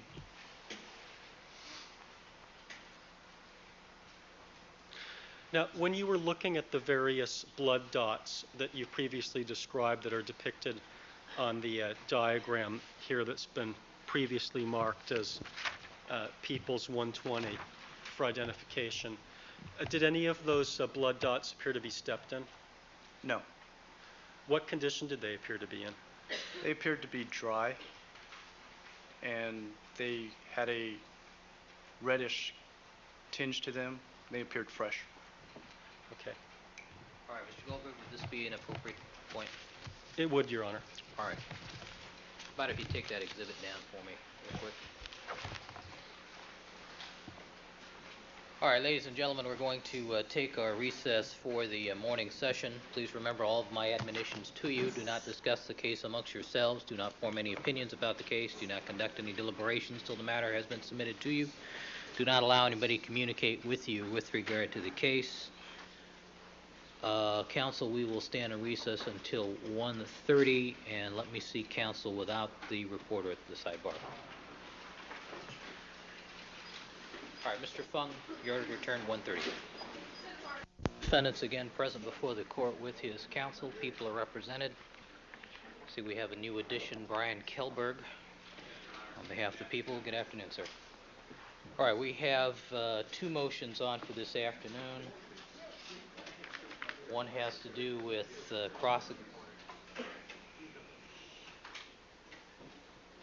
One has to do with the cross-examination of Dr. Golden. The other has to do with admissibility of autopsy photographs. Mr. Kelber. Your Honor, if it would please the court and counsel, I prefer to address the Dr. Golden motion first. All right. Two issues as to Dr. Golden. Correct. And I did receive counsel's response filed, I believe, on Friday. As I understand it, defense's response was not filed under seal. I've heard some public commentary regarding it. Ours was filed under seal, and of course I assume the court has had an opportunity to review what we say in our brief. Let me begin by acknowledging what is a somewhat difficult position for me, and especially somewhat difficult because my colleague, Mr. Harmon, is sitting right behind me. I think the court probably recognized, if it reviewed Mr. Harmon's motion regarding the scope of cross-examination of experts, and review my motion concerning the scope of cross-examination of experts, that we seem to be talking about the same topic, but seem to reach very different views of what the law is in this area. And I think it's clear to say that Mr. Harmon didn't consult me when he filed his motion, and I think it's clear that I did not consult him when Mr. Lynch, who is sitting, I don't know if the court has met Mr. Lynch, but Mr. Lynch is my colleague who has assisted me ably on these motions, along with Ms. Lewis on the photographic motion, that we did not consult Mr. Harmon. I say this because I believe that in testing expert testimony, one should test it on the merits of the science or the medicine. And I believe the law supports that position. And as a result of my perspective, I do not believe that one's personal use of drugs when the person is not a percipient witness, and the question may be whether the person's perceptions or ability to perceive or recollect were affected by drugs, that becomes an issue. And I carry that over, and I realize that there is this dichotomy, and probably I won't ride in the same elevator back with Mr. Harmon after court this afternoon. He's given valued assistance to our office from Alameda. But the law is the law, at least as I see it, and it applies whether it's my motion, Mr. Harmon's motion, or a defense motion. So I have to begin with that caveat. It's a somewhat difficult position. I believe our position on the law is the state of the law on scope of cross-examination of an expert. Let me begin then with the alleged gun incident of Dr. Golden. The fact that just a week ago the Academy Awards were given out and Tom Hanks won for the second year in a row caused me to review the movie for which he won the Oscar the year before, Philadelphia. And I think the court may have seen the movie and may recall a scene near the end when Tom Hanks is dying of AIDS. He's at his hospital bed dying when his lawyer, Denzel Washington, comes to report the success from a big verdict that the jury has rendered in his wrongful discharge suit.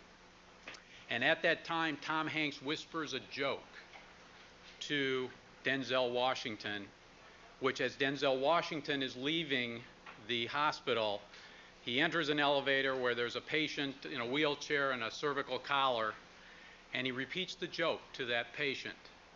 What do you call 1,000 lawyers chained together at the bottom of the ocean? And before Denzel Washington can even give the patient the punchline, the patient, with a bit of a sardonic smile, provides it a good start. It is unfortunate, Your Honor, that the legal profession has a perception in the population at large that is something less than favorable. It is clear that we have perhaps only ourselves to blame, that we sometimes use trick and artifice, it seems, in cross-examination or direct examination, and cause witnesses to be made to look foolish when in fact it's a very credible and truthful witness.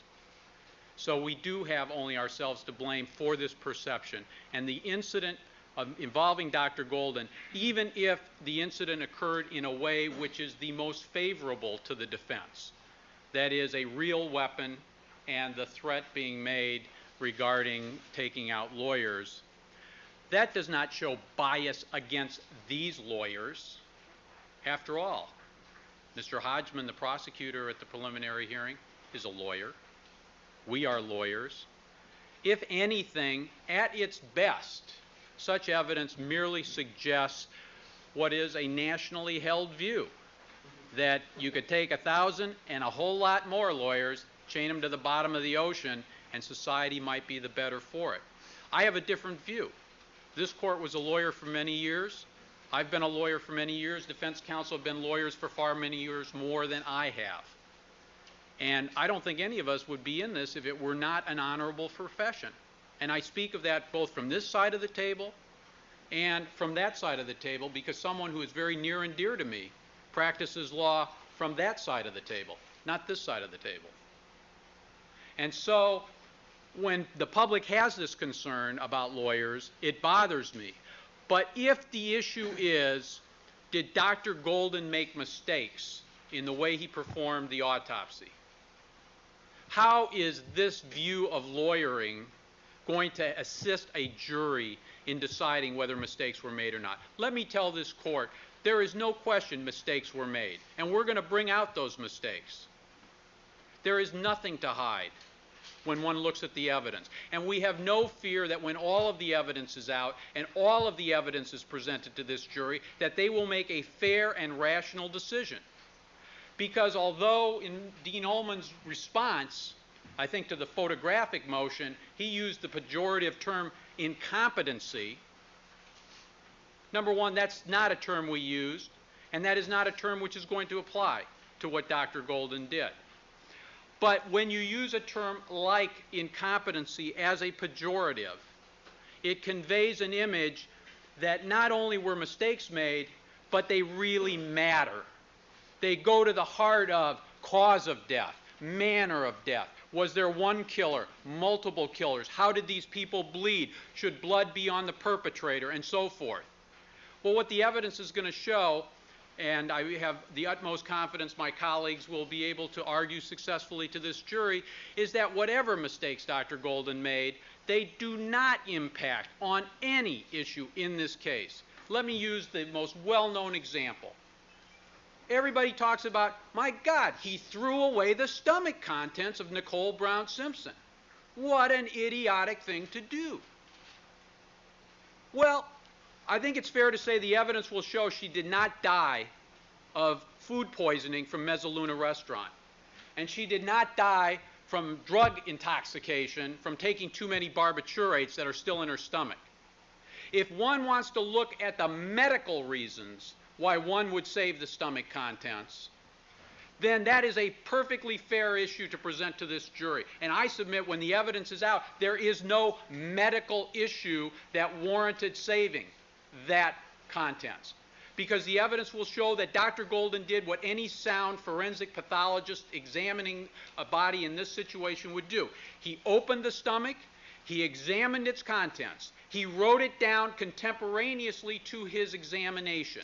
And the form will be in evidence for all the world to see that he, not by just luck, but by competency, examined and found rigatoni in Nicole Brown Simpson's stomach, and found the volume to be 500 cc's.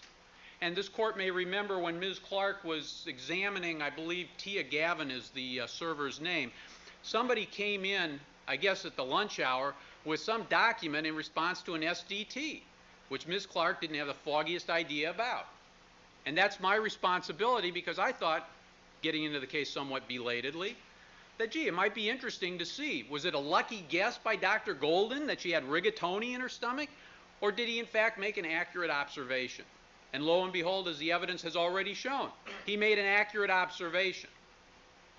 And that the evidence will further show, Your Honor, that when someone is able to identify intact food in the stomach, not what I say, not what Dr. Golden says, but, for example, one of the most recognized forensic pathology texts in use in this country, Spitz and Fisher, I'll give them a plug, Spitz and Fisher, Medical Legal Investigation of Death, 3rd edition. What do they say? And what's the evidence going to show? It's going to show it has been found that stomach contents which are readily identifiable by naked eye inspection were usually ingested within a 2-hour period. And of course, the court will recall the testimony is that Ms. Brown left the restaurant between 8:30 and 9. One witness said 8:45-ish. And I assume that my colleagues will argue to the jury that it is reasonable to assume that one doesn't put in the last bite of food and in the next breath take the first step out of the restaurant. If one is talking about 10:15 versus 11 o'clock, we don't need Dr. Golden's incident with the gun to test the stomach contents and to test the significance of that stomach contents. And in fact, what is some of the strongest evidence on stomach contents comes from the words under oath of the defense expert that Mr. Cochran has indicated to this jury they will hear from. Dr. Baden, who in a 1988 case for the prosecution said that the time of death where he was able to identify intact pieces of potato and meat with clear margins around the food, indicating lack of digestive process, that indicated death less than 1 hour from the time of eating. And Dr. Baden's view is that the stomach empties in something like or less than 2 hours, which may or may not be medically correct, but nevertheless, from the words of their own expert, the evidence of the stomach contents will show that the time of death is in fact consistent with 10:15 and not consistent with 11 o'clock. So in spite of everybody talking about stomach contents and throwing them away, there's only one reason the stomach contents should have been saved in this case, as the evidence will show. To cover the backside of Dr. Golden so that Dr. Baden could have examined it. It's defensive medicine. In the practice of clinical medicine, it's doing unnecessary tests to protect the doctor from being sued when there's an adverse outcome. But if the issue is going to be the medical judgment and the medical findings that that evidence can support, there is no question that we are confident that the evidence will support the view that the stomach contents, if to be used at all for estimating time of death, supports 10:15 and refutes 11 o'clock. We don't need this alleged animosity towards lawyers to test that. Now, this is assuming that the incident occurred the way it did. The evidence is anything but clear that the incident occurred that way. In fact, there's an issue. Is it a real gun or a toy gun? Is it said in jest? And most importantly, who's it in reference to? The lawyers in the Simpson case? This is a comment allegedly made 13 days after Dr. Golden testified at the preliminary hearing. 13 days. Now, if Dr. Golden felt that he was subjected to what Dean Ullman calls a blistering cross-examination by Mr. Shapiro, I have to say, I've read it, I've watched it, and if that's blistering, I can only imagine how Dean Ullman would characterize Mr. Douglas's cross-examination of Mr. Shipp or Mr. Bailey's cross-examination of the two police officers. I would assume he'd use a term like thermonuclear. The point is that if Dr. Golden were so upset, you would have had an incident that day, that night, the next day. We know, I think the court could almost take judicial notice that coroners perform autopsies, one, perhaps two autopsies, every working day they're there when they're not testifying in court. And so when they're testifying in court, they're being hassled by a lot of lawyers. DAs, defense attorneys, they want them there at a particular time, the doctor can't be there. They want to talk to them in advance to see what they're going to say, the doctor doesn't have the time. There is this inherent tension between their responsibilities and our responsibilities. And I say our, I mean the legal profession, not just prosecutors. And so any animosity he might have, if it in fact exists, is against the process in general, is not shown to be against these lawyers. And in fact, it is a classic 352 circumstance for which cross-examination should be precluded. We are going to have to litigate what happened. Dr. Golden does in fact have a Fifth Amendment privilege, and in fact one of the cases that I pulled up this morning, the Jennings case, I think is particularly important, 53 Cal 3rd 334, page 371, where the court noted that the fact that evidence would consume a considerable period of time, especially because the witnesses would probably invoke the Fifth Amendment, necessitating appointment of independent counsel for them, was a valid basis for the court to say, forget it. 352, let's keep it out. And incidentally, Dean Ullman in his response does not point out the United States Supreme Court decisions such as Delaware versus Van Arsdale, which I can give the court a citation to. I'm sorry. And the California Supreme Court cases which follow it, which say that there's nothing inherently inconsistent between a court exercising its discretion under 352 to exclude basically irrelevant, prejudicial in the wrong sense of the term prejudicial evidence, and having the defendant an opportunity for his cross-examination under the Sixth. There is no inconsistency whatsoever. If we're going to spend the time litigating the facts that surround the incident with Dr. Golden, then I suggest to the court we divert the attention away from the jury's understanding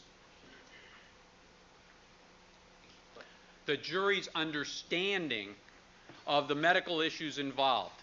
Now, perhaps the defense prefers that, but it seems to me where on direct examination many mistakes will be brought out from Dr. Golden, and we will assess the medical and scientific impact of those mistakes, that this incident involving animosity is simply the kind of thing that should be excluded. And if it's not excluded, think what the court buys itself into. Prior consistent statements, 791-1236, because the contention is that the bias arose as a result of the blistering cross-examination of Mr. Shapiro. Therefore, his preliminary hearing testimony, his grand jury testimony, where they are consistent with his testimony at trial, and prior to the formation of the alleged bias that is the subject of this collateral matter, become admissible under 791 and 1236. I don't think it helps anyone to spend the time going over that. We should be talking about science and medicine, not talking about prior consistent statements about matters that really have nothing to do with the bottom line issues of the reliability and validity of the findings. That is my view on the incident involving the gun.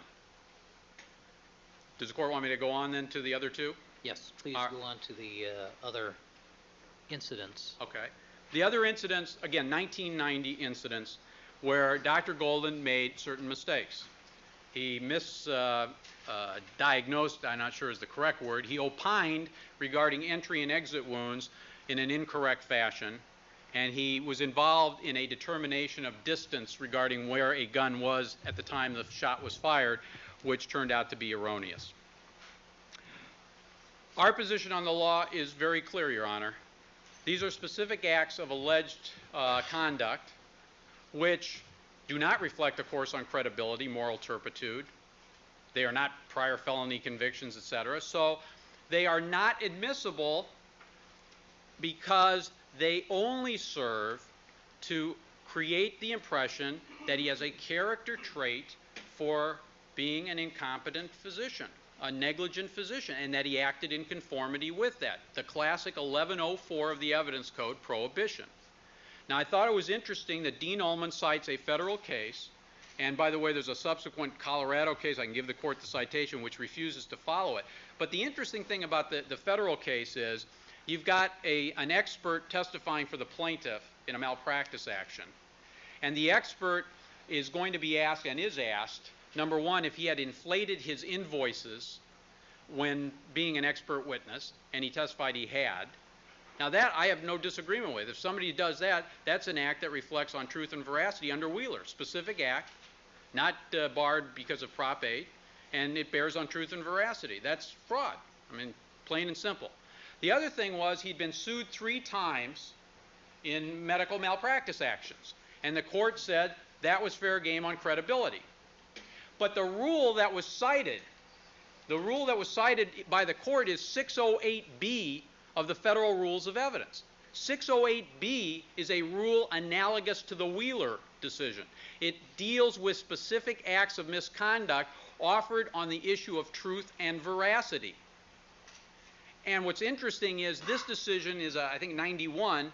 In 1986, the United States Supreme Court, in a case called U.S. versus Abel, which I can give the court the citation if it wishes, had to decide whether 608B and the limits on cross-examination with specific acts of misconduct on truth and veracity also barred cross-examination on specific acts that reflected not on truth and veracity, but on bias. which is the argument that Dean Ullman makes in his response papers, that in response to the first incident of the gun, that it reflects his bias. The decision in the federal case is dealing with the malpractice actions, and yet the court cites 608B. And I don't think anybody suggests that being sued in a malpractice action reflects a lack of truth and veracity on the part of the doctor. But by relying on that section, the court has, I believe, mischaracterized what the legitimate purpose would be if there were a legitimate purpose. Our position is that the case we cite, Hinson, addresses this clearly for what it is. It is mistakes that are made in the past create an impression that you have a character trait to act in a sloppy fashion. You acted in conformity with that character trait. Ipso facto, you must have been negligent in this case. Well, this stuff is so excludable under 352 for the very reason that Dr. Golden is going to admit to his mistakes, or that his mistakes are going to be shown. There's not going to be a question as to whether or not he made mistakes. You don't need this evidence. It's the very kind of evidence 352 is intended to exclude. It's not the issue for this jury. This jury is going to have to decide not whether mistakes were made, but the significance of any mistakes, if there is any significance. And on that, his prior mistakes will shed no light whatsoever. Now, of course, you've got classic 352 problems, and these are old, 4.5, 5 years ago. They deal with 2 cases out of 6,500 that he's done. They deal with gunshot wounds, not stab wounds. What do? Do we litigate the merits of those 2 cases, litigate the merits of the 6,498 that the defense doesn't have any evidence to suggest he did improperly? Or do we litigate the merits of what he did in this case and focus, as I believe we can, on what the literature shows, what the research material shows, and what other people who practice in the area believe with respect to these issues, as well as Dr. Golden's view. So bottom line, Your Honor, is Hinson is apposite, not inapposite. The federal case is obviously not a ruling that really reflects what the true state of the law is that they cite for their proposition that this evidence is admissible past medical malpractice complaints. And the evidence should be excluded so that we can focus on what is important and let the jury make an honest call, whatever way it is. Because I won't be here at the end of the case when it's argued, and there are other people in this office that have a lot of interest in how it comes out, but I'm going to be perfectly candid with this court. Since I'm not arguing the case, once I'm done, I'm out of here, and it's not soon enough for me. I would have preferred Mr. Hodgman's health have permitted him to be down here. So I don't care whichever way the jury goes, as long as they make an honest decision on the evidence and not be misled. The last thing I leave you with is just, I have considered how some of these witnesses must have felt after they left their experience as witnesses in this case. And I got to feel that Mr. Kalin is not going to send Ms. Clark a Christmas card unless he does so because he hears some DA making a comment that he wouldn't do so, and he'll show otherwise. And there are other witnesses who I sure feel that they were excoriated by the defense in cross-examination in an unfair way. Do we honor the profession? Do we honor the practice of law and what law is supposed to stand for? If we deviate into these little tributaries of irrelevant baloney, I suggest that if the defense can prove that Dr. Golden made mistakes that significantly impacted on any issue in this case, they've got the resources to bring in some top guns to try and show that. And we'll cross-examine them and test their ability.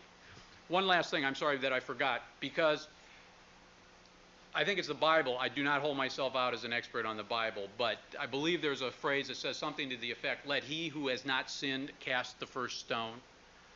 Dr. Bodden, our foremost pathologist, according to Mr. Cochran, has made a few mistakes of his own, as the evidence would show. Let me focus on one that I think may be relevant if the court believes Dr. Golden's mistakes are relevant.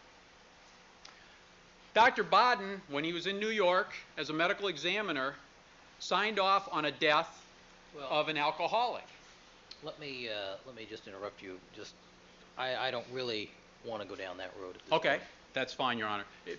I think the court clearly understands what we submit should be the real issues and why we believe these extraneous matters do not serve a search for the truth, which I've always understood, at least in our Izizaga prosecutorial discovery days, is what a trial is intended to be, a search for the truth.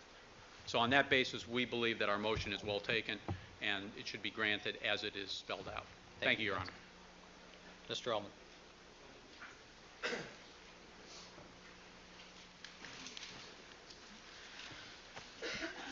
We, of course, are interested in a search for the truth as well, and we subscribe to the aphorism that the best engine in the search for the truth is cross-examination. And what this motion really addresses is what opportunity the defense will be given to cross-examine an expert witness as to areas with respect to his qualifications, his bias, the credibility, and the weight that the jury should give to his testimony. There are essentially two items of evidence in question here. First, on July 21st, 1994, 13 days after he got off of the witness stand in the preliminary hearing of this matter, Dr. Golden was seen displaying a firearm on the premises of the Los Angeles County Coroner's Office and was heard to remark, "You know, we ought to go out and kill 9 or 10 of those attorneys." The other item relates to the fact that, and it's conceded, on 2 prior autopsies, Dr. Golden made serious errors in examining the character of wounds. In one case, mischaracterizing entry wounds and exit wounds completely backwards, and in the other case, indicating that a shot was fired from several feet away when in fact it was a contact wound. Now, with respect to all of this evidence, what we're talking about is the weight and the credibility that the jury is going to give to the testimony of Dr. Golden with respect to some very key issues in this case, including the time of death, including the nature of the wounds, whether the wounds indicate that they were made by 2 different weapons, as Dr. Golden indicated in his preliminary testimony. And when ultimately, what we were just treated to really was akin to what we're going to hear in closing arguments. I know Mr. Kelberg indicates he won't be here for the closing argument, but I think we got a pretty good preview of what we can expect when the jury is asked to weigh the credibility of opposing expert witnesses. And I assume that Your Honor will instruct the jury in conformity with Section 2.80 of the Calgic instructions that you may consider the opinion with the reasons given for it, if any, by the expert who gives the opinion. You may also consider the qualifications and credibility of the expert. You are not bound to accept an expert opinion as conclusive, but should give to it the weight to which you find it to be entitled. Now, the only guide that the jury is going to have to approach that function of determining what weight they should give to the opinions of the experts is what they heard in cross-examination of those experts with respect to their qualifications and with respect to their credibility. And the evidence code clearly recognizes that when we're dealing with expert witnesses, we have to test their credibility in ways that we don't test the credibility of normal witnesses. Section 721 of the evidence code provides that a witness testifying as an expert may be cross-examined to the same extent as other witnesses and, in addition, may be fully cross-examined as to his qualifications, the subject to which his expert testimony relates, and the matter upon which his opinion is based, and the reasons for his opinion. And the California cases make it quite clear in applying that rule that we give the greatest and widest latitude to the cross-examination of expert witnesses, more than we do in the case of any other witness. Now, Mr. Kelberg repeatedly mischaracterizes the nature of this evidence as bad character evidence. And that simply is not the principal grounds of relevance, although even on that issue, his argument is simply incorrect. He is arguing that the only bad character that can be used to attack a witness is a felony conviction. And that is simply not true anymore in the wake of Proposition 8, which provides that all relevant evidence is admissible. I think that's what I heard. I can assure the court that's not what I said. Wheeler No, clearly now, stands. counsel, I'm not addressing you, Mr. Gilbert. Sorry, Your Honor. I'm All just right. indicating that's not what I heard. Well, the theory on which this evidence is going to be offered is not that it is evidence of Dr. Golden's bad character and that the jury should disbelieve him because he is a bad man who doesn't conform to the regulations about bringing firearms to his place of employment. Dean Ullman, let's cut to the chase. What it's interesting about is an expression of bias against perhaps these attorneys and a demonstration of professional incompetence. Well, let me address those separately. First of all, the expression of bias. It is more than just an expression of bias. I think it's relevant to both 780F, which relates to bias and hostility, and 780J, which relates to an attitude toward the giving of testimony, which doesn't necessarily have to relate to a specific feeling of hostility or favor to one side or the other. 780J addresses a more general attitude about the giving of testimony. Now, what Mr. Kelberg is saying essentially is we have an explanation for what Dr. Golden did. Our explanation is that all he was expressing is general animosity toward the legal profession in general, or perhaps he was making a joke. Well, that's an explanation that should come from Dr. Golden. We certainly have a good faith basis to ask him what he meant by a statement about we ought to go out and kill 9 or 10 of those attorneys. We think there is ample indication in the record that at the time that statement was made, it was shortly after Dr. Golden had been subjected to cross-examination. We have information not reflected in these statements that at the time this incident occurred, Dr. Golden mentioned Mr. Shapiro by name. We know that at the very moment this statement was made, Dr. Golden was being subjected to intense media scrutiny, that a television special was being prepared about Dr. Golden and his competence in a long series of cases. So there's ample reason for us, it's not paranoia, Your Honor, for us to believe that Dr. Golden was talking about us when he said, I ought to go out and shoot 9 or 10 of those attorneys, that those attorneys are the 9 or 10 attorneys who are engaged in representing Mr. Simpson in the defense of this case.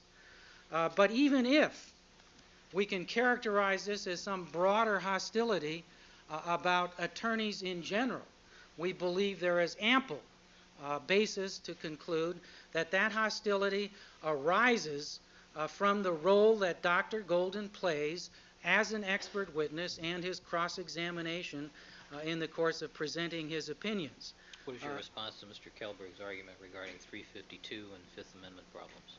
Well, first of all, we don't believe the Fifth Amendment is a serious problem for the prosecution. They have available to them immunity if Dr. Golden insists that he's not going to testify in this case because his testimony may incriminate him of a criminal offense.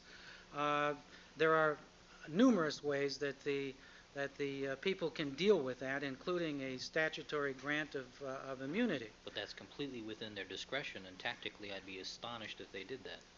So that doesn't help us much. Well, Your Honor, whether there's any realistic interest in the prosecution of Dr. Golden I think, can be gleaned from the records that have already been submitted to you. You have an opinion already rendered by the city attorney's office, incidentally, without even talking to Dr. Golden, indicating that they were not going to pursue prosecution of this case. So whether there is any realistic fear of self-incrimination, or whether that would be simply be used as some sort of tactical tool to avoid cross-examination of this witness, it can be dealt with through the device of immunity. But I don't think we even have to deal with it until there has been an invocation of the privilege. And there's no indication in anything that has been presented to the court that there is any risk of self-incrimination, much less any risk that the witness will refuse to testify on that ground. But don't we have an ethical issue to broach before we get to that? That if we have the suspicion that a witness may claim the fifth, don't we have a problem? Well, we can call him out of the presence of the jury and ascertain whether he's going to invoke the privilege so it isn't done in the presence of the jury, but I believe that's the only ethical problem we would have. Your Honor also asked with respect to another aspect of 352 argument. The 352 argument. 352, of course, has to be approached from the perspective of the relevance of this evidence to show bias. And Your Honor has already addressed that question in the context of Detective Furman's testimony. The extent to which 352 is appropriate where the relevance of the cross-examination goes directly to the bias of the witness. And we believe that whether the bias arises from racial animosity or whether it arises from animosity to any sort of professional group, it doesn't make any difference. So we want to put lawyers in a protected class like we do race? Well, in terms of the credibility of the witness, well, yeah, we seem to be plagued with jokes in this case. Frankly, even if this was intended as a joke, a coroner who would make a joke about killing 9 or 10 lawyers 1 year after the tragedy of what happened in San Francisco when a gunman went into the offices of a law firm and shot 8 or 9 people, it's just not a funny joke. And if it's a joke, let the jury hear it and let them decide what bearing that has on whether they should give weight and credibility to the opinions of this expert witness. Now, with respect to the prior mistakes, which are conceded, they, of course, go directly to the question of the qualifications of this witness to give an expert opinion. We have to note that one of the key areas in which Dr. Golden is going to be testifying is his examination of the wounds of the victims and rendering opinions about whether those wounds are consistent with a particular knife, which he was given by Detective Van Adder, whether they are consistent with more than one knife, and whether they are different morphological wounds. But aren't we talking apples and oranges here, gunshot wounds? No, I don't believe we are. Let me tell you my two concerns. My two concerns here are apples and oranges, gunshot wounds versus cutting wounds. And my second concern is the argument brought up by Mr. Kelberg. Let's assume that Dr. Golden in his career has performed approximately 6,000 or 7,000 autopsies. And the prior consistent statements that he raises. Do I then have to, if I allow you to go into that, then do I have to allow the prosecution to then bring in evidence of 6,000 other autopsies that he's done where nothing's been wrong? Your Honor, you know, very frequently an expert who is on a witness stand testifying as to an expert opinion is asked, Mr. Expert, have you ever made a mistake? I'm sure you've heard that question posed 100 times. And I'm sure you've heard the same answer all 100 times. The expert says, well, not that I'm aware of. Here we have two conceded mistakes. We have an expert who has admitted that on 2 prior occasions he rendered an opinion and that opinion was wrong. And how was the wrong opinion corrected? By an addendum to the autopsy report. How many of the 6,500 autopsies performed by Dr. Golden have addendums attached to his report in which he makes corrections in his conclusions? We know one of them does, and that's the autopsy report in this very case, in which numerous addendums have been attached, and we're going to hear, I'm confident, Dr. Golden suggesting that on reconsideration, some of the opinions he previously rendered may not have been correct, that he now has changed his opinion. When the jury weighs what credibility they should give to this doctor's opinions, they are entitled to know that on 2 prior occasions he was wrong, and it was conceded that he was wrong. So we're not fishing around through lots of prior autopsies looking for mistakes. We know going in that there are 2 conceded mistakes that the jury should know about. And those mistakes are relevant mistakes. They are mistakes that relate directly to the examination of wounds and the nature of wounds. Now, Dr. Golden may have an explanation. He may say, well, I may be incompetent in examining firearm wounds, but I'm not incompetent in examining knife wounds. That's fine. The jury should hear that explanation, and they should weigh it in terms of deciding what credibility and weight they want to give to Dr. Golden's opinion. Our experts will suggest that the same kinds of skills are being employed in the examination of wounds, that people ordinarily aren't experts just in gunshot wounds or knife wounds, that a pathologist should be an expert in the examination of any wound, and his inability to distinguish an exit wound from an entry wound or to identify a contact wound goes directly to the credibility and weight we should give to his opinions about what kind of knife slashing produced a particular wound, what kind of weapon produced it, or whether more than one weapon may have produced the wounds in this particular case. These are areas that we should explore on cross-examination. What we're talking about here is the right to cross-examine. And then we'll get to the question of arguing to the jury, as Mr. Kelberg was doing, about whether they should give greater weight to Dr. Golden or to Dr. Baden or to other experts who may testify in this case. But that function is a function reserved to the jury, and if Your Honor is going to tell that jury in your instructions, give to the expert's opinion whatever weight you think they deserve, then the jury is entitled to hear cross-examination about these highly relevant issues. Thank you, counsel.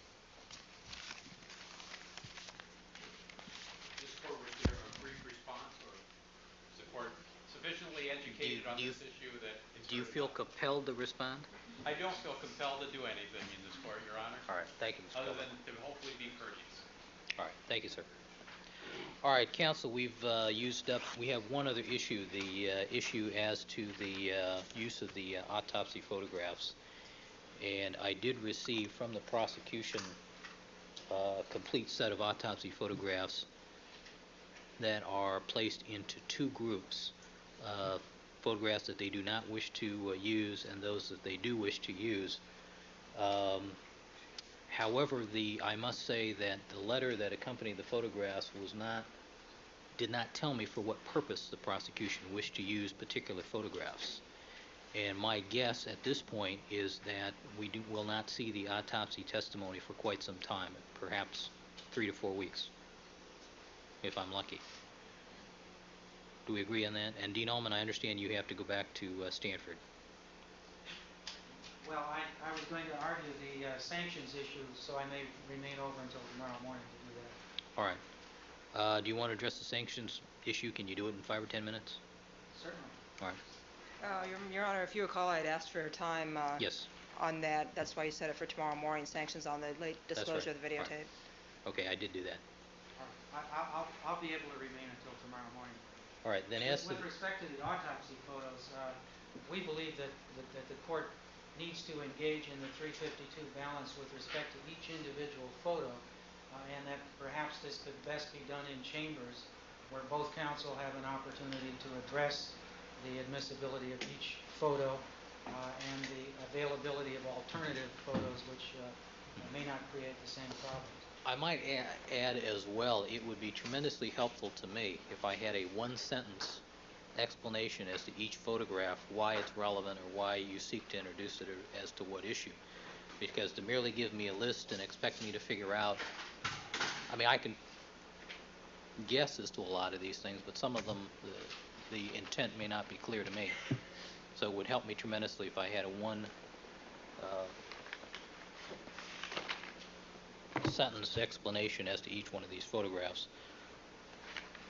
That does not present a problem for us to do, Your Honor. Obviously, we're not going to do that today, and perhaps we can coordinate a schedule with Dean Ullman that's convenient to him, to the court. I think the court's correct that you won't have to see me again, at least, for a fair amount of time, so perhaps we can just put it over. Our primary purpose in bringing the motion was to allow us to know which photographs we were going to be permitted to use so that we can prepare the appropriate exhibits, rather than at the last minute, as the court probably remembers from its days of trying cases, getting the photo mount out at the last second and sticking photos on a board. Saw it this morning. I have no doubt of that. Yes. But if that's good with the court, that's fine with us. All right. So does the court just want to take it off calendar and let What I would like to, I would like an additional briefing from the prosecution as to each individual photograph they intend on using. And does the court have a time frame when the court wants to have the hearing held on this? How about if you submit that to me in 10 days' time? That's fine. All right, and then we'll schedule it in accordance with Dean Ullman's schedule. But I have the feeling we'll be mired in this stuff for a while. All right, anything else, counsel? No, Your Honor. No, Your Honor. All right, thank you. Thank you, Your Honor.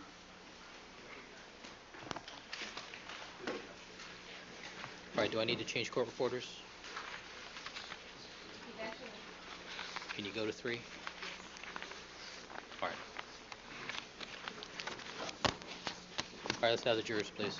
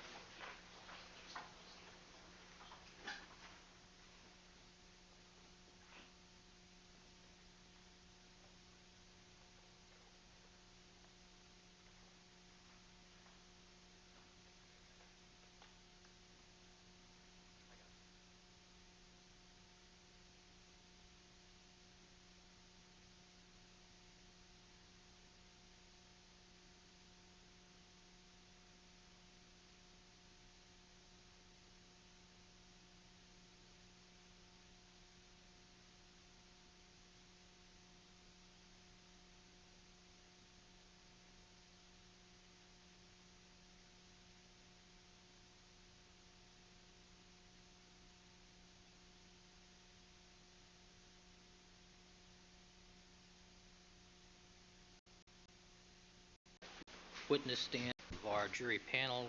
Good afternoon, ladies and gentlemen. All right, Mr. Goldberg, Mr. Fung is on the witness stand undergoing direct examination. Good afternoon again, Mr. Fung. Good afternoon. You're reminded you're still under oath, sir. Mr. Goldberg, you may continue. Mr. Fung, I just wanted to go back for a minute to the discussion of the collection of blood stains and substrate controls.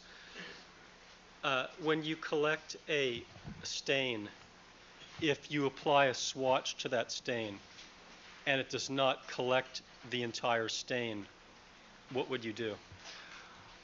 I would select another swatch, wet it, apply it to the stain, and put it in the same plastic bag as the first cloth swatch for that item. And on some of the stains that were collected in this case, or in fact most of the stains, were there more than one swatch that was used to collect the stain itself? I'm not talking about the substrate control, but the stain. Yes. All right. And do all those go into the same plastic baggie together? Yes. Right.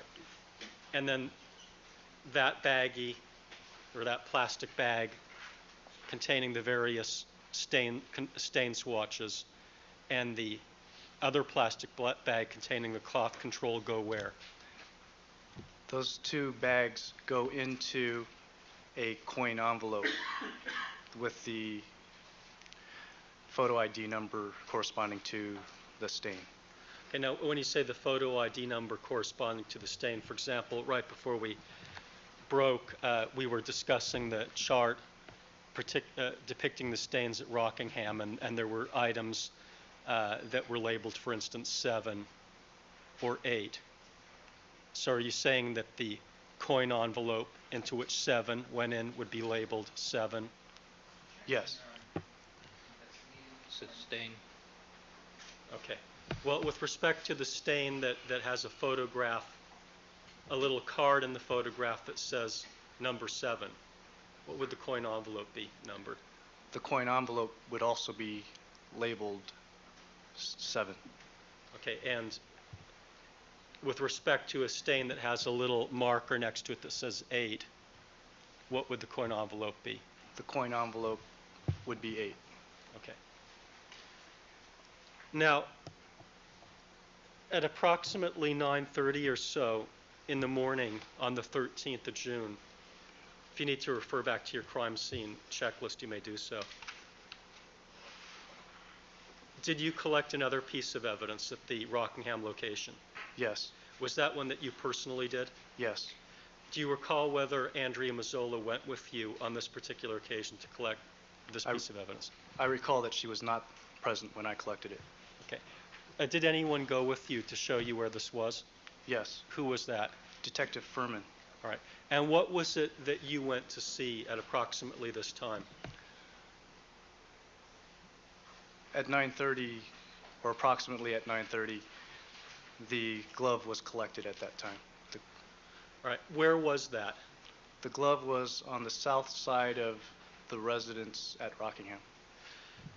Now, when you are collecting items of evidence that contain possible biological material, but other than blood drops, what technique or techniques will you use? I will use one of two techniques. One is to wear a pair of gloves and pick up the item and place it into a paper bag, or I will use a scoop technique where I will place the bag next to the item to be collected and push it in with a card or pencil.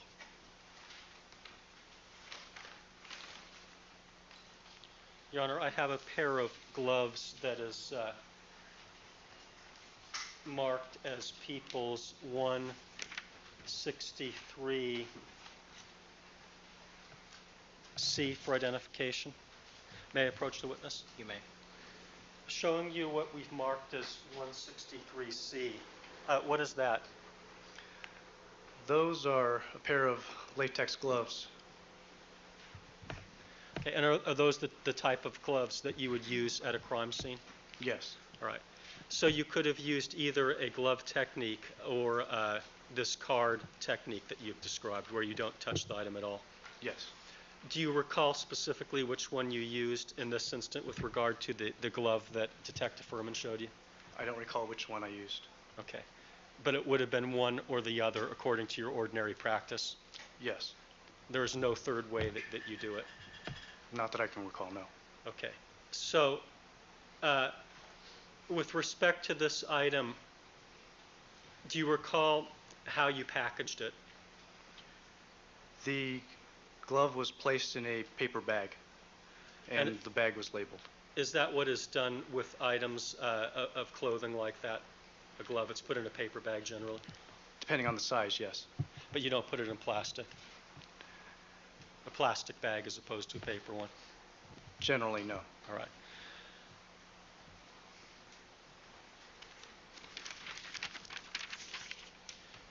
Now, when you saw this item prior to you collecting it, whichever technique you used, what did the item appear like? The item appeared to have some brownish, reddish stains on them, it appeared to me to be somewhat dry with some shiny areas on it. When you first saw it, before you had a chance to inspect it at all, carefully, I mean, when you first glanced at it, how shiny did it appear?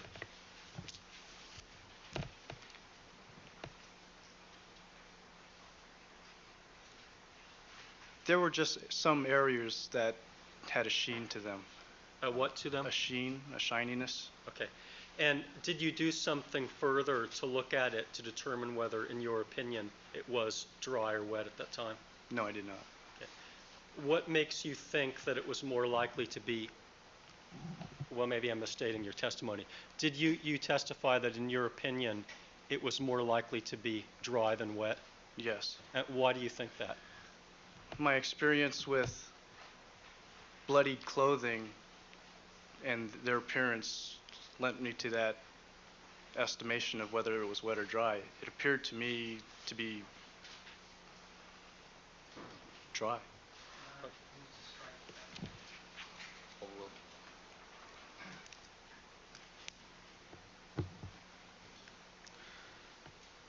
Your Honor, at this time I'd like to mark as People's 165 for identification. Part of the contents of a box that has a number of items in it. I don't know how the court wants me to do that, whether the court wants me to mark the entire thing as 165. I won't be introducing all of them.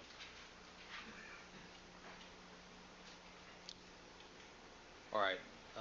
How is the box labeled at this point?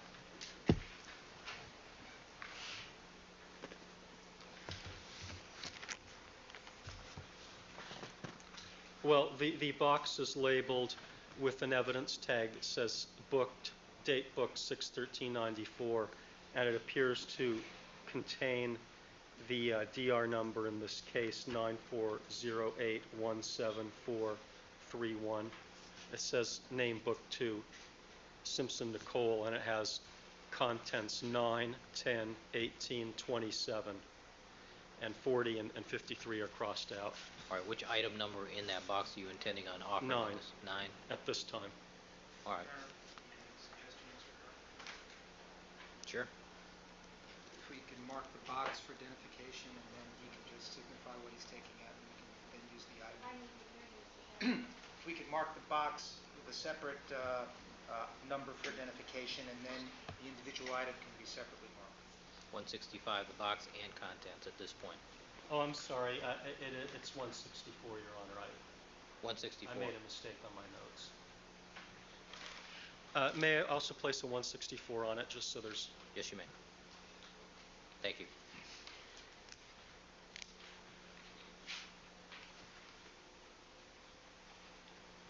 Sir, I'm showing you a box that's been marked as 164. Can you just take a look at the number that says DR number for us and tell us what that number refers to or what significance that has in the Los Angeles Police Department? There's a number in a box labeled DR number that is 940817431. That number is used to identify different cases within the Los Angeles Police Department. So each case has its own DR number assigned to it? Yes. Is that the DR number of our case? Yes, it is. All right. And when you packaged up various evidence, would you have used that DR number? Yes. Could you now open the box for us and describe what you're doing for the record?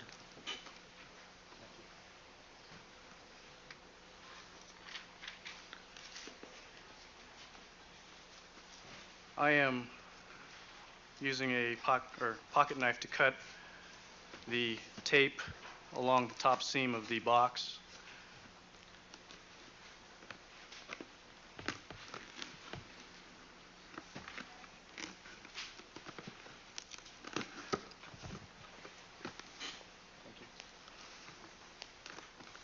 I'm opening up the box.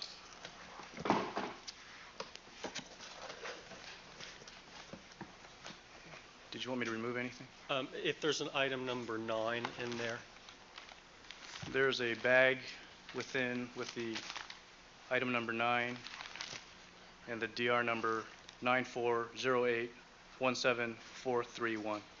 Okay, now, taking a look at that packaging, is there anything about the packaging that you recognize? Yes. In black, I see the item number that I wrote on it and my initials. Okay, the item number being 9. Yes. And is that what you assigned to the number, the glove that was found on the south side of the Rockingham location? Yes, it is. Okay, is there anything else in that package? I mean, in the box, rather. In the box, there is a coin envelope with item number 10. Do you recognize anything on that? Yes. There is the item number 10 and my initials. Okay. And underneath the tape, I can kind of make out the DR number.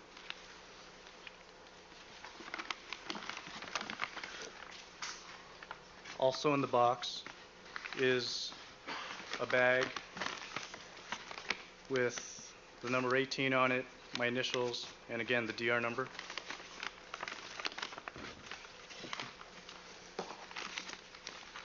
And the last item in the box is a bag with the number 27, the DR number, and Miss Mazzola's initials.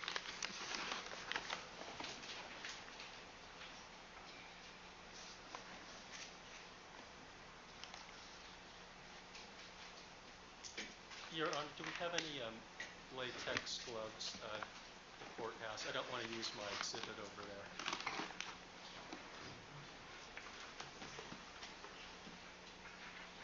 I guess you weren't a Boy Scout. Excuse me? Never mind. Well, I tried to be, but Mrs. Robertson has latex gloves.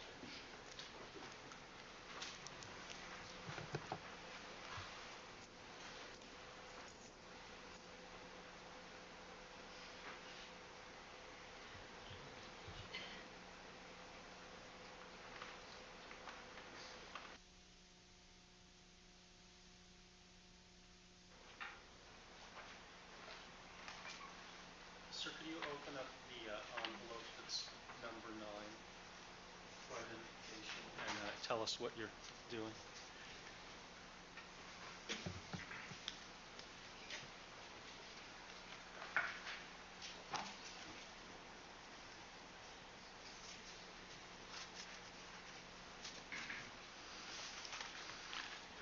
I am unfolding the bag.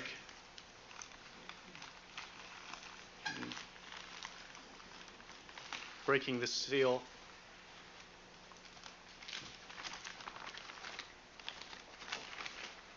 Reaching in the bag. And within the bag is an envelope.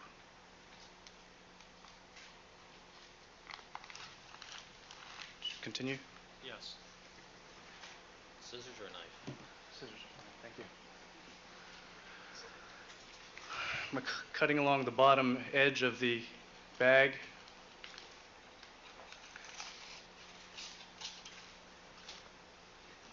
And within the bag is a glove. Now, with respect to the package that you just took that out of, can you hold that up so that we can see it with the evidence tags on it? Okay. Now, does that appear to be a package that was a transmittal package that someone else put it in, or is that something that you put it in? Sustain. Rephrase the question. Okay. Is that your package or someone else's? This is somebody else's package. Okay. So the package that you used is the brown paper bag that has item number 9 and your initials on it? Yes. Okay. And does that appear to be the item that you retrieved from the Rockingham location? I'm not talking about Yes. the package, I'm talking about the glove. Yes, it is. All right. Can you hold that up for us so we can see?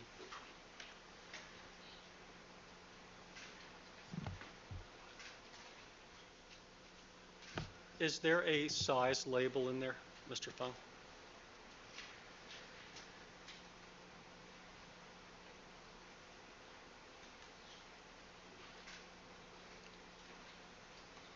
There's not one apparent.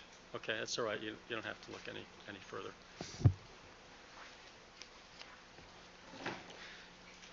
Can you repackage that for us now, describing what you're doing for the record?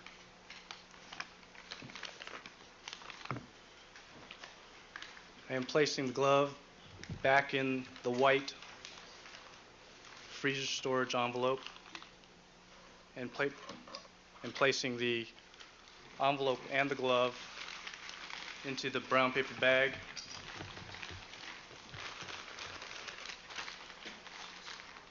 And placing the bag back into the box.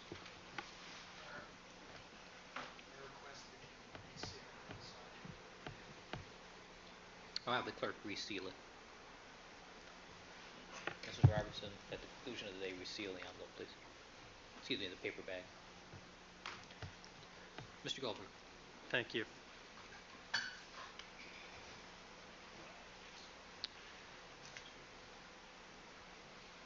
Now, in addition to the glove at approximately 9:30 or so, was there any other item of evidence that was collected by either yourself or anyone else in your presence? Yes. What was that? That was a blue plastic bag or container of some sort. Okay. And what item number did you assign that? That was item number 10. Did you see the packaging for that being the item that you took out and described as number 10 a little earlier?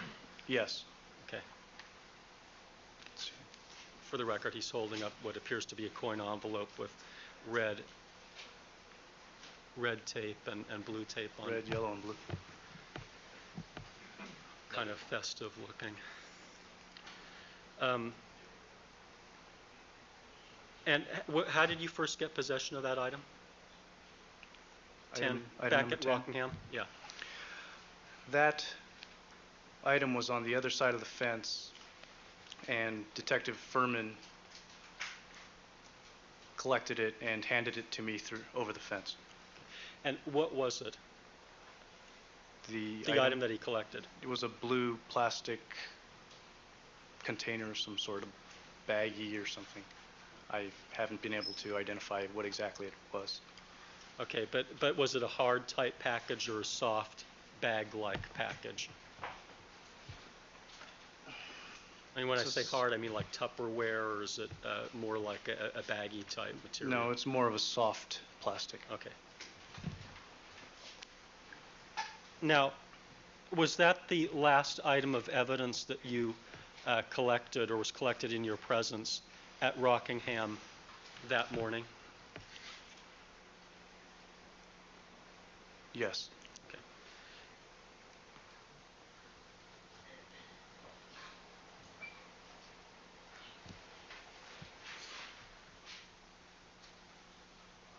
May I just have one moment, Your Honor? Certainly.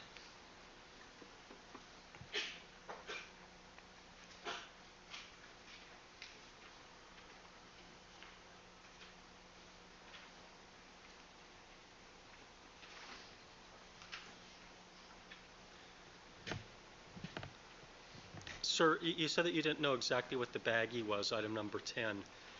Did it look similar to anything that you've ever seen before? No, but it may have been a gauze wrapper, but I'm not sure. Okay, could have it been a sanitary napkin type wrapper? Sustained, bleeding. Could have it been anything other than a gauze type It could wrapper? have been. All right. Now, approximately what time did you leave the Rockingham location?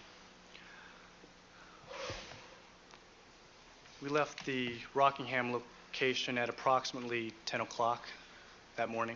All right. And when you left this location, would you have kept on any latex gloves that you were wearing during the evidence processing and collection? No. What would have happened to those? Sustained. Rephrase the question. Sir, do you have a custom and practice with respect to what you do to latex gloves that you're wearing at a crime scene after you leave the scene? Yes. What do you do with them?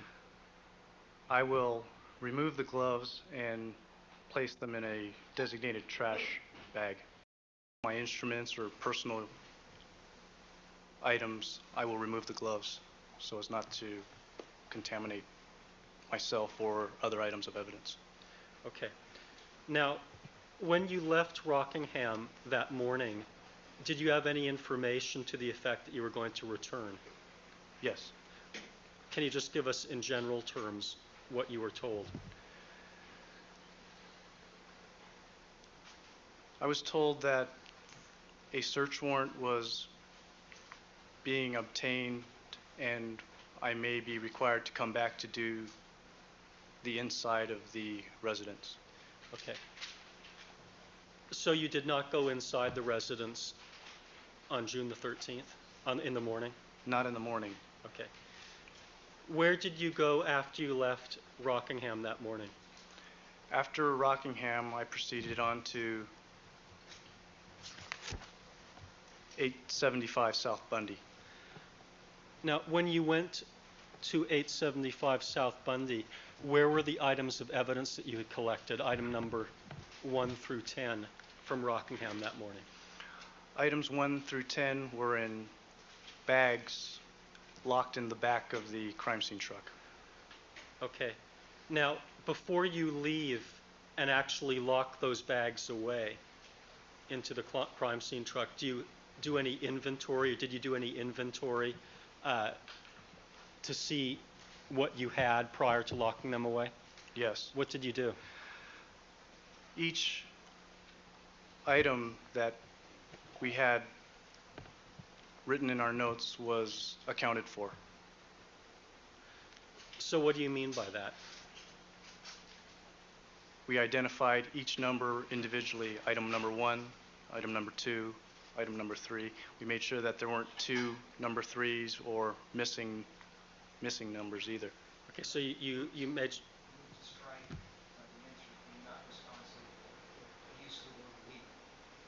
Overruled. Did you do this alone, or did you do it with someone? I did it with Ms. Mazzola. Okay, and when you say that you're going through to make sure you don't have 2 item number 1s or 2 2s or whatever, does that mean that you're making sure that you have 1 coin envelope that has number 1 on it, 1 coin envelope that has number 2, etc.? Yes. Okay, and that you have a total of, at that time, 10 items? Yes. Now, you testified earlier that in the 80-some-odd pages of reports that you generated in this case and notes that there were some clerical errors? Yes. Is it reasonably possible to make a clerical error of writing down the wrong number on a coin envelope using the procedures that you use? Sustained. Phrase question. Okay. Could you make a mistake on the coin envelope by writing the wrong number on it?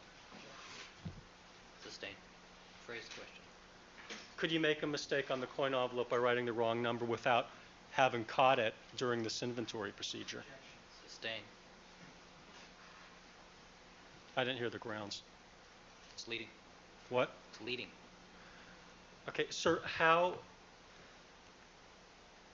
careful is this procedure of writing the numbers on the coin envelopes and then inventorying them to make sure that you have the right numbers? We are very careful when we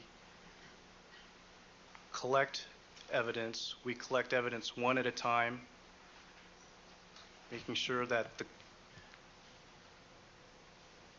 envelope that we put the evidence in is the same number as the one next to the card.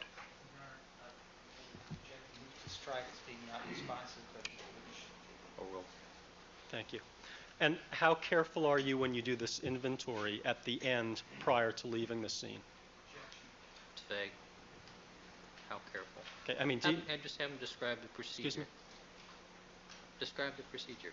Okay, why don't you tell us in detail the procedure? What do you, safeguards are there? what do you, let me start with this, Mr. Fun.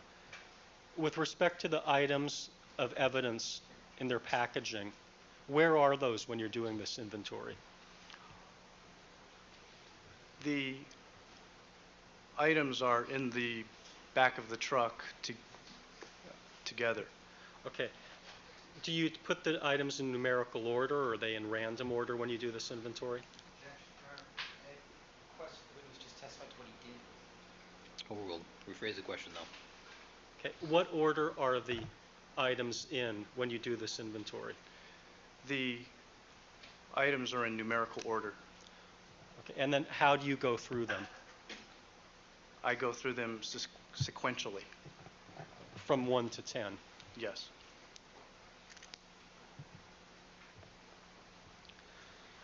Approximately what time did you arrive at the Bundy location?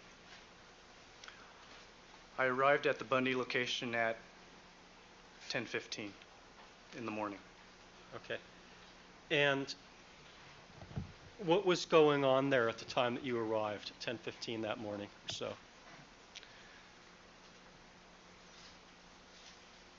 The area had quite a bit of news media around, and detectives and coroner personnel were present.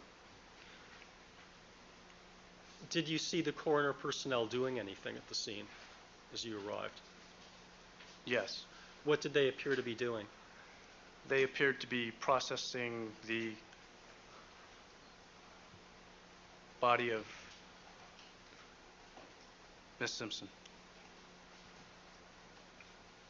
And when you say processing, where was that taking place? That was taking place at the east of the front gate. Do you know whether you saw her in her original condition, or do you know whether she'd already been moved by the time you arrived? Sustained. Calls for speculation. Okay. Do you know whether, did you see whether the coroner's investigators, did you see whether when the coroner's investigators first got there and started touching the body, or were they already doing it when you arrived? They were Overruled. They were already doing something when I arrived. Okay. What were you doing while that was occurring? I was waiting for a briefing from Detective Lang.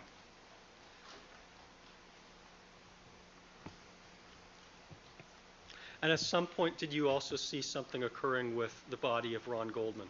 Yes. What did you see in that regard? I saw at one point, the body of Ron Goldman being processed also. I didn't stick around for the whole thing. Then I was back and forth at the truck. Okay. And at some later point, did you get a walkthrough of the location from Detective Lang? Yes. What happened during the walkthrough? Detective Lang told me of different items of evidence he wanted me to collect. He showed me some clothing in the cage area. He showed me a trail of what appeared to be bloody footprints and a trail of blood leading towards the west end of the location.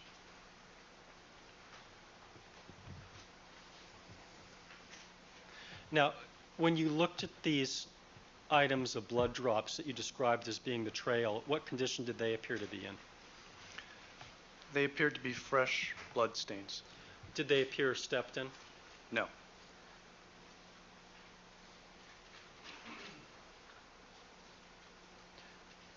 Now, did you begin to process the crime scene for collecting the evidence that morning? Yes. And did you do that alone, or did you also do that with Andrea Mazzola? I did that with Miss Mazzola, yes. In terms of collecting the blood stains, did you do that as a team, as you described at the Rockingham location? Yes. Sustained. How did you do it? Assume facts not in evidence. Assume facts not in evidence. How did you do it? How were the items, the blood items collected? The blood items were collected in the same manner that was described earlier on the board. Okay. Using the same procedure? Yes. And when you were actually doing the evidence collection, I mean, you and Ms. Mazzola, were you wearing anything on your feet? Yes. What were you wearing on your feet? We were wearing protective booties.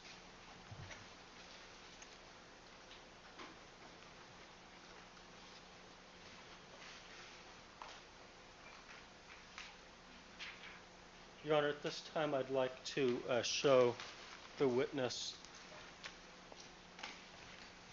an item of evidence that's been marked as People's 163B for identification. All right, 163B. There are actually two, what appear to be two paper-like objects. Sir, showing you those items, what are they? These are the type of booties that we were wearing that day. How are they worn? They are placed over our shoes. Can you just hold one of them up so that jurors can see it all?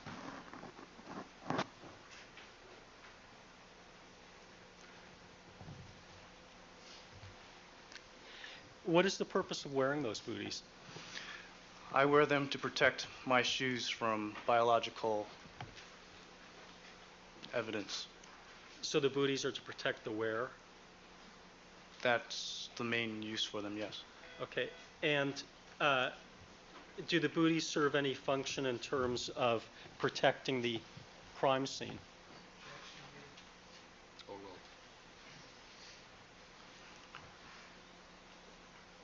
I'll withdraw the question and ask another question, Your Honor, if I might. Sir, if you were to step in some blood and with the booties on and then step in some evidence, do the booties have some sort of property that would prevent cross-contamination from occurring? No. Okay.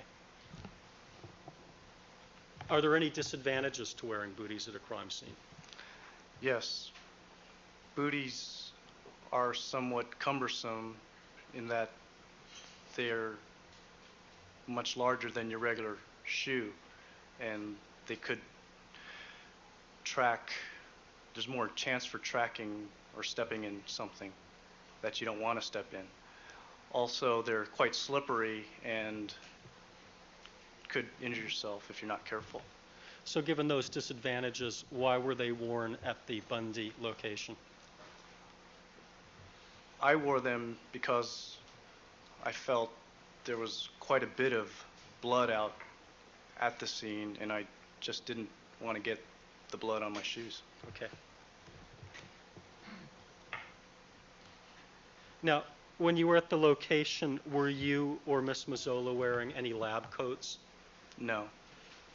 Were the fingerprint people wearing lab coats? Yes, they were. And you testified that at crime scenes you would be in charge of the fingerprint people? In some crime scenes, yes. Okay. Do you know why the fingerprint people wear lab coats at a crime scene? The fingerprint people wear lab coats because they deal with fingerprint dust, which gets all over the place, and the dust can ruin your regular clothes. So they'll wear the lab coat to protect their clothing. Okay. Now, did you use the procedure that you previously described when you were talking about how a stain is collected, of laying out the numbers and doing the measuring?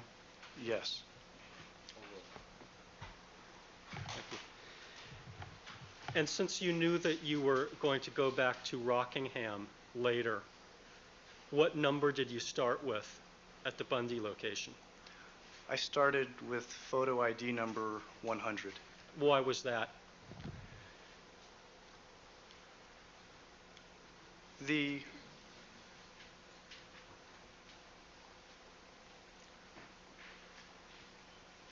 Well, as stated before, I knew I would have to return to Rockingham, and I wanted to keep the numbers there in sequential order. Okay, does that mean that when you went back to Rockingham, you wanted item number 11 to be your first item of evidence? Upon return, yes. Okay.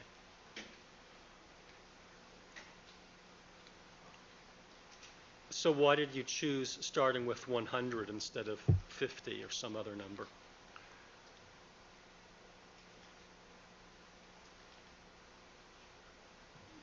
I felt that that was a safe number to use because I didn't believe I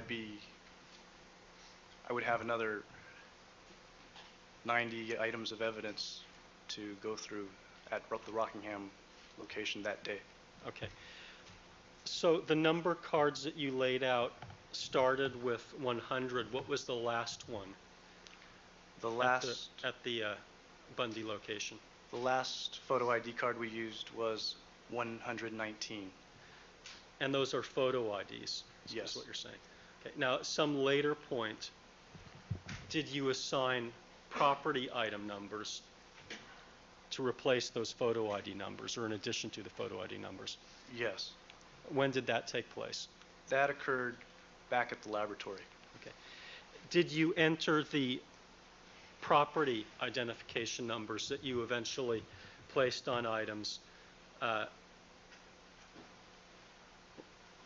on the crime scene identification checklist? Yes. Okay.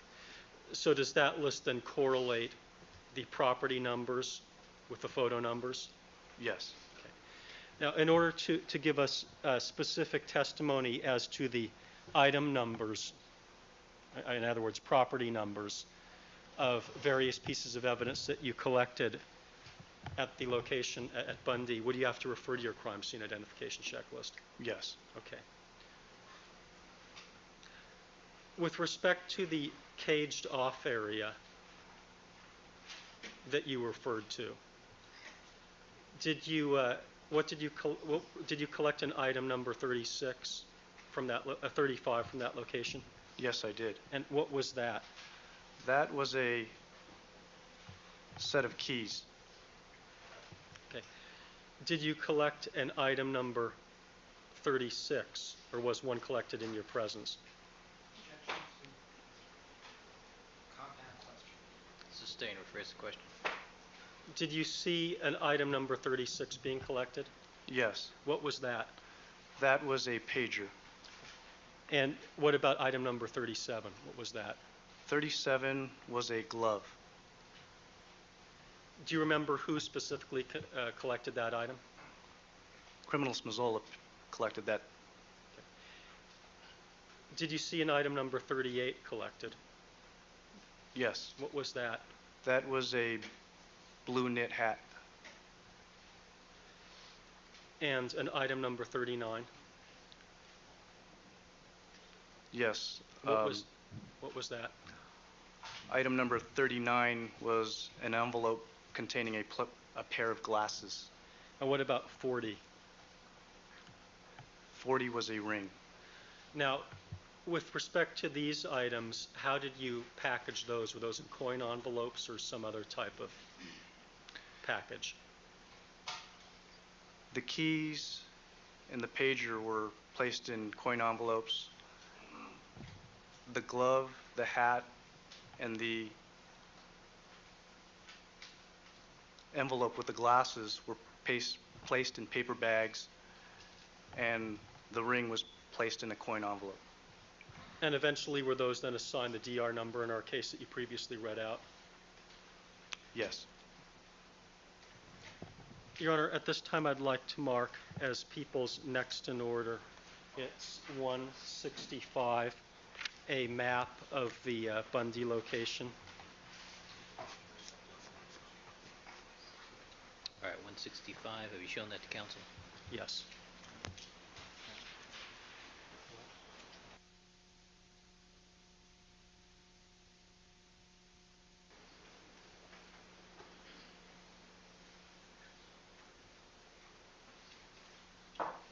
This is a chart, Mr. Goldberg? Yes, Your Honor. All right.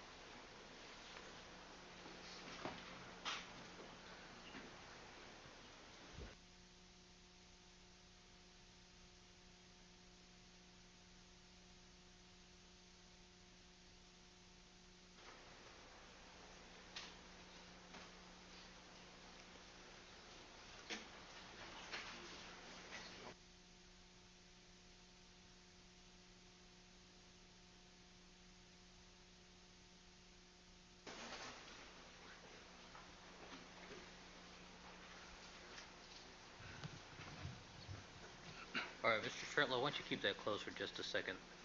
Why don't you close that up for just a second? All right, ladies and gentlemen, I'm going to take a 10-minute recess at this time to change court reporters. Please remember my admonitions to you. Don't discuss the case amongst yourselves. Don't form any opinions about the case. Don't conduct any deliberations, and do not allow anybody to communicate with you. If you'll just step back into the jury room, and we'll resume in 10 minutes after we change court reporters. Mr. Fung, you can step down. 10 minutes. All right, we're ready to proceed? All right, back on the record in the Simpson matter. All parties are again present. Deputy McNair, let's have the jurors, please.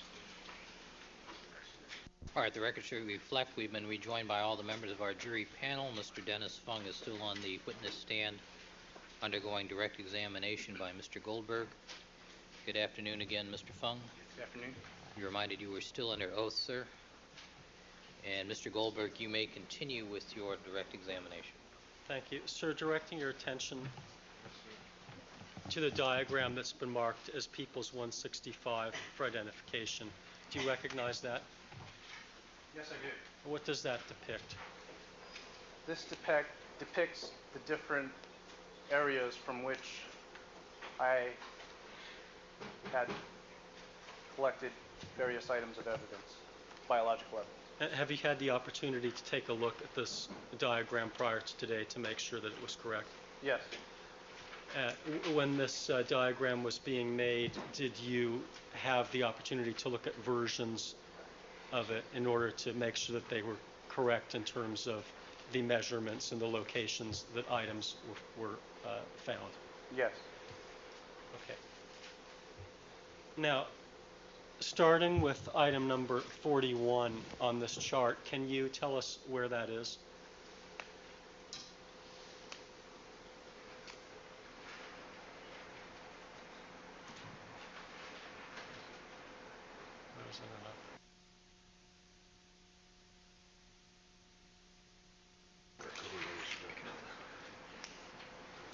Oh, I'm sorry. What was the first item, sir, that you collected, the first stain that was collected at Bundy?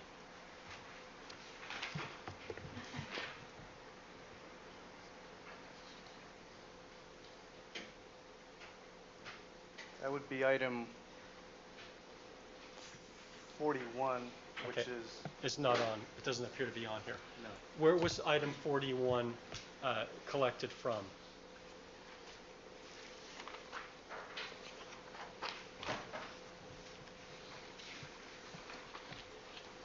That was collected from a stump in this area here. For the record, he's referring to the area that has been described as the fenced-off area that's on the north side of the walkway. Yes. And for what purpose was item 41 collected? Item 41 was collected as a reference for the male victim.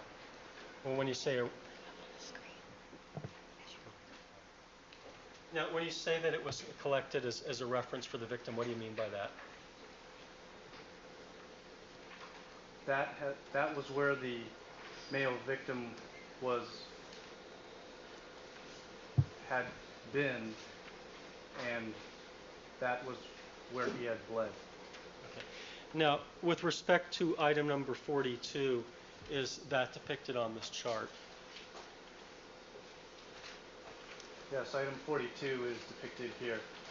Now, that has a little photo card. Maybe we can have that one up there. Item 42.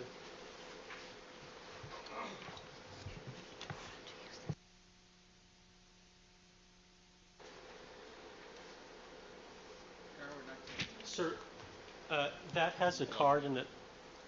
Hold on. Small monitor down below.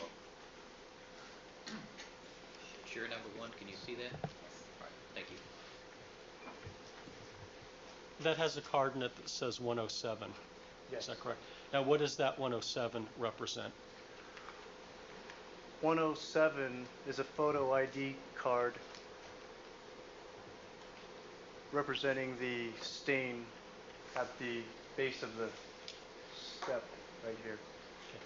And that was eventually signed item number 42?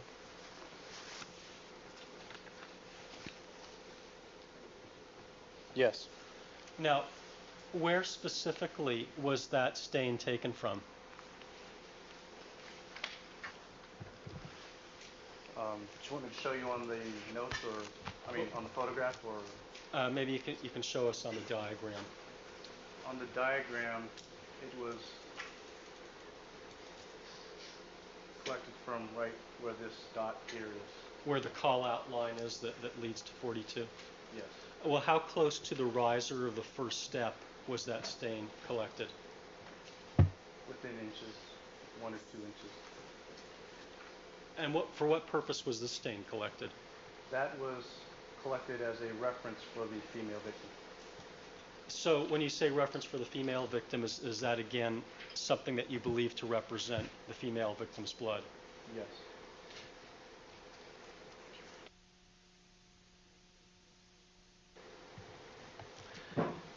Now, sir, direct your attention to item 44 for identification. Perhaps we can have that photo. Where was that collected from? That was collected from the north gate, or the north fence area right here. Okay. And that was originally assigned photo ID number? 109. Okay. Does the call-out line accurately portray where that was taken from? The fence where that was taken from? Okay. Next, directing your attention to item number 47. If we could have that picture.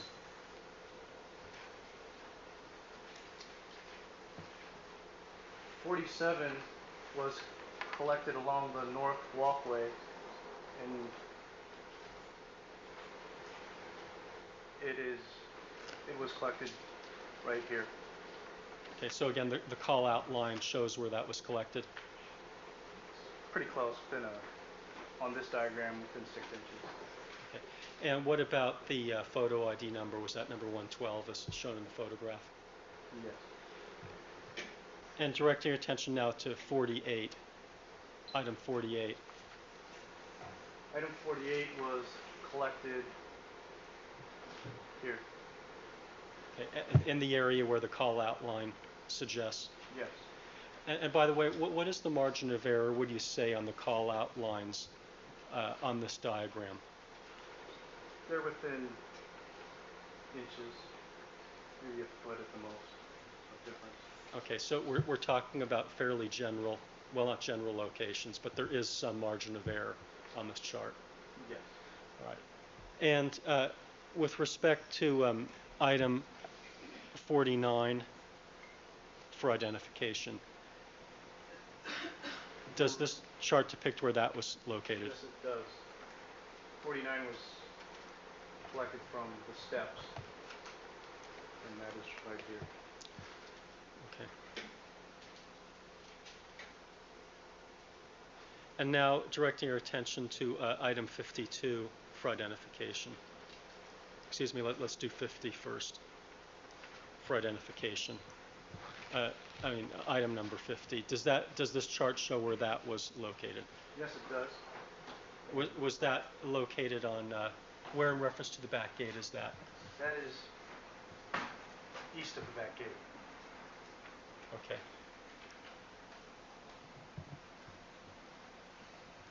And now item number 52 on this chart. Where was? Item 52 was recovered from the driveway that is depicted here. And again, as with the rest of the items that I've asked about, the photo ID number is represented in the photo itself? Yes.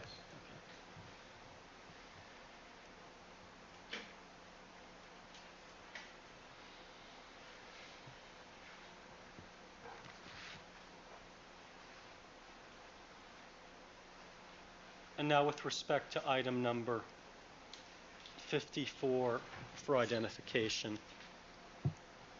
where was that collected from? Number 54 was collected from the corner of the front gate. Okay, now there are two photographs on the diagram that's been marked 165 that appear to have a card in them with 119.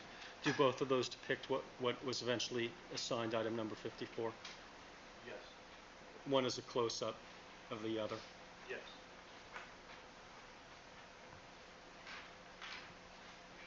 And 51, where was that collected from? 51 was collected from this south fence right here. Okay, now which side, if you can look at the photograph that has the 116 card, is that 116 card on the north side of the fence or on the south side of the fence? That's on the north side of the fence. Okay. The side closest to where Nicole Brown's body would have been? Yes. All right. Now, there's also an item that we don't have a photograph for, item number 57. It says label in the right-hand corner of the chart, just above where it says item number 54. Yes. There was some type of label collected from the walkway, and that was located right here. So the call-out line again indicates the general location that was found. Yes. What was the purpose again of, why was this label collected? That label was collected at the request of Detective Blank. And what did the label say on it? Referring to my notes.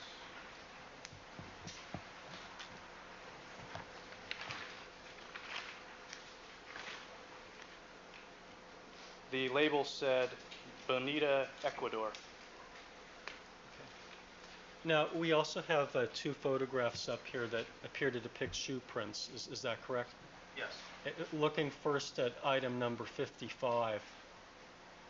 Maybe we can have 55.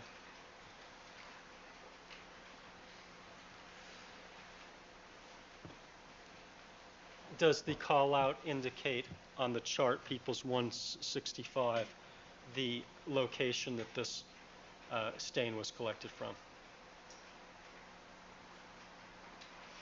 It's fairly close. It was a little more east. Okay. And now directing your attention to item number 56. 56 was also just a little bit more east. Okay. East of where the call-out line says it was. Yes. So in reviewing these photographs, all the photographs on this Bundy Drive Biological Evidence Board, People's 165, did you compare them against your notes to make sure that the photo ID numbers and the item numbers corresponded? Yes. And that the general locations that the call-out lines had them were depicted the general location where it was found? Yes. Now, at some later point on July the 3rd of 1994, did you return to the Bundy location for the purposes of collecting some additional stains? Yes. And how is it that you got notified to return to the location? I was requested to respond to 875 South Bundy by telephone. Detective Lang called me. Approximately what time did you arrive at Bundy on the state?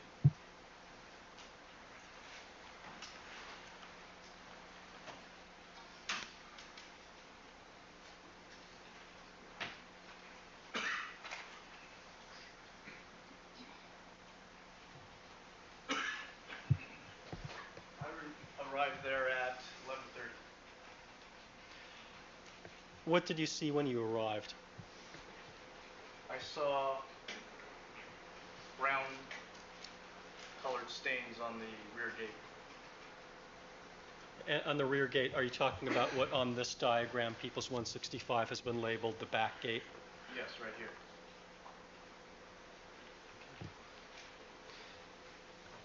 Approximately what time did you collect those stains?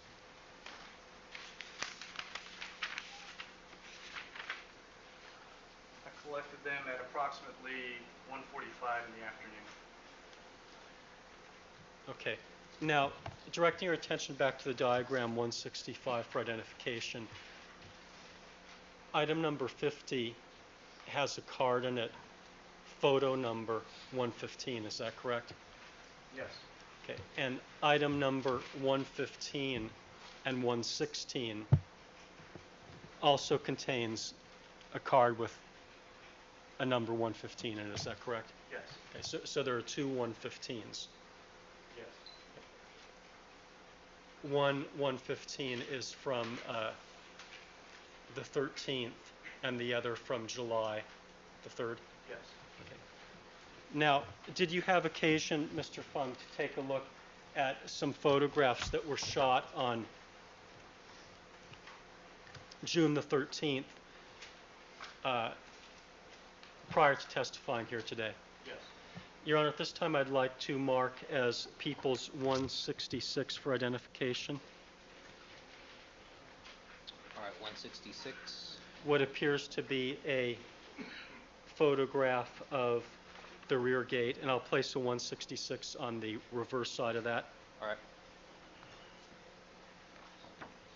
Perhaps we could have its yeah.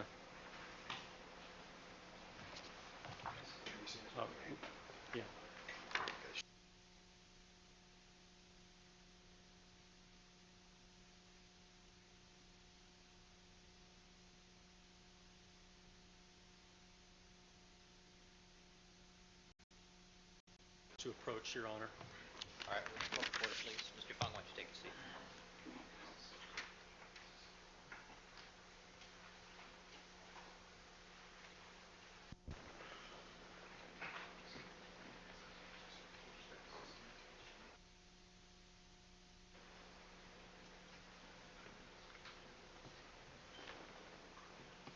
All right, Mr. Goldberg, you may continue. People's 166.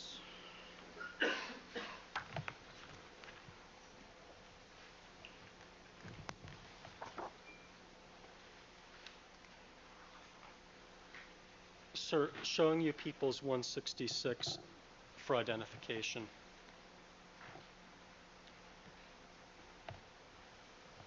One, please.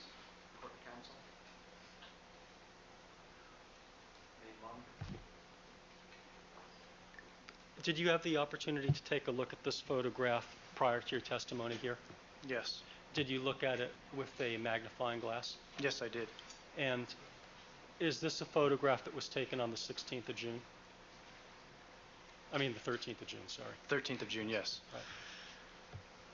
Did you have the opportunity to compare that photograph to the photographs which were taken on July the 3rd at the time that you collected 15, 16, and 7, 115, 116, and 117? Yes. Does that appear to be in the same location and the same configuration as the stain that was collected on the 13th? Yes. Right.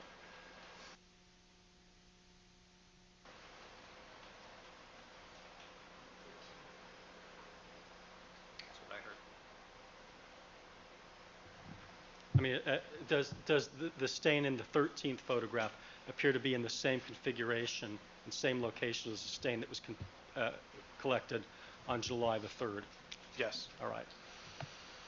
Now, do you specifically recall having seen that stain when you were at the location on the 13th? No, I do not. Okay. Do you know whether do you have a specific recall of whether it was pointed out to you? No, I do not. You don't recall one way or the other? No, I do. No.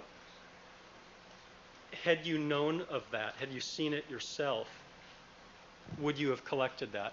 Yes.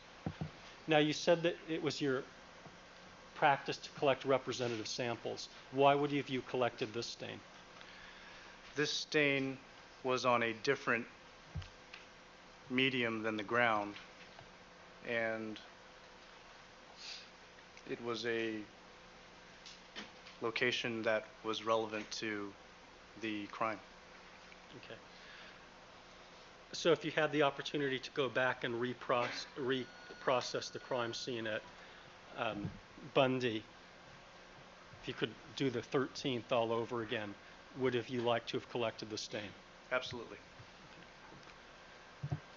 Now, getting back to the photographs that were taken on July the 3rd, showing 115, can you explain to us why there is a photograph number 115 taken on the 13th and a number 115 in the photographs on July the 3rd? The photo ID 115, which corresponds to item 50, was done on June 13th, before item numbers could be assigned. Okay, that was when you were assigning photo numbers 100 through, I think you said 119, is that correct? Yes. Okay. Can you continue your explanation as to why the two 115s? By July the 3rd, 114 items of evidence had been booked into property division, and that was the next item number that was going to be used. And it is preferable to have the item numbers and the photo ID numbers coincide, so when we get to the trial phase, the jury isn't confused. And the attorneys, too. Yes. Okay.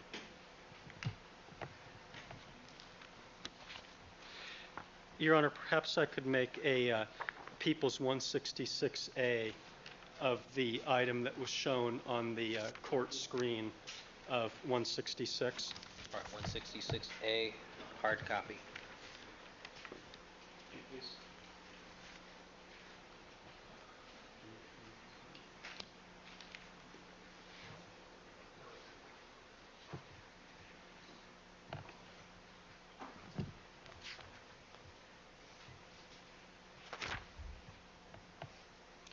Now, with respect to the three stains that were collected on July the 3rd, did you use the same technique in terms of what happened to the stains to dry and package them that you did with the stains that were collected on the 13th? Yes. All right.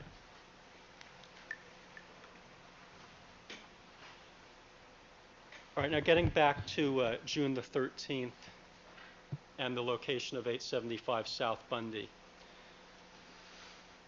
Did any of the blood drops at that location appear to be stepped in? Along the trail, no. Okay, and along the trail you mean which item numbers through which item numbers? I am referring to item numbers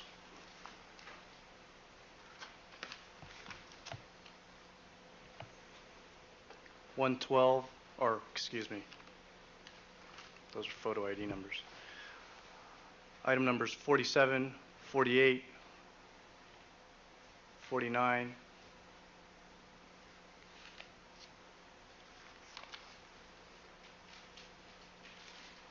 50, and 52.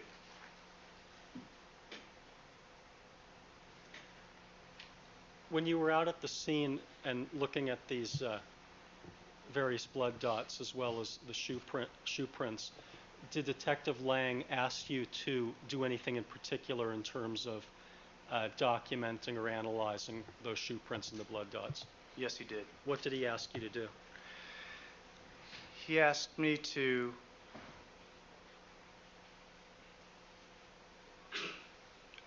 measure and document the different shoe prints. And how did you measure the shoe prints?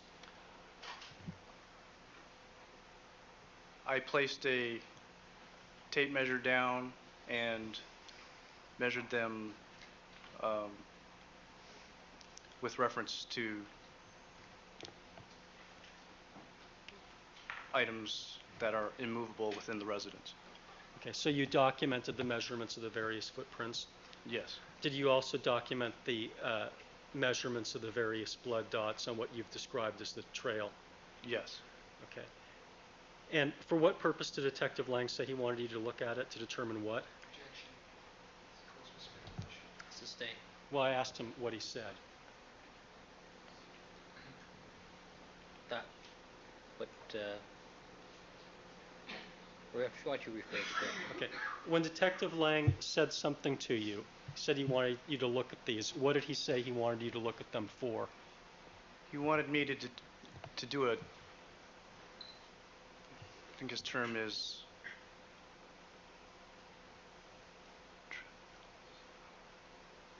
the word he uses escapes me right now. I'm sorry.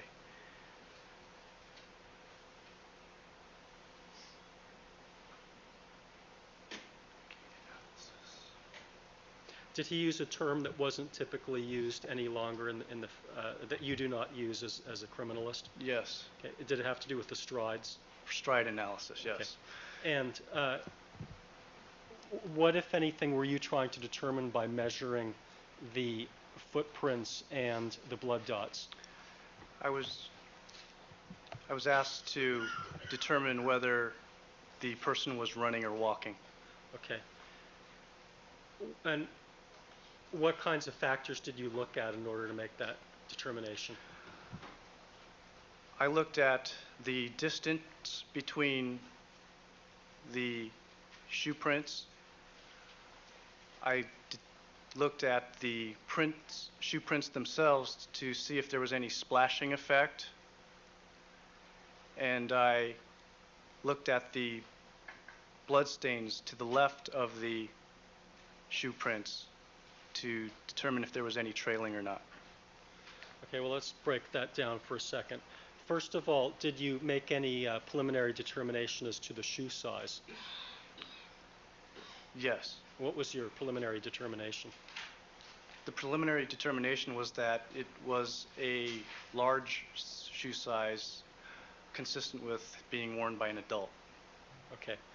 And you said that one of the things that you looked at was whether or not there were splatters off the shoe prints?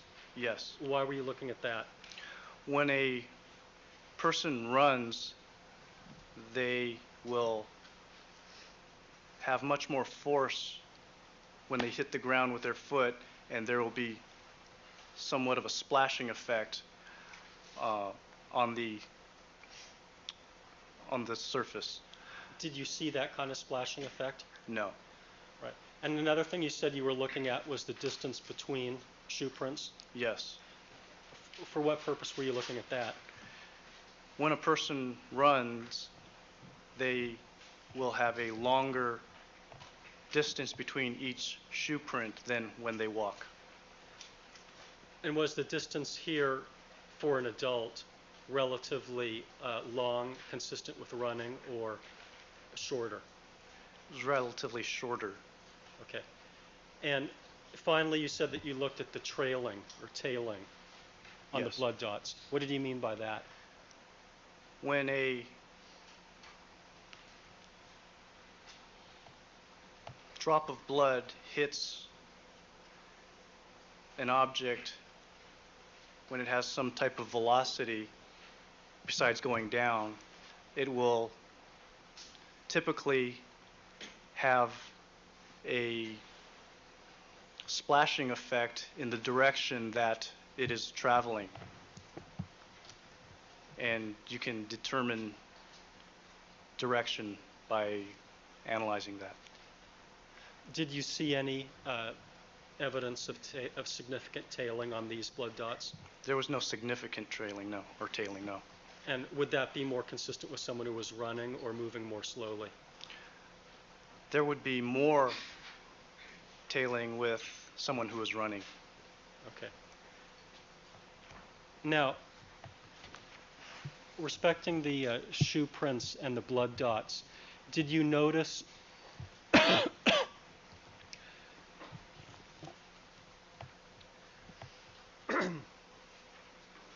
where in relationship to the shoe prints the blood dots were? Generally speaking, the drops were to the south of the shoe prints or to the left if the person was walking in the west direction. Okay, so if a person were walking towards the west direction, the back gate, the dots were generally to the left? Yes. Respecting the board that we've marked as People's 165 for identification, item number 48, perhaps you need to take a step off the witness stand. Can we see this again?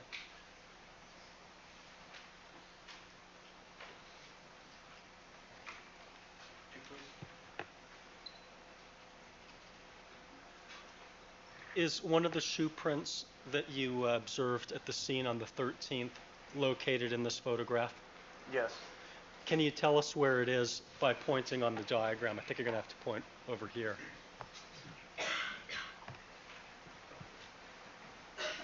is right here. Okay, but can you tell us where in the photograph the shoe print is?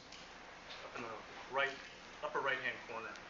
Can you describe it a little bit for us so we can see what we're looking at? Is it a whole shoe print or part of a shoe print? Or? It appears to be a partial shoe print.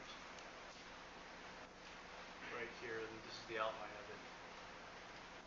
of it. And the blood dot is also located in this photograph next to the card 113? Yes. Now, can you tell us how on the diagram this item would be oriented? In other words, yes. Which way is west on the photograph? On the photograph, going up is west. So to orient this properly, you would have to turn it on its side. So when you're at the scene and you're looking at this partial shoe print, if the person were headed in a westerly direction towards the back gate, the blood dot is to the left? Yes. Now, regarding item number 47, we don't need to take a look at that, but just referring to the diagram, People's 165, was there also a shoe print in the vicinity of that blood dot? Yes. And where was that using the diagram? There was a shoe print up in this area here. On the diagram, he's pointing to one tile to the north of where the blood dot is, Your Honor, and it's adjacent to the blood dot itself. Yes.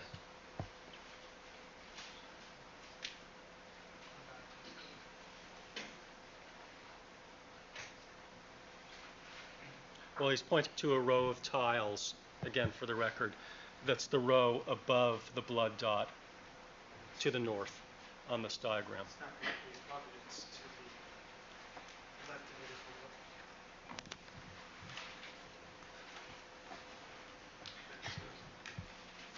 it as we look. Mr. Fung, why don't you point to it again? Okay.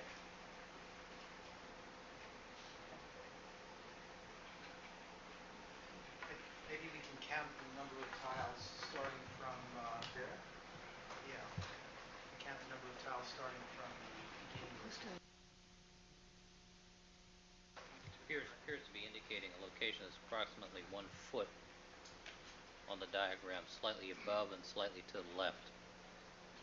He agrees. Pretty good for not being able to see it, isn't it? I can see right through it. Okay. Is what the judge just said correct? Absolutely. Of course. Okay.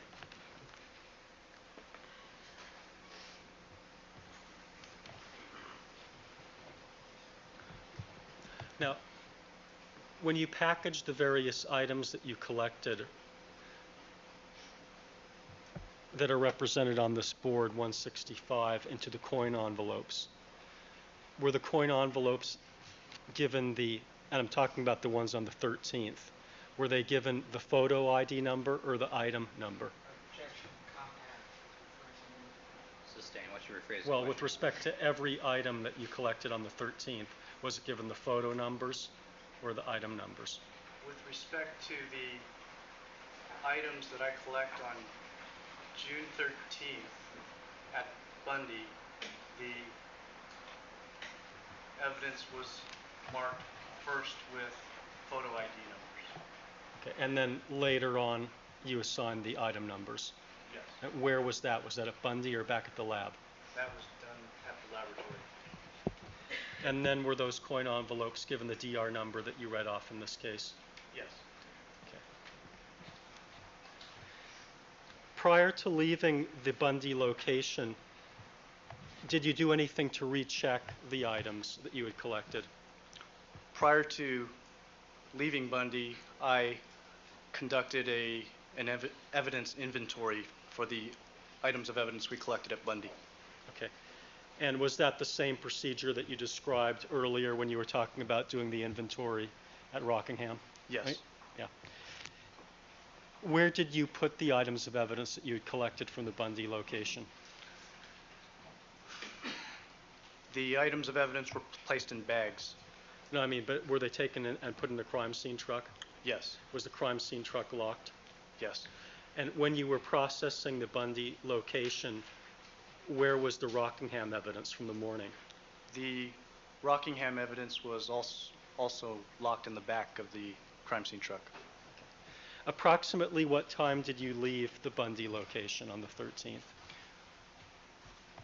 I left the Bundy location at approximately 3 o'clock, 3:15. Where did you go after you left? I returned to the Rockingham address. What time did you arrive back at Rockingham? I arrived back at the Rockingham address at approximately 3:30.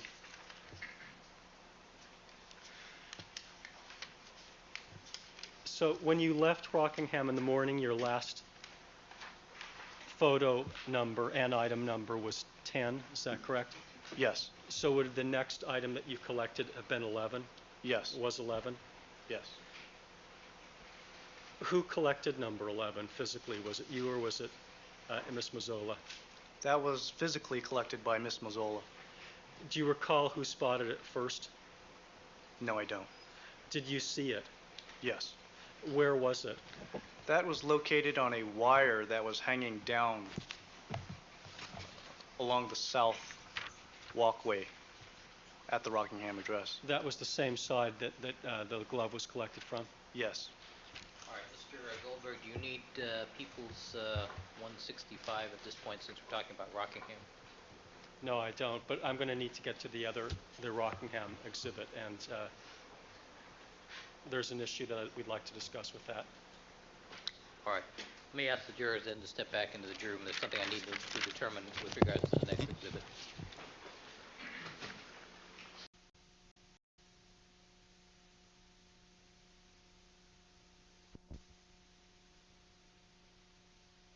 Exhibit. Yes, well, this is the exhibit that contains the two items that counsel objected to earlier of the sink, I believe, in the shower where they were objecting on the grounds of showing that the phenolphthalein test that was conducted. So that's the issue. We've now arrived at that point, Your Honor. All right.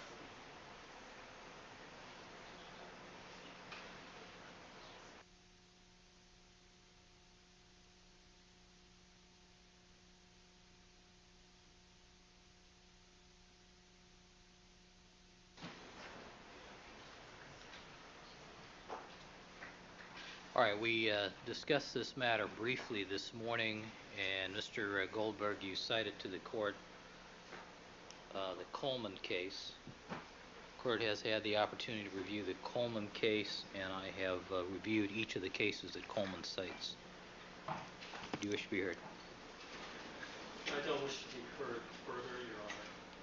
I may respond to what counsel has to say.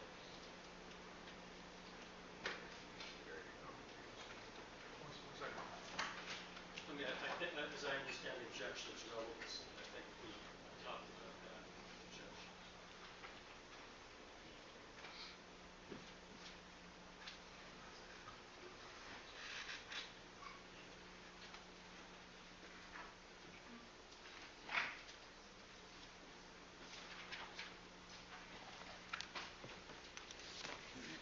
Honor, I did have the chance to look at Coleman over the recess. I think there are three significant differences which the court should bear in mind at this time, Your Honor. One is that, first of all, in the Coleman case, the evidence, it was determined that it was error to admit the evidence, although it was deemed harmless error, which had not been pointed out this morning during the discussion.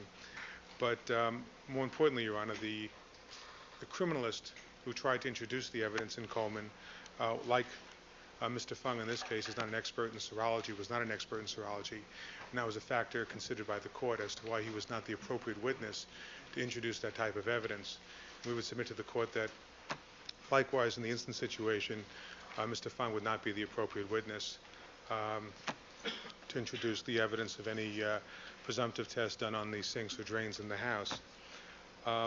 Secondly, Your Honor, in the Coleman case, one of the reasons they felt that it was not that it was harmless error, is that the actual items were brought in so the defense could do independent testing. In this instance, those two items were never preserved by law enforcement.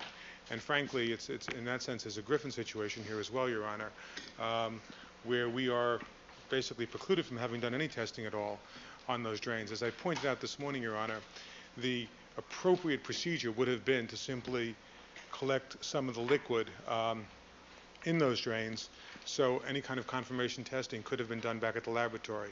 That was not done here. All the other stains for which law enforcement received a positive presumptive test were actually collected. And there's no reason why these samples were treated differently. They certainly could have been brought back and a confirmation could have been done.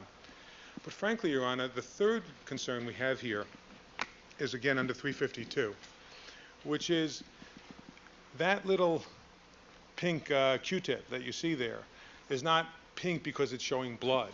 It's pink because that is the chemical reaction from the phenolphthalein followed by the hydrogen peroxide. That's the nature of the test. And there is this suggestion that he's reaching in with that Q-tip and pulling out blood, which he's not. As I pointed out this morning, Your Honor, there is a wealth of information in the scientific community that shows that this particular situation is fraught with the dangers of a false positive. One article that comes to mind is by Blake and Dillon entitled Microorganisms and the Presumptive Test for Blood. It's a 1973 publication and talks about this kind of situation where you do... Same Blake? What? The same Blake? It's the same Blake who's referred to in the Coleman case in a different context. But one of the things that Blake and Dillon point out in that research in the 1970s is that in damp, moist areas, such as a drain, where you have a lot of microorganisms growing and bacteria, you can easily get a false positive. Coupled with the fact that in pipes, if they're copper pipes, copper also gives a false positive for the pheno test. And I'm not talking about other kinds of vegetable matter, but if you look at the types of things that can give a false positive here, coupled with the fact that they didn't preserve that liquid so it could have a confirmatory testing back at the laboratory, I think when you balance that, Your Honor, that the prejudicial impact does outweigh any reasonable probative value that it has, given that it's a presumptive test. Thank you. Mr. Goldberg? Certainly.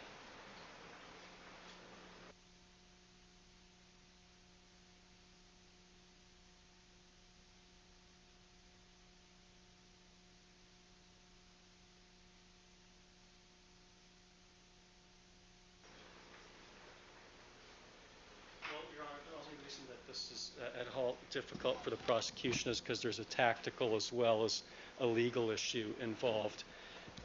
Counsel, as I'm sure counsel is aware, the defense has also done some presumptive blood testing at the Rockingham location, and they're using the same class of test as we did in the phenolphthalein case, with the phenolphthalein test. So if the court's ruling is that presumptive blood testing doesn't come in, period, regardless of who is offering it, maybe that's a decision that we can live with. But I just think maybe we should clarify whether that's counsel's position, because if it is, then perhaps we don't need to put in this evidence of the phenolphthalein test. What I would say, Your Honor, though, is that we do have some patches for this particular item that we could affix, and I would like the opportunity, if the court is going to rule, if indeed this is the defense position, to be able to fix the exhibit up. It shouldn't take that long. I believe Mr. Fairtlow can do that for us. And if that isn't the defense position, I'll respond to the legal arguments.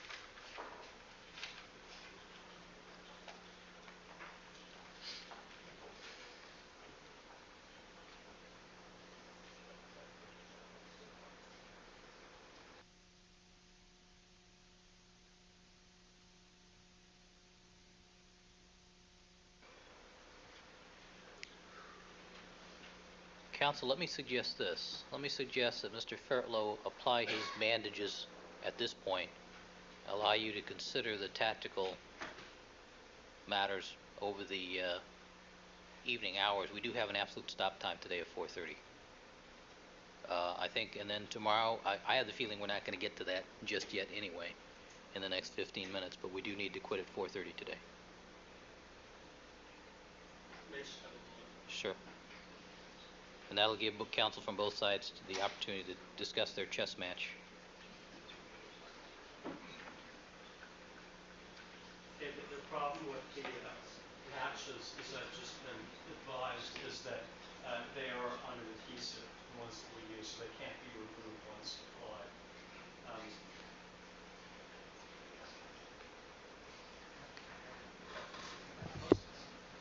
Well, I don't have enough Post-its to...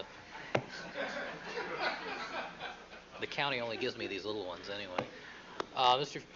Goldberg, do you have enough that you can just get through the next 15 minutes so we don't lose court time? Well, that's what I'm starting to look at right now, Your Honor. I might just be able, I hate to take things out of order, but I suppose I could skip over the Rockingham evidence and move on to... Well, you don't need this exhibit to do Rockingham just yet, do you?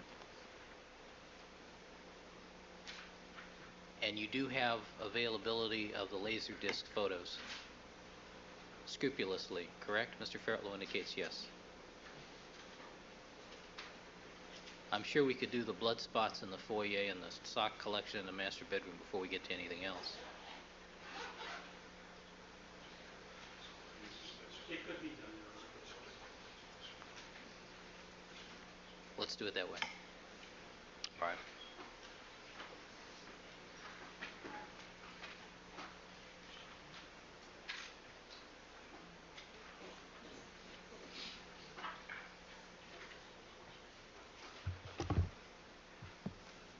Let's have the jury.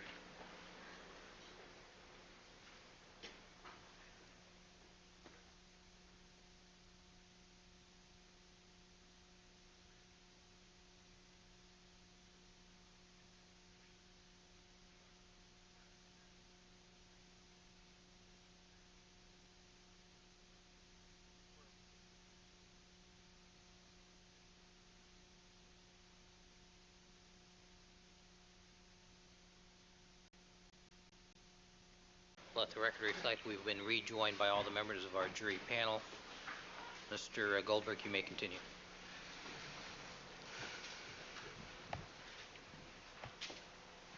Thank you. After the collection of item number 11, did you go inside the house? Yes, I did. And what was the first item of evidence that you saw inside the house? The first item of evidence was a series of red stains in the foyer. People's Exhibit number 121. Sir, direct your attention to what's been marked as People's Exhibit 121 for identification. Do you recognize what's depicted there? Yes, I do. What is that? That is the red stains that I previously was speaking about. Now, when you collected these three stains, were they collected as a single item or as individual items? They were collected as a single item. And in this case, I take it that the number in the photograph also corresponds to the item number that it was eventually assigned. Is that correct? Yes. Approximately what time was item number 12 collected? That was collected at approximately 4:30. Right. Now, after collecting item number 12, did you go upstairs in the location? Yes, I did. Do you recall what was the next item of evidence that you collected? The next item was a pair of socks in the master bedroom.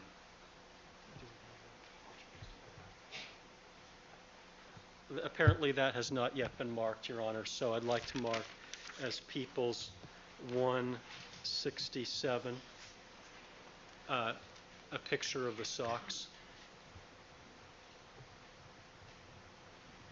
All right, People's 167. Sir, directing your attention to what's been marked as People's 167 for identification, do you recognize that photograph? Yes, I do. I can't see from here, but is there a tag in this photograph, an evidence tag? Yes, there is. What number is that? That would be number 13. To your recollection, who physically picked these socks up, yourself or Andrea Mazzola? That was me. I picked them up. And you described two techniques that you used to collect this kind of evidence. Do you recall which one you used here? No. So it was either the scoop technique or the glove hand technique? Yes. What kind of packaging did you put these in? Those were placed in a paper bag. And that was assigned item number 13? The paper Yes. bag? Yes. And given the DR number in this case? Yes. Right. And did you then collect another stain from the upstairs area after collecting the socks? Yes. Where was that from? That was collected on the floor in the master bathroom. Okay, that's going to be People's 168 for identification, Your Honor. All right, 168.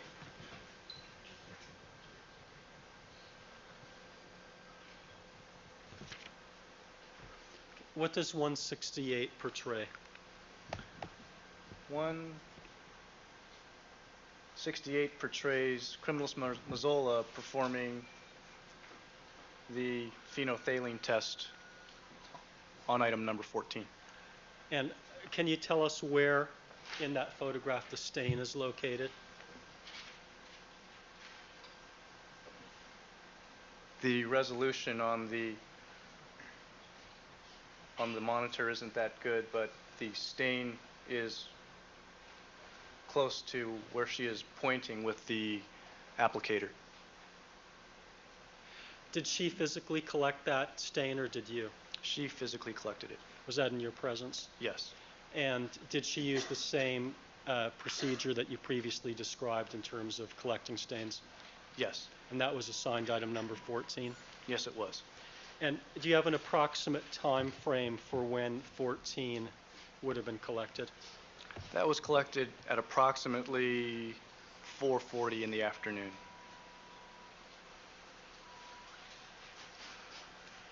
Now, according to your crime scene identification checklist, did you pick up another piece of evidence around 5 o'clock? Yes. What was that? That was an airline luggage ticket, and that was located on the, or an airline ticket receipt, and that was located in the garbage can south of the foyer. And that was picked up at what time? That was picked up at around 5 o'clock. And what item number was that assigned? That was assigned number 15. And what was the last piece of evidence that you came into possession of while you were at the Rockingham location in the afternoon? That I collected directly, or? That you came into possession of? That was a airline luggage ticket on the bench outside the front door. Okay, but did someone give you something later after the... Sustained. Phrase the question. Did you get anything from anyone else? Yes. What time? That was at 5:20 in the afternoon. And is that an approximate time again? Well, I looked at my watch for this one, and I remember doing that, so it's fairly accurate. So the other times that you've testified to at Rockingham in the afternoon are approximate except for this one? Yes, because I definitely remember looking at my watch for this one. What was given to you at approximately at 5:20 in the afternoon? A envelope containing a vial of blood labeled O.J. Simpson. Who gave it to you? That was given to me by Detective Van Adder. And do you recall whether it was a vial itself that you received, or was it already in some sort of packaging? It was in a gray envelope. Okay.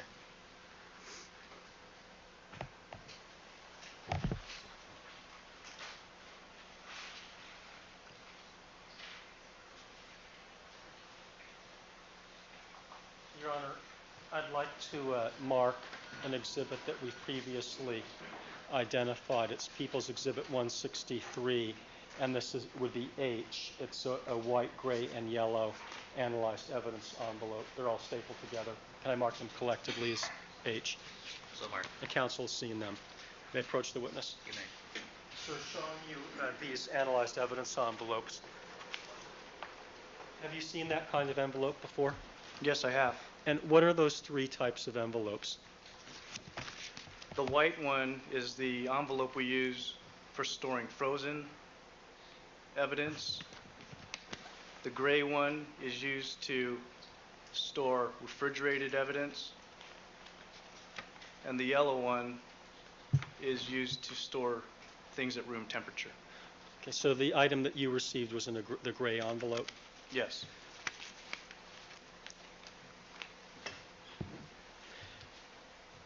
Do you know where Andrea Mazzola was at the time that you received that item from Detective Van Adder? No, I don't. What did you do after you received that item from Detective Van Adder?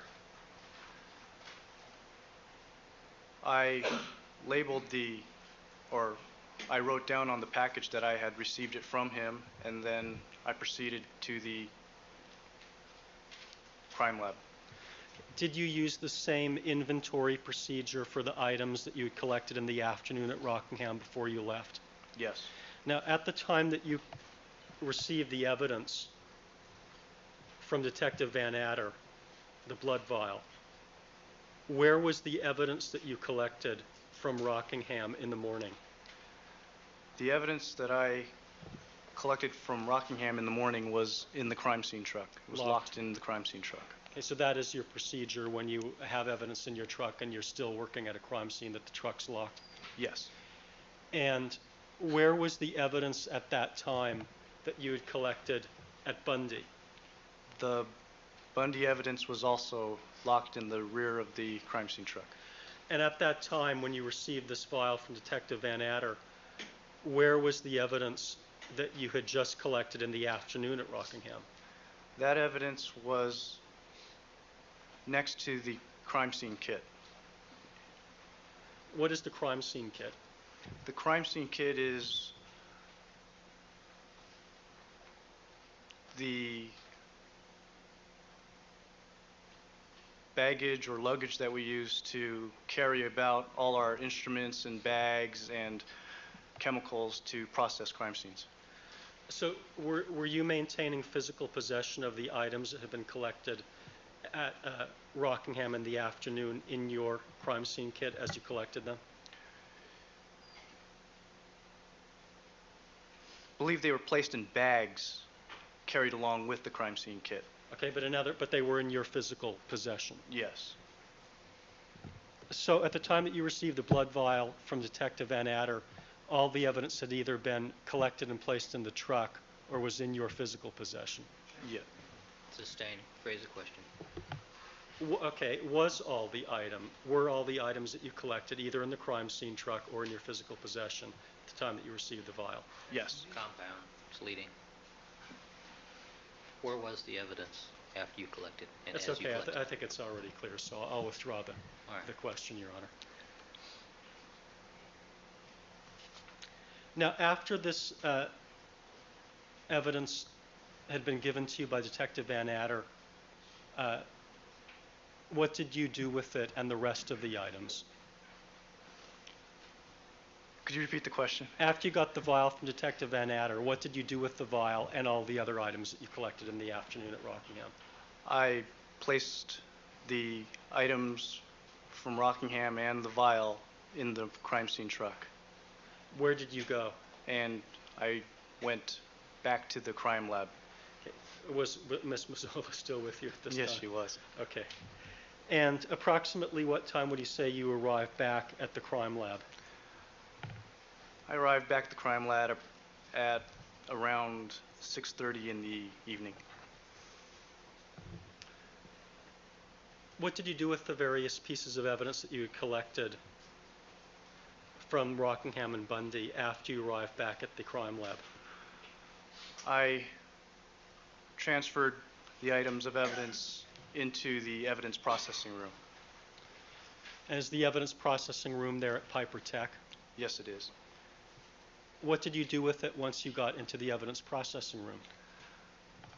The biological evidence was further processed so that it could be dried, and another inventory of all the evidence was taken. All right. Would this be a good spot? Yes, it would, Your Honor. All right. Mr. Shapiro, Mr. Cochran, Ms. Clark, is there something we can agree upon at this moment? Yes. All right. Shall I state it? UCLA. Yes. All right. All right. They will trounce Arkansas. That's right. All right, ladies and gentlemen, we're going to stand in recess at this time.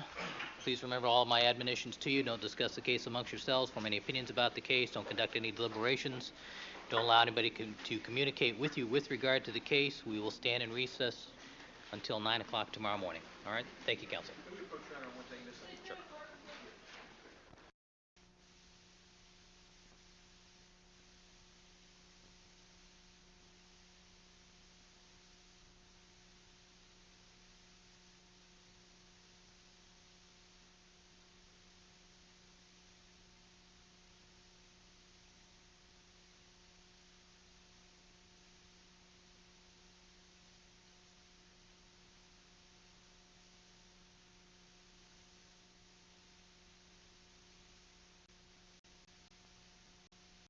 Interested in those two issues by the defendant as a result of the late disclosure.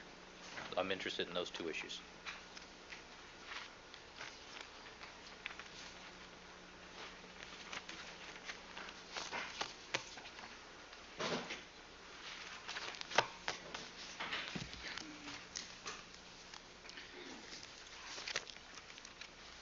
Your Honor, there are actually three items of concern to the defense with respect to our requests for sanctions. At the close of court yesterday, it was off the record, but we noted the problem that arose with respect to Mr. Goldberg's examination of Dennis Fung, and we were able to locate the transcript reference on October 5th. Your Honor, I'm sorry, but if there's going to be something involving Mr. Goldberg's questioning of the witness, may I have a moment to get Mr. Goldberg either down here or watching upstairs to make sure that nothing's misrepresented, since I wasn't here and I don't know what he's talking about. Well, counsel, I can't wait to conduct these proceedings for the attorneys to shuffle back and forth. Well, Your Honor, I don't know if there was any notice that Mr. Yeoman was going to argue anything with regard to sanctions. Well, when we left yesterday afternoon, it was brought up that reference was made to items that the court had suppressed at the 1538.5. So clearly there's going to be some severe sanction. All right, Your Honor, I think I actually may be more familiar than Mr. Goldberg with the suppression motions. But I'm interested in talking about the tape sanctions first.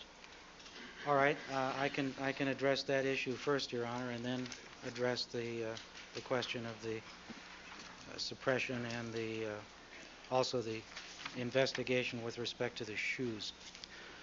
The videotape was first revealed on March 24th, and of course this was a tape that was made on June 13th. There were a number of informal requests that were not on the record with respect to the production of this particular videotape, and at the time of the late production of the videotape recorded of Mr. Simpson bidding farewell to the Brown family, concerns were also again raised with respect to the existence of any other videotapes, and a specific request was made at that time, I believe on the record, for any other videotapes in the people's possession that had not been turned over. I think you need to put this in the context, Your Honor, of the importance that videotape evidence has assumed in this trial.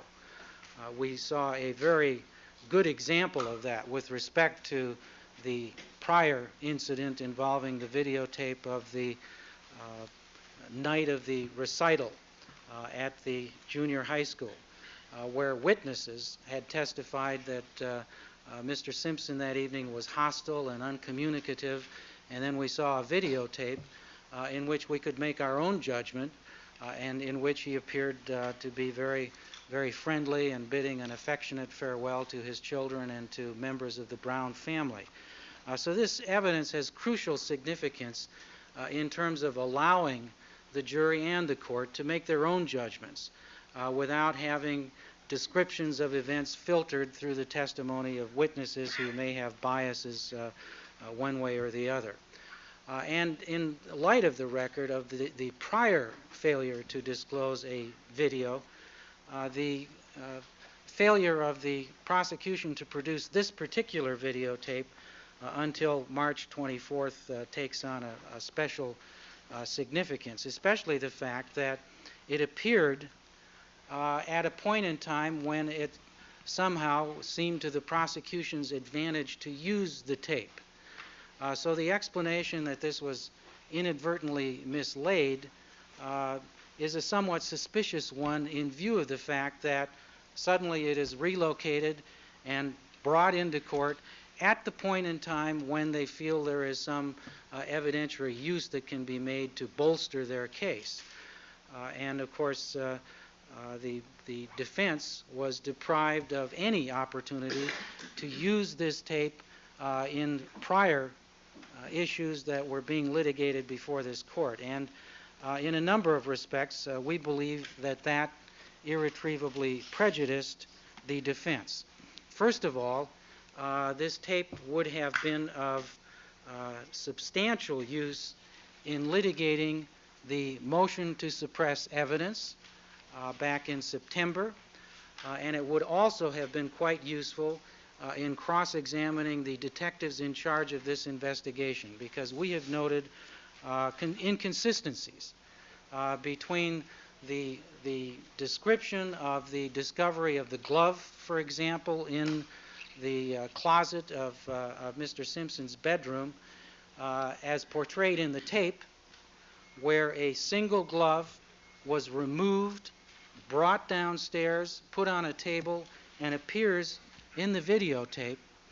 That is not the way that incident was described in the affidavit for a search warrant, which was subscribed to under oath by Detective Van Adder back on June 28th. At that point, Detective Van Adder said, and this was the probable cause, you'll recall, to go back to Mr. Simpson's home and execute a second search warrant 2 weeks after the execution of the first warrant. The probable cause included the allegation that additionally, since the service of the first warrant, other officers present during that service have told your affiant that they saw another pair of gloves inside Simpson's residence. These officers had also seen the glove found at the murder location and have told your affiant that the gloves in the residence appeared to be of the same type as the one from the crime scene. Your affiant wishes to seize the gloves left in the Simpson residence because they will tend to further establish that the bloody gloves recovered belonged to Simpson in that he favored this type, style, and size of glove. These gloves were inadvertently left behind at the Simpson residence. Now, we believe that cross-examination, both of Detective Van Adder and the detectives involved in finding that glove, would have disclosed additional misrepresentations in the affidavit for the second warrant, in that the videotape reveals one glove, whereas the affidavit refers to a pair of gloves. The affidavit says the gloves were inadvertently left behind, when we have since been told that the detectives actually conferred with the detectives in charge and made a decision not to seize the glove. It was not an inadvertent leaving behind. They actually decided before they left the premises that they would not take this glove or these gloves, if there are two. So here we see significant areas for cross-examination that the defense was deprived of at the motion to suppress and in the cross-examination of the detectives, because we did not have this tape. We did not have the opportunity to see what this tape portrays. Now, clearly, there is a parallel, I think, between the failure to produce this tape and the failure to produce the tape involved in the cross-examination of Rosa Lopez. Because in both cases, Your Honor has been presented with a very similar explanation, that a detective inadvertently mislaid the tapes and that counsel were not aware that the tapes were in existence. And that's precisely the explanation we're hearing now from the prosecution. Despite that explanation, in the case of the Rosa Lopez tape, Your Honor concluded that severe sanctions were warranted. And those sanctions included fines imposed against both lawyers, a requirement of immediate corrective action to catalog all of the statements of witnesses and indicate when they were turned over to counsel, and a proposal to instruct the jury that the failure to produce this tape could be considered in assessing the credibility of the witness.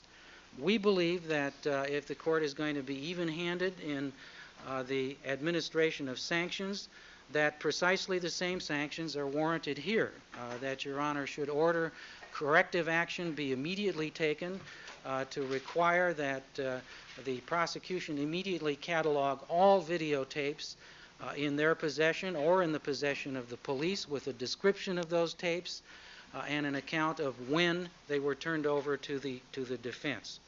Secondly, we have proposed a jury instruction that closely parallels the instruction that Your Honor proposed to give with respect to the testimony of Rosa Lopez, informing the jury that the laws governing criminal procedure in California require disclosure of evidence in advance, that the reason these laws exist is to promote the ascertainment of truth, to save court time, and avoid the necessity for interruptions and postponements, that the delay in the production of this tape from June 13th until March 24th was a violation of the law and the cause of delays in this trial during the week of March 27th, and that the jury may consider the effect, if any, of this delay in disclosure upon the credibility of the witnesses involved in the gathering of evidence on June 13th. That would closely parallel what the court ordered in the case of the Rosa Lopez tape. The second issue that is of concern to the defense with respect to sanctions involves the very late production, again on March 24th, of 238 pages of investigative material relating to the prosecution's attempt to identify locations in which shoes matching the shoe print left at the crime scene were sold. This investigation took place in August and September of last year. And apparently, the prosecution deliberately decided that they would not turn over any of this investigative material until their investigation had been completed. So all at once, on March 24th, the defense is handed 238 pages of material, much of which is in a foreign language. There's correspondence in that file in Japanese and Italian that we're going to have to get translated. We're going to have to conduct some follow-up investigation ourselves. And we believe, once again, we have an example of the prosecution simply withholding vital evidence until it's too late for the defense to do any investigation of their own. We believe that at a minimum, the court should delay the presentation of any evidence relating to the identification of footprints until the end of the trial, that the court should require immediate disclosure of any follow-up investigation. We need to know just as quickly as possible what the net results of all of this were, whether they are going to be presenting any evidence identifying the source of any shoes, and we need to know that right now so we can begin to prepare to cross-examine so that the results of the FBI testing on the shoe prints was turned over to you within a day of the court receiving it from the FBI. What we're talking about here, Your Honor, is the effort to connect that particular shoe pattern with the sale of shoes at particular locations. I mean, this really relates to the effort of the prosecution to try to tie that shoe to Mr. Simpson. We are not aware of any evidence that in any way connects shoes of this nature with Mr. Simpson. And if they're going to put on any such evidence, engage in any attempt or inference to suggest that shoes of this type were purchased by Mr. Simpson, we need to know about that, and we need to be prepared to meet that evidence.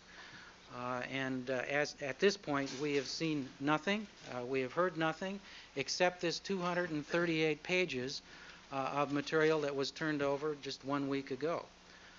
So we would ask at a minimum that the presentation of this evidence be delayed and we be given any follow-up investigation that came in its wake. The third item, Your Honor, relates to the direct examination of Mr. Fung at the close of our proceedings yesterday. And as I mentioned, we have located in the transcript the court's ruling on October 5th, 1995, pages 2395 to 2396 of the transcript. And here I'm reading from the statement of the court. All right, search warrant number 2, items 15 and 16, the ticket receipt and baggage tag. And I think Mr. Ullman was correct. I think the prosecution has the burden as to these two elements. Ms. Clark, that's correct, Your Honor. With respect to items 15 and 16, the prosecution will not be seeking to admit them. The court, all right, then we will take items 15 and 16 and note that they will not be offered. The representation is that they will not be offered. In the event that position should change, then the defense is entitled to a de novo hearing on the 1538 during trial if that becomes necessary. And yesterday, in violation of that agreement, Mr. Goldberg elicited from Mr. Fung testimony with respect to the seizure of both of these items, the airline ticket receipt and the baggage tag. We believe that this is a very egregious violation of counsel's duty to deliberately elicit testimony and evidence that the prosecution agreed would not be offered in frustration of the defendant's rights to seek suppression of that evidence. And we believe, once again, that severe sanctions are warranted, including the giving of an instruction to the jury. And we have fashioned a proposed instruction. We would propose that the court instruct the jury as follows. The laws governing criminal procedure in California require the exclusion of evidence that was unlawfully acquired by the police. These laws exist to protect the privacy of all citizens by deterring unlawful police conduct. Prior to the trial of this case, the prosecution represented that some items of evidence would not be offered in the trial, and the court withheld a ruling whether they were lawfully acquired. During the testimony of Mr. Fung, the prosecution violated their agreement, and you may consider the effect, if any, of this violation upon the credibility of Mr. Fung and give to it the weight to which you feel it is entitled. Your Honor will note that this instruction closely parallels the instruction that the court proposes to give with respect to Rosa Lopez. We also feel that a fine would be appropriate as a sanction in this case as well. Your Honor, in the moving papers with respect to sanctions, the defense has made a proposal to in effect call off this escalating war of sanctions, which is frequently characterized by hyperbole and over-dramatization and personal vituperation, and simply put over to the end of this trial, after all of the evidence is in, all of the issues with respect to what punitive sanctions are warranted in this case. While the court must, of course, immediately address questions about needs for delay in the presentation of evidence or arguments with respect to the total preclusion of evidence, we believe that preclusion is not a remedy that is going to be seriously considered with respect to any evidence in this case, that the court will more often be dealing with issues involving fines and retaliatory jury instructions. Of course, we're hopeful that the court will never have to deal with any of these issues again, but that hope certainly has not been warranted up until now. We believe there would be three very good advantages to the court in putting these issues over. First of all, it could expedite the presentation of the evidence to the jury, which is sequestered, and avoid the interruptions and distractions of arguments about sanctions that seem to be coming up with recurring frequency. But more important, it would allow the court to assess the issue of prejudice, the issue of willfulness, and most important, the issue of the extent to which jury instructions of this nature might undermine the reliability of the truth-finding process in the context of the entire trial, in the context of what the defense has done, what the prosecution has done, what pattern of willfulness emerges, and what degree of prejudice emerges in the context of the entire trial. I think it's interesting that in the few appellate cases considering sanctions pursuant to California's reciprocal discovery law, there have been some reversals of the imposition of sanctions, but the appellate court has the virtue or the advantage of looking at the effect of the sanctions in the context of the entire trial and how those sanctions affected the fact-finding process that was ultimately handed to the jury. There is no reason on earth why a trial court should not have the same advantage and should not be able to look at this whole question of sanctions in the context of what impact it had throughout the trial before the final instructions are given to the jury. And if Your Honor feels that instructions are necessary, those instructions can then be incorporated into the final instructions to the jury. We believe that the third advantage this would give the court is even-handedness, that Your Honor would be able to assess the relative culpability of the defense and the prosecution at the same time, and balance the scale of what sanctions are appropriate with respect to each side. In that respect, then, we would request that Your Honor withdraw the order that you entered on March 1st with respect to sanctions relating to the Rosa Lopez tape, and simply put over this question of sanctions to the end of the trial and address all questions of punitive sanctions and retaliatory instructions at that time. But if Your Honor is not so disposed and feels that each sanction issue should be addressed as it occurs, we would alternatively request the instructions that we have asked for with respect to the June 13th videotape, with respect to the elicitation of evidence that the prosecution agreed would not be offered, and should impose fines as sanctions. Thank you. Ms. Lewis. Your Honor, good morning. Morning. Your Honor, I believe this area of discovery violations and sanctions needs a reality check, and that reality check has to be based on the discovery laws, because as those discovery laws point out, the only orders requiring discovery that shall be made in criminal cases are as provided in this chapter.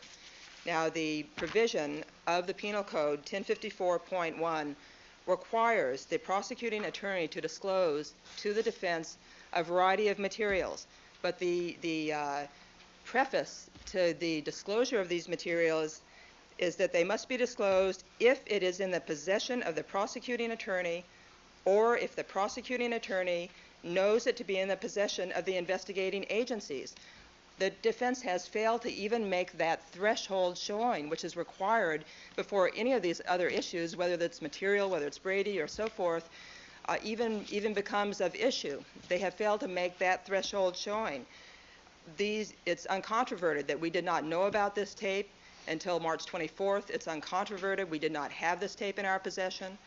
Ms. Lewis, the problem, though, is that throughout this litigation, it has been brought up that the defense says, we know there's another videotape because we have information from the news photographers that there was some police photographer videotaping. Where's the videotape? Your And Honor, the representation was made that it didn't exist. That's the factual basis.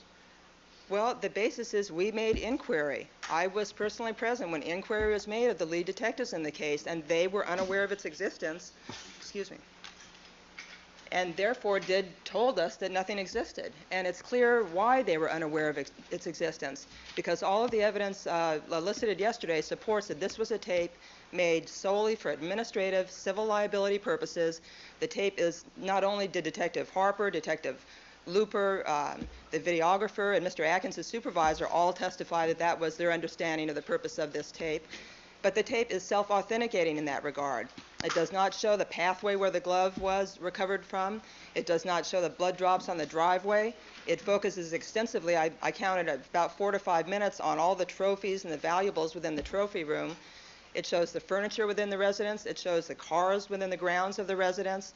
It shows all of these items of value, and it even shows the only damage or apparent damage, which was these 2 blood drops on the light wood floor, also for civil liability purposes. But doesn't that contradict the testimony regarding when those blood drops were collected? I don't know why Your Honor feels it does. I don't see any contradiction in that, Your Honor. There's no item numbers shown next to those blood drops, so presumably they were collected prior to this videotape being shot. I don't see a contradiction. Well, if they're still there, how are they collected? Well, I imagine it's a stain, blood stains. I don't think it could be completely removed from that light-colored wood floor. Well, I assume those light-colored wood floors have a sealer on them. Well, I don't think we can assume things like that, Your Honor. Well, I stood on the floor. Well, I did as well, and I frankly don't recall whether it seemed to have a sealer or not, but I think that's a big leap to make to say that because a tiny portion of this 25-minute video shows what turns out to be criminal evidence or evidence relating to the criminal investigation in the case, therefore this video becomes material in any constitutional sense or in any sense at all in terms of defense discovery. Well, the problem I have, though, Ms. Lewis, is this. The request was made several times by defense counsel that they knew or had reason to believe that this tape existed. And they asked several times for it. And we got representations back several times. It doesn't exist. Your Honor, Now we find it exists. it was our belief that it did not exist, and it is understandable how that happened, since it was made for this purely administrative purpose and was placed by Detective Looper, who's not been part of the discovery process, is not one of the lead detectives in the case, was placed by him in a file cabinet because and he only thought of it when it became known to him that he was going to be testifying in the case. So that's when he thought of it. That's when it occurred to him to look for aids that might be useful in refreshing his recollection during his testimony. He thought of it. He brought it to the attention of the lead detectives. They immediately told us. We immediately had it copied as soon as our lab was available. It was a Friday, I believe, that we discovered it, and we turned it over the following Monday. It may be unfortunate that this tape was not depicted sooner, but there's an additional point to be made. When you talk about defense prejudice, even assuming it was discoverable, and it was not, Your Honor, and I don't care if they made specific requests, if we had not planned, now that we know about this tape, we would like to use parts of it. We would have liked to have had it months ago and used parts of it in various other hearings. But even at this point in time, if we did not intend to use that tape at trial, it would not be discoverable. I don't care if they personally requested it or made a specific request for it. This is not Brady material. And in fact, under Brady, there need not be a specific request made. So that when we're talking about sanctions, Your Honor, and we're talking about imposing sanctions on the prosecution, that is a serious allegation and a serious matter. And it was serious for the defense, it's serious for us, but we're in a different context than the defense was in the Rosa Lopez matter. I'm going to talk about that in a moment. We're in a situation where we had no obligation to provide this discovery. If we had known about it, we would have. Of course, it would have been useful in examining the witnesses. It would have been useful during direct examination, not just cross-examination by the defense. We would have liked to have had this video, but we did not. And the fact that we do have discovered it now is simply to everyone's benefit. It doesn't mean that there was any prejudice in error to the defense. They failed to show any prejudice whatsoever in not having it.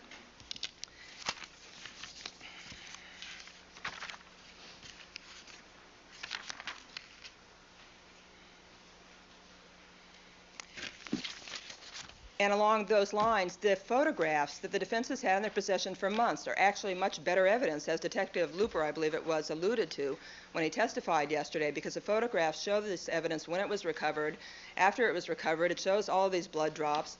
It shows everything in better detail because those photographs were taken indeed for criminal investigation purposes under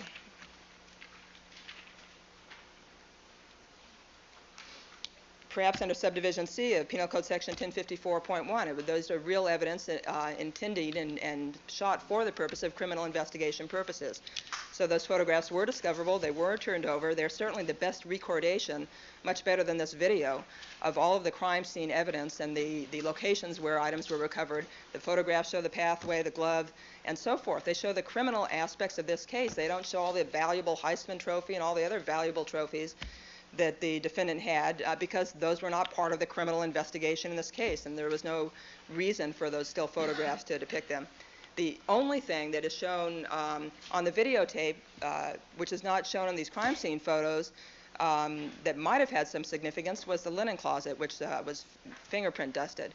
But as Detective Looper testified yesterday, no fingerprints were recovered. There was nothing of evidentiary significance about the linen closet, and I don't believe the court has heard any testimony. I don't recall in the months I've been involved in this case any testimony having to do with the linen closet because there's been nothing relevant about it.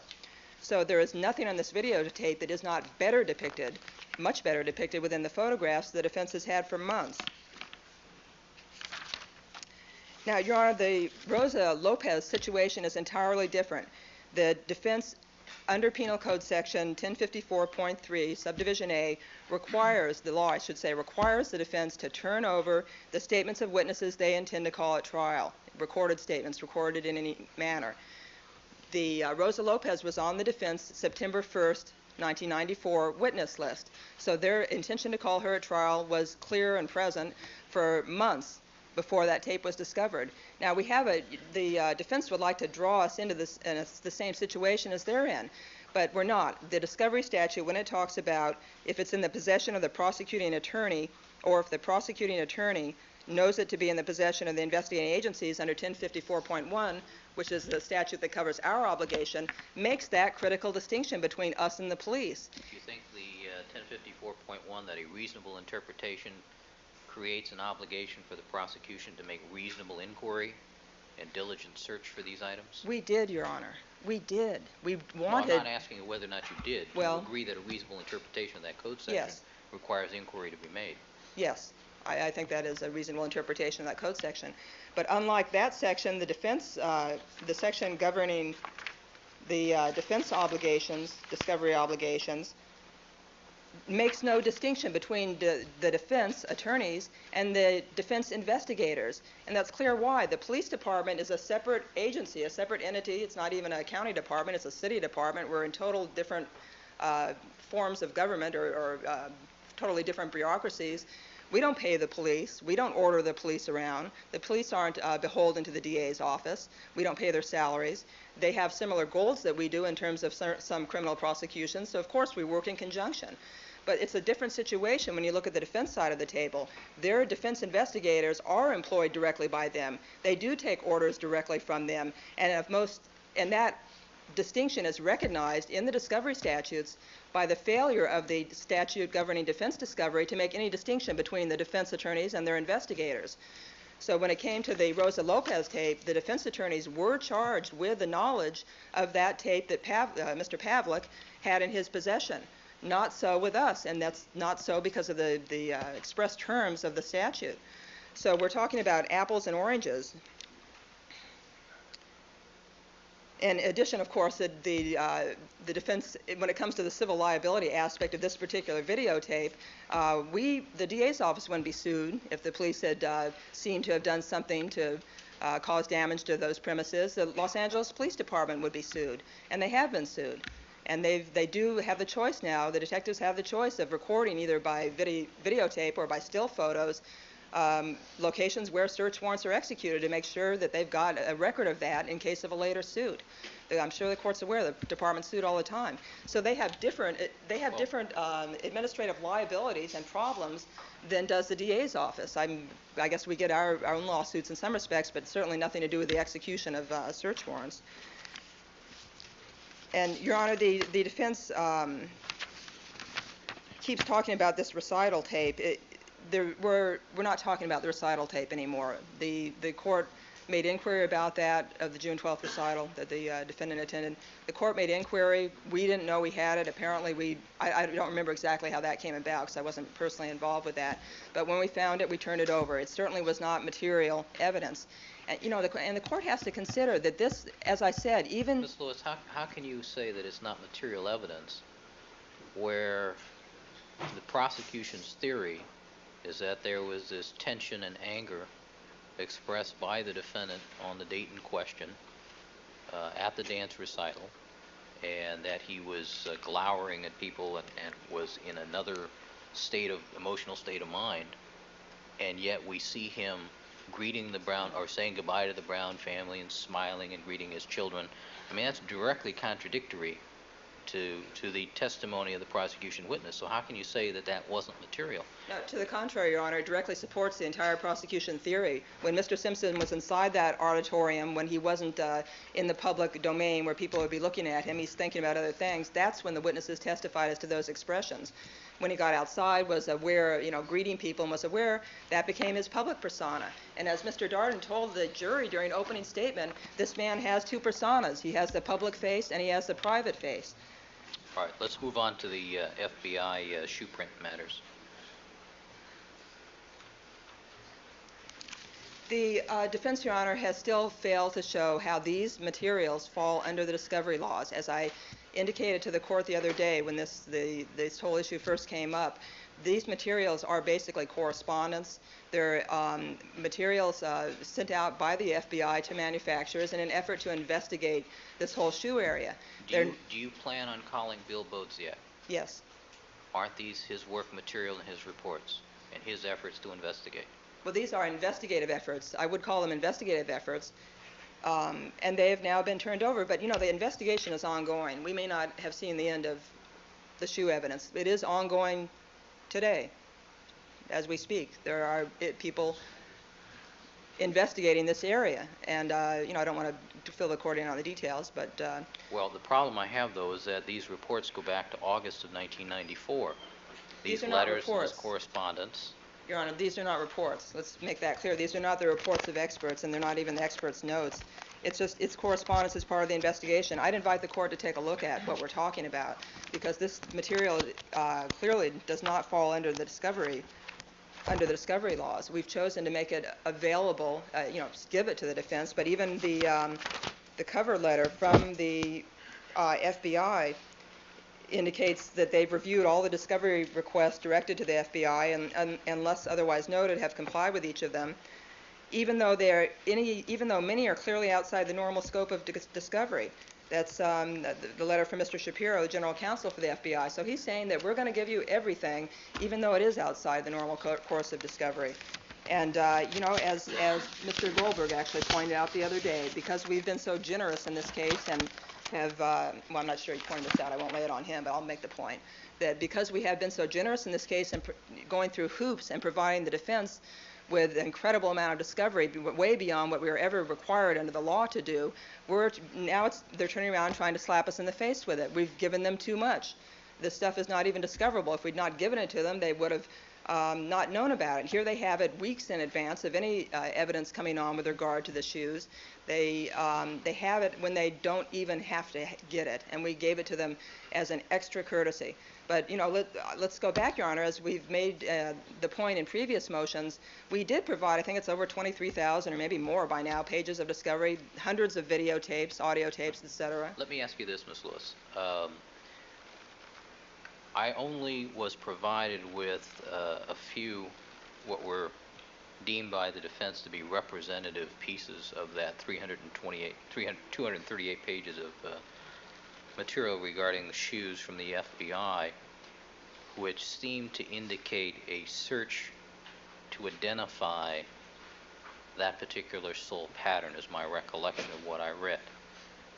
Have you identified, to your knowledge, that shoe pattern? We've identified the shoe pattern, yes,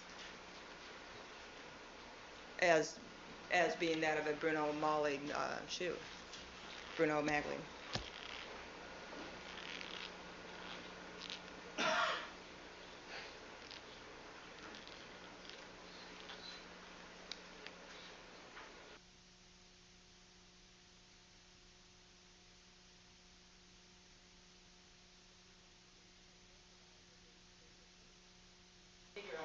Indeed, Your Honor, the defense was provided with the reports and the final discovery and what is discoverable. These, when it comes to experts, not the whole world is discoverable. As the court knows, the court did a lengthy in-camera. I'm assuming that we prosecutors did not get every bit of information. I'm sure the court made a careful evaluation in determining what was discoverable and what was not. And in this case, it was obvious to us clearly that this is material which is not readily discoverable. It's not provided, and we did provide the bottom line reports with regard to those shoe prints. What I was getting at is Ms. Lewis, is what is the materiality of the items that were turned over? What is there? There is no materiality of the items that were turned over. I'd be happy to lodge. This happens to be our only copy, but we can make a copy, or I'd lodge our originals. Would you have your staff make a photocopy of that and lodge it with the court so I can read it? I'd be happy to do that, and we'll do that, Your Honor.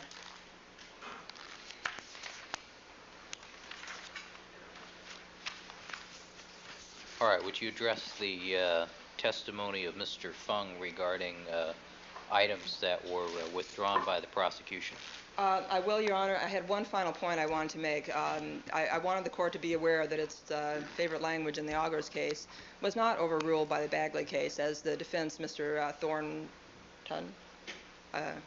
Thompson, Mr. Thompson, the defense attorney, made the representation the other day. The Bagley case reaffirms Augers and talks about when something is considered constitutionally material. But even in the Bagley case, it was undisputed that the material was Brady material that was at issue in that case. There were contracts with prosecution witnesses and as far as what payment they would receive depending on how much information they gave. So that was clearly and obviously Brady material. But there has to be a showing of constitutional materiality, Your Honor, for something to be discoverable under Brady, and there's nothing even come close to that in this videotape. And I'll reiterate the point that the stills photographs show better everything that the video show better because it shows not only during the early time but Counsel, later you've made that point already. I What I'm realize that, interested All right, what I'm with the interested in is- court's permission, since I wasn't present yesterday, and I know what the issue is, but Mr. Goldberg would like to address the court with regard to Mr. Fung's testimony.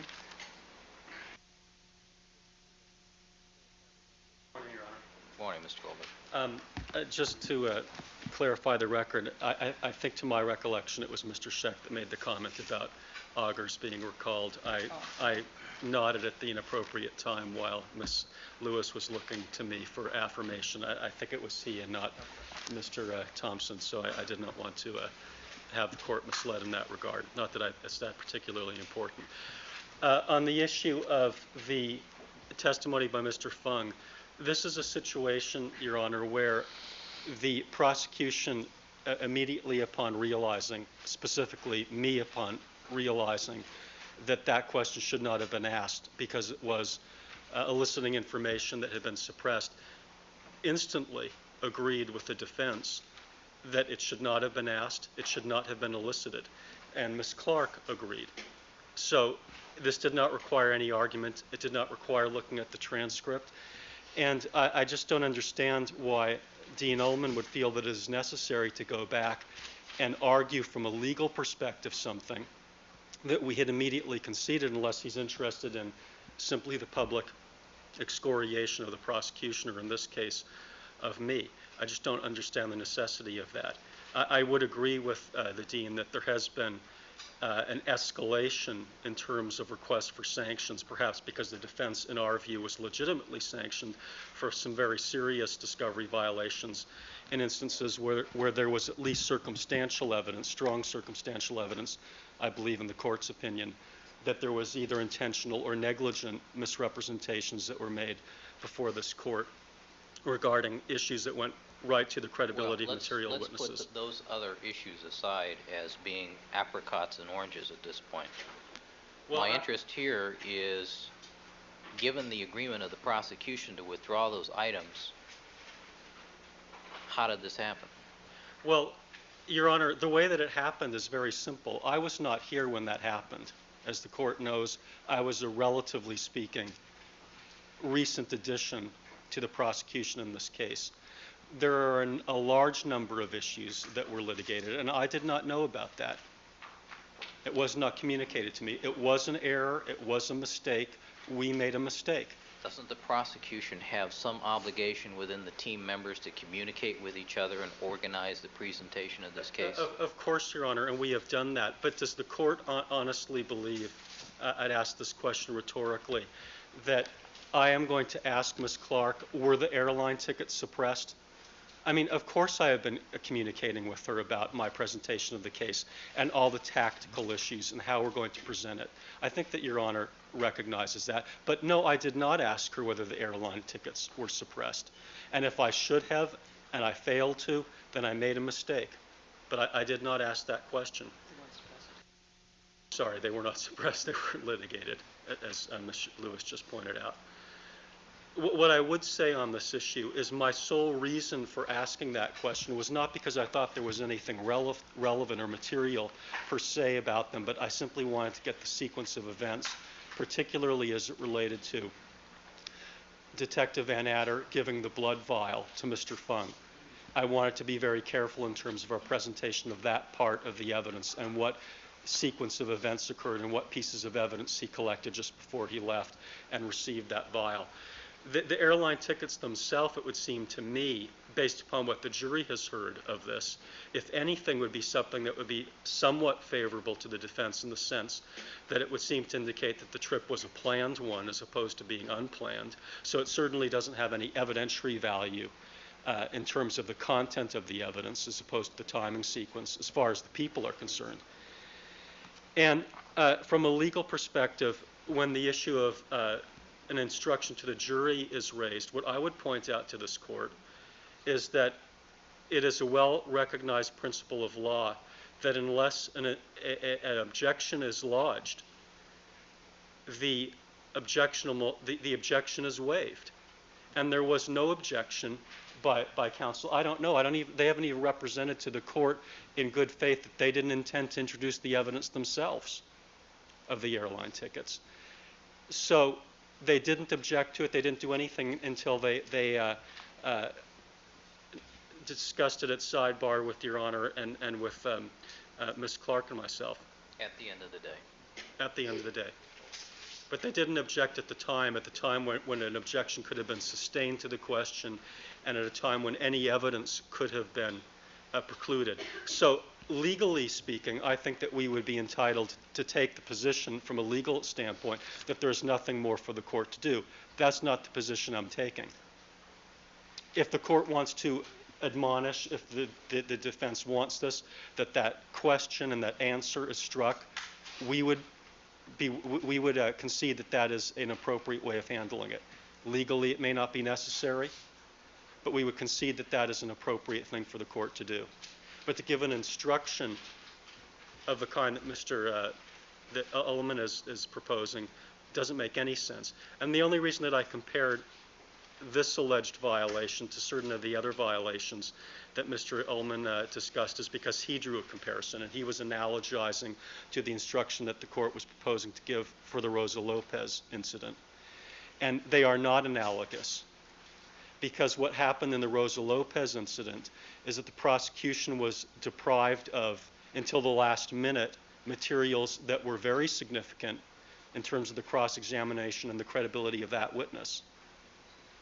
There's been no analogous violation by the prosecution with respect to Mr. Fung. What has happened with Mr. Fung is I asked him a question that he had absolutely no way of knowing was improper, and he answered it as he's required to do as a witness. It in no way reflects upon his credibility. It in no way reflects or diminishes the capacity of the defense attorneys to cross-examine Mr. Fung effectively, or deprives them of materials to make the cross-examination effective, or deprives them of the opportunity to have a sufficient period of time to examine those materials. So you're not dealing with any of the problems that you are in the case of Rosa Lopez, where discovery was held back on some very important statements that she made that we used for the purposes of impeachment. I don't know whether the court wants me to address the issue of fines. I will if the court wants to hear about that. Well, it's something that might happen, so this is your chance to say something. Okay. As to the issue of fines, first of all, in the criminal context, there is no statutory authority for the imposition of crimes to the same extent that there is in the civil context. It's been a while since I've practiced any civil law, but the Code of Civil Procedure does provide for the imposition of fines for a wide variety of things in addition to discovery violations. I believe that a court in a civil hearing can fine counsel for making frivolous motions. Perhaps some viewers of this case wish that the court had the authority to do that here.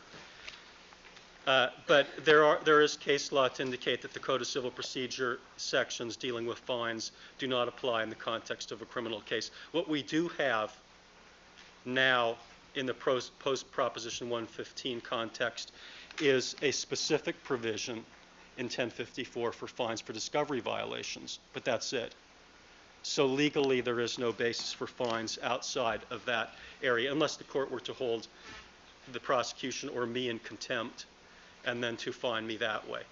But other than that, there's no authority for the imposition of a fine. Don't you think I have authority under CCP 177.5, the court having ordered that before any new mention was made by the prosecution that notice was to be given to the defense and that they were then entitled to a de novo 1538.5.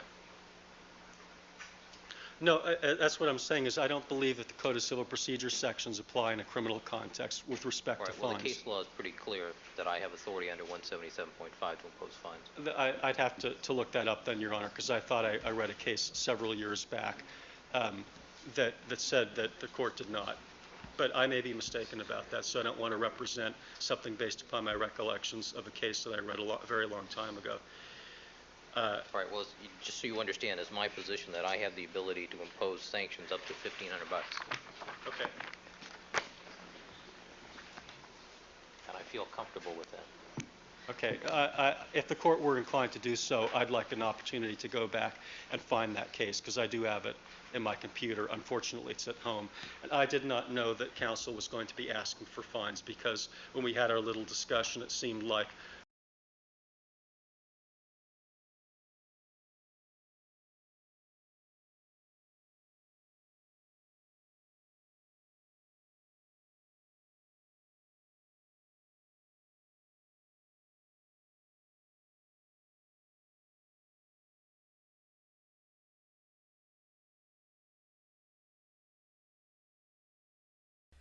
Alright, chat, I'm going to be ending it so I can get this stream saved in entirety, one video format, before it reaches the 12-hour moment. But we've broken another record.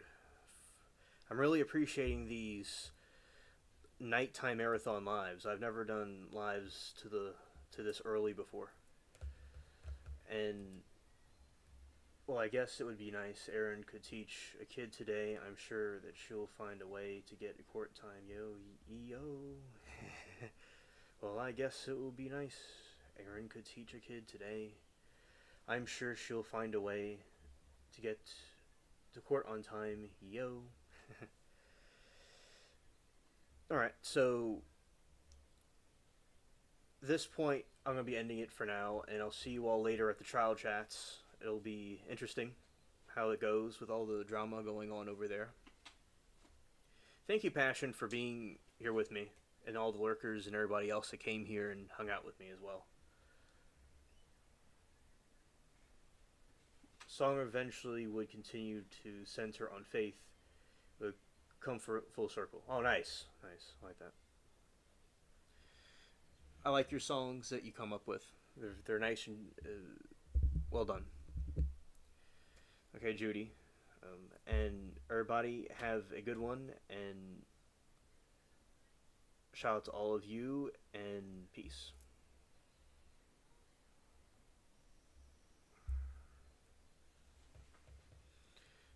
George Michael Faith. Ah, okay. That sounds like a good one. Let's go here.